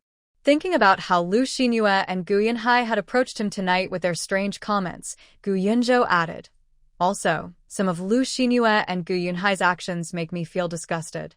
Peng Zhihua thought Gu Yunzhou had feelings for Lu Xinyue and couldn't accept that his fiancée was becoming his sister-in-law, so he awkwardly comforted him. The Lu family can do such things, which doesn't mean they're good people. Honestly, not marrying her might be a blessing for you. There are many excellent women in the art troupe. If Lu Xinyue didn't have the support of the Lu and Gu families, she might not even stand out there. Gu Yunzhou opened his eyes. Your words sound just like Lu Xinyue's. Have I done something inappropriate or said something out of line that made you all think I can't let go of Lu Xinyue? Lu Xinyan asked sharply, "If you don't care, then what about before?" Gu Yunzhou's lips twitched. "I was just being stubborn before. It had nothing to do with Lu Xinyue. When my family arranged the engagement, no one asked for my opinion. I only found out I had a fiancé when I returned from a mission. As you all know, during those years, I was mostly in the military and rarely returned to the courtyard. Even when I did come back, it was just to eat quickly and then leave with my grandfather. I had little interaction with Lu Xinhua. My stubbornness was mainly because of the Gu family. Gu Yunzhou raised his hands behind his head, the first time he shared his inner thoughts with two friends he had grown up with. Even if I don't care about Lu Xinhua, she is still my fiancée in name. They forced this arrangement on me, and now they are taking it away without asking me. Since I was young, my dad often told me to listen to my grandfather and work hard for the family's future. Whenever my mom saw me, she would only remind me to behave well in front of my grandfather and speak up for my older brother. I wish they would care about me, ask how I am doing, if I am tired or if I am hurt. Gu Yunzhou spoke with a hint of sadness. No one ever asks me. My grandfather only scolds me, telling me to hold back my tears and reminding me that I am a Gu. He says that the men in our family don't cry, no matter how much they suffer. Lu Xinyan and Peng Zihua immediately pictured a scene in their minds. On a cold playground, little Gu Yunzhou shivered and gasped, holding back his tears. I have always been alone. Every night, I am by myself. Whenever I get hurt, it's just me. One time when I came home, I saw my brother break a bowl and cut his finger. My mom hurried to find the first aid kit to help him. Do you know how envious I felt then? I always tried to meet their expectations, thinking maybe I wasn't good enough, which is why they didn't like me. What child would want to leave their parents and go to the army to suffer? The hardships in the army are tough for many adults, let alone a child. Even though I told myself not to care, Gu Yunzhou's heart still ached. I have lived my life according to their expectations. I never lived for myself. I thought that even if they didn't love me, at least I was still special to the Gu family. I worked hard to become better. Although my parents still loved my brother more, I was still a source of pride for the Gu family. Even if my family ties are weak, at least I fought alongside the Gu family and was treated like a star. I never expected. Everyone already knew what happened next. I was trapped in a dead end, and Comrade Xiao was right. I have come to terms with a lot now. Even if I don't step back, I am still a puppet controlled by the Gu family. I still can't be myself. Thinking differently, maybe this is a good thing for me. At least I can finally be myself. During my time in Gaoshi village, I experienced the most relaxed moments of my life. My mind, spirit, thoughts, and every part of me felt less tense than before. Peng Zihua sighed. Yunzhou, look ahead. Things will get better. If you didn't like your old life, we can find a new way to live, and that's a good thing. Gu Yunzhou chuckled softly. Yes, I think so too, so I cherish these days. After all, I don't know how many days I have left. There's a ticking time bomb inside me, and no one knows when it might go off. Lu Xinyan quickly replied, Don't worry, Gu Ge, there will definitely be a way. The organization is always looking for solutions, and Grandpa Gu won't truly neglect you. Gu Yunzhou remained silent. He knew very well that if there were a solution, the Gu family would never give up on him. After all, in terms of overall ability and various metrics, he had an advantage over Gu Yunhai.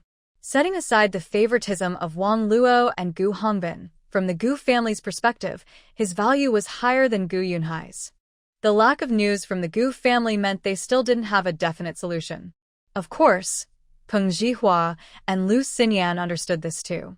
That bullet was too close to the heart, and even the best doctors at the military hospital had no guarantees.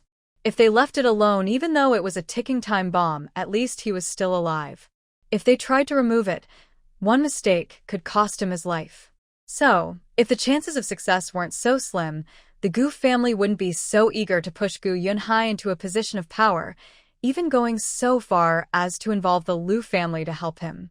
When Peng Zhihua's big truck arrived at Gaoshi village, it was nearly 2 a.m, and the village was deep in sleep, with light snowflakes falling from the sky. Gu Yunzhou got out of the car and instinctively glanced toward the Qiao family's direction. Gu Go, hurry inside, Lu Xinyan urged. She remembered her duty. Gu Yunzhou was a patient, and after a long journey in the cold, he needed to stay warm.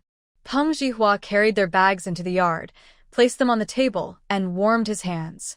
You two sit inside for a while. I'll go heat some water in the kitchen. Lu Xinyan followed Peng Zhihua into the kitchen. I'll help you. No need, he replied. I'm a big guy. I'm not afraid of the cold. You're a young lady. Why push yourself? Go back inside, and I'll bring you hot water later.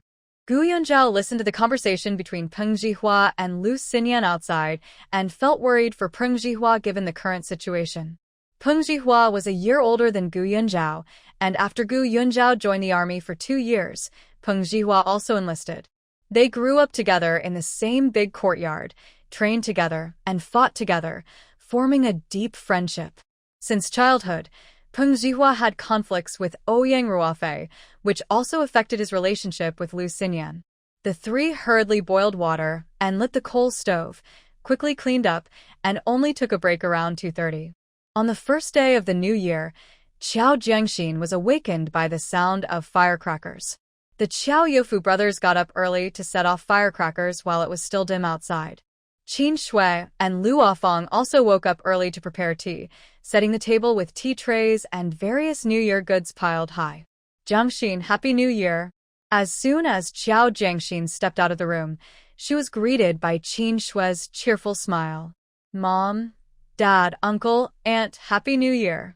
Oh, it's snowing outside? Qiao Jiangxin looked toward the door. As Qiao Youfu lifted the door curtain to come in, they could see a white world outside. Qiao Jiangxin walked outside, and everything, the roads, trees, and houses, was covered in a layer of white. A large truck parked not far away stood out.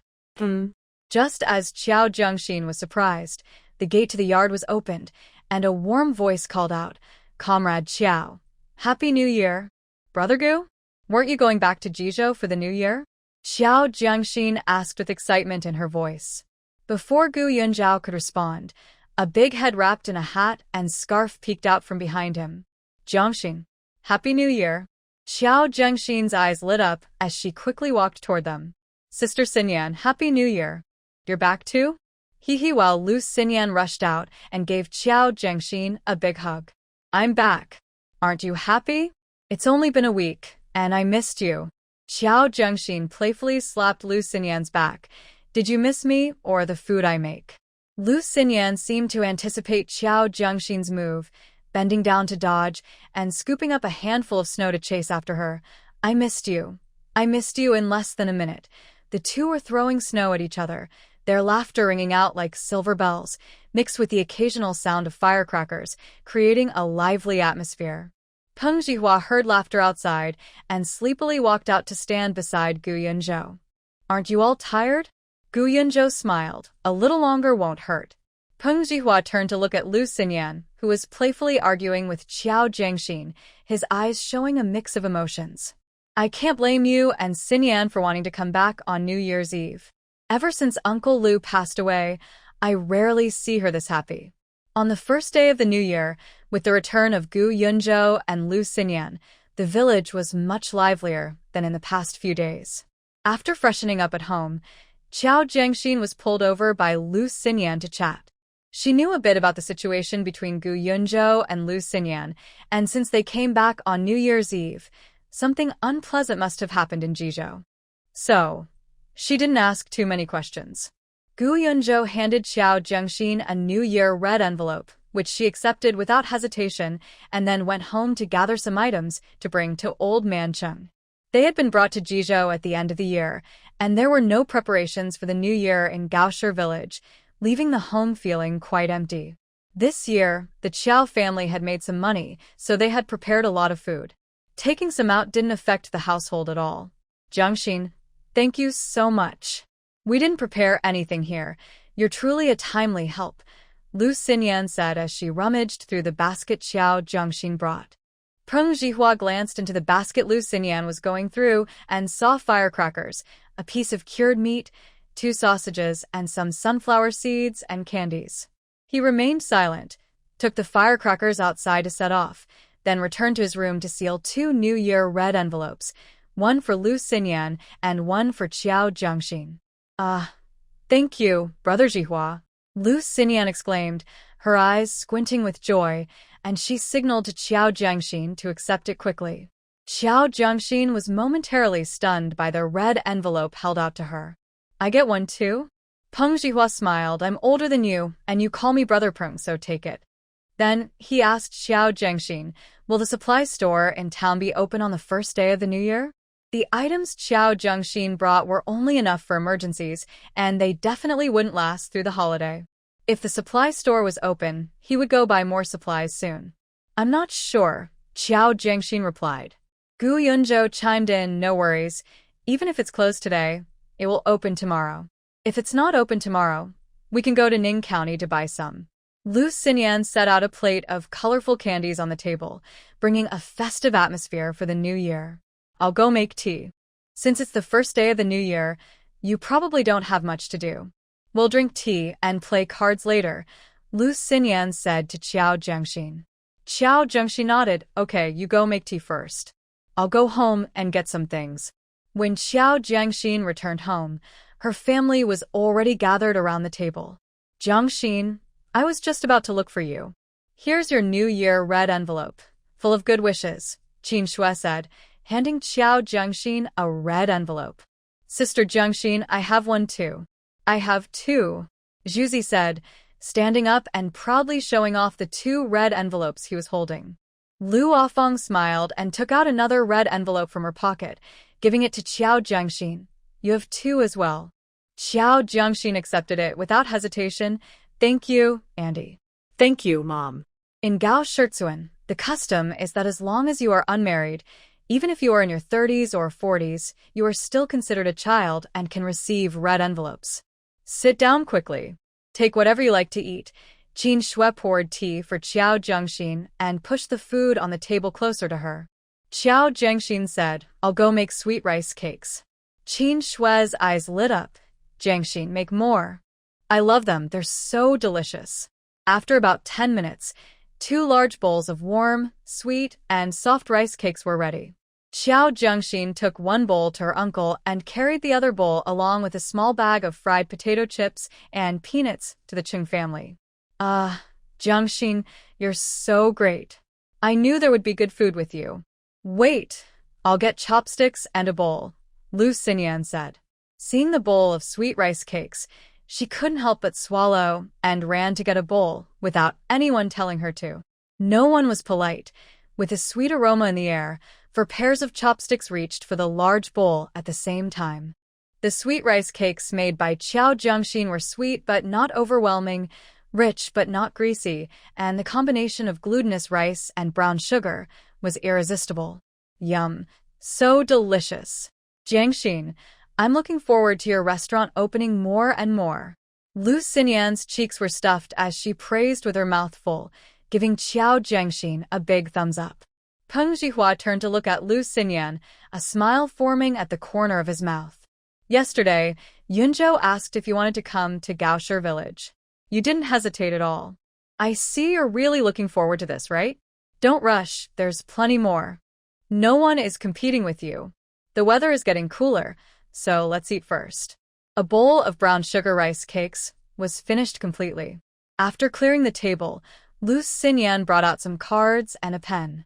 We're going to play cards. Losers will have to draw on their faces. Gu Yunzhou said, Zhihua probably doesn't have time. He was with us yesterday, and if he doesn't go back today, his family will start looking for him. Lu Xinyan felt a bit disappointed. I was hoping we could split into 2 teams. If Brother Peng goes back, the 3 of us will have to go solo. Peng Zhihua replied, It's fine, I'll play a few rounds with you. I can go to town later to buy some things, and returning in the afternoon is the same. Lu Xinyan cheered up. Okay, but I want to team up with Brother Gu. Why? Peng Zhihua asked. Lu Xinyan grinned. Brother Gu is smart. Peng Zhihua said, So you think I'm not good enough? Xiao Jiangxin turned to Lu Xinyan. I thought you would choose to team up with me. Lu Xinyan replied, I have no idea what your skills are, so I think it's safer to stick with Brother Gu. Peng Zhihua sneered, Are you sure? Lu Xinyan nodded. Yes, I want to team up with Brother Gu. All right, I'll team up with Comrade Xiao, Peng Zhihua said, sitting down across from Xiao Jiangxin and urging him to sit quickly. Xiao Jiangxin said shyly, Brother Peng, I'm not very good at this. Peng Zhihua calmly replied, No worries. Just follow my lead and you'll win for sure. Gu Yunzhou had been silent, and everyone started drawing cards.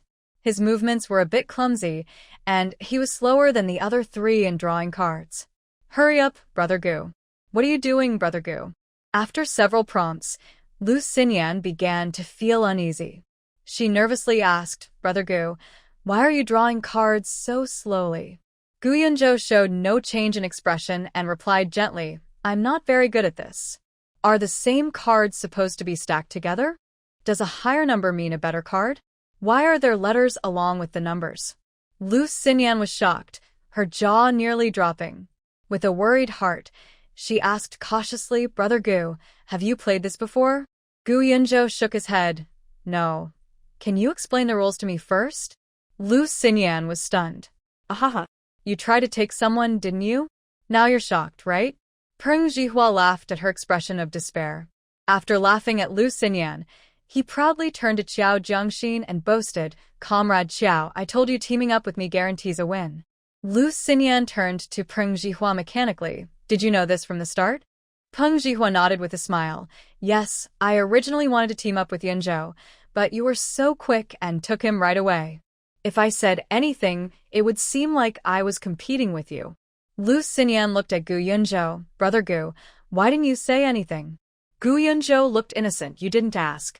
Even though Lu Xinyan rushed to learn the rules and strategies with Gu Yunzhou, they still lost badly in the first 2 rounds. According to the rules, both Lu Xinyan and Gu Yunzhou had a king drawn on their foreheads and an 8 on their right cheeks. In the 3rd round, Gu Yunzhou finally got into the game, and both sides seemed to be evenly matched, but in the end, Peng Zhihua and Qiao Jiangxin narrowly won.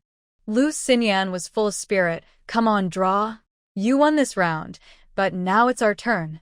Peng Zhihua pinched Lu Xinyan's face and, without any mercy, drew a big 0 on her left cheek, then turned to draw on Gu Yunzhou as well. All right, now it's symmetrical. If you lose again, you won't have the face to draw anymore. Lu Xinyan said angrily. Who told you to draw it so big? If I win, I'll draw a super big one on you. Qiao Jiangxin laughed at their faces. Come on, let's go again. Lu Xinyan shuffled the cards and slammed them on the table, waving her hand with a commanding presence. Peng Zhihua put down his pen, stretched, and said, You 3 play, I'll go buy you something, and then head back. Without waiting for a response, he turned and walked outside. Lu Xinyan watched Peng Zhihua leave, stunned, and after 3 seconds, she turned to the equally confused Gu Yunzhou, unable to hold back her emotions. She, Peng Zhihua, you can't take a loss. You can't run away. Come back here. Outside, Peng Zhihua heard Lu Xinyan shout, quickly jumped into his car, started it, and stepped on the gas. When Lu Xinyan chased outside, she saw Peng Zhihua driving past her, grinning widely and laughing at her from the window. Sorry, I don't have time today. I'll play with you another time. Lu Xinyan jumped up and shouted from behind, Peng Zhihua, you're just a coward. You ran away because you saw Brother Gu was winning. Are you even a man? Don't make me lose respect for you. Are you scared? Come back here. As she entered the door, Lu Xinyan was still fuming. Peng Zhihua is too much. I won't play with him again. She held up 3 fingers at Qiao Jiangxin. He ran away after just 3 rounds. He might as well not have played at all. 3 rounds, and we lost all of them. I didn't even get a chance to get back at him. Qiao Jiangxin nodded in agreement. Yes, that's unfair. Just 3 rounds. Let's not play with him next time. Lu Xinyan felt much better. Jiangxin, you're the best. If he won't come, we'll just play the 3 of us. Qiao Jiangxin smiled. I've been out for a while. I should go home and check in. Lu Xinyan reluctantly said, Make sure to come back quickly. Qiao Jiangxin ran off quickly. I will. As soon as she stepped into her home, she heard Lu Afong say with concern, Maybe we should just forget it? After all that happened, I really can't face them. Qiao Jiangxin looked at Lu Afong's worried expression and asked, Mom, what are we forgetting? Xiao Yukai sighed. I was just discussing with your mom about visiting your uncle's family for the new year. Hearing this, Qiao Jiangxin understood why Lu Afong was feeling uneasy. Lu Afong's family lived in Chuanqian village, the farthest part of town, about 17 or 18 miles away from Gaoshir village, a place so remote that even the Japanese soldiers couldn't find it. The Liu family was in much worse condition than the Qiao family. When Liu Afong married in, she didn't ask for much in terms of a dowry. The Liu family thought Gaoshir village was a bit wealthier and closer to town, hoping their daughter would have an easier life. In the first few years after Liu Afong married, the two families still kept in touch. But over time, Lei Honghua's complaints grew louder, feeling that the Liu family was asking for too many gifts during holidays, weddings, and funerals. It was already a hassle to work, and when visiting they had to bring something so slowly Lei Honghua stopped letting Liu Afong go back. Even if Liu Afong really wanted to visit, she would have to go empty-handed, eat well, and then catch up on her work. Liu Afong was gentle and didn't dare to argue with Lei Honghua. Gradually, the Liu family probably realized Liu Afong was in a tough spot, and many of their social visits stopped being communicated to her. The last time the Liu family visited was when Liu's mother came to see her daughter after her miscarriage. The elderly woman braved the hot sun and traveled a long way to bring gifts for her daughter, but Lei Honghua not only refused to offer her a meal but also mocked Liu's mother harshly. Liu's mother felt a mix of anger and sorrow for her daughter's situation. At that time, Liu Afong was not young anymore. She had struggled to conceive and, after finally becoming pregnant, lost the baby. Her life was even harder than when she lived at her parents' home. The old woman believed that Liu Afong's current troubles were due to her not choosing the right partner. There were honest and hard-working young men in her village, but she insisted on having her daughter marry out. With tears in her eyes, she walked home in a daze. On the way, she fell into a ditch. If the Liu family hadn't gone out to look for her when it got dark and she hadn't returned home, she might have lost her life that day. Although her family carried her back, Liu's mother fell seriously ill. Coupled with her emotional distress and lack of medical care, her health worsened, and she passed away a year later. During that year, she often thought of Liu Afong and sent letters urging her to return, but Lei Honghua intercepted them. After Liu's mother died, Lei Honghua could no longer hide the truth and finally told Liu Afong, prompting the couple to rush back home. After the funeral, the Liu family coldly informed Liu Afong that the two families would no longer be connected. Liu Afong later mustered the courage to visit once more, but was met with hostility. With Lei Honghua's interference, her work commitments, and having no money, along with all the food being controlled by Lei Honghua, Liu Afong had not returned home for over 8 years. "Let's go back this year to celebrate the new year with Grandpa," Qiao Jiangxin said to Liu Afong. Liu Afong lowered her head and took out a yellow tissue to wipe her tears. "I can't go back. I have no face to show. Not to mention your uncle and aunt, but I'm sure Grandpa hates me." Her voice was shaky and nasal. Xiao Yukai also sat with his head down, hunched over on a low stool, wrapping his arms around his knees while stealing glances at Liu Afong. This situation was ultimately his fault for not being capable enough to protect his wife from suffering. Seeing Liu Afong sobbing, Xiao Yukai looked at Xiao Jiangxin with a pleading expression. Xiao Jiangxin sat beside Liu Afong, wrapping her arm around her shoulder to comfort her. "Mom, Grandpa and Grandma have always cared for you. We had no choice but to live under Lei Honghua's control before, but now we are in charge of our lives. Regardless of whether Grandpa forgives us, we must fulfill our duty as children. Not everything can be fixed once it goes wrong. Grandma has become a regret. Do you want Grandpa to have regrets too?" Liu Afong suddenly looked up. She was the youngest daughter in the family, with 2 older sisters and 2 older brothers. Her father's age was even a few years older than Qiao Zhuang. Before the new year, Qiao Yotsai's brothers had gone to Chuanqian village and returned to tell Liu Afong that they had seen her father-in-law but didn't dare to approach him. Her father-in-law had aged a lot, his back was hunched, and all his hair had turned white. While Qiao Youfu was talking to someone else, he inquired about Liu's family situation.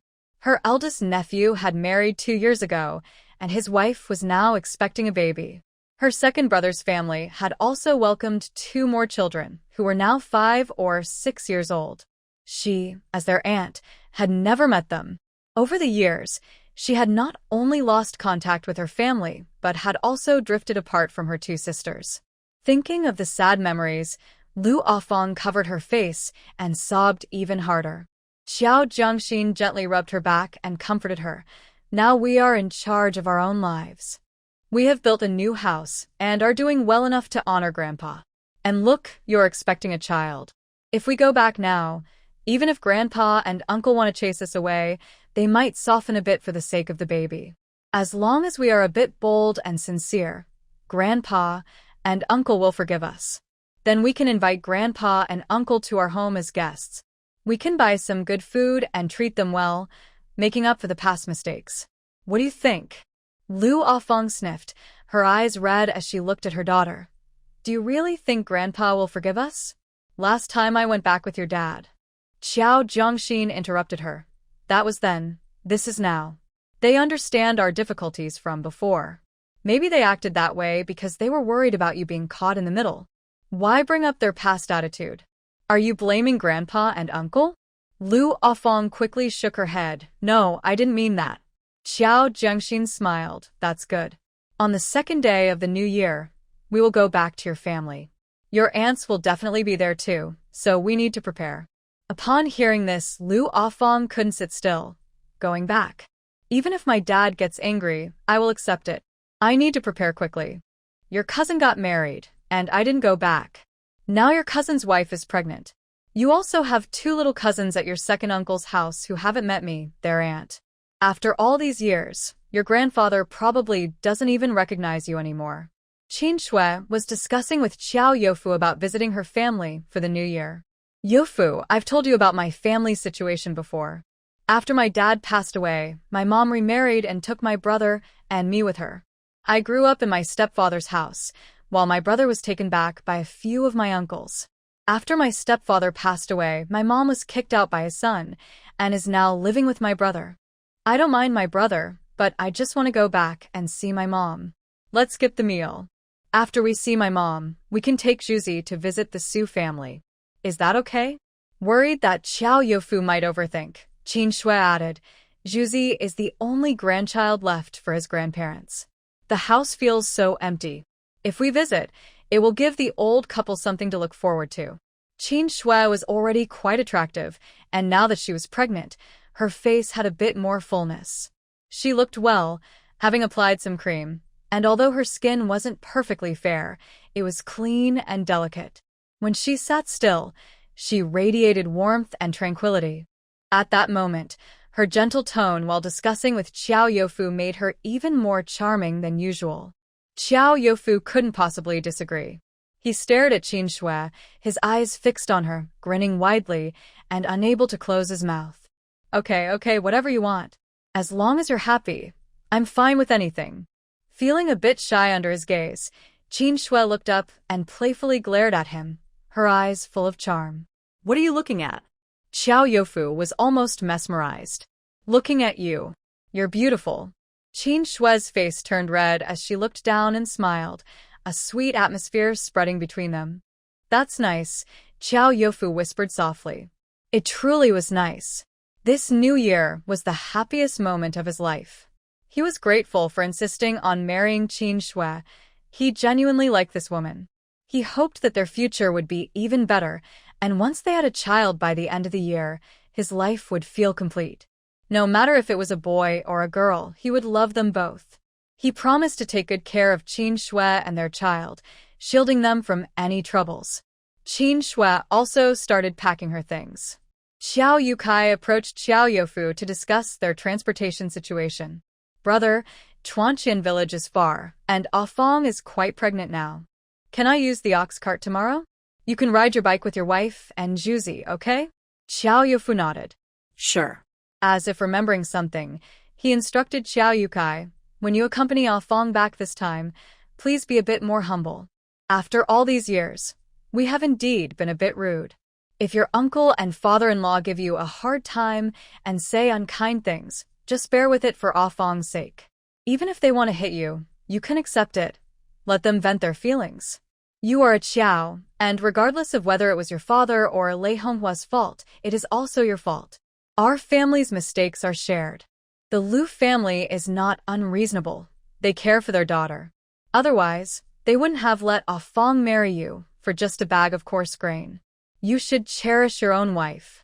She has been with us for many years, and we should not have made her feel wronged. Qiao Yukai nodded honestly. Brother, I understand. Qiao Youfu added, take some of the small gifts we saved for the new year to them. They are useful for every household, and it will make your wife proud. We bought a lot of red envelopes before the new year, so bring a few more. It has been many years since we visited, and during this festive time, we should give red envelopes to those relatives we haven't met yet, even if it's just a small amount, to bring joy. In the past, we didn't have much and couldn't follow many customs, but now that we do, we shouldn't be stingy. Although Qiao Youfu is only a year older than Qiao Yukai, he has always taken on the responsibility of caring for his younger brother. Qiao Youfu is quite honest, but when it comes to work and social interactions, Qiao Yukai is even more naive than his older brother. Qiao Youfu, like a father, thoughtfully considers everything for his brother, carefully explaining what they should do tomorrow. Qiao Yukai listens obediently, occasionally responding to show he understands.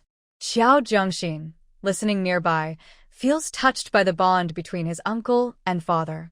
Whether they were poor in the past or are better off now, their relationship has always been strong. Qiao Zhengxin observes his father and uncle, noting how his father respects his uncle and how his uncle cares for his father. He hopes they will continue to support each other throughout their lives. At the old Qiao family home, Qiao Zhuang sits in the living room, occasionally glancing toward the door. New Year's Eve is a time for family reunions, New Year's Day is for paying respects to the elders, and the second day of the new year is for visiting the wife's family. Today is New Year's Day. Normally, Qiao Youfu and his brothers would bring their families to pay New Year's greetings.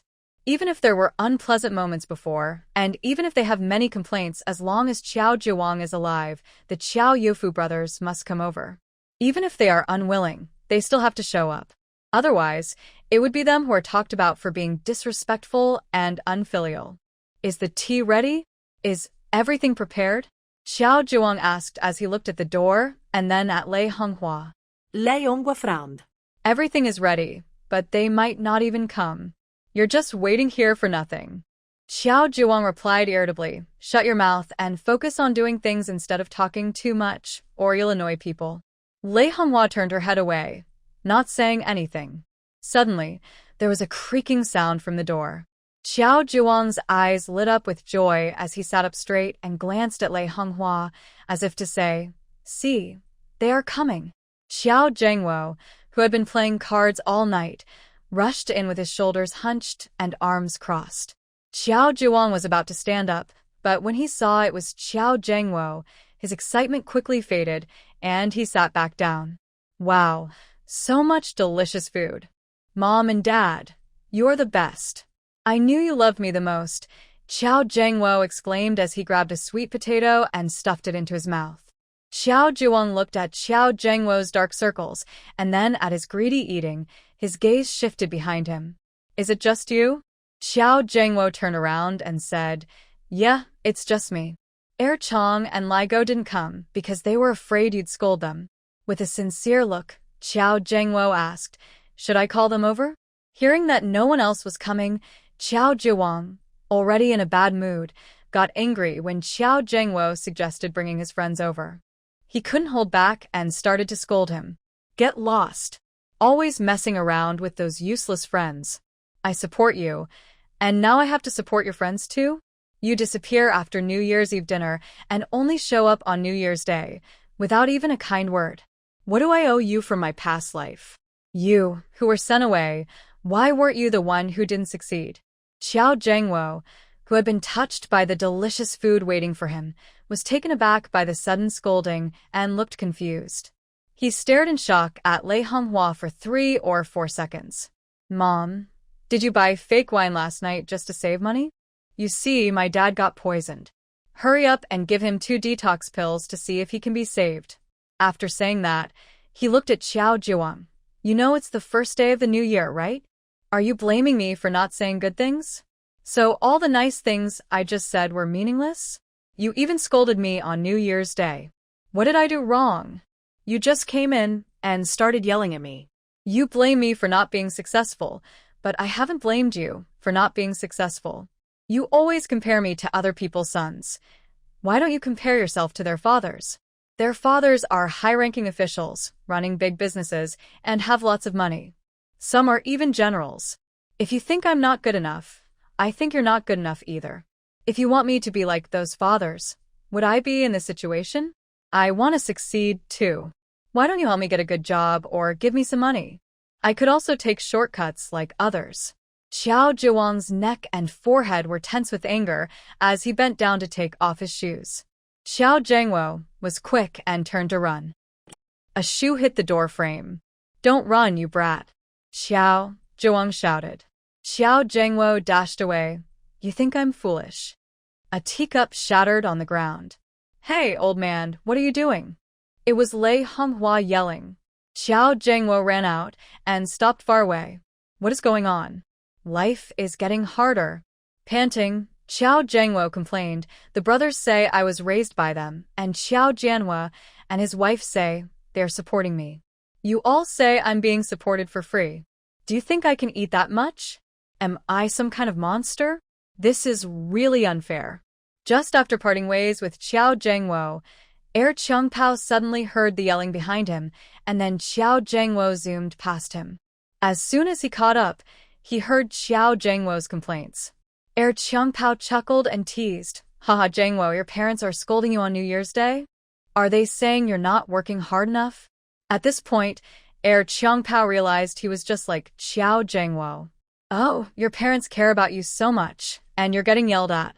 It's making me a bit scared to go home. I don't want to work either.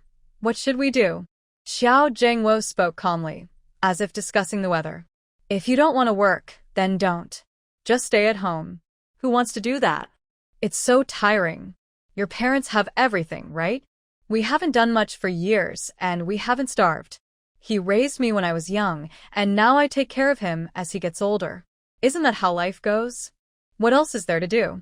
Changpao thought about it and agreed. Zhengwo, you still need to study. Look how much better your mind works because you've been to school. Xiao Zhengwo put a hand on Changpao's shoulder. Why go home? Let's go to Ligo's place. He lives alone, so no one will scold us there. With your deep thoughts, you still don't want to work. At night, I don't want to sleep, and during the day, I don't want to get up. If I sit too long, my head gets foggy, and everything goes dark. I feel tired just breathing, and you expect me to work? I can't do anything at night, and during the day, I just want to stay in bed. What are you thinking? Xiao Zhiwang waited all day, but didn't see his brother Xiao Youfu. Lei Honghua looked at his long face and teased him. What are you waiting for? They don't even care about you. You keep making excuses, saying it's all your fault.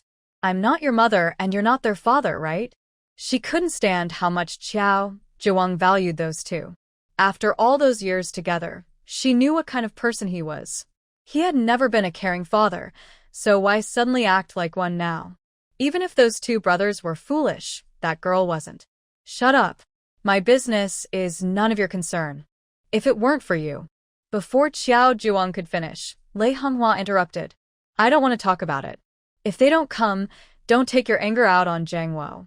It's the first day of the new year. If you're upset with those brothers, don't come to us. Do you think anyone wants to deal with you? You're just upset because they're making money and you want to attach yourself to them as if you're family. If you want to go and flatter them, don't drag us into it.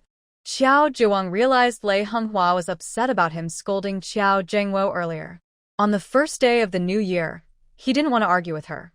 If you have something to say, just say it. Don't come at me with your attitude. You're just mad because I yelled at Zhengwo, right? I tell you, Xiao Zhengwo is like this because of your indulgence. Just keep spoiling him. Now that there's wealth to share, we are getting old, so let him drag Jianhua down with him. After all, he is your son and you've ruined him, just perfect. Xiao Zhiwang said, through gritted teeth. Lei Honghua seemed stunned, as if suddenly awakened. Right, the two brothers have already separated, and now the family can only rely on Jianhua. No wonder Jianhua has been distant lately. It turns out Miaozi is here. Lei Honghua slapped her thigh. Ah, I knew it. I wondered why Jianhua seemed unhappy at home when he returned. It's because of you being here. Old man, what should we do? I've mentioned Jianhua's temperament before, but he never listens to me. Whenever I try to talk to him, he can make me so angry in just a few sentences. Lei Honghua grabbed Xiao Zhuang's sleeve. You are his father. You need to take charge. Jianhua has already been influenced by Li Xiaoping and has issues with Zhang Wo. If this continues, the two brothers will have a rift. Xiao Zhuang pulled his sleeve away, showing a look that said, Don't bother me. I work all day in the fields to support this family, and now you want me to manage the kids too? What are you, a saint? Why don't you let me take care of you instead? Lei Honghua argued. Aren't you his father? It's only right for you to manage your son. Xiao Zhuang scoffed. Haven't I been managing? Every time I try to discipline the kids, you come in to play the good cop, and in the end, the kids turn out wrong, and I'm the bad guy while you look like the hero. Don't think I don't notice. Just now when I was disciplining the kids, you were holding back your anger. Zhang Wo went out to play cards all New Year's Eve and came home on the first day of the new year without even a greeting. He talked about me being sick and needing medicine. Look at what he says, it's all because of your spoiling. Xiao Zhuang focused on this point and vented at Lei Honghua. He was indeed using this as an opportunity to express his frustration since Qiao Youfu and the others weren't around, and he needed to let it out. Otherwise, he would burst. He was venting, but Lei Honghua was listening. As they argued, they actually started discussing a solution. In the end, they concluded that Xiao Zhengwo should get married. Xiao Zhuang said, he has a wild temperament. If he gets a wife, he will settle down. Lei Honghua thought it was a good idea, right? We can't control him. Let's find a wife to manage him. Xiao Zhuang replied, find someone strong. Lei Honghua immediately disagreed. No way. Wouldn't that just let them bully us? Xiao Zhuang shot her a cold glance and angrily stood up to leave. If you're so worried, why don't you just sleep with him? You can't control him, and you want to find someone gentle to handle him? Don't ruin someone else's life. Think about your own actions. With someone like Xiao Zhengwo, what does he have besides his looks? Marrying him might just lead to starvation. With Xiao Zhengwo's reputation and you as his mother, you still have high standards? Do you really think your precious son is something special? A good girl would probably jump into a river before even stepping into your house. Lei Honghua was taken aback by Xiao Zhuang's words and quickly grabbed his sleeve. Don't go. You need to explain. What's wrong with making a living under me? Xiao Zhuang forcefully shook her off, causing Lei Honghua to fall to the ground with a cry. In the west room, Li Xiaoping, lying in bed, frowned and turned over. Hearing the argument from the main house, Xiao Jianhua showed signs of impatience. He gently comforted Li Xiaoping. It's okay, just bear with it. Once your month is over, I'll take you back to Li Jiago. Li Xiaoping looked down and remained silent. Xiao Jianhua felt helpless. Ever since she had the baby, Li Xiaoping had become extremely cold towards him, and he didn't know why. He sighed, feeling a sense of powerlessness. The next morning, the Qiao family was bustling with activity. Lu Afong and her family were heading to Chuanqian village, and Qin Shui was also taking her child back to Shujia cave. Bags of gifts were loaded onto the ox cart and attached to bicycles. Xiao Youfu and Xiao Yukai stood at the door discussing that if they made money this year, they would buy their own ox cart for convenience. It would be useful for daily errands and easier to go to town during the New Year market. Borrowing the ox cart once or twice was fine, but using it too often wasn't practical. Xiao Jiangxin placed several bundles of straw in the cart before helping Lu Afong into it. Let's go, Dad. Take it slow, no need to rush. The ox cart swayed as it traveled, carrying Lu Afong towards Chuanqian village. At first, Lu Afong was anxious and wanted the cart to go faster, but as they got closer to Chuanqian village, she began to feel scared. Afraid to see family, afraid to face my father and older siblings. Chuanqian village is indeed much more backward than the villages outside. Before even entering the village, there are only muddy paths that even ox carts cannot pass. Stop here. We can't go any further. It's all small paths ahead. My brother and I came here before, and we had to walk a long way along the fields. Lu Afong, who grew up in Chuanqian village, supported herself and got off the ox cart. Let's unload the cart and hide it in the woods. We can use the ox to carry our things while we lead it into the village. Qiao Yukai led the ox loaded with goods, while Qiao Jiang supported the heavily pregnant Lu Afong. The three of them, along with the ox, walked towards the village, stepping in and out of muddy spots. Familiar houses and paths came into view, making Lu Afong feel a mix of sadness and nostalgia, her eyes glistening with a hint of sorrow. Chuanqian village is surrounded by mountains, with tall rocky hills. The village is located halfway up the mountain, with terraced fields carved into the slopes. These fields are their source of livelihood, but the land is poor, allowing only sweet potatoes, and corn to be grown. In addition to the poor soil, water access is also inconvenient. The nearest deep pond is several miles away, and the villagers have to walk a long distance to fetch water. Irrigating crops is even harder. They rely on the weather for their meals, waiting for nature to provide. Due to the harsh environment compared to other villages, Chuanqian village is known as one of the poorest villages in the town.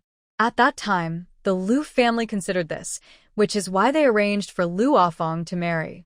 It was also because of Lu Afong's situation that Qiao Yukai was able to find a wife. An elderly woman saw Qiao Yukai passing by with the ox and curiously looked at the three of them. "Oh, who are you?" The woman glanced at Lu Afong and asked cautiously, "Are you Afong?" Lu Afong recognized the woman. "Aunt San?" The woman exclaimed in surprise. "It's really you. After all these years, you finally decided to come back and see us." "You know." Aunt San wanted to say something but held back, knowing it was the new year and many reprimands were left unsaid. "Just coming back is good. Don't blame your father and the others. They understand your difficulties. They know your in-laws look down on this place and worry that life will be hard for you, which is why. Sigh, your mother still thought of you when she left all those years ago." Lu Afong's eyes turned red. "I know. I understand in my heart. I have been unfilial. It is my fault. Annie, at first my mom fell, and I didn't get the letter. Later, I didn't receive the letter sent from home either. I lost my baby, and I hadn't even finished my month of rest before I had to work with the group, going out early and coming back late every day. My brother sent letters, but my mother-in-law received them and didn't tell me. If I had received the letter, no matter what, I would have crawled back to see my mom." At this point, Lu Afong covered her mouth and started to cry softly. "My dad and brother are right to blame me. My mom passed away because of me. I've heard it all. If it weren't for me, if she hadn't been worried about me while facing difficulties at my in-laws, she wouldn't have fallen into the ditch." Qiao Yukai listened to Lu Afong and the old woman, lowering his head like a child who had done something wrong. His brother said that the mistakes of the Qiao family were his mistakes too. Grandma, who is this?" A little child, about 5 or 6 years old, ran out and hugged Auntie's leg, looking up at Lu Afong. Lu Afong wiped her tears. "Auntie, is this the child of Brother Dazhuang?" Auntie had 2 daughters and a little son, who was about 10 years younger than Lu Afong. "Yes, he is your Brother Dazhuang's son." Auntie called the child over. "Come here, Xiaohai, greet your aunt. This is your Aunt Afong." Xiaohai hid behind Auntie, shyly peeking out. "Aunt." Lu Afong said, "Oh," and quickly turned to look at Qiao Yukai, who hurriedly pulled out some candies from the bag on the cow's back. Lu Afong took the candy and handed it to Xiaohai. "You're so good, Xiaohai. Here, have some candy." Xiaohai's eyes lit up, and forgetting his shyness, he let go of his grandmother's leg and rushed to grab the candy. Lu Afong then took out a small red envelope to give to the child. Auntie quickly stepped in. "Oh, just the candy is enough. You're being too kind." Lu Afong replied, "It's just for good luck. Xiaohai called me aunt for the first time, and it's the new year." Auntie pretended to push Lu Afong's hand away a couple of times, but then let go. Instead, she turned to her grandson. "Xiaohai, quickly thank your aunt and uncle." Xiaohai's voice was loud. "Thank you, aunt and uncle." Having received candy and a red envelope, Annie eagerly wanted to offer Lu Afong something in return. After thinking for a moment, She warmly pulled Lu Afong aside to talk about the current situation of the Lu family. Your eldest sister's father-in-law passed away 2 years ago. Your second sister had a daughter, and your eldest brother's oldest son got married to someone from the neighboring village. Your second brother has 2 sons now. Your mother passed away the following year, and your eldest and second brothers split up. Your father went to live with your eldest brother. Today, your eldest and second sisters should be coming back. Every year on the second day of the new year, we have lunch at your eldest brother's house, and then dinner at your second brother's house. Lu Afong and Xiao Yukai listened carefully. After a moment, the third aunt said, "Your father's health is getting worse. I heard from your sister-in-law that when it gets cold, his tailbone hurts so much he has to sleep on his stomach, unable to lie down or turn to the side. His knees hurt too." Hearing this, Lu Afong felt uneasy. "Aunt, you keep busy. I'll go check on my dad." "All right, go ahead. It's been so many years since you last came back. Make sure to talk to him." As soon as Lu Afong and the others turned around, the third aunt quickly grabbed the red envelope from her grandson's hand and took out the candy. "Just eat one. Save the rest for tomorrow. I'll keep it for you." After putting 3 candies in her pocket, the third aunt glanced at Lu Afong and the others before turning away to open the red envelope. "Oh, a dime. Quite generous. Wow, look at all these gifts and candy. Afong must be doing well." The third aunt, full of gossip, turned to spread the news. "I'm telling you, Lu Afong is back with her husband and daughter, carrying lots of gifts, and she's even leading a cow. Oh, and she's pregnant. I bet she's about to give birth. That belly is round. It must be a boy." This string of gossip spread quickly through Chuanqian village, and many curious people peeked over to see what was happening at Lu's house. Li Fengmei was sweeping the snow in front of her door with a bamboo broom.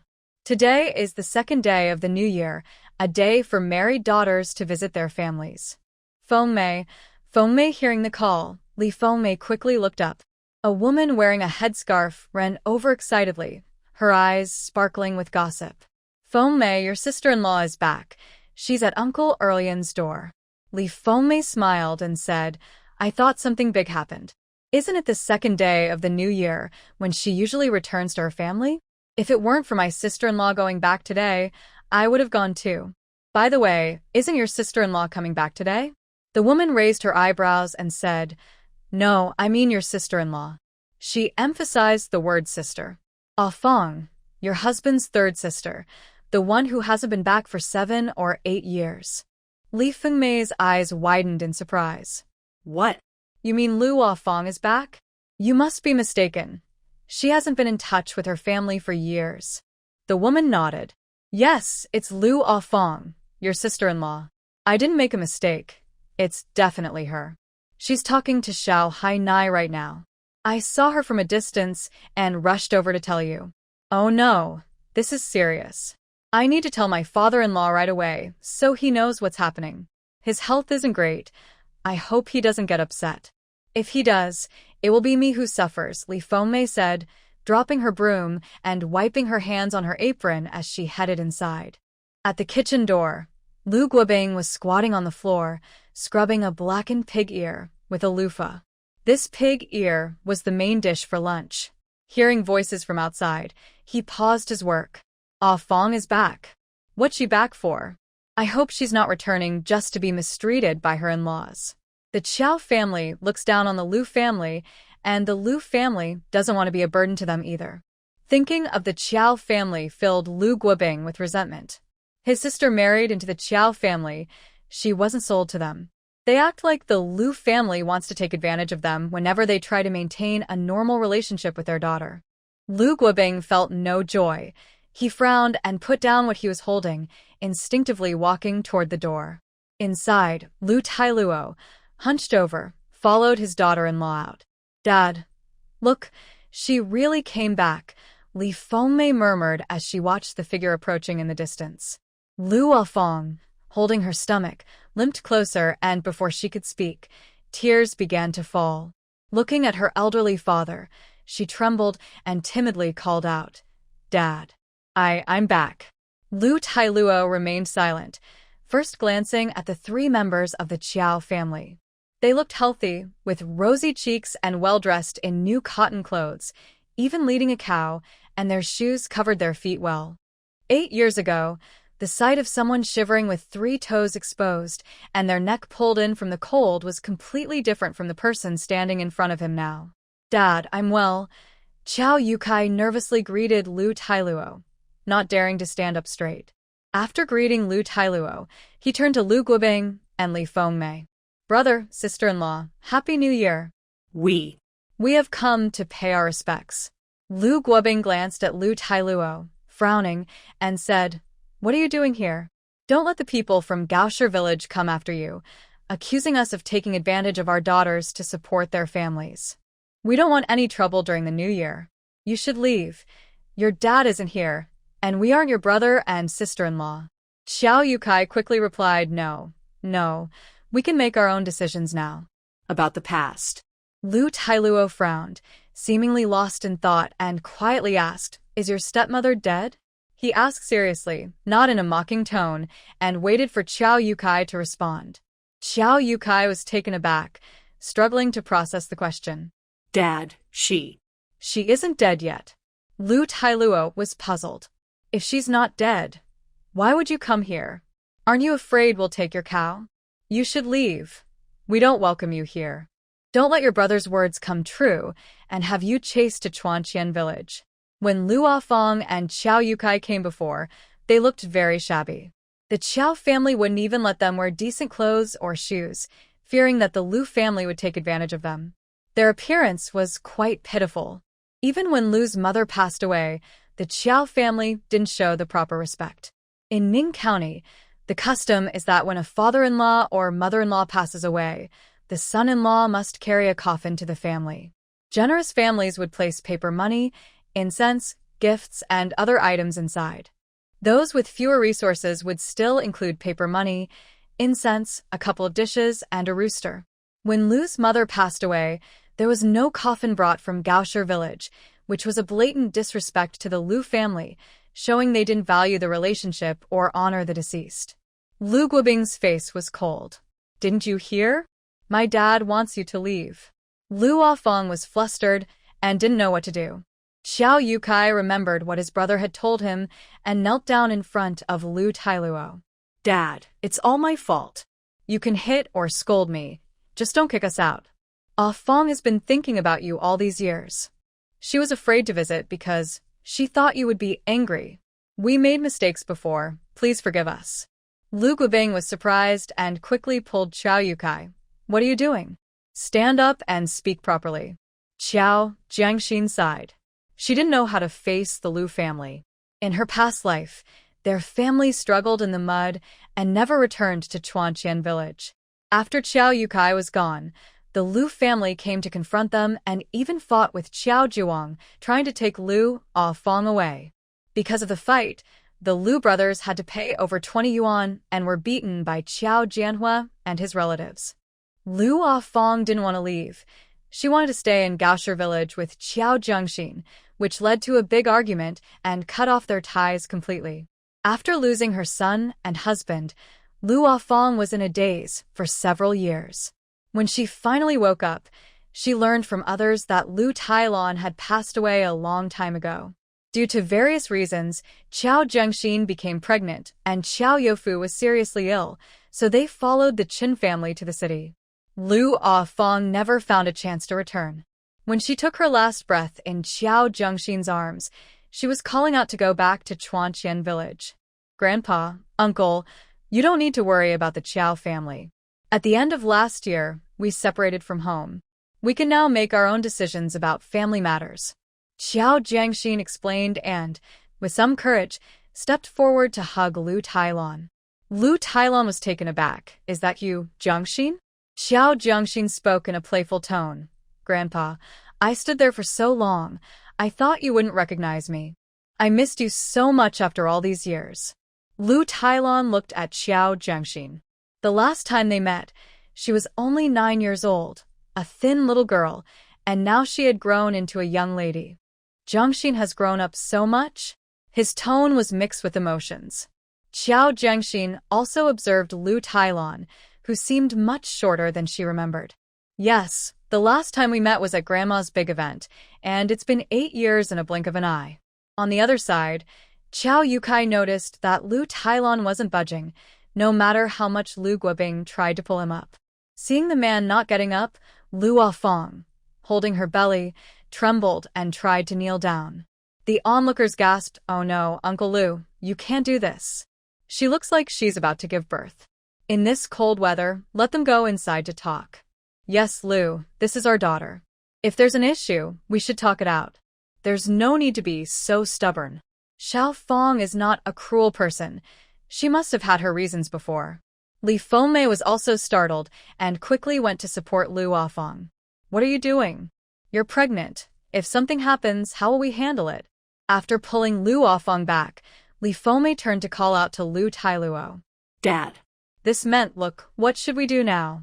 Over the years, she understood that her father-in-law, while pretending to blame his sister-in-law, actually cared for her deeply. Sure enough, when Li Fengmei called out Dad, Lu Tailuo frowned and glanced at Xiao Yukai and his wife. Xiao Jiangxin took the chance to whisper, "Grandpa, my mom had a hard time with this pregnancy. It might just be me and this baby for our family." Lu Tailuo sighed, "Your belly is so big now. Don't make this harder for me." He looked around at the people gathered outside and added, "It's New Year's. Let's not make a scene at the door. Come inside." Li Fengmei and Lu Guobing exchanged glances, showing a knowing expression. After speaking, Lu Tailuo ignored the onlookers and the Qiao couple, turning to walk inside. Xiao Jiangxin pretended not to understand the tense atmosphere between the adults. "Grandpa, how have you been? It's been so many years. Did you miss me?" Hearing his granddaughter chatter, Lu Tailuo's stern expression softened a bit. Lu Afong's eyes lit up with surprise. Did her dad really want her to go inside? She couldn't believe it. The people around noticed Lu Afong's joy and teased her. "Xiao Fong, your dad is letting you in. After all these years, you really didn't come because he didn't want you to?" "Exactly. The old man was just upset. Now that you're here, you need to explain everything clearly. Otherwise, your parents will feel like they cared for nothing." Lu Afong smiled widely. "You mean I didn't hear wrong? My dad wants me to go in?" Xiao Yukai stood up with Lu Guobing's help. "Haha, you didn't hear wrong. Dad wants us inside. He's not sending us away." The villagers around chimed in with playful remarks. Supporting her big belly, Lu Afong joined her hands in gratitude and thanked everyone. "Thank you all. Thank you for speaking up for me. I really appreciate it." "Yao Kai, hurry up and share some candy with everyone. They are all familiar faces," said Lu Afong with a smile as she greeted a few acquaintances. Sister Chunhua, second sister, Uncle Jihua. Xiao Yao Kai responded with an "O," quickly took a handful of candy from the bag on the ox's back, and handed out 2 pieces to each person. Laughter and compliments filled the air. Lu Guobing helped Xiao Yao Kai lead the ox into the pig pen, where it could be. During the new year, the pigs in the pen were sold, so it was empty and perfect for the ox. "Is this ox yours?" Lu Guobing asked, patting the ox's rear with admiration. "It's really well taken care of. It must be strong for plowing." Oxen are very important to farmers, and in their village, there were only 2 oxen in total. Xiao Yao Kai glanced at the ox. "It's not ours, it's our neighbor's. We borrowed it for a while." Lu Guobing understood immediately. Although the Qiao family had a better life than his own, the lives of Qiao Yao Kai and his brother were still tough. Inside, Lu Tailon sat down with Xiao Jiangxin's help and then asked sternly, "You just said you have split from your family. What does that mean?" Xiao Jiangxin stopped pretending to be confused. "It means exactly what you heard. We have separated from our old home and started our own household." Lu Guobing quickly added, "So you really have split? Did the old beggar let you go?" Lu Tailon was puzzled. "Does that mean the children raised by the family no longer need you?" Xiao Yao Kai smiled awkwardly from the side. Xiao Jiangxin replied, "Grandpa, she's not that kind-hearted. She wouldn't want my parents to leave easily. Our separation was quite a hassle." Lu Guobing turned to Lu Afong. "Did that cruel woman make you suffer? You weren't thrown out with nothing, were you? You should have told us about such a big matter. We can't let her treat you too." At this point, Lu Gubing seemed to remember something and stopped speaking. Lu Afong realized what he meant and immediately covered her mouth, starting to sob.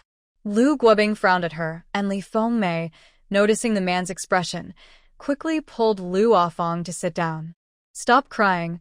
I don't want any tears in my house during the new year," Li Fengmei said playfully. Lu Afong's heart raced, and she quickly wiped her tears with her sleeve. "I'm sorry, I didn't mean to. Crying in someone else's home during the new year is considered very rude, and many believe it brings bad luck." As they were talking, Sister Lu and Sister Lu brought the children inside. "Big brother, big sister, Dad. Happy New Year. What a coincidence. I ran into them on the way." Sister Lu's loud voice nearly shook the roof before she even entered. Lu Afong stood up, holding her belly. "Second sister." Sister Lu's cheerful words got stuck in her throat when she recognized her younger sister, whom she hadn't seen in years. Her face lit up. "Xiaofeng?" Just as she was about to step forward, she suddenly paused and turned to look at Lu Tailon. She vividly remembered the scene when their father had angrily sent Lu Afong and her husband away. Weren't they supposed to be estranged? Had they reconciled? Sister Lu and her husband, who had just entered, also looked at Lu Tailon, seemingly asking what was going on. Lu Tailon quietly replied, "They've separated and are living on their own." Seeing her father had spoken, Sister Lu stepped forward and grabbed Lu Afong's hand. "It's good that you're independent now. You've finally made it." However, Sister Lu's face showed no joy at seeing her sister, and she shot a cold glance at Lu Afong. "What's there to be happy about? She's just an ungrateful person. Mom always favored her the most, and when she left, she didn't even bring a box to carry her things. How shameless." From Sister Lu's eyes, it was clear she was unhappy with Lu Afong. Among the 5 Lu sisters, Lu Afong was the youngest and the most favored by their parents. As the eldest sister, she had to take on the responsibility of caring for her younger siblings from the moment she was born. It's hard not to compare, and comparisons often lead to resentment. Compared to her other siblings, Lu Afong was raised with more pampering. But she was also the least ambitious. "Big sister, please stop," Lu Guobing interrupted. Sister Lu added, "Yes, we sisters have finally reunited, so let's keep it down." Sister Lu's face showed her dissatisfaction. "Why can't I speak? I'm not wrong." Lu Tailon covered his heart and coughed. "Everyone, be quiet. If you want to argue, take it outside." When Lu Tailon spoke, everyone fell silent. Xiao Jiangxin only glanced at Sister Lu without saying a word. Since she also had the surname Qiao, she felt this situation was the Qiao family's fault for lacking manners. Today, they were here to apologize, and their attitude should be humble. More importantly, she thought it would be best for Lu Afong and Qiao Yukai to resolve this themselves. In the future, it would be them dealing with everyone, and Xiao Jiangxin couldn't be there for them forever. After the new year, she might move to the city, and then she will have even less contact with everyone. Sister Lu noticed the atmosphere was not good and quickly tried to lighten it, saying, "Oh, is this Jiang Xian? You've grown so much. It's been a few years since we last saw you, and now you're all grown up." Xiao Jiangxin maintained her good girl image, seeming unaware of the adult tensions, and sweetly greeted everyone, "Hello, Auntie, hello, Uncle." Li Fengmei also quickly invited everyone to sit down. "Please sit down. It's so cold outside, and you've come such a long way. Warm up a bit. By the way, didn't Dandan and Aging come?" Dandan is Sister Lu's son, and Aging is Sister Lu Er's daughter. Sister Lu Er replied, "They went to their second uncle's house to play with Xiaoming. They'll be here soon." Sister Lu's expression softened. Dandan went back with his wife to her family, and Yong is at the 4th brother's house. By the way, where is Axia? Axia is Li Fengmei's daughter-in-law. Li Fengmei smiled. Like Dandan, Jenner went back to his father-in-law's house. They'll be back after lunch. I told them we're having dinner at his uncle's house tonight. Sister Lu Er then seemed to remember something and pulled a bag from her basket to hand to Li Fengmei. Li Fengmei took it, saying, "Oh, you're too polite." It was loose candy from the supply and marketing cooperative. During the new year, Bringing 6 ounces of loose candy to visit relatives is considered quite generous. Those with better means might bring a piece of cured meat or something similar.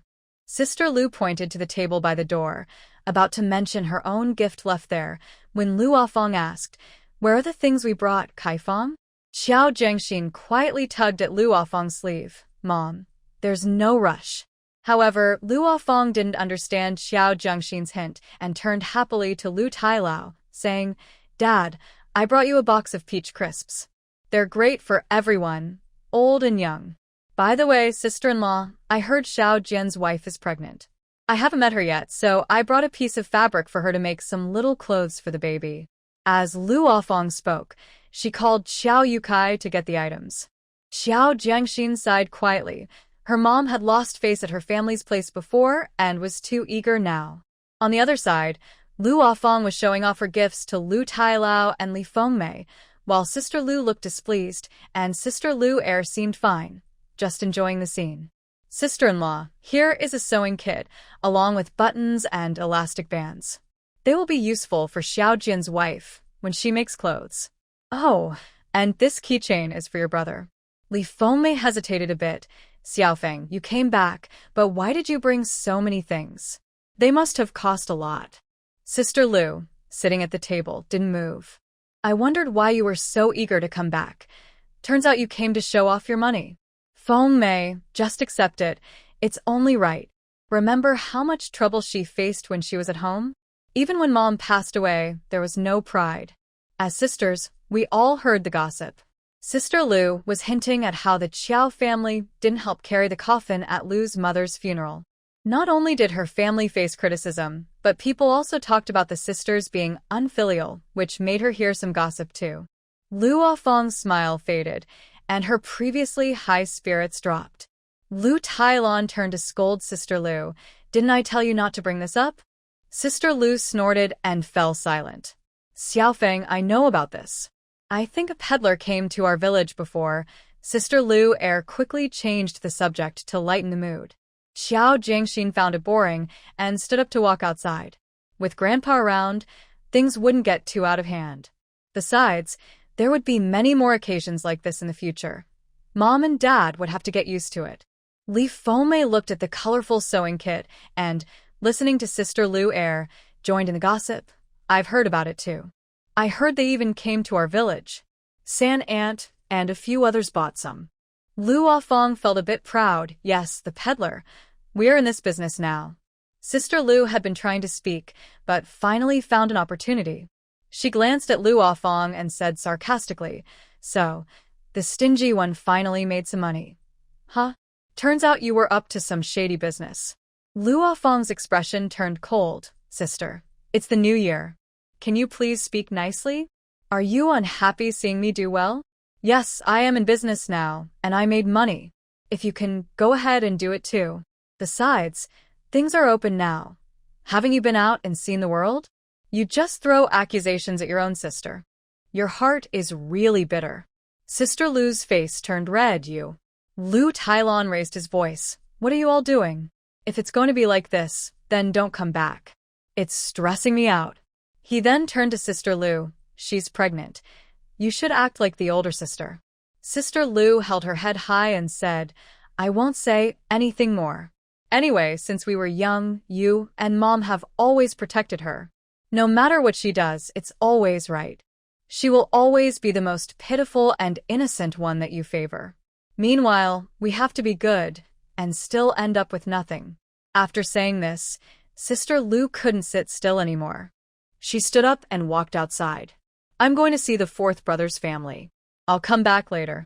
"Hey, sister," Sister Lu Air called out to her. Sister Lu didn't respond and walked away quickly. Sister Lu Air awkwardly said, "Dad, Xiao Feng, don't mind her. Sister has always been like this since we were kids. She hasn't changed in all these years."